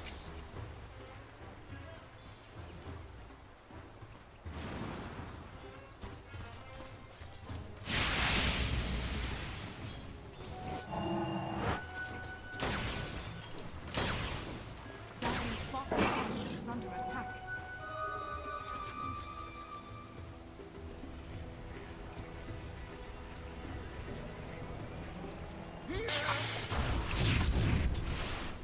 Death's bounty.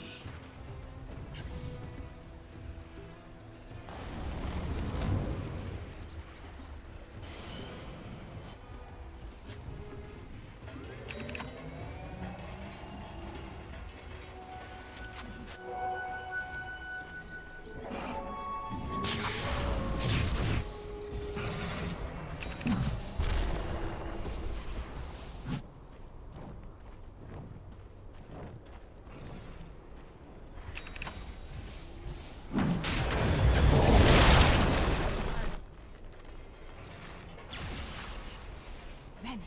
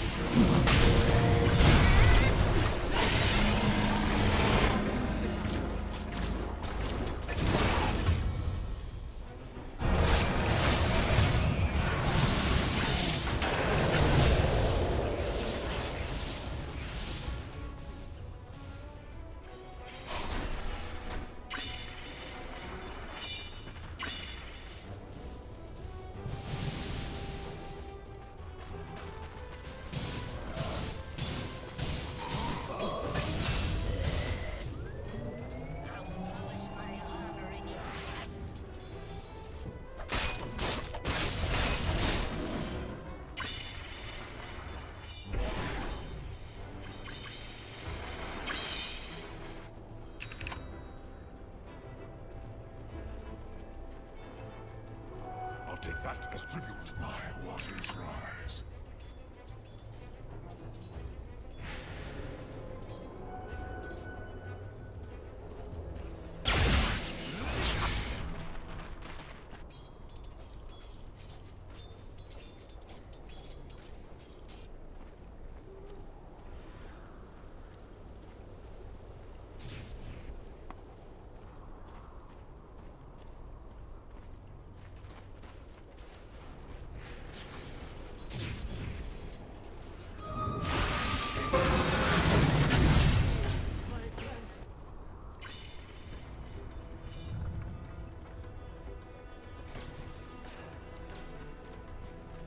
You are too kind. Dire's middle tower is under attack. Dire's middle tower has fallen.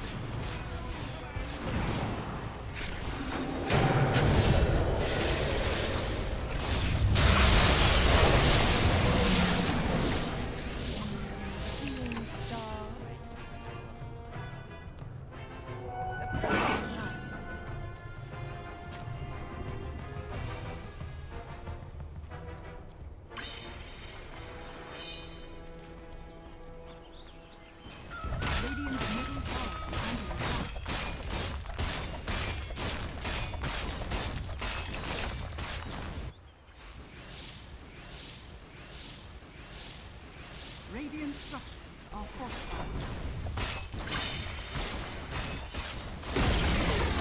Radiant's middle tower has fallen.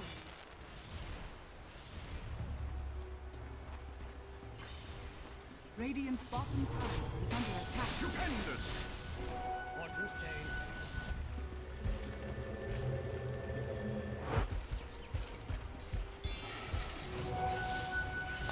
Radiant structures are fortified. Radiant's bottom tower is under attack.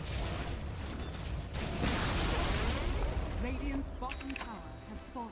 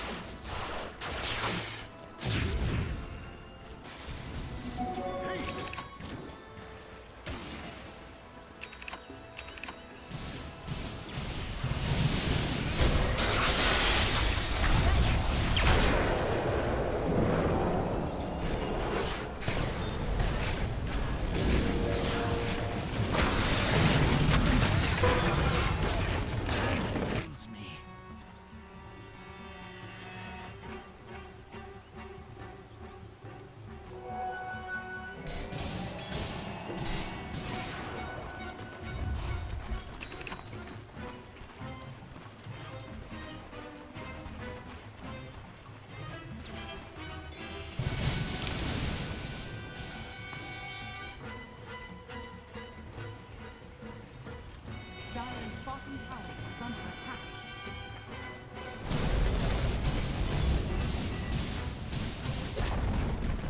Dire's bottom tower has fallen.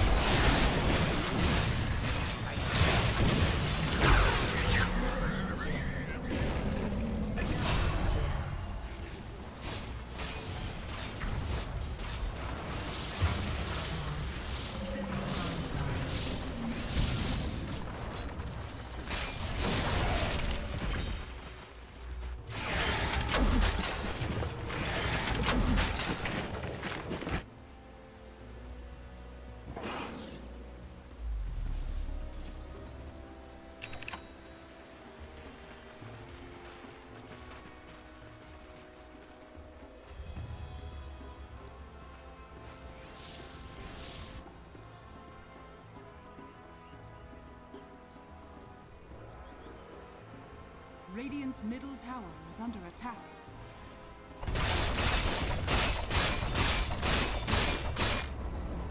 Radiant's middle tower has fallen. Radiant's middle tower is under attack. I'll take that as tribute. Radiant's middle tower is under attack.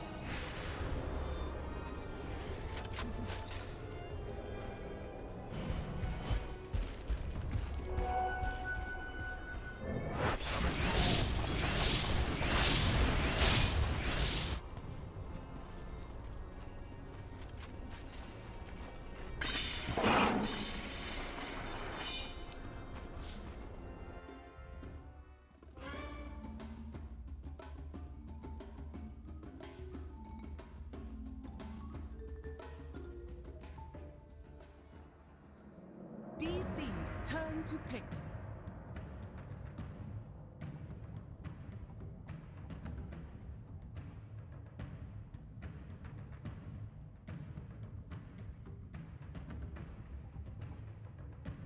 Ten seconds remaining. 5 seconds remaining. Reserve time.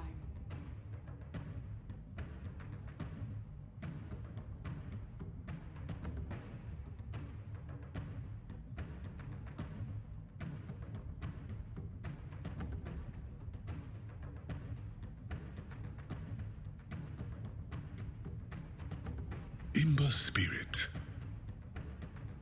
Radiant team pick.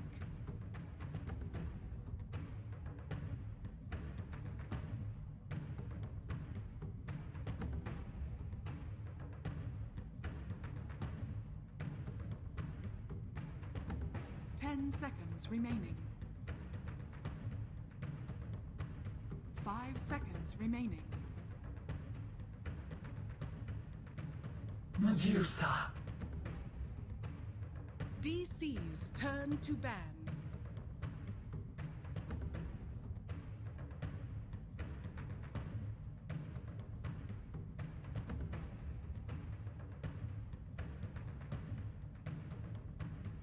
Ten seconds remaining. 5 seconds remaining. Reserve time.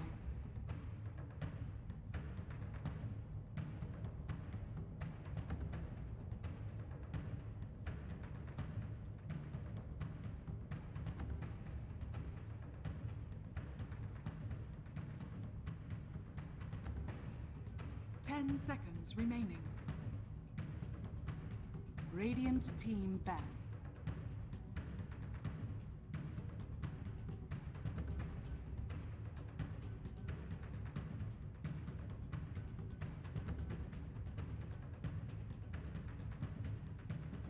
Ten seconds remaining. 5 seconds remaining. Reserve time.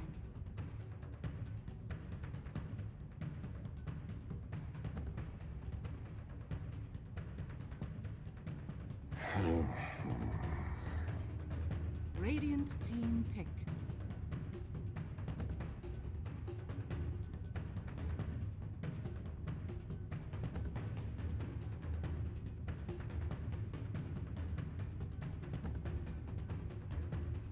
Ten seconds remaining. 5 seconds remaining. Reserve time.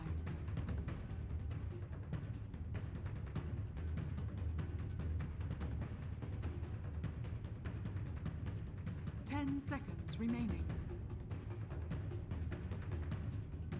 5 seconds remaining. DC's turn to pick.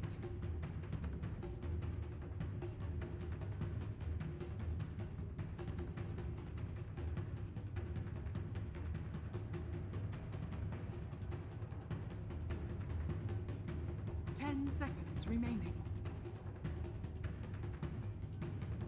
5 seconds remaining.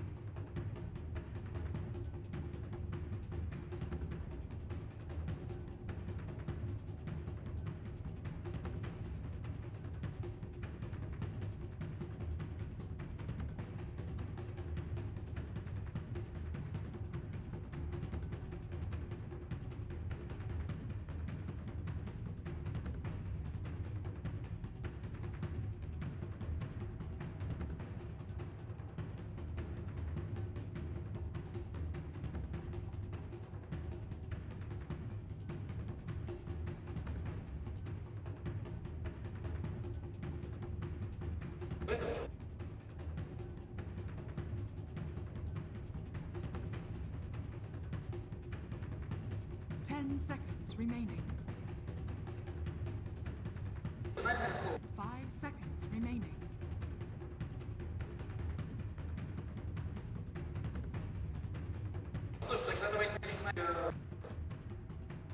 Третьей серии выиграл первая карта, где что прямо сейчас дает слово зал, где Рома Каспер нашел себе другого Диму, чтобы матч Дима на этом первом. Ladies and gentlemen, welcome to the National Palace of the Arts. We're live here on the floor, myself, LD, and Purge, getting ready for our third elimination match of day one, Kevin. Yeah, kind of exciting to see a lot of teams on that night of do they go home, do they stay in the tournament, and I think this is going to be one of the closest matches of the day for sure. I mean, very similarly ranked. They both went 2-2. They both had some tough opponents. They both had maybe some less tough opponents, but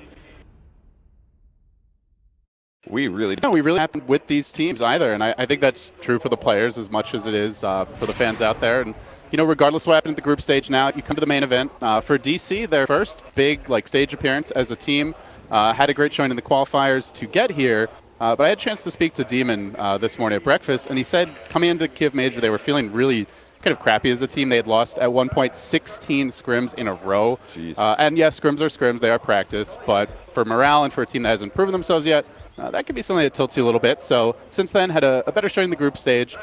We'll see if they can deliver, but coming in, maybe a team that's a little bit nervous with a lot to prove. Yeah, with that said, though, they did do really well in the group stage, so all they got to do is win one good best of 3, and they double their money. That's pretty amazing. Top 8 already.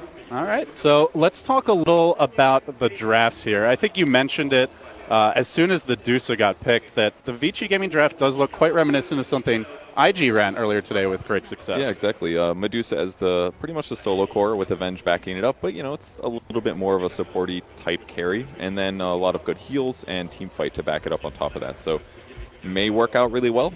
IG's game, it ended up being a pretty much straightforward closeout, just repel the Medusan hit buildings. They don't have that same magic immunity though. Aggressive, playing up to his name here, is going to assume the high ground. They were going for an early invasion play, VG Gaming. Jay, as they continue to move forward, wanting to contest this bounty rune. DC, not really the strongest level 1. They are going to give it up for free here. So a little bit of extra gold in their pockets. And we are going to see on the flip side, for Digital Chaos, the 5th pick, Phoenix, maybe caught them a little off guard going into that pick. Not many ways to deal with the egg. So they end things with the Bulba, Nature's Prophet, taking a page maybe out of the Liquid playbook as well with that. It's a rare time where your last pick, as the team that has to grab their last pick first, actually throws the enemy team off, just because of the fact it fits so well in with the team fight and because of the lack of range heroes on DC. But I think the Prophet was a pretty good reaction to that, especially because Phoenix is a pretty crappy laner. No armor on the hero. He did get like a 2 base strength buff, which is 40 HP, but it may not be enough. Yeah, so early on, we are going to see the Dusa mid matching up against Abed on the Ember Spirit, taking some early harassment. Mason running what's become one of the most popular carries, at least here on day 1 in the main event, is Bulba is going to be brought down. Quick pick for VG Gaming, finding the first blood. So Nature's Prophet, not off to a great start here. But yeah, we're seeing yet another Spectre pick in the safe lane, not really being contested right now. Yeah, it's a little bit tough sometimes for a Baden to actually go to the lane, especially against a Warlock who has great animation, great nuke, and against a Monkey King as well, especially if he gets a fast Orb of Venom. It's tough to play against, and that's exactly what happened to the Prophet, actually. With Tree there, you don't know if he's there. Maybe he is, maybe it isn't. If he gets a stun off and the Orb of Venom slow, it's very often a kill. Dubu already going hunting here in the Radiant Woods. He is reaching for that jungling, and low HP Abaddon as he dances from tree to tree. Not going to find him just yet, and in fact, it looks like RTK may dodge the bullet. He did start with the Iron Talon here, and he is already heading back towards the base. Looks like he will be healing up, so doing so also avoids potential gank or EXP being leached. Did you see this cosmetic of his during DAC? I heard it's a very rare item. It stole some effect from a courier, which is why it looks so ridiculous. That's pretty cool. That's value right there. 2 for the price of 1. Yeah, exactly. Yeah, but you can see the Dubu is really intent on trying to slow down this off-lane Abaddon, as he has dropped down a sentry to potentially block one of his camps. Still sitting around mid, thinking about a potential move on Freeze, but no signs that RTK wants to go to the off-lane right now. So Spectre will be getting free farm. And after that Death Bulba, he's made the same transition off to the jungle now and is entirely uncontested, at least for the time being. Yeah, it's not too bad for Nature's Prophet. I mean, hypothetically, if Monkey King does find an opening, he can show up. But I like what Fenrir is doing here. He's reacting to what the Monkey is doing. They did see him leap over, obviously. Oh, they caught him here with the scan. Oh, can they break the tree? They missed it, actually. They 3 didn't quite VG Gaming heroes. They're just going to start demolishing. Fenrir killing his brethren. He goes again for it. it takes the sign of a really good Monkey King player when that kind of stuff happens. You just don't move. You're like, oh. They're just going to kill the entire forest at this point. Like, not moving is actually so much better than jumping, because as soon as you jump, they have a chance of spotting you from a tower, or maybe another tree moves. But if you just hold still and they don't get you, it's a lot of times safer. Oh, he can get caught here. Oh, jumping across the way. Will he get eaten? He will. Has the stun, gets the bash. Will he get the follow-up, though? RTK coming, but Dubu just going to TP away and should be A-okay. So a lot of space created there, Kevin, and they're not able to find the kill. Phoenix comes all the way from the safe lane, does a dive, doesn't work, loses HP. Durant uses at least 2 to 3 tangos. Yeah, he TP'd out as well, but now blocking that camp with the sentry, I don't know if that one's actually going to pay off or not. It might not be up in time to block the 5-minute, but he's definitely made a lot of space. Forces opponents to rotate, things like that.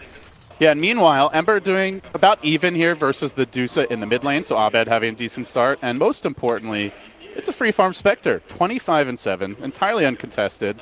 Normally Abaddon thought of as a very irritating off-laner, but he has not been that presence, just giving up free farm to the Spectre so far. Yeah, and something else I forgot about, it's not just the fact that there's a Monkey King Warlock. Prophet could show up as well. That's 4 right clicks that could hit this guy before he has level 6. That's a huge threat. But with that said, he's picked up level 3 already. He's done fairly well, considering that Monkey King could have been there to sap experience. So I think he's going to be pretty pleased with his position right now. So we have a pause here. We have a moment, I think, to talk about like the longer-term view for this game. So given the two compositions, Kevin, how do you feel they match up? Where are kind of the power spikes for each lineup, and what are each team's respective goals heading towards the mid and potentially late game? Yeah, VG Gaming is all about team fighting, basically. They'll probably have a fairly passive first 10 minutes. Phoenix wants to get his level 6, obviously. Treant Protector is usually going to do some roaming, but would love a faster level 6 as well. And ultimately, they'll eventually group up and start pushing towers with Medusa as the front line, or a combo Avenge with the Medusa. So then they'll be looking for vulnerable moments like swapping somebody out of position, killing them, starting the team fight on their decision-making kind of a thing. But at least the way that IG played it earlier today, it was definitely very passive for about 10 minutes or so. On DC's side of the map, they're definitely going to want to get their 6s, that kind of a thing. And then they're going to start grouping Warlock, make him show up somewhere, and then they'll Haunt, bring in the Spectre, bring in the Nature's Prophet. So DC is basically ready to fight at any moment. And that's one thing that really sticks out to me this game. When you think about Liquid playing it earlier today, it was basically like, I doom somebody, you Haunt in. But DC has like so many more options. It could be Monkey King finding somebody. It could be Warlock finding somebody. It could be Ember. It's basically anybody on their team, and they can get two hero backup instantly. So VG Gaming, if they do want to go slow for this first 10 minutes or so, I feel like DC has way more roaming potential, assuming they get the levels a bit faster.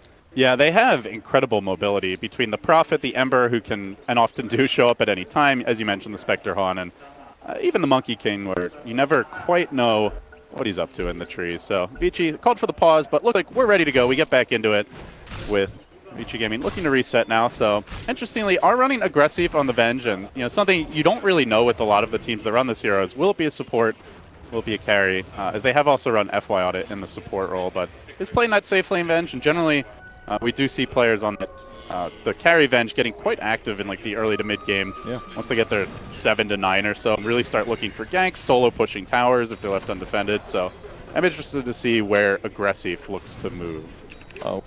Another big thing that's important actually before the Super Board dies is ROTK did actually block the large camp at the start of the game. The ward almost dead now, but that definitely impacts Demon's levels a lot. He's not even level 3 right now, and that's all because less resources in the jungle. You can see FY really trying to harass and bully Dubu a bit here, keep him out of the lane as much as possible. So he's trying to leech experience in this bottom lane, but the side's not the safest place to be. Instead, he's going to rotate towards top. Now hunting RPK, who is level 3. So still killable at this stage of the game. Running out of mana as well, but leeching that experience, starting to be a bit of a nuisance. And all the while, relatively quiet laning stage aside from that. Most supports just trying to get their levels. We'll see RTK run to Demon here, give him a little thwack, but not too much threat of a kill just yet. The levels are definitely the biggest impact right now, but it seems like both teams are pretty similar. I guess Nature's Prophet looking to have a decent advantage. Almost level 5 here. Abaddon's about a level behind that. But the supports as a whole, very equivalent levels right now. So looks like both teams will get their 6s about the same time. We'll see if that impacts if DC can get an advantage with theirs. Yeah, and often when we do see the safe lane Spectre, like it used to be the old way to play Spectre was hyper passive, but I want to say like for the last year or so, it's as soon as you hit 6, you're looking for that haunt gank. And sometimes the team will even smoke TP to try and set it up right away. And speaking of which, Mason, very close to level 6 now, has the phase boot, so he is a real threat for a potential early rotation. Yeah, absolutely, but I think it's going to have to be Dubu if I look at it. I mean, Ember can definitely rotate as well. That's a great hero that can gank side lanes and stuff, but Demon's only level 3. Maybe Prophet can initiate, but that's not very safe either. So I think it may take another stronger hero with some more disable, like Monkey King getting maybe level 4, level 3, something like that. He actually does pick up a smoke right now. He's going to grab Abed, so that's going to be a target here. 6 on Ember. Dubu's level 2, but that's good enough. And we're going to rotate, probably going for aggressive, I'm guessing. Maybe Freeze. His mana's actually kind of low. Yeah, Dusa looking surprisingly killable here, at least for the time being, but the line is drawn towards the south. So Abed, Dubu striking a course for this bottom lane. They got to get here really fast, though, because the middle lane's empty. No Ember Spirit. Simultaneously, VG Gaming also on a gank of their own, as we can see RTK and Aggressive looking to move in top of the Fenrir Bash to start things off. They're going to slow him down into a swap. Aggressive making his move, finds the stun. Follow-up is there. Mason low, but is able to path his way through the trees over to the other side. He's going to make it out.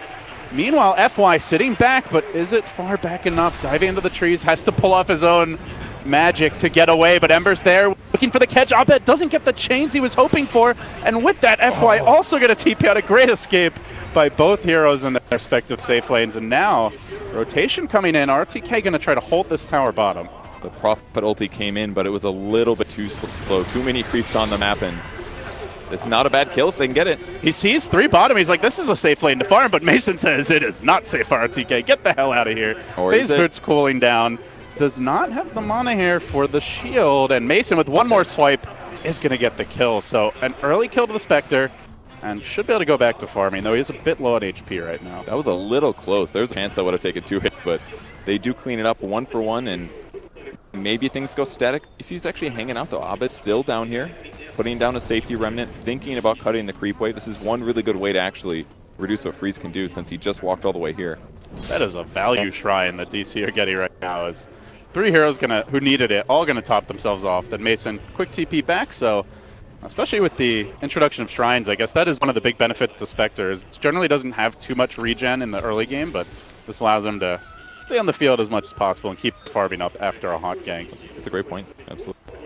Spectre did a great job surviving as well. Beating it back so early. Ooh, big courier snipe here for Prophet. That's a lot of gold in the early game. Oh, great Bulbino. Off to a good start here for DC. Has the phase boots, picked up the bracer. Could well be seeing the early drums from him. As he's going to start farming the enemy wood, so looking to play the economy game simultaneously. Fenrir stalking Dubu and Mason. Dubu's still only level 2. It's going to just now get 3, but it's being stalked a bit. No real threat of a gank here, though, in the top lane. And, you know, with the... I guess that is the question for me, Kevin, is it feels like it's basically on the Venge to make plays, because there isn't a whole lot of gank potential for most of the other Vici heroes. Yeah, that's a really good point. Usually, I was just going to comment, it's weird that Venge is still top lane. Like, normally you gank it, you get out, you escape, but he's actually playing off lane right now, more or less. Trying to contest the Spectre a little bit, have the threat of the gank there, and at least Mason does have to be a little worried about getting swapped. But with Venge's mana pool, there's actually not that much threat of him dying right now, so this is just going to hurt his overall net worth, even if it did put some pressure on. And of course, Freeze is still getting his farm, but still a fairly passive presence in this game as he tops the CS charts by a slight margin. So, curious to see if Vici look to group up anytime soon. Level 5 on FY, so I imagine waiting for the Supernova. Should have it probably in the next minute and a half or so if all goes well. And could potentially look for a group up then, but I mean, that's the beauty of the DC lineup, right? They have great split push with the Prophet, the Ember, so if they don't want to take that fight, they really don't have to. Yeah, I think DC is way ahead in this way. Demon on the Warlock just hit 6 here. He's walking towards his base. I'm pretty sure he's going to group up with an ally, most likely. Yeah, they're TPing the ball lane. This is where the smoke's coming. So DC's tempo is going to be a little bit ahead of where VG Gaming is. Because Phoenix, I don't think he's going to hit 6 in time. He's only 5.5 right now. This is the hero to kill. If they can kill him, quite possibly take the tower afterwards. Yeah, they're committing another TP. This is moving on to FY. FY gonna dive away. Now the bash coming onto Bulba. Fenrir might end up getting caused. The Nature's Wrath bounces through. Fenrir will be the sacrificial lamb. Boundless Strike to secure that kill. And with that, DC gonna start muscling up on this bottom tower. They did force the freeze rotation. Not an easy takedown, but at the same time does not want to try to hold this tower by himself. So he rotates, doesn't get much done, misses out on some farming time. and the Phoenix gets forced away as well. So a pretty big win for DC. Even though it's only 1 kill on the support, they get a lot more farm value out of it. Yeah, it was very early for Bulba to go in there. I thought that he made a big mistake, but thinking about it now, they didn't have that much cash potential on the Phoenix. I think he just wanted him out of the lane, so he delays his 6 even farther. He does pick up the experience tome now, so now he's got it, but DC's already gotten a tower advantage without using Haunt. That only costs them the hero rotation and the Prophet ulti. That's almost nothing. Yeah, DC playing, I think you used the perfect word for it, very up-tempo. They already have the phase boots earn on Mason. He's certainly combat ready. Bulba with phase, drum, and now going back for the might. So also a hero that can get very active in these early engagements. The Warlock ult has come online for Demon. And as they see a bit of a slow level 6 for RTK, only just now got it, still trying to farm his Midas.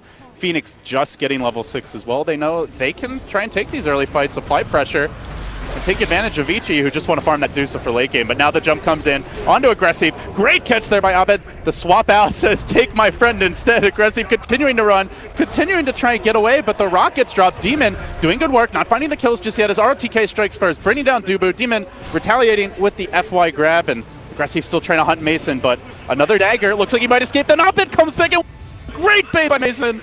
They will find an additional kill here. Looking still for RTK. Not going to get that one, but they find 2. They get the tower.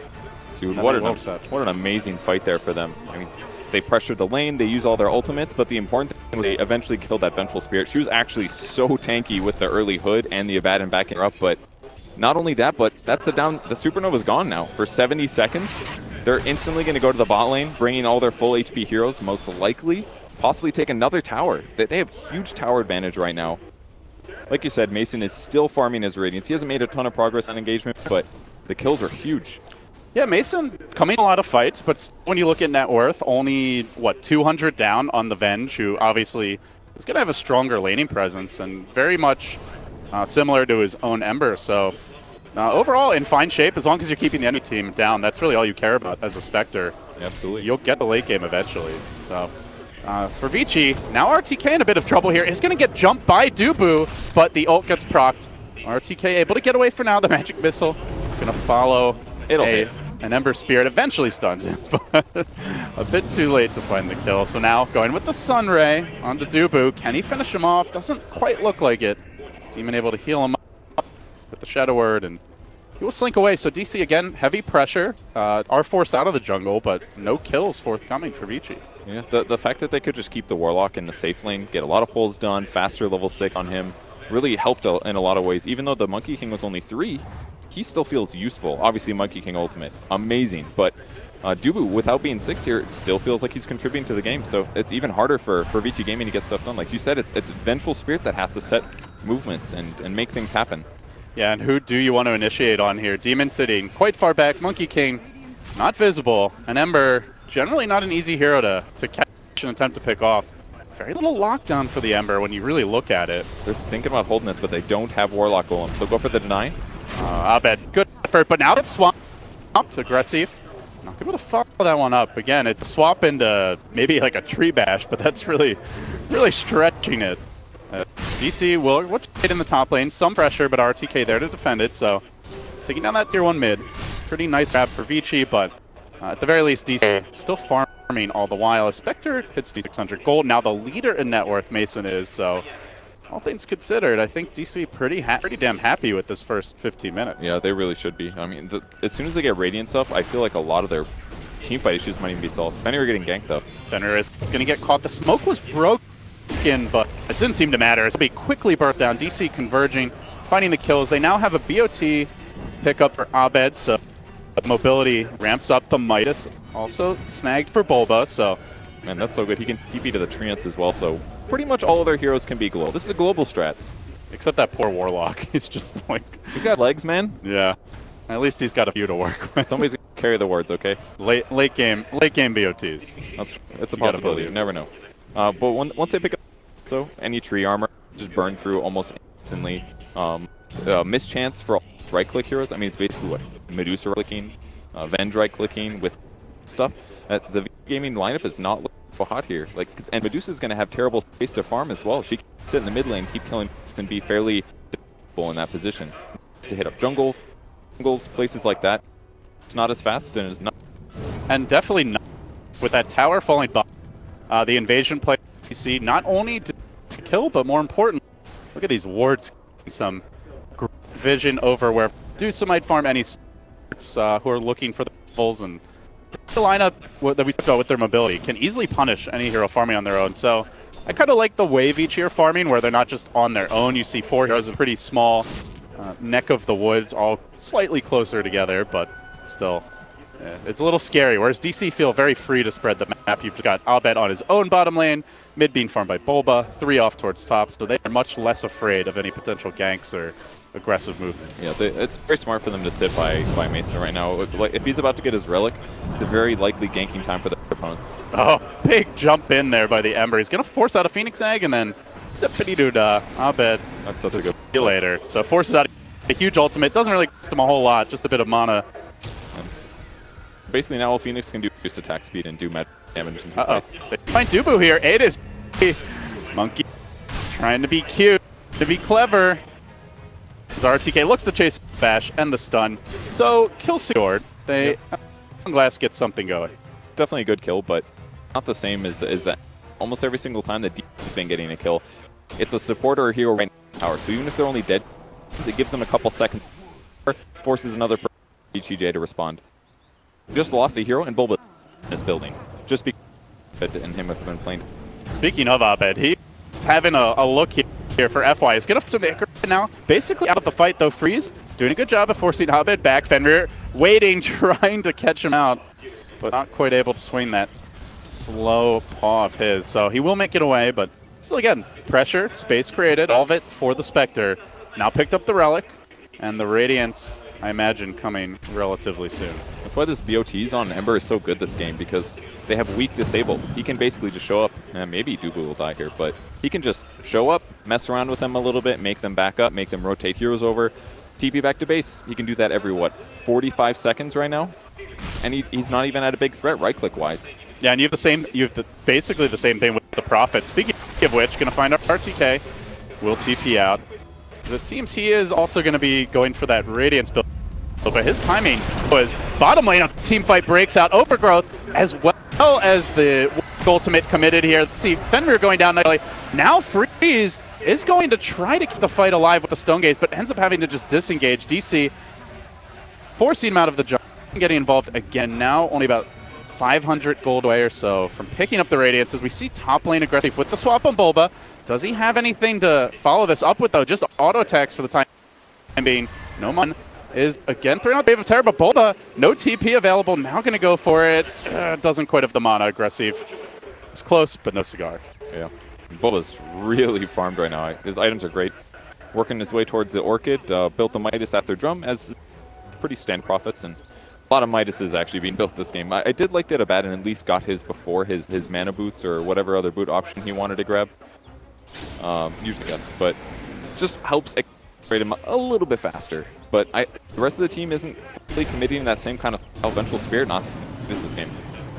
Looking for a potential harassment here on Mason, but Duba's going to retaliate as he will secure Mason's retreat.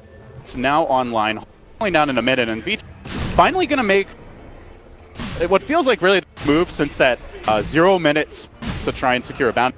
They head into the Roche pit. They will do this while Haunts on cooldown. They also know that the Golem is out of the picture for quite some time, but that doesn't mean Abed can't threaten to go in, try and snatch that Aegis. Remnant dropped. Dubu looking for the setup here with the Boundless Drake and RTK dropping dangerously low. They might be able to just force out this borrowed time and then really stick around in the Roche pit is extremely dangerous. We are going to see Demon trying to set things up. Boundless Drake comes through. Roche not low enough just yet, and Abed getting forced back. So with that damage he's taken, has to be careful. He's going to TP home. Could BOT back in. Bill DC sticking around, threatening to go in. They got 20 seconds. Moving forward. They need a little more time for these ults. Abed's going to jump into the pit. Oh, no. The Aegis snatch. Aggressive. The last hit, though, does go the way of the Dire, but he pays for it with his life. Vengeance as Fenrir will take Abed dead. Now the chase forward, looking for the Bulba kill. No mana aggressive as of yet. No stick charges either, but they don't need it. They're just able to muscle him down with auto attacks and the power of the sun. FY unleashing a ray. A big fight for VG. Yeah, this is about a 1,500 gold swing, but with that said, by killing Roche, your team gets like 1K across the board already. So I'm not 100% sure it's worth it. Their own seconds are pretty early in the game, so a small victory, but still having definitely something that VG.J can try to exploit, especially because Venge almost has a Shadow Blade here. This is going to be an item normally you see on Midas here, but with the Shadow Blade, he can actually try to put some tempo and pressure on the map. I guess the one downside is you'd probably rather have the Aegis on freeze, right? So kind of being forced to just whoever can pick it up in the heat of the moment. Actually, no, I don't agree with that. If there's no mana drain, I think freeze is a really hard kill right now. Whereas if Venge wants to get aggressive on the map with a Shadow Blade, he's going to put himself in a dangerous position, really, where he could be punished. That's what the Aegis is going to pay off. All right, let's see if he can take advantage of it. Moving in, under cover of Shadow Blade, he's going to scout out Demon here in reserve, quickly jumped on. Fenrir combining, they'll find the early kill, and that's a great way to start the fight for VG Gaming. Now the Phoenix Egg committed is aggressive, chasing for those follow-up kills. Not able to find anyone just yet. Slightly underwhelming Kaboom is the Boundless Strike on aggressive, combining there with the Sprout, but they're committing a lot just for the Aegis. We'll finally pop it. Is there any sort of response here? Overgrowth is cooling down, but they don't have the Egg to combo with it, and aggressive gets trapped, has to swap himself away. RRTK there, trying to protect him as best he can, throwing out the shields. The heals, now the Ray comes. FY from the back doing what he can, but it's simply not enough. He has dive away too. And it looks like in the end they will be forced to retreat, losing 3, losing the Aegis, and now looking for more. They're gonna get FY on the back lines. Bulba to the rescue. Another for him. Great DB by him to clean up the rest of the team. That's guaranteed tier 2. Creeps at them well, so this pressure is not gonna stop, and all of that advantage that VG pretty much erased instantly. Still with killing Golem, no shot, fatal bonds. Haunt with Radiance at the game was just so hard to do. They're forced to use the Egg almost instantly, and as a result, didn't have it a couple seconds later when they really needed it. I mean, you look at that team on paper, and it's for growth into a Stone Gaze with the Egg about to explode over your team, but in practice, FY struggling to find good Egg opportunities, so maybe we'll see a defensive item pickup. Perhaps he can, you know, they can try and take a fight while the Haunt's on cooldown, but you know, the Egg doesn't exactly have a short cooldown either. It's only going to be up 20 seconds before the Haunt, so barring a Haunt used offensively on its own, it's not going to be too easy to find those clean windows for a team fight. And as Spectre grabs more and more items, it's going to be things like agility items, attack speed items with some HP. He's going to be able to jump on the Egg right away, pretty much. No matter where the Egg is, as long as he's not busy somewhere else and he's got Haunt, that Egg can have a hard time cracking open. VG Gaming now making a move towards mid. They're going to scout out Abed with the Shadow Blade. Let's see if he could maybe lead with a stun and just muscle him down with physical damage out of Invis, but already jumping away, so Abed wise that there could be a potential gank as he puts himself well on the way to achieve his guard now. So for the side of DC, everyone farming reasonably well as they're going to make their move. RTK caught out on the top side of the map. Dubu going to pounce in. Still holding the Boundless Strike here. The ult being committed. Dropping low, he has at least bought the Relic, but he's so close to the full Radiance. Doesn't look like he's going to get it as they converge as the borrow time ends. Hitting him with another round of attacks. Boundless Strike finally dropped. They get the kill. And now VG Gaming forced to defend this tower without what could be a key weapon in their upcoming fight. So no Radiance now. Still for 500 gold. Makes a big dive in. Can they punish this? They get the silence off on FY. No!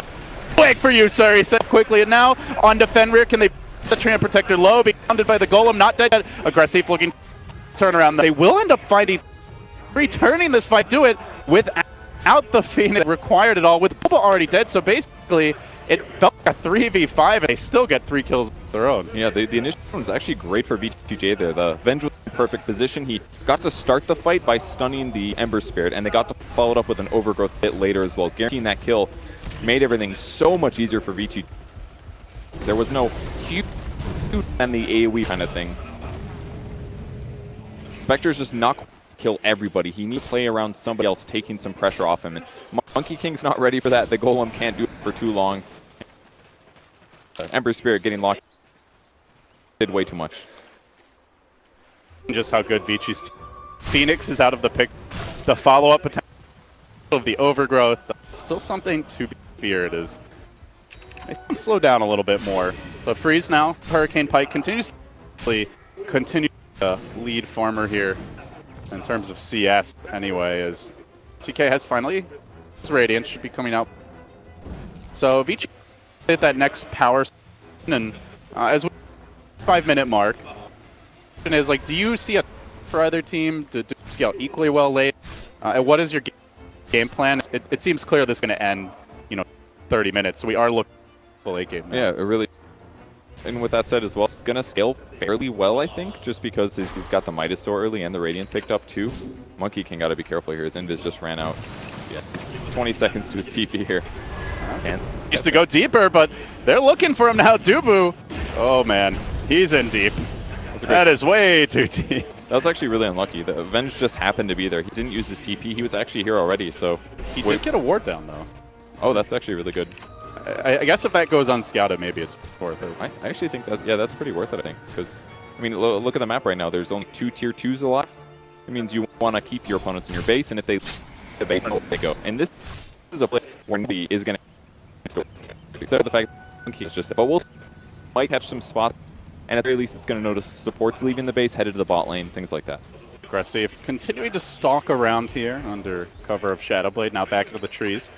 And the threat of that gank has forced a gem reaction. It's Fenrir who pounces first. He goes in, but sleight of fist there from Abed. Oh, just barely gets away. He salvages the gem. I think he lives. Okay. So 70 HP. That was real close to the kill, but did get the sleight of fist off and barely able to make it out. Just painfully watching is here to see if there's any other attacks that were coming, because jumping to your Remnant doesn't actually disjoint those attacks. There was a chance that one more little hit would sneak through and get him killed, but at least he saved the gem. That was what lost him the last fight, and they spent the money on it. They can't lose it this early. Well, now he's got to be real careful. Like, he had the gem. Okay, now Aggressive can't sneak up on me as easily, but there's also the Blink Dagger on Fenrir, and that was, I believe, the debut, so... Yeah, it was. Blinked forward and punched him instantly. 2.2 second stun. That's some one-punch man stuff right there, as Fenrir hides in the trees up above, Dubu stalking him, but is currently invis. It's Abed leading the way, is going to find the chains connection. Do they want to follow this up, though? Diving that far for a tree. A bit dicey against the kind of team fight that VG can turn around with, and they are going to lead with the swap. They get up on Demon. Proc drop, but not to much effect as in comes Freeze. Engage with the Stone Gaze, combining it with the Egg. Can Abed make it out? Looks like should be able to escape, at least for now. They continue pursuit. There is a haste rune here for Fenrir, so they might try to go for this. Aggressive is going to have the Shadow Blade soon, but they're basically just going to have to catch Abed being greedy if they want to get this kill, as he does end up just TPing fully away. So Vici Gaming dropped a lot of ults there, Kevin, but they will take the fight. The game changed a lot in these last couple engagements. I mean, the big thing about that fight was the Observer Ward spotting those heroes. And what was insane, actually, is when he swapped Warlock, it killed the trees on both sides, which stunned the Monkey King for 4 full seconds. So there was no response from Monkey King to try to keep himself alive, or Demon alive. Oh, poor Dubu. All of a sudden, just can't seem to catch a break here, though. As I say, that is going to be able to leap away. VG Gaming not able to corral that Monkey King in time. Very, very close, though. They got the vision, they lost the vision, and then he leaps to safety. But yeah, the fact that you kill both supports right at the start of the fight changes a lot, and all of a sudden the pressure for DC is feeling a little bit more difficult to execute. It's mostly just because the disable durations on VG Gaming are finally in a good place. Tree's stun, his punch is going to do 2.2 seconds. And if you think back to how they lost that fight originally, I'm sitting here thinking, where did Tree get these 13 levels? He doesn't even have a Midas. And really, a lost team fight or two pumps this guy's levels up massively, which are now leading to kills. Just imagine if he had that gem back in that last fight, or a sentry in the right position, or if Abed played a little bit more carefully, this game could have just been over right now. Yeah, so for DC, given that the fights are not going particularly well, I guess, my question is, should they go to a plan B here? Would you like to see them just split pushing and dodging fights? Is it more about fight selection for you, or what's the game plan moving forward? They're definitely always going to be good at split pushing with Prophet and the BO3s on Ember Spirit. So I think that's just something you fit in naturally. It gets you farm, forces your opponents to react, especially with how few towers they have right now. Split pushing will be an aspect, and Roche control is really the big next objective, because they can easily still win this game. They still have 3 of them, so don't let maybe show up on fight.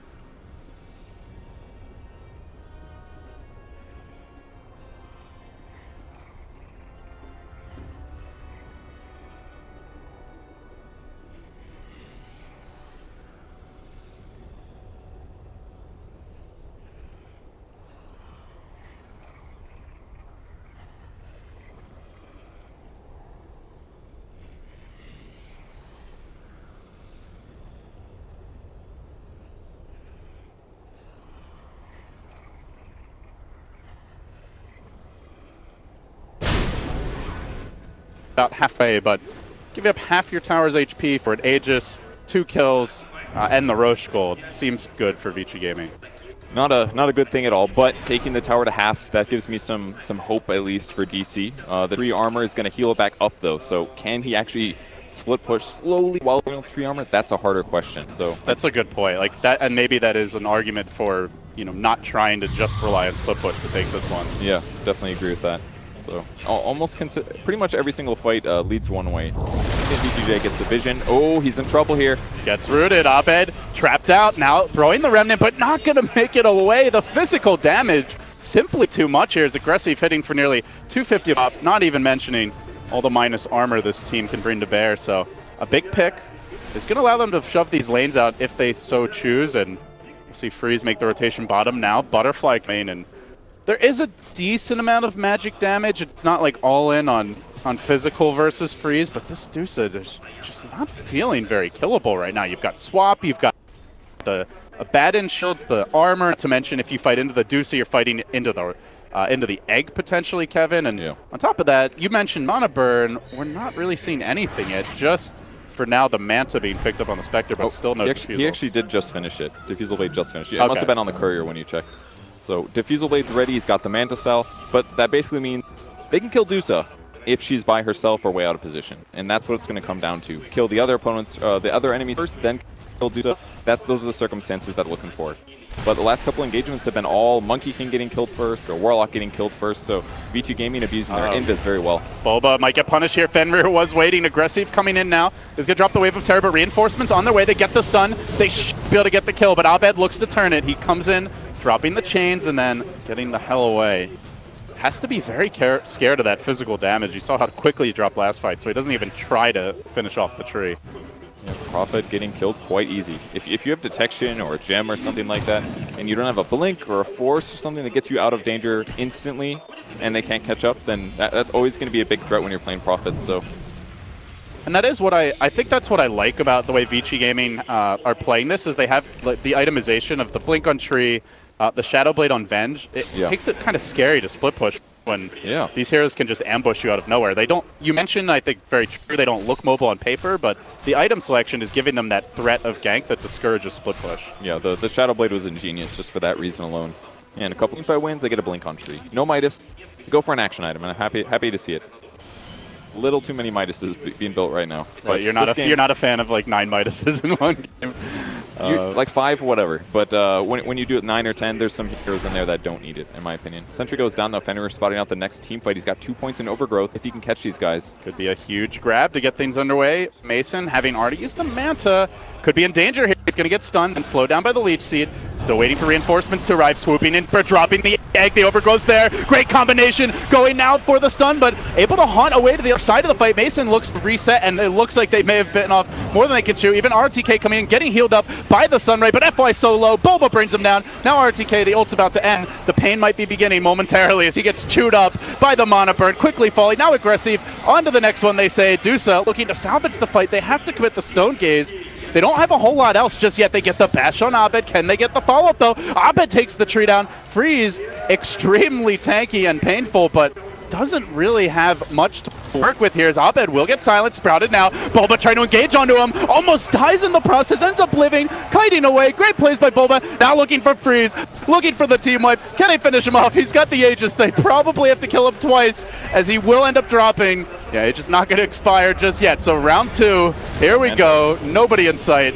Not going to be easy here for Freeze as they continue to pound away at him. Freeze going for the TP out. No! Oh. So close, but so far. That was such a good decision to TP. I thought there was no way he gets out of that, but they are limited on disables and just barely they get the kill. I can't believe DC won that fight. It looks so bad for them at the start to egg right on top of those guys, but just shows how big of a threat Haunt is at this point. Every attacking illusion drains tons of mana, does tons of damage. I mean, it's a great combo, but Dusa wasn't there the entire fight until after that was over, yeah. So... You know, is it worth it to commit the overgrowth just to set up egg when it means Dusa's not getting to hit anyone during that time? I guess that's really the concern for Vici, is they seem in those larger team fights very reliant on the Dusa to be that she is not the most mobile hero as RTK will get caught here, time being in the middle lane. You see the Silver Edge pick up on Bulba, so has to be careful not to get killed off without the borrow time activation. Bulba working on him a little bit. They chase on the Demon. They will bring him down. Now the power play potentially. Borrow time from RTK. Duba running right into the meat grinder and flying right back to the well. He'll be picked off. Now the Spectre could be next. Bulba tries to turn it, gets off the silence. Can't quite follow it up though. They're going to chew through Bulba, finish him off. RTK will get the kill, but this leaves Mason free to run. Rough shot over VG Gaming. 4 dead. B5 as still the Deuce waits for her respawn. The big punish. DC right back into it. Once again, Spectre looking like a hero that Venge just can't stop unless they start on the Spectre. It's pretty much the only way. And VG Gaming got so much tempo back in this game, but these last 2 fights, them just reading the game a little bit incorrectly here. I mean, especially in that 2 fights ago, it's all about the global. It's their engagement here, they put a lot of damage into Bad and never once triggered his ultimate though. I think that made a huge difference for VG Gaming's advantage, but maybe made them overconfident as well. Yeah, they commit a lot here to kill off Demon, but remember, they're fighting without Dusa for 40 seconds, so, you know, even after they get that initial kill, borrow time eventually expires, they just kind of wait it out, kite, and then Mason comes rushing back in. He knows that there's not a whole lot to deal with him with the Dusa out of the picture, and was able to take advantage. A lot of that actually was a tree getting overeager. I think he jumped straight onto the Spectre, and luckily for him, the Ember was nearby, guarantees the disable that gives you the vision. And that's very simple for Mason to just say, oh, this is easy kill. I just attack this guy 5 times, he goes down. Tree just reading the team fight slightly wrong. He has to realize the threat that poses from DC's cores. Ember Spirit plus Spectre together can kill so many people, and if they make that mistake, Prophet's going to TP in the back line. Maybe other players will re-engage as well. So we are going to see Freeze call it audible as he transitions into an MKB, had the butterfly in the quick buy earlier, but decides he needs the True Strike to deal with that Radiance mischance and just a little more damage perhaps for the team. It won't be too bad. It does magic when it procs, so considering how much magic resistance is on DC's side, I think it's alright. It'll be good against Ember Spirit 2 Break Flame Guard, but like you said, it's really all about hitting the target. It's way more important than his evasion right now, because he's not the target, right? They're going to go on his teammates, kill all the teammates, then deal with the Dusa. So this is a rare game, I think, where Dusa definitely needs to prioritize damage more. Alright. VG Gaming trying to stay on target here as this is an elimination match. And in fact, all are from this point forward at the Kiev Major.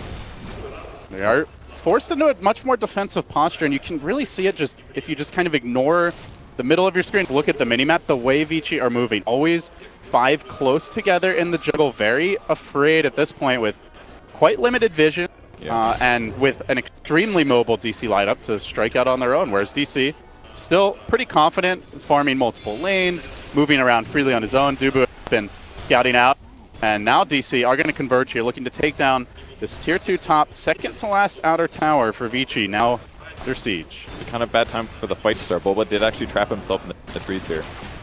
Tries to sprout himself out, does not work actually. Well, he is going to have teleport soon if he wants to commit it just to get out of this spot. But all of a sudden, it's a dangerous location. Is Fenrir coming in? I think actually hunting for the Monkey King there. Really smart by Medusa. She grabbed an illusion rune, sent them to the top lane to cut waves. These last so much longer than Manta illusion, so it made that pretty straightforward. But considering that Bulba was in the wrong place already, I think DC did the right thing. Just push a little bit, but play it safe. Roche is up soon though. That's going to be the next engagement, and that's what the teams need to aim for. So VG Gaming is forced to be 5 at most of these moments. DC is not, so I think it's going to be a little up to VG Gaming to take the more forced engagement. And I like the discipline from VG, as we do see RTK getting clipped by the scan here, but Roche actually not up yet. Because that's where VG are likely to get their team fight off, is when you fight them at the tower. So playing a little, as well as near the shrine. So playing a little more patiently, waiting for a better opportunity, just to see if VG can force them to the pit, or if DC will be able to keep them away from it, courtesy of the split push. It was really good ward vision down for VG Gaming right now. Well, that said, all I have to do is press Haunt, and DC sees everybody on the enemy team. So maybe this will be all right for them for now, but they've got to keep an eye on the Roche pit. It's up. They just can't let him snake it. I have Scotty. I like this choice. Fan of this item, or do you usually prefer Heart first? I like Scotty. I think it ensures that like Phoenix dives away, you're still going to easily be able to run him down and catch him quite quickly. Yeah. A little bit better balance of damage and survivability. So I think it's always a solid pickup on Spectre. Yeah, me too. I really like it in combo with the Spectral Dagger cooldown perk, because normally you throw so many daggers out, you run out of mana fast. So it's a place where Scotty on an agility hero actually pays off, where it normally is kind of just wasted. So that slow plus always dagger being there, I think it'll be really useful this game. Just got to be careful not to die. Well, speaking of dying, we might see that mid soon as Boba comes in. He does get the Silver Edge combined with the Silence onto RTK. Now the Remnant in. Can they kill it in time? They do right before he's able to get the borrowed time off. He falls onto Freeze. Stone Gaze already committed. He's being isolated here, healed up from behind by Phoenix, has to drop the egg. They look to retreat as they fight in the Wukon's command. Dubu doing work, but gets punished for it. Will end up going down. So low, Fenrir is trying to stay alive, working on Op. They're going to get the stun. They do get the kill into the massive fight. And they do end up punished a little bit there in the end. Is now Warlock ult on cooldown, Haunt on cooldown, Roche is up. And I believe we're going to see VG Gaming head right towards it. That was an amazing by Fenrir there. Just looking like he's an easy kill. Ember was out of remnants, but he just turned and fought him with the Solar Crest, and Ember just kept missing. He doesn't have the best right click right now due to his kind of weird items, but ultimately Ember going down. So DC losing a fight. That looked really good for them, but with the Abaddon kill right at the start, looks so great. And RTK did a buyback, but that's like such a key situation to buyback is you're running this, really this 4 protect Medusa. Like, yeah, Venture does decent damage with the AC pickup, but really is not going to be the main carry in these fights. And with this freeze, actually going to be the one given the cheese at this stage. So they give him the cheese. They have the Aegis and RTK. Pretty much ensures that they can't be cute and just snipe him like we saw last fight with the Silver Edge into the Silence. So guaranteed a bad and borrow time in a team fight. Yeah, may just focus them on killing somebody else instead. They could just silence the Abaddon, go on somebody else, because silence does prevent you from popping your borrowed time. Part of the reason that interaction works. And for that, Abaddon is going to queue up a Lotus Orb next to remove that problem. But he's got a lot of gold to go, and DC will have their ultimates pretty soon here. 58 seconds left for the Golem. And I don't even think they necessarily need that to win some fights. Only game 1 here is Digital Chaos and VG Gaming J duke it out. DC still, actually both teams yet to threaten a tier 3 really. That bottom tower that was pressured earlier, right back to full health. So it doesn't feel like casual split push is going to work. Maybe you can rat it out, but you're really going to have to commit more than just a Prophet hitting a tower a few times and some treants. You'll have to stick around. That's where VG Gaming could punish with the Shadow Blade, the Blink Dagger on Tree.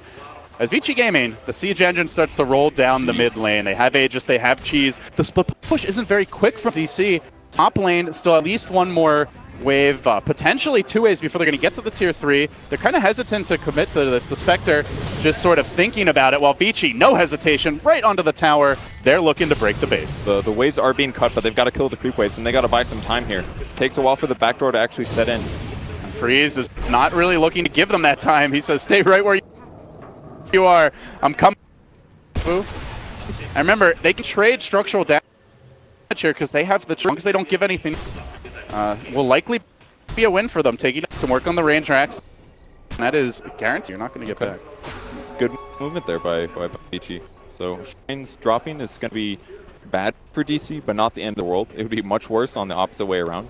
But not a great sign for DC here. We got to take some fights that they actually win. Really been their problem. They had such an early tempo, but every fight since then has felt really hard.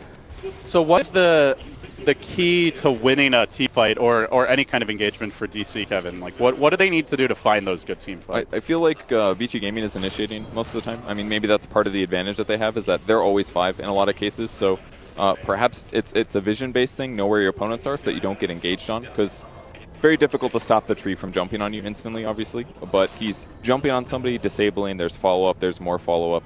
I don't know, maybe start frontlining with Spectre, for example. It's really tanky, his quite armor. Put that guy in the front, that he can actually take some of the pressure off, because both Ovid as well as Nature's Prophet can't really deal with that in the same way. And if you get gone on first, off in a lot of cases. VG Gaming, no fit required. They just 5-man fall down towards the bottom and group up, Arc Freeze and RK out in front, and get to work on building. Meanwhile, Pink's coming as Dubu got scouted here, drops the tree line. White looking for that fall. Are going to lock onto him. They crack that tree down. They pull the king off the phone. Kill him, and now they can push towards high ground. No Monkey King buyback available, it looks like. So Monkey King out of the picture now. That means no Wukon's command, and he does have the pressure now. So pretty big deal to take him away for the next team fight. This is tough for DC here. The lane may even run to the mid lane now. That'd be the place to hit. Kill melee barracks while the creeps are in the base. All the other waves are pushed out, but not bot lane. That should give them a little bit of time to take the racks. Maybe enough. Yeah, Freeze knocking on the front door now. Anybody home, he says. DC. They answer, but not a very confident response. As they've already dropped the melee racks, they really have to get something out of this fight, but it's so tough to go on Freeze. Way out in front, being healed up by the Phoenix. They drop the rock. He's basically at full health. The Monos quakes it as well as Mason tries to work on him. That ain't going to happen either. RTK, borrowed time committed. But remember, has the Aegis, Freeze, has the cheese with the evasion of the butterfly. They just keep on hitting buildings. You can't get to these backliners because they're so damn far back. Still slash away at the Deuce. Still has the cheese available. RTK with this as well. And now the combo. The turnaround. Dropping. Triadult. Then the egg. Kaboom. 5-3, looking for more. They deeper, looking for the follow-up on Mesa, getting him down. They will up ahead, looking for the. He commits heavily into this fight, but still Freeze alive through it all. Even going aggro onto Bulba, wants to bring the Nature's Prophet down. Can he do it? It's Freeze against World. So tanky, so difficult to kill. Dubu in danger of dropping here. He's gonna commit. He gets punished. Demon almost dead as well. Finally, they slay the beast, but the damage done as the melee Rexes fall and the range Rex one attack away from dropping. All four have buyback if required, and some might be because Bulba is threatening the top lane. That team fight coordination was insane. 2 buybacks, and DC loses by about 700 gold. Not much, but if the next fight goes like that, game ends basically. That's a dead Ember Spirit, that's a dead Nature's Prophet. So they still lost melee barracks on top of that. Range barracks also very low, and they still haven't been able to take a tier 3 of their opponents yet. Whew. Freeze going back for the Hurricane Pike now, so pretty close to being maxed out here as far as items go. Could maybe consider trading something out, but effectively, Freeze is as big as he's going to get. There was an engagement here. Once the Supernova came in with the Overgrowth, man, that looked one-sided. I was wondering why the egg took no damage. It was all the Overgrowth. The perfect coordination there when DC was grouped as 3. You can see Mason just has to run pretty early in the fight. You really want Spectre to be going in. Freeze, just so incredibly difficult to bring down now that he has the Butterfly, and no MKB here on anyone. I guess Bulba has the Bloodthorn, so potentially you get the True Strike if he's able to use it at the right time, and the Mansa's on cooldown, but not really a very killable Dusa until the team fight's basically over. Yeah, exactly. Phoenix does have Aghanim Scepter, by the way. He opted for the 150 GPM perk over the Fire Spirit's DPS, and he looks real rich right now. I mean, he's only 3,000 gold behind Ember Spirit, who's middle of the pack right now, by the way. I'm starting to have slight flashbacks to that Disruptor game where I got Ags and Refresher Orb. He has queued up the Refresher in the quick buy.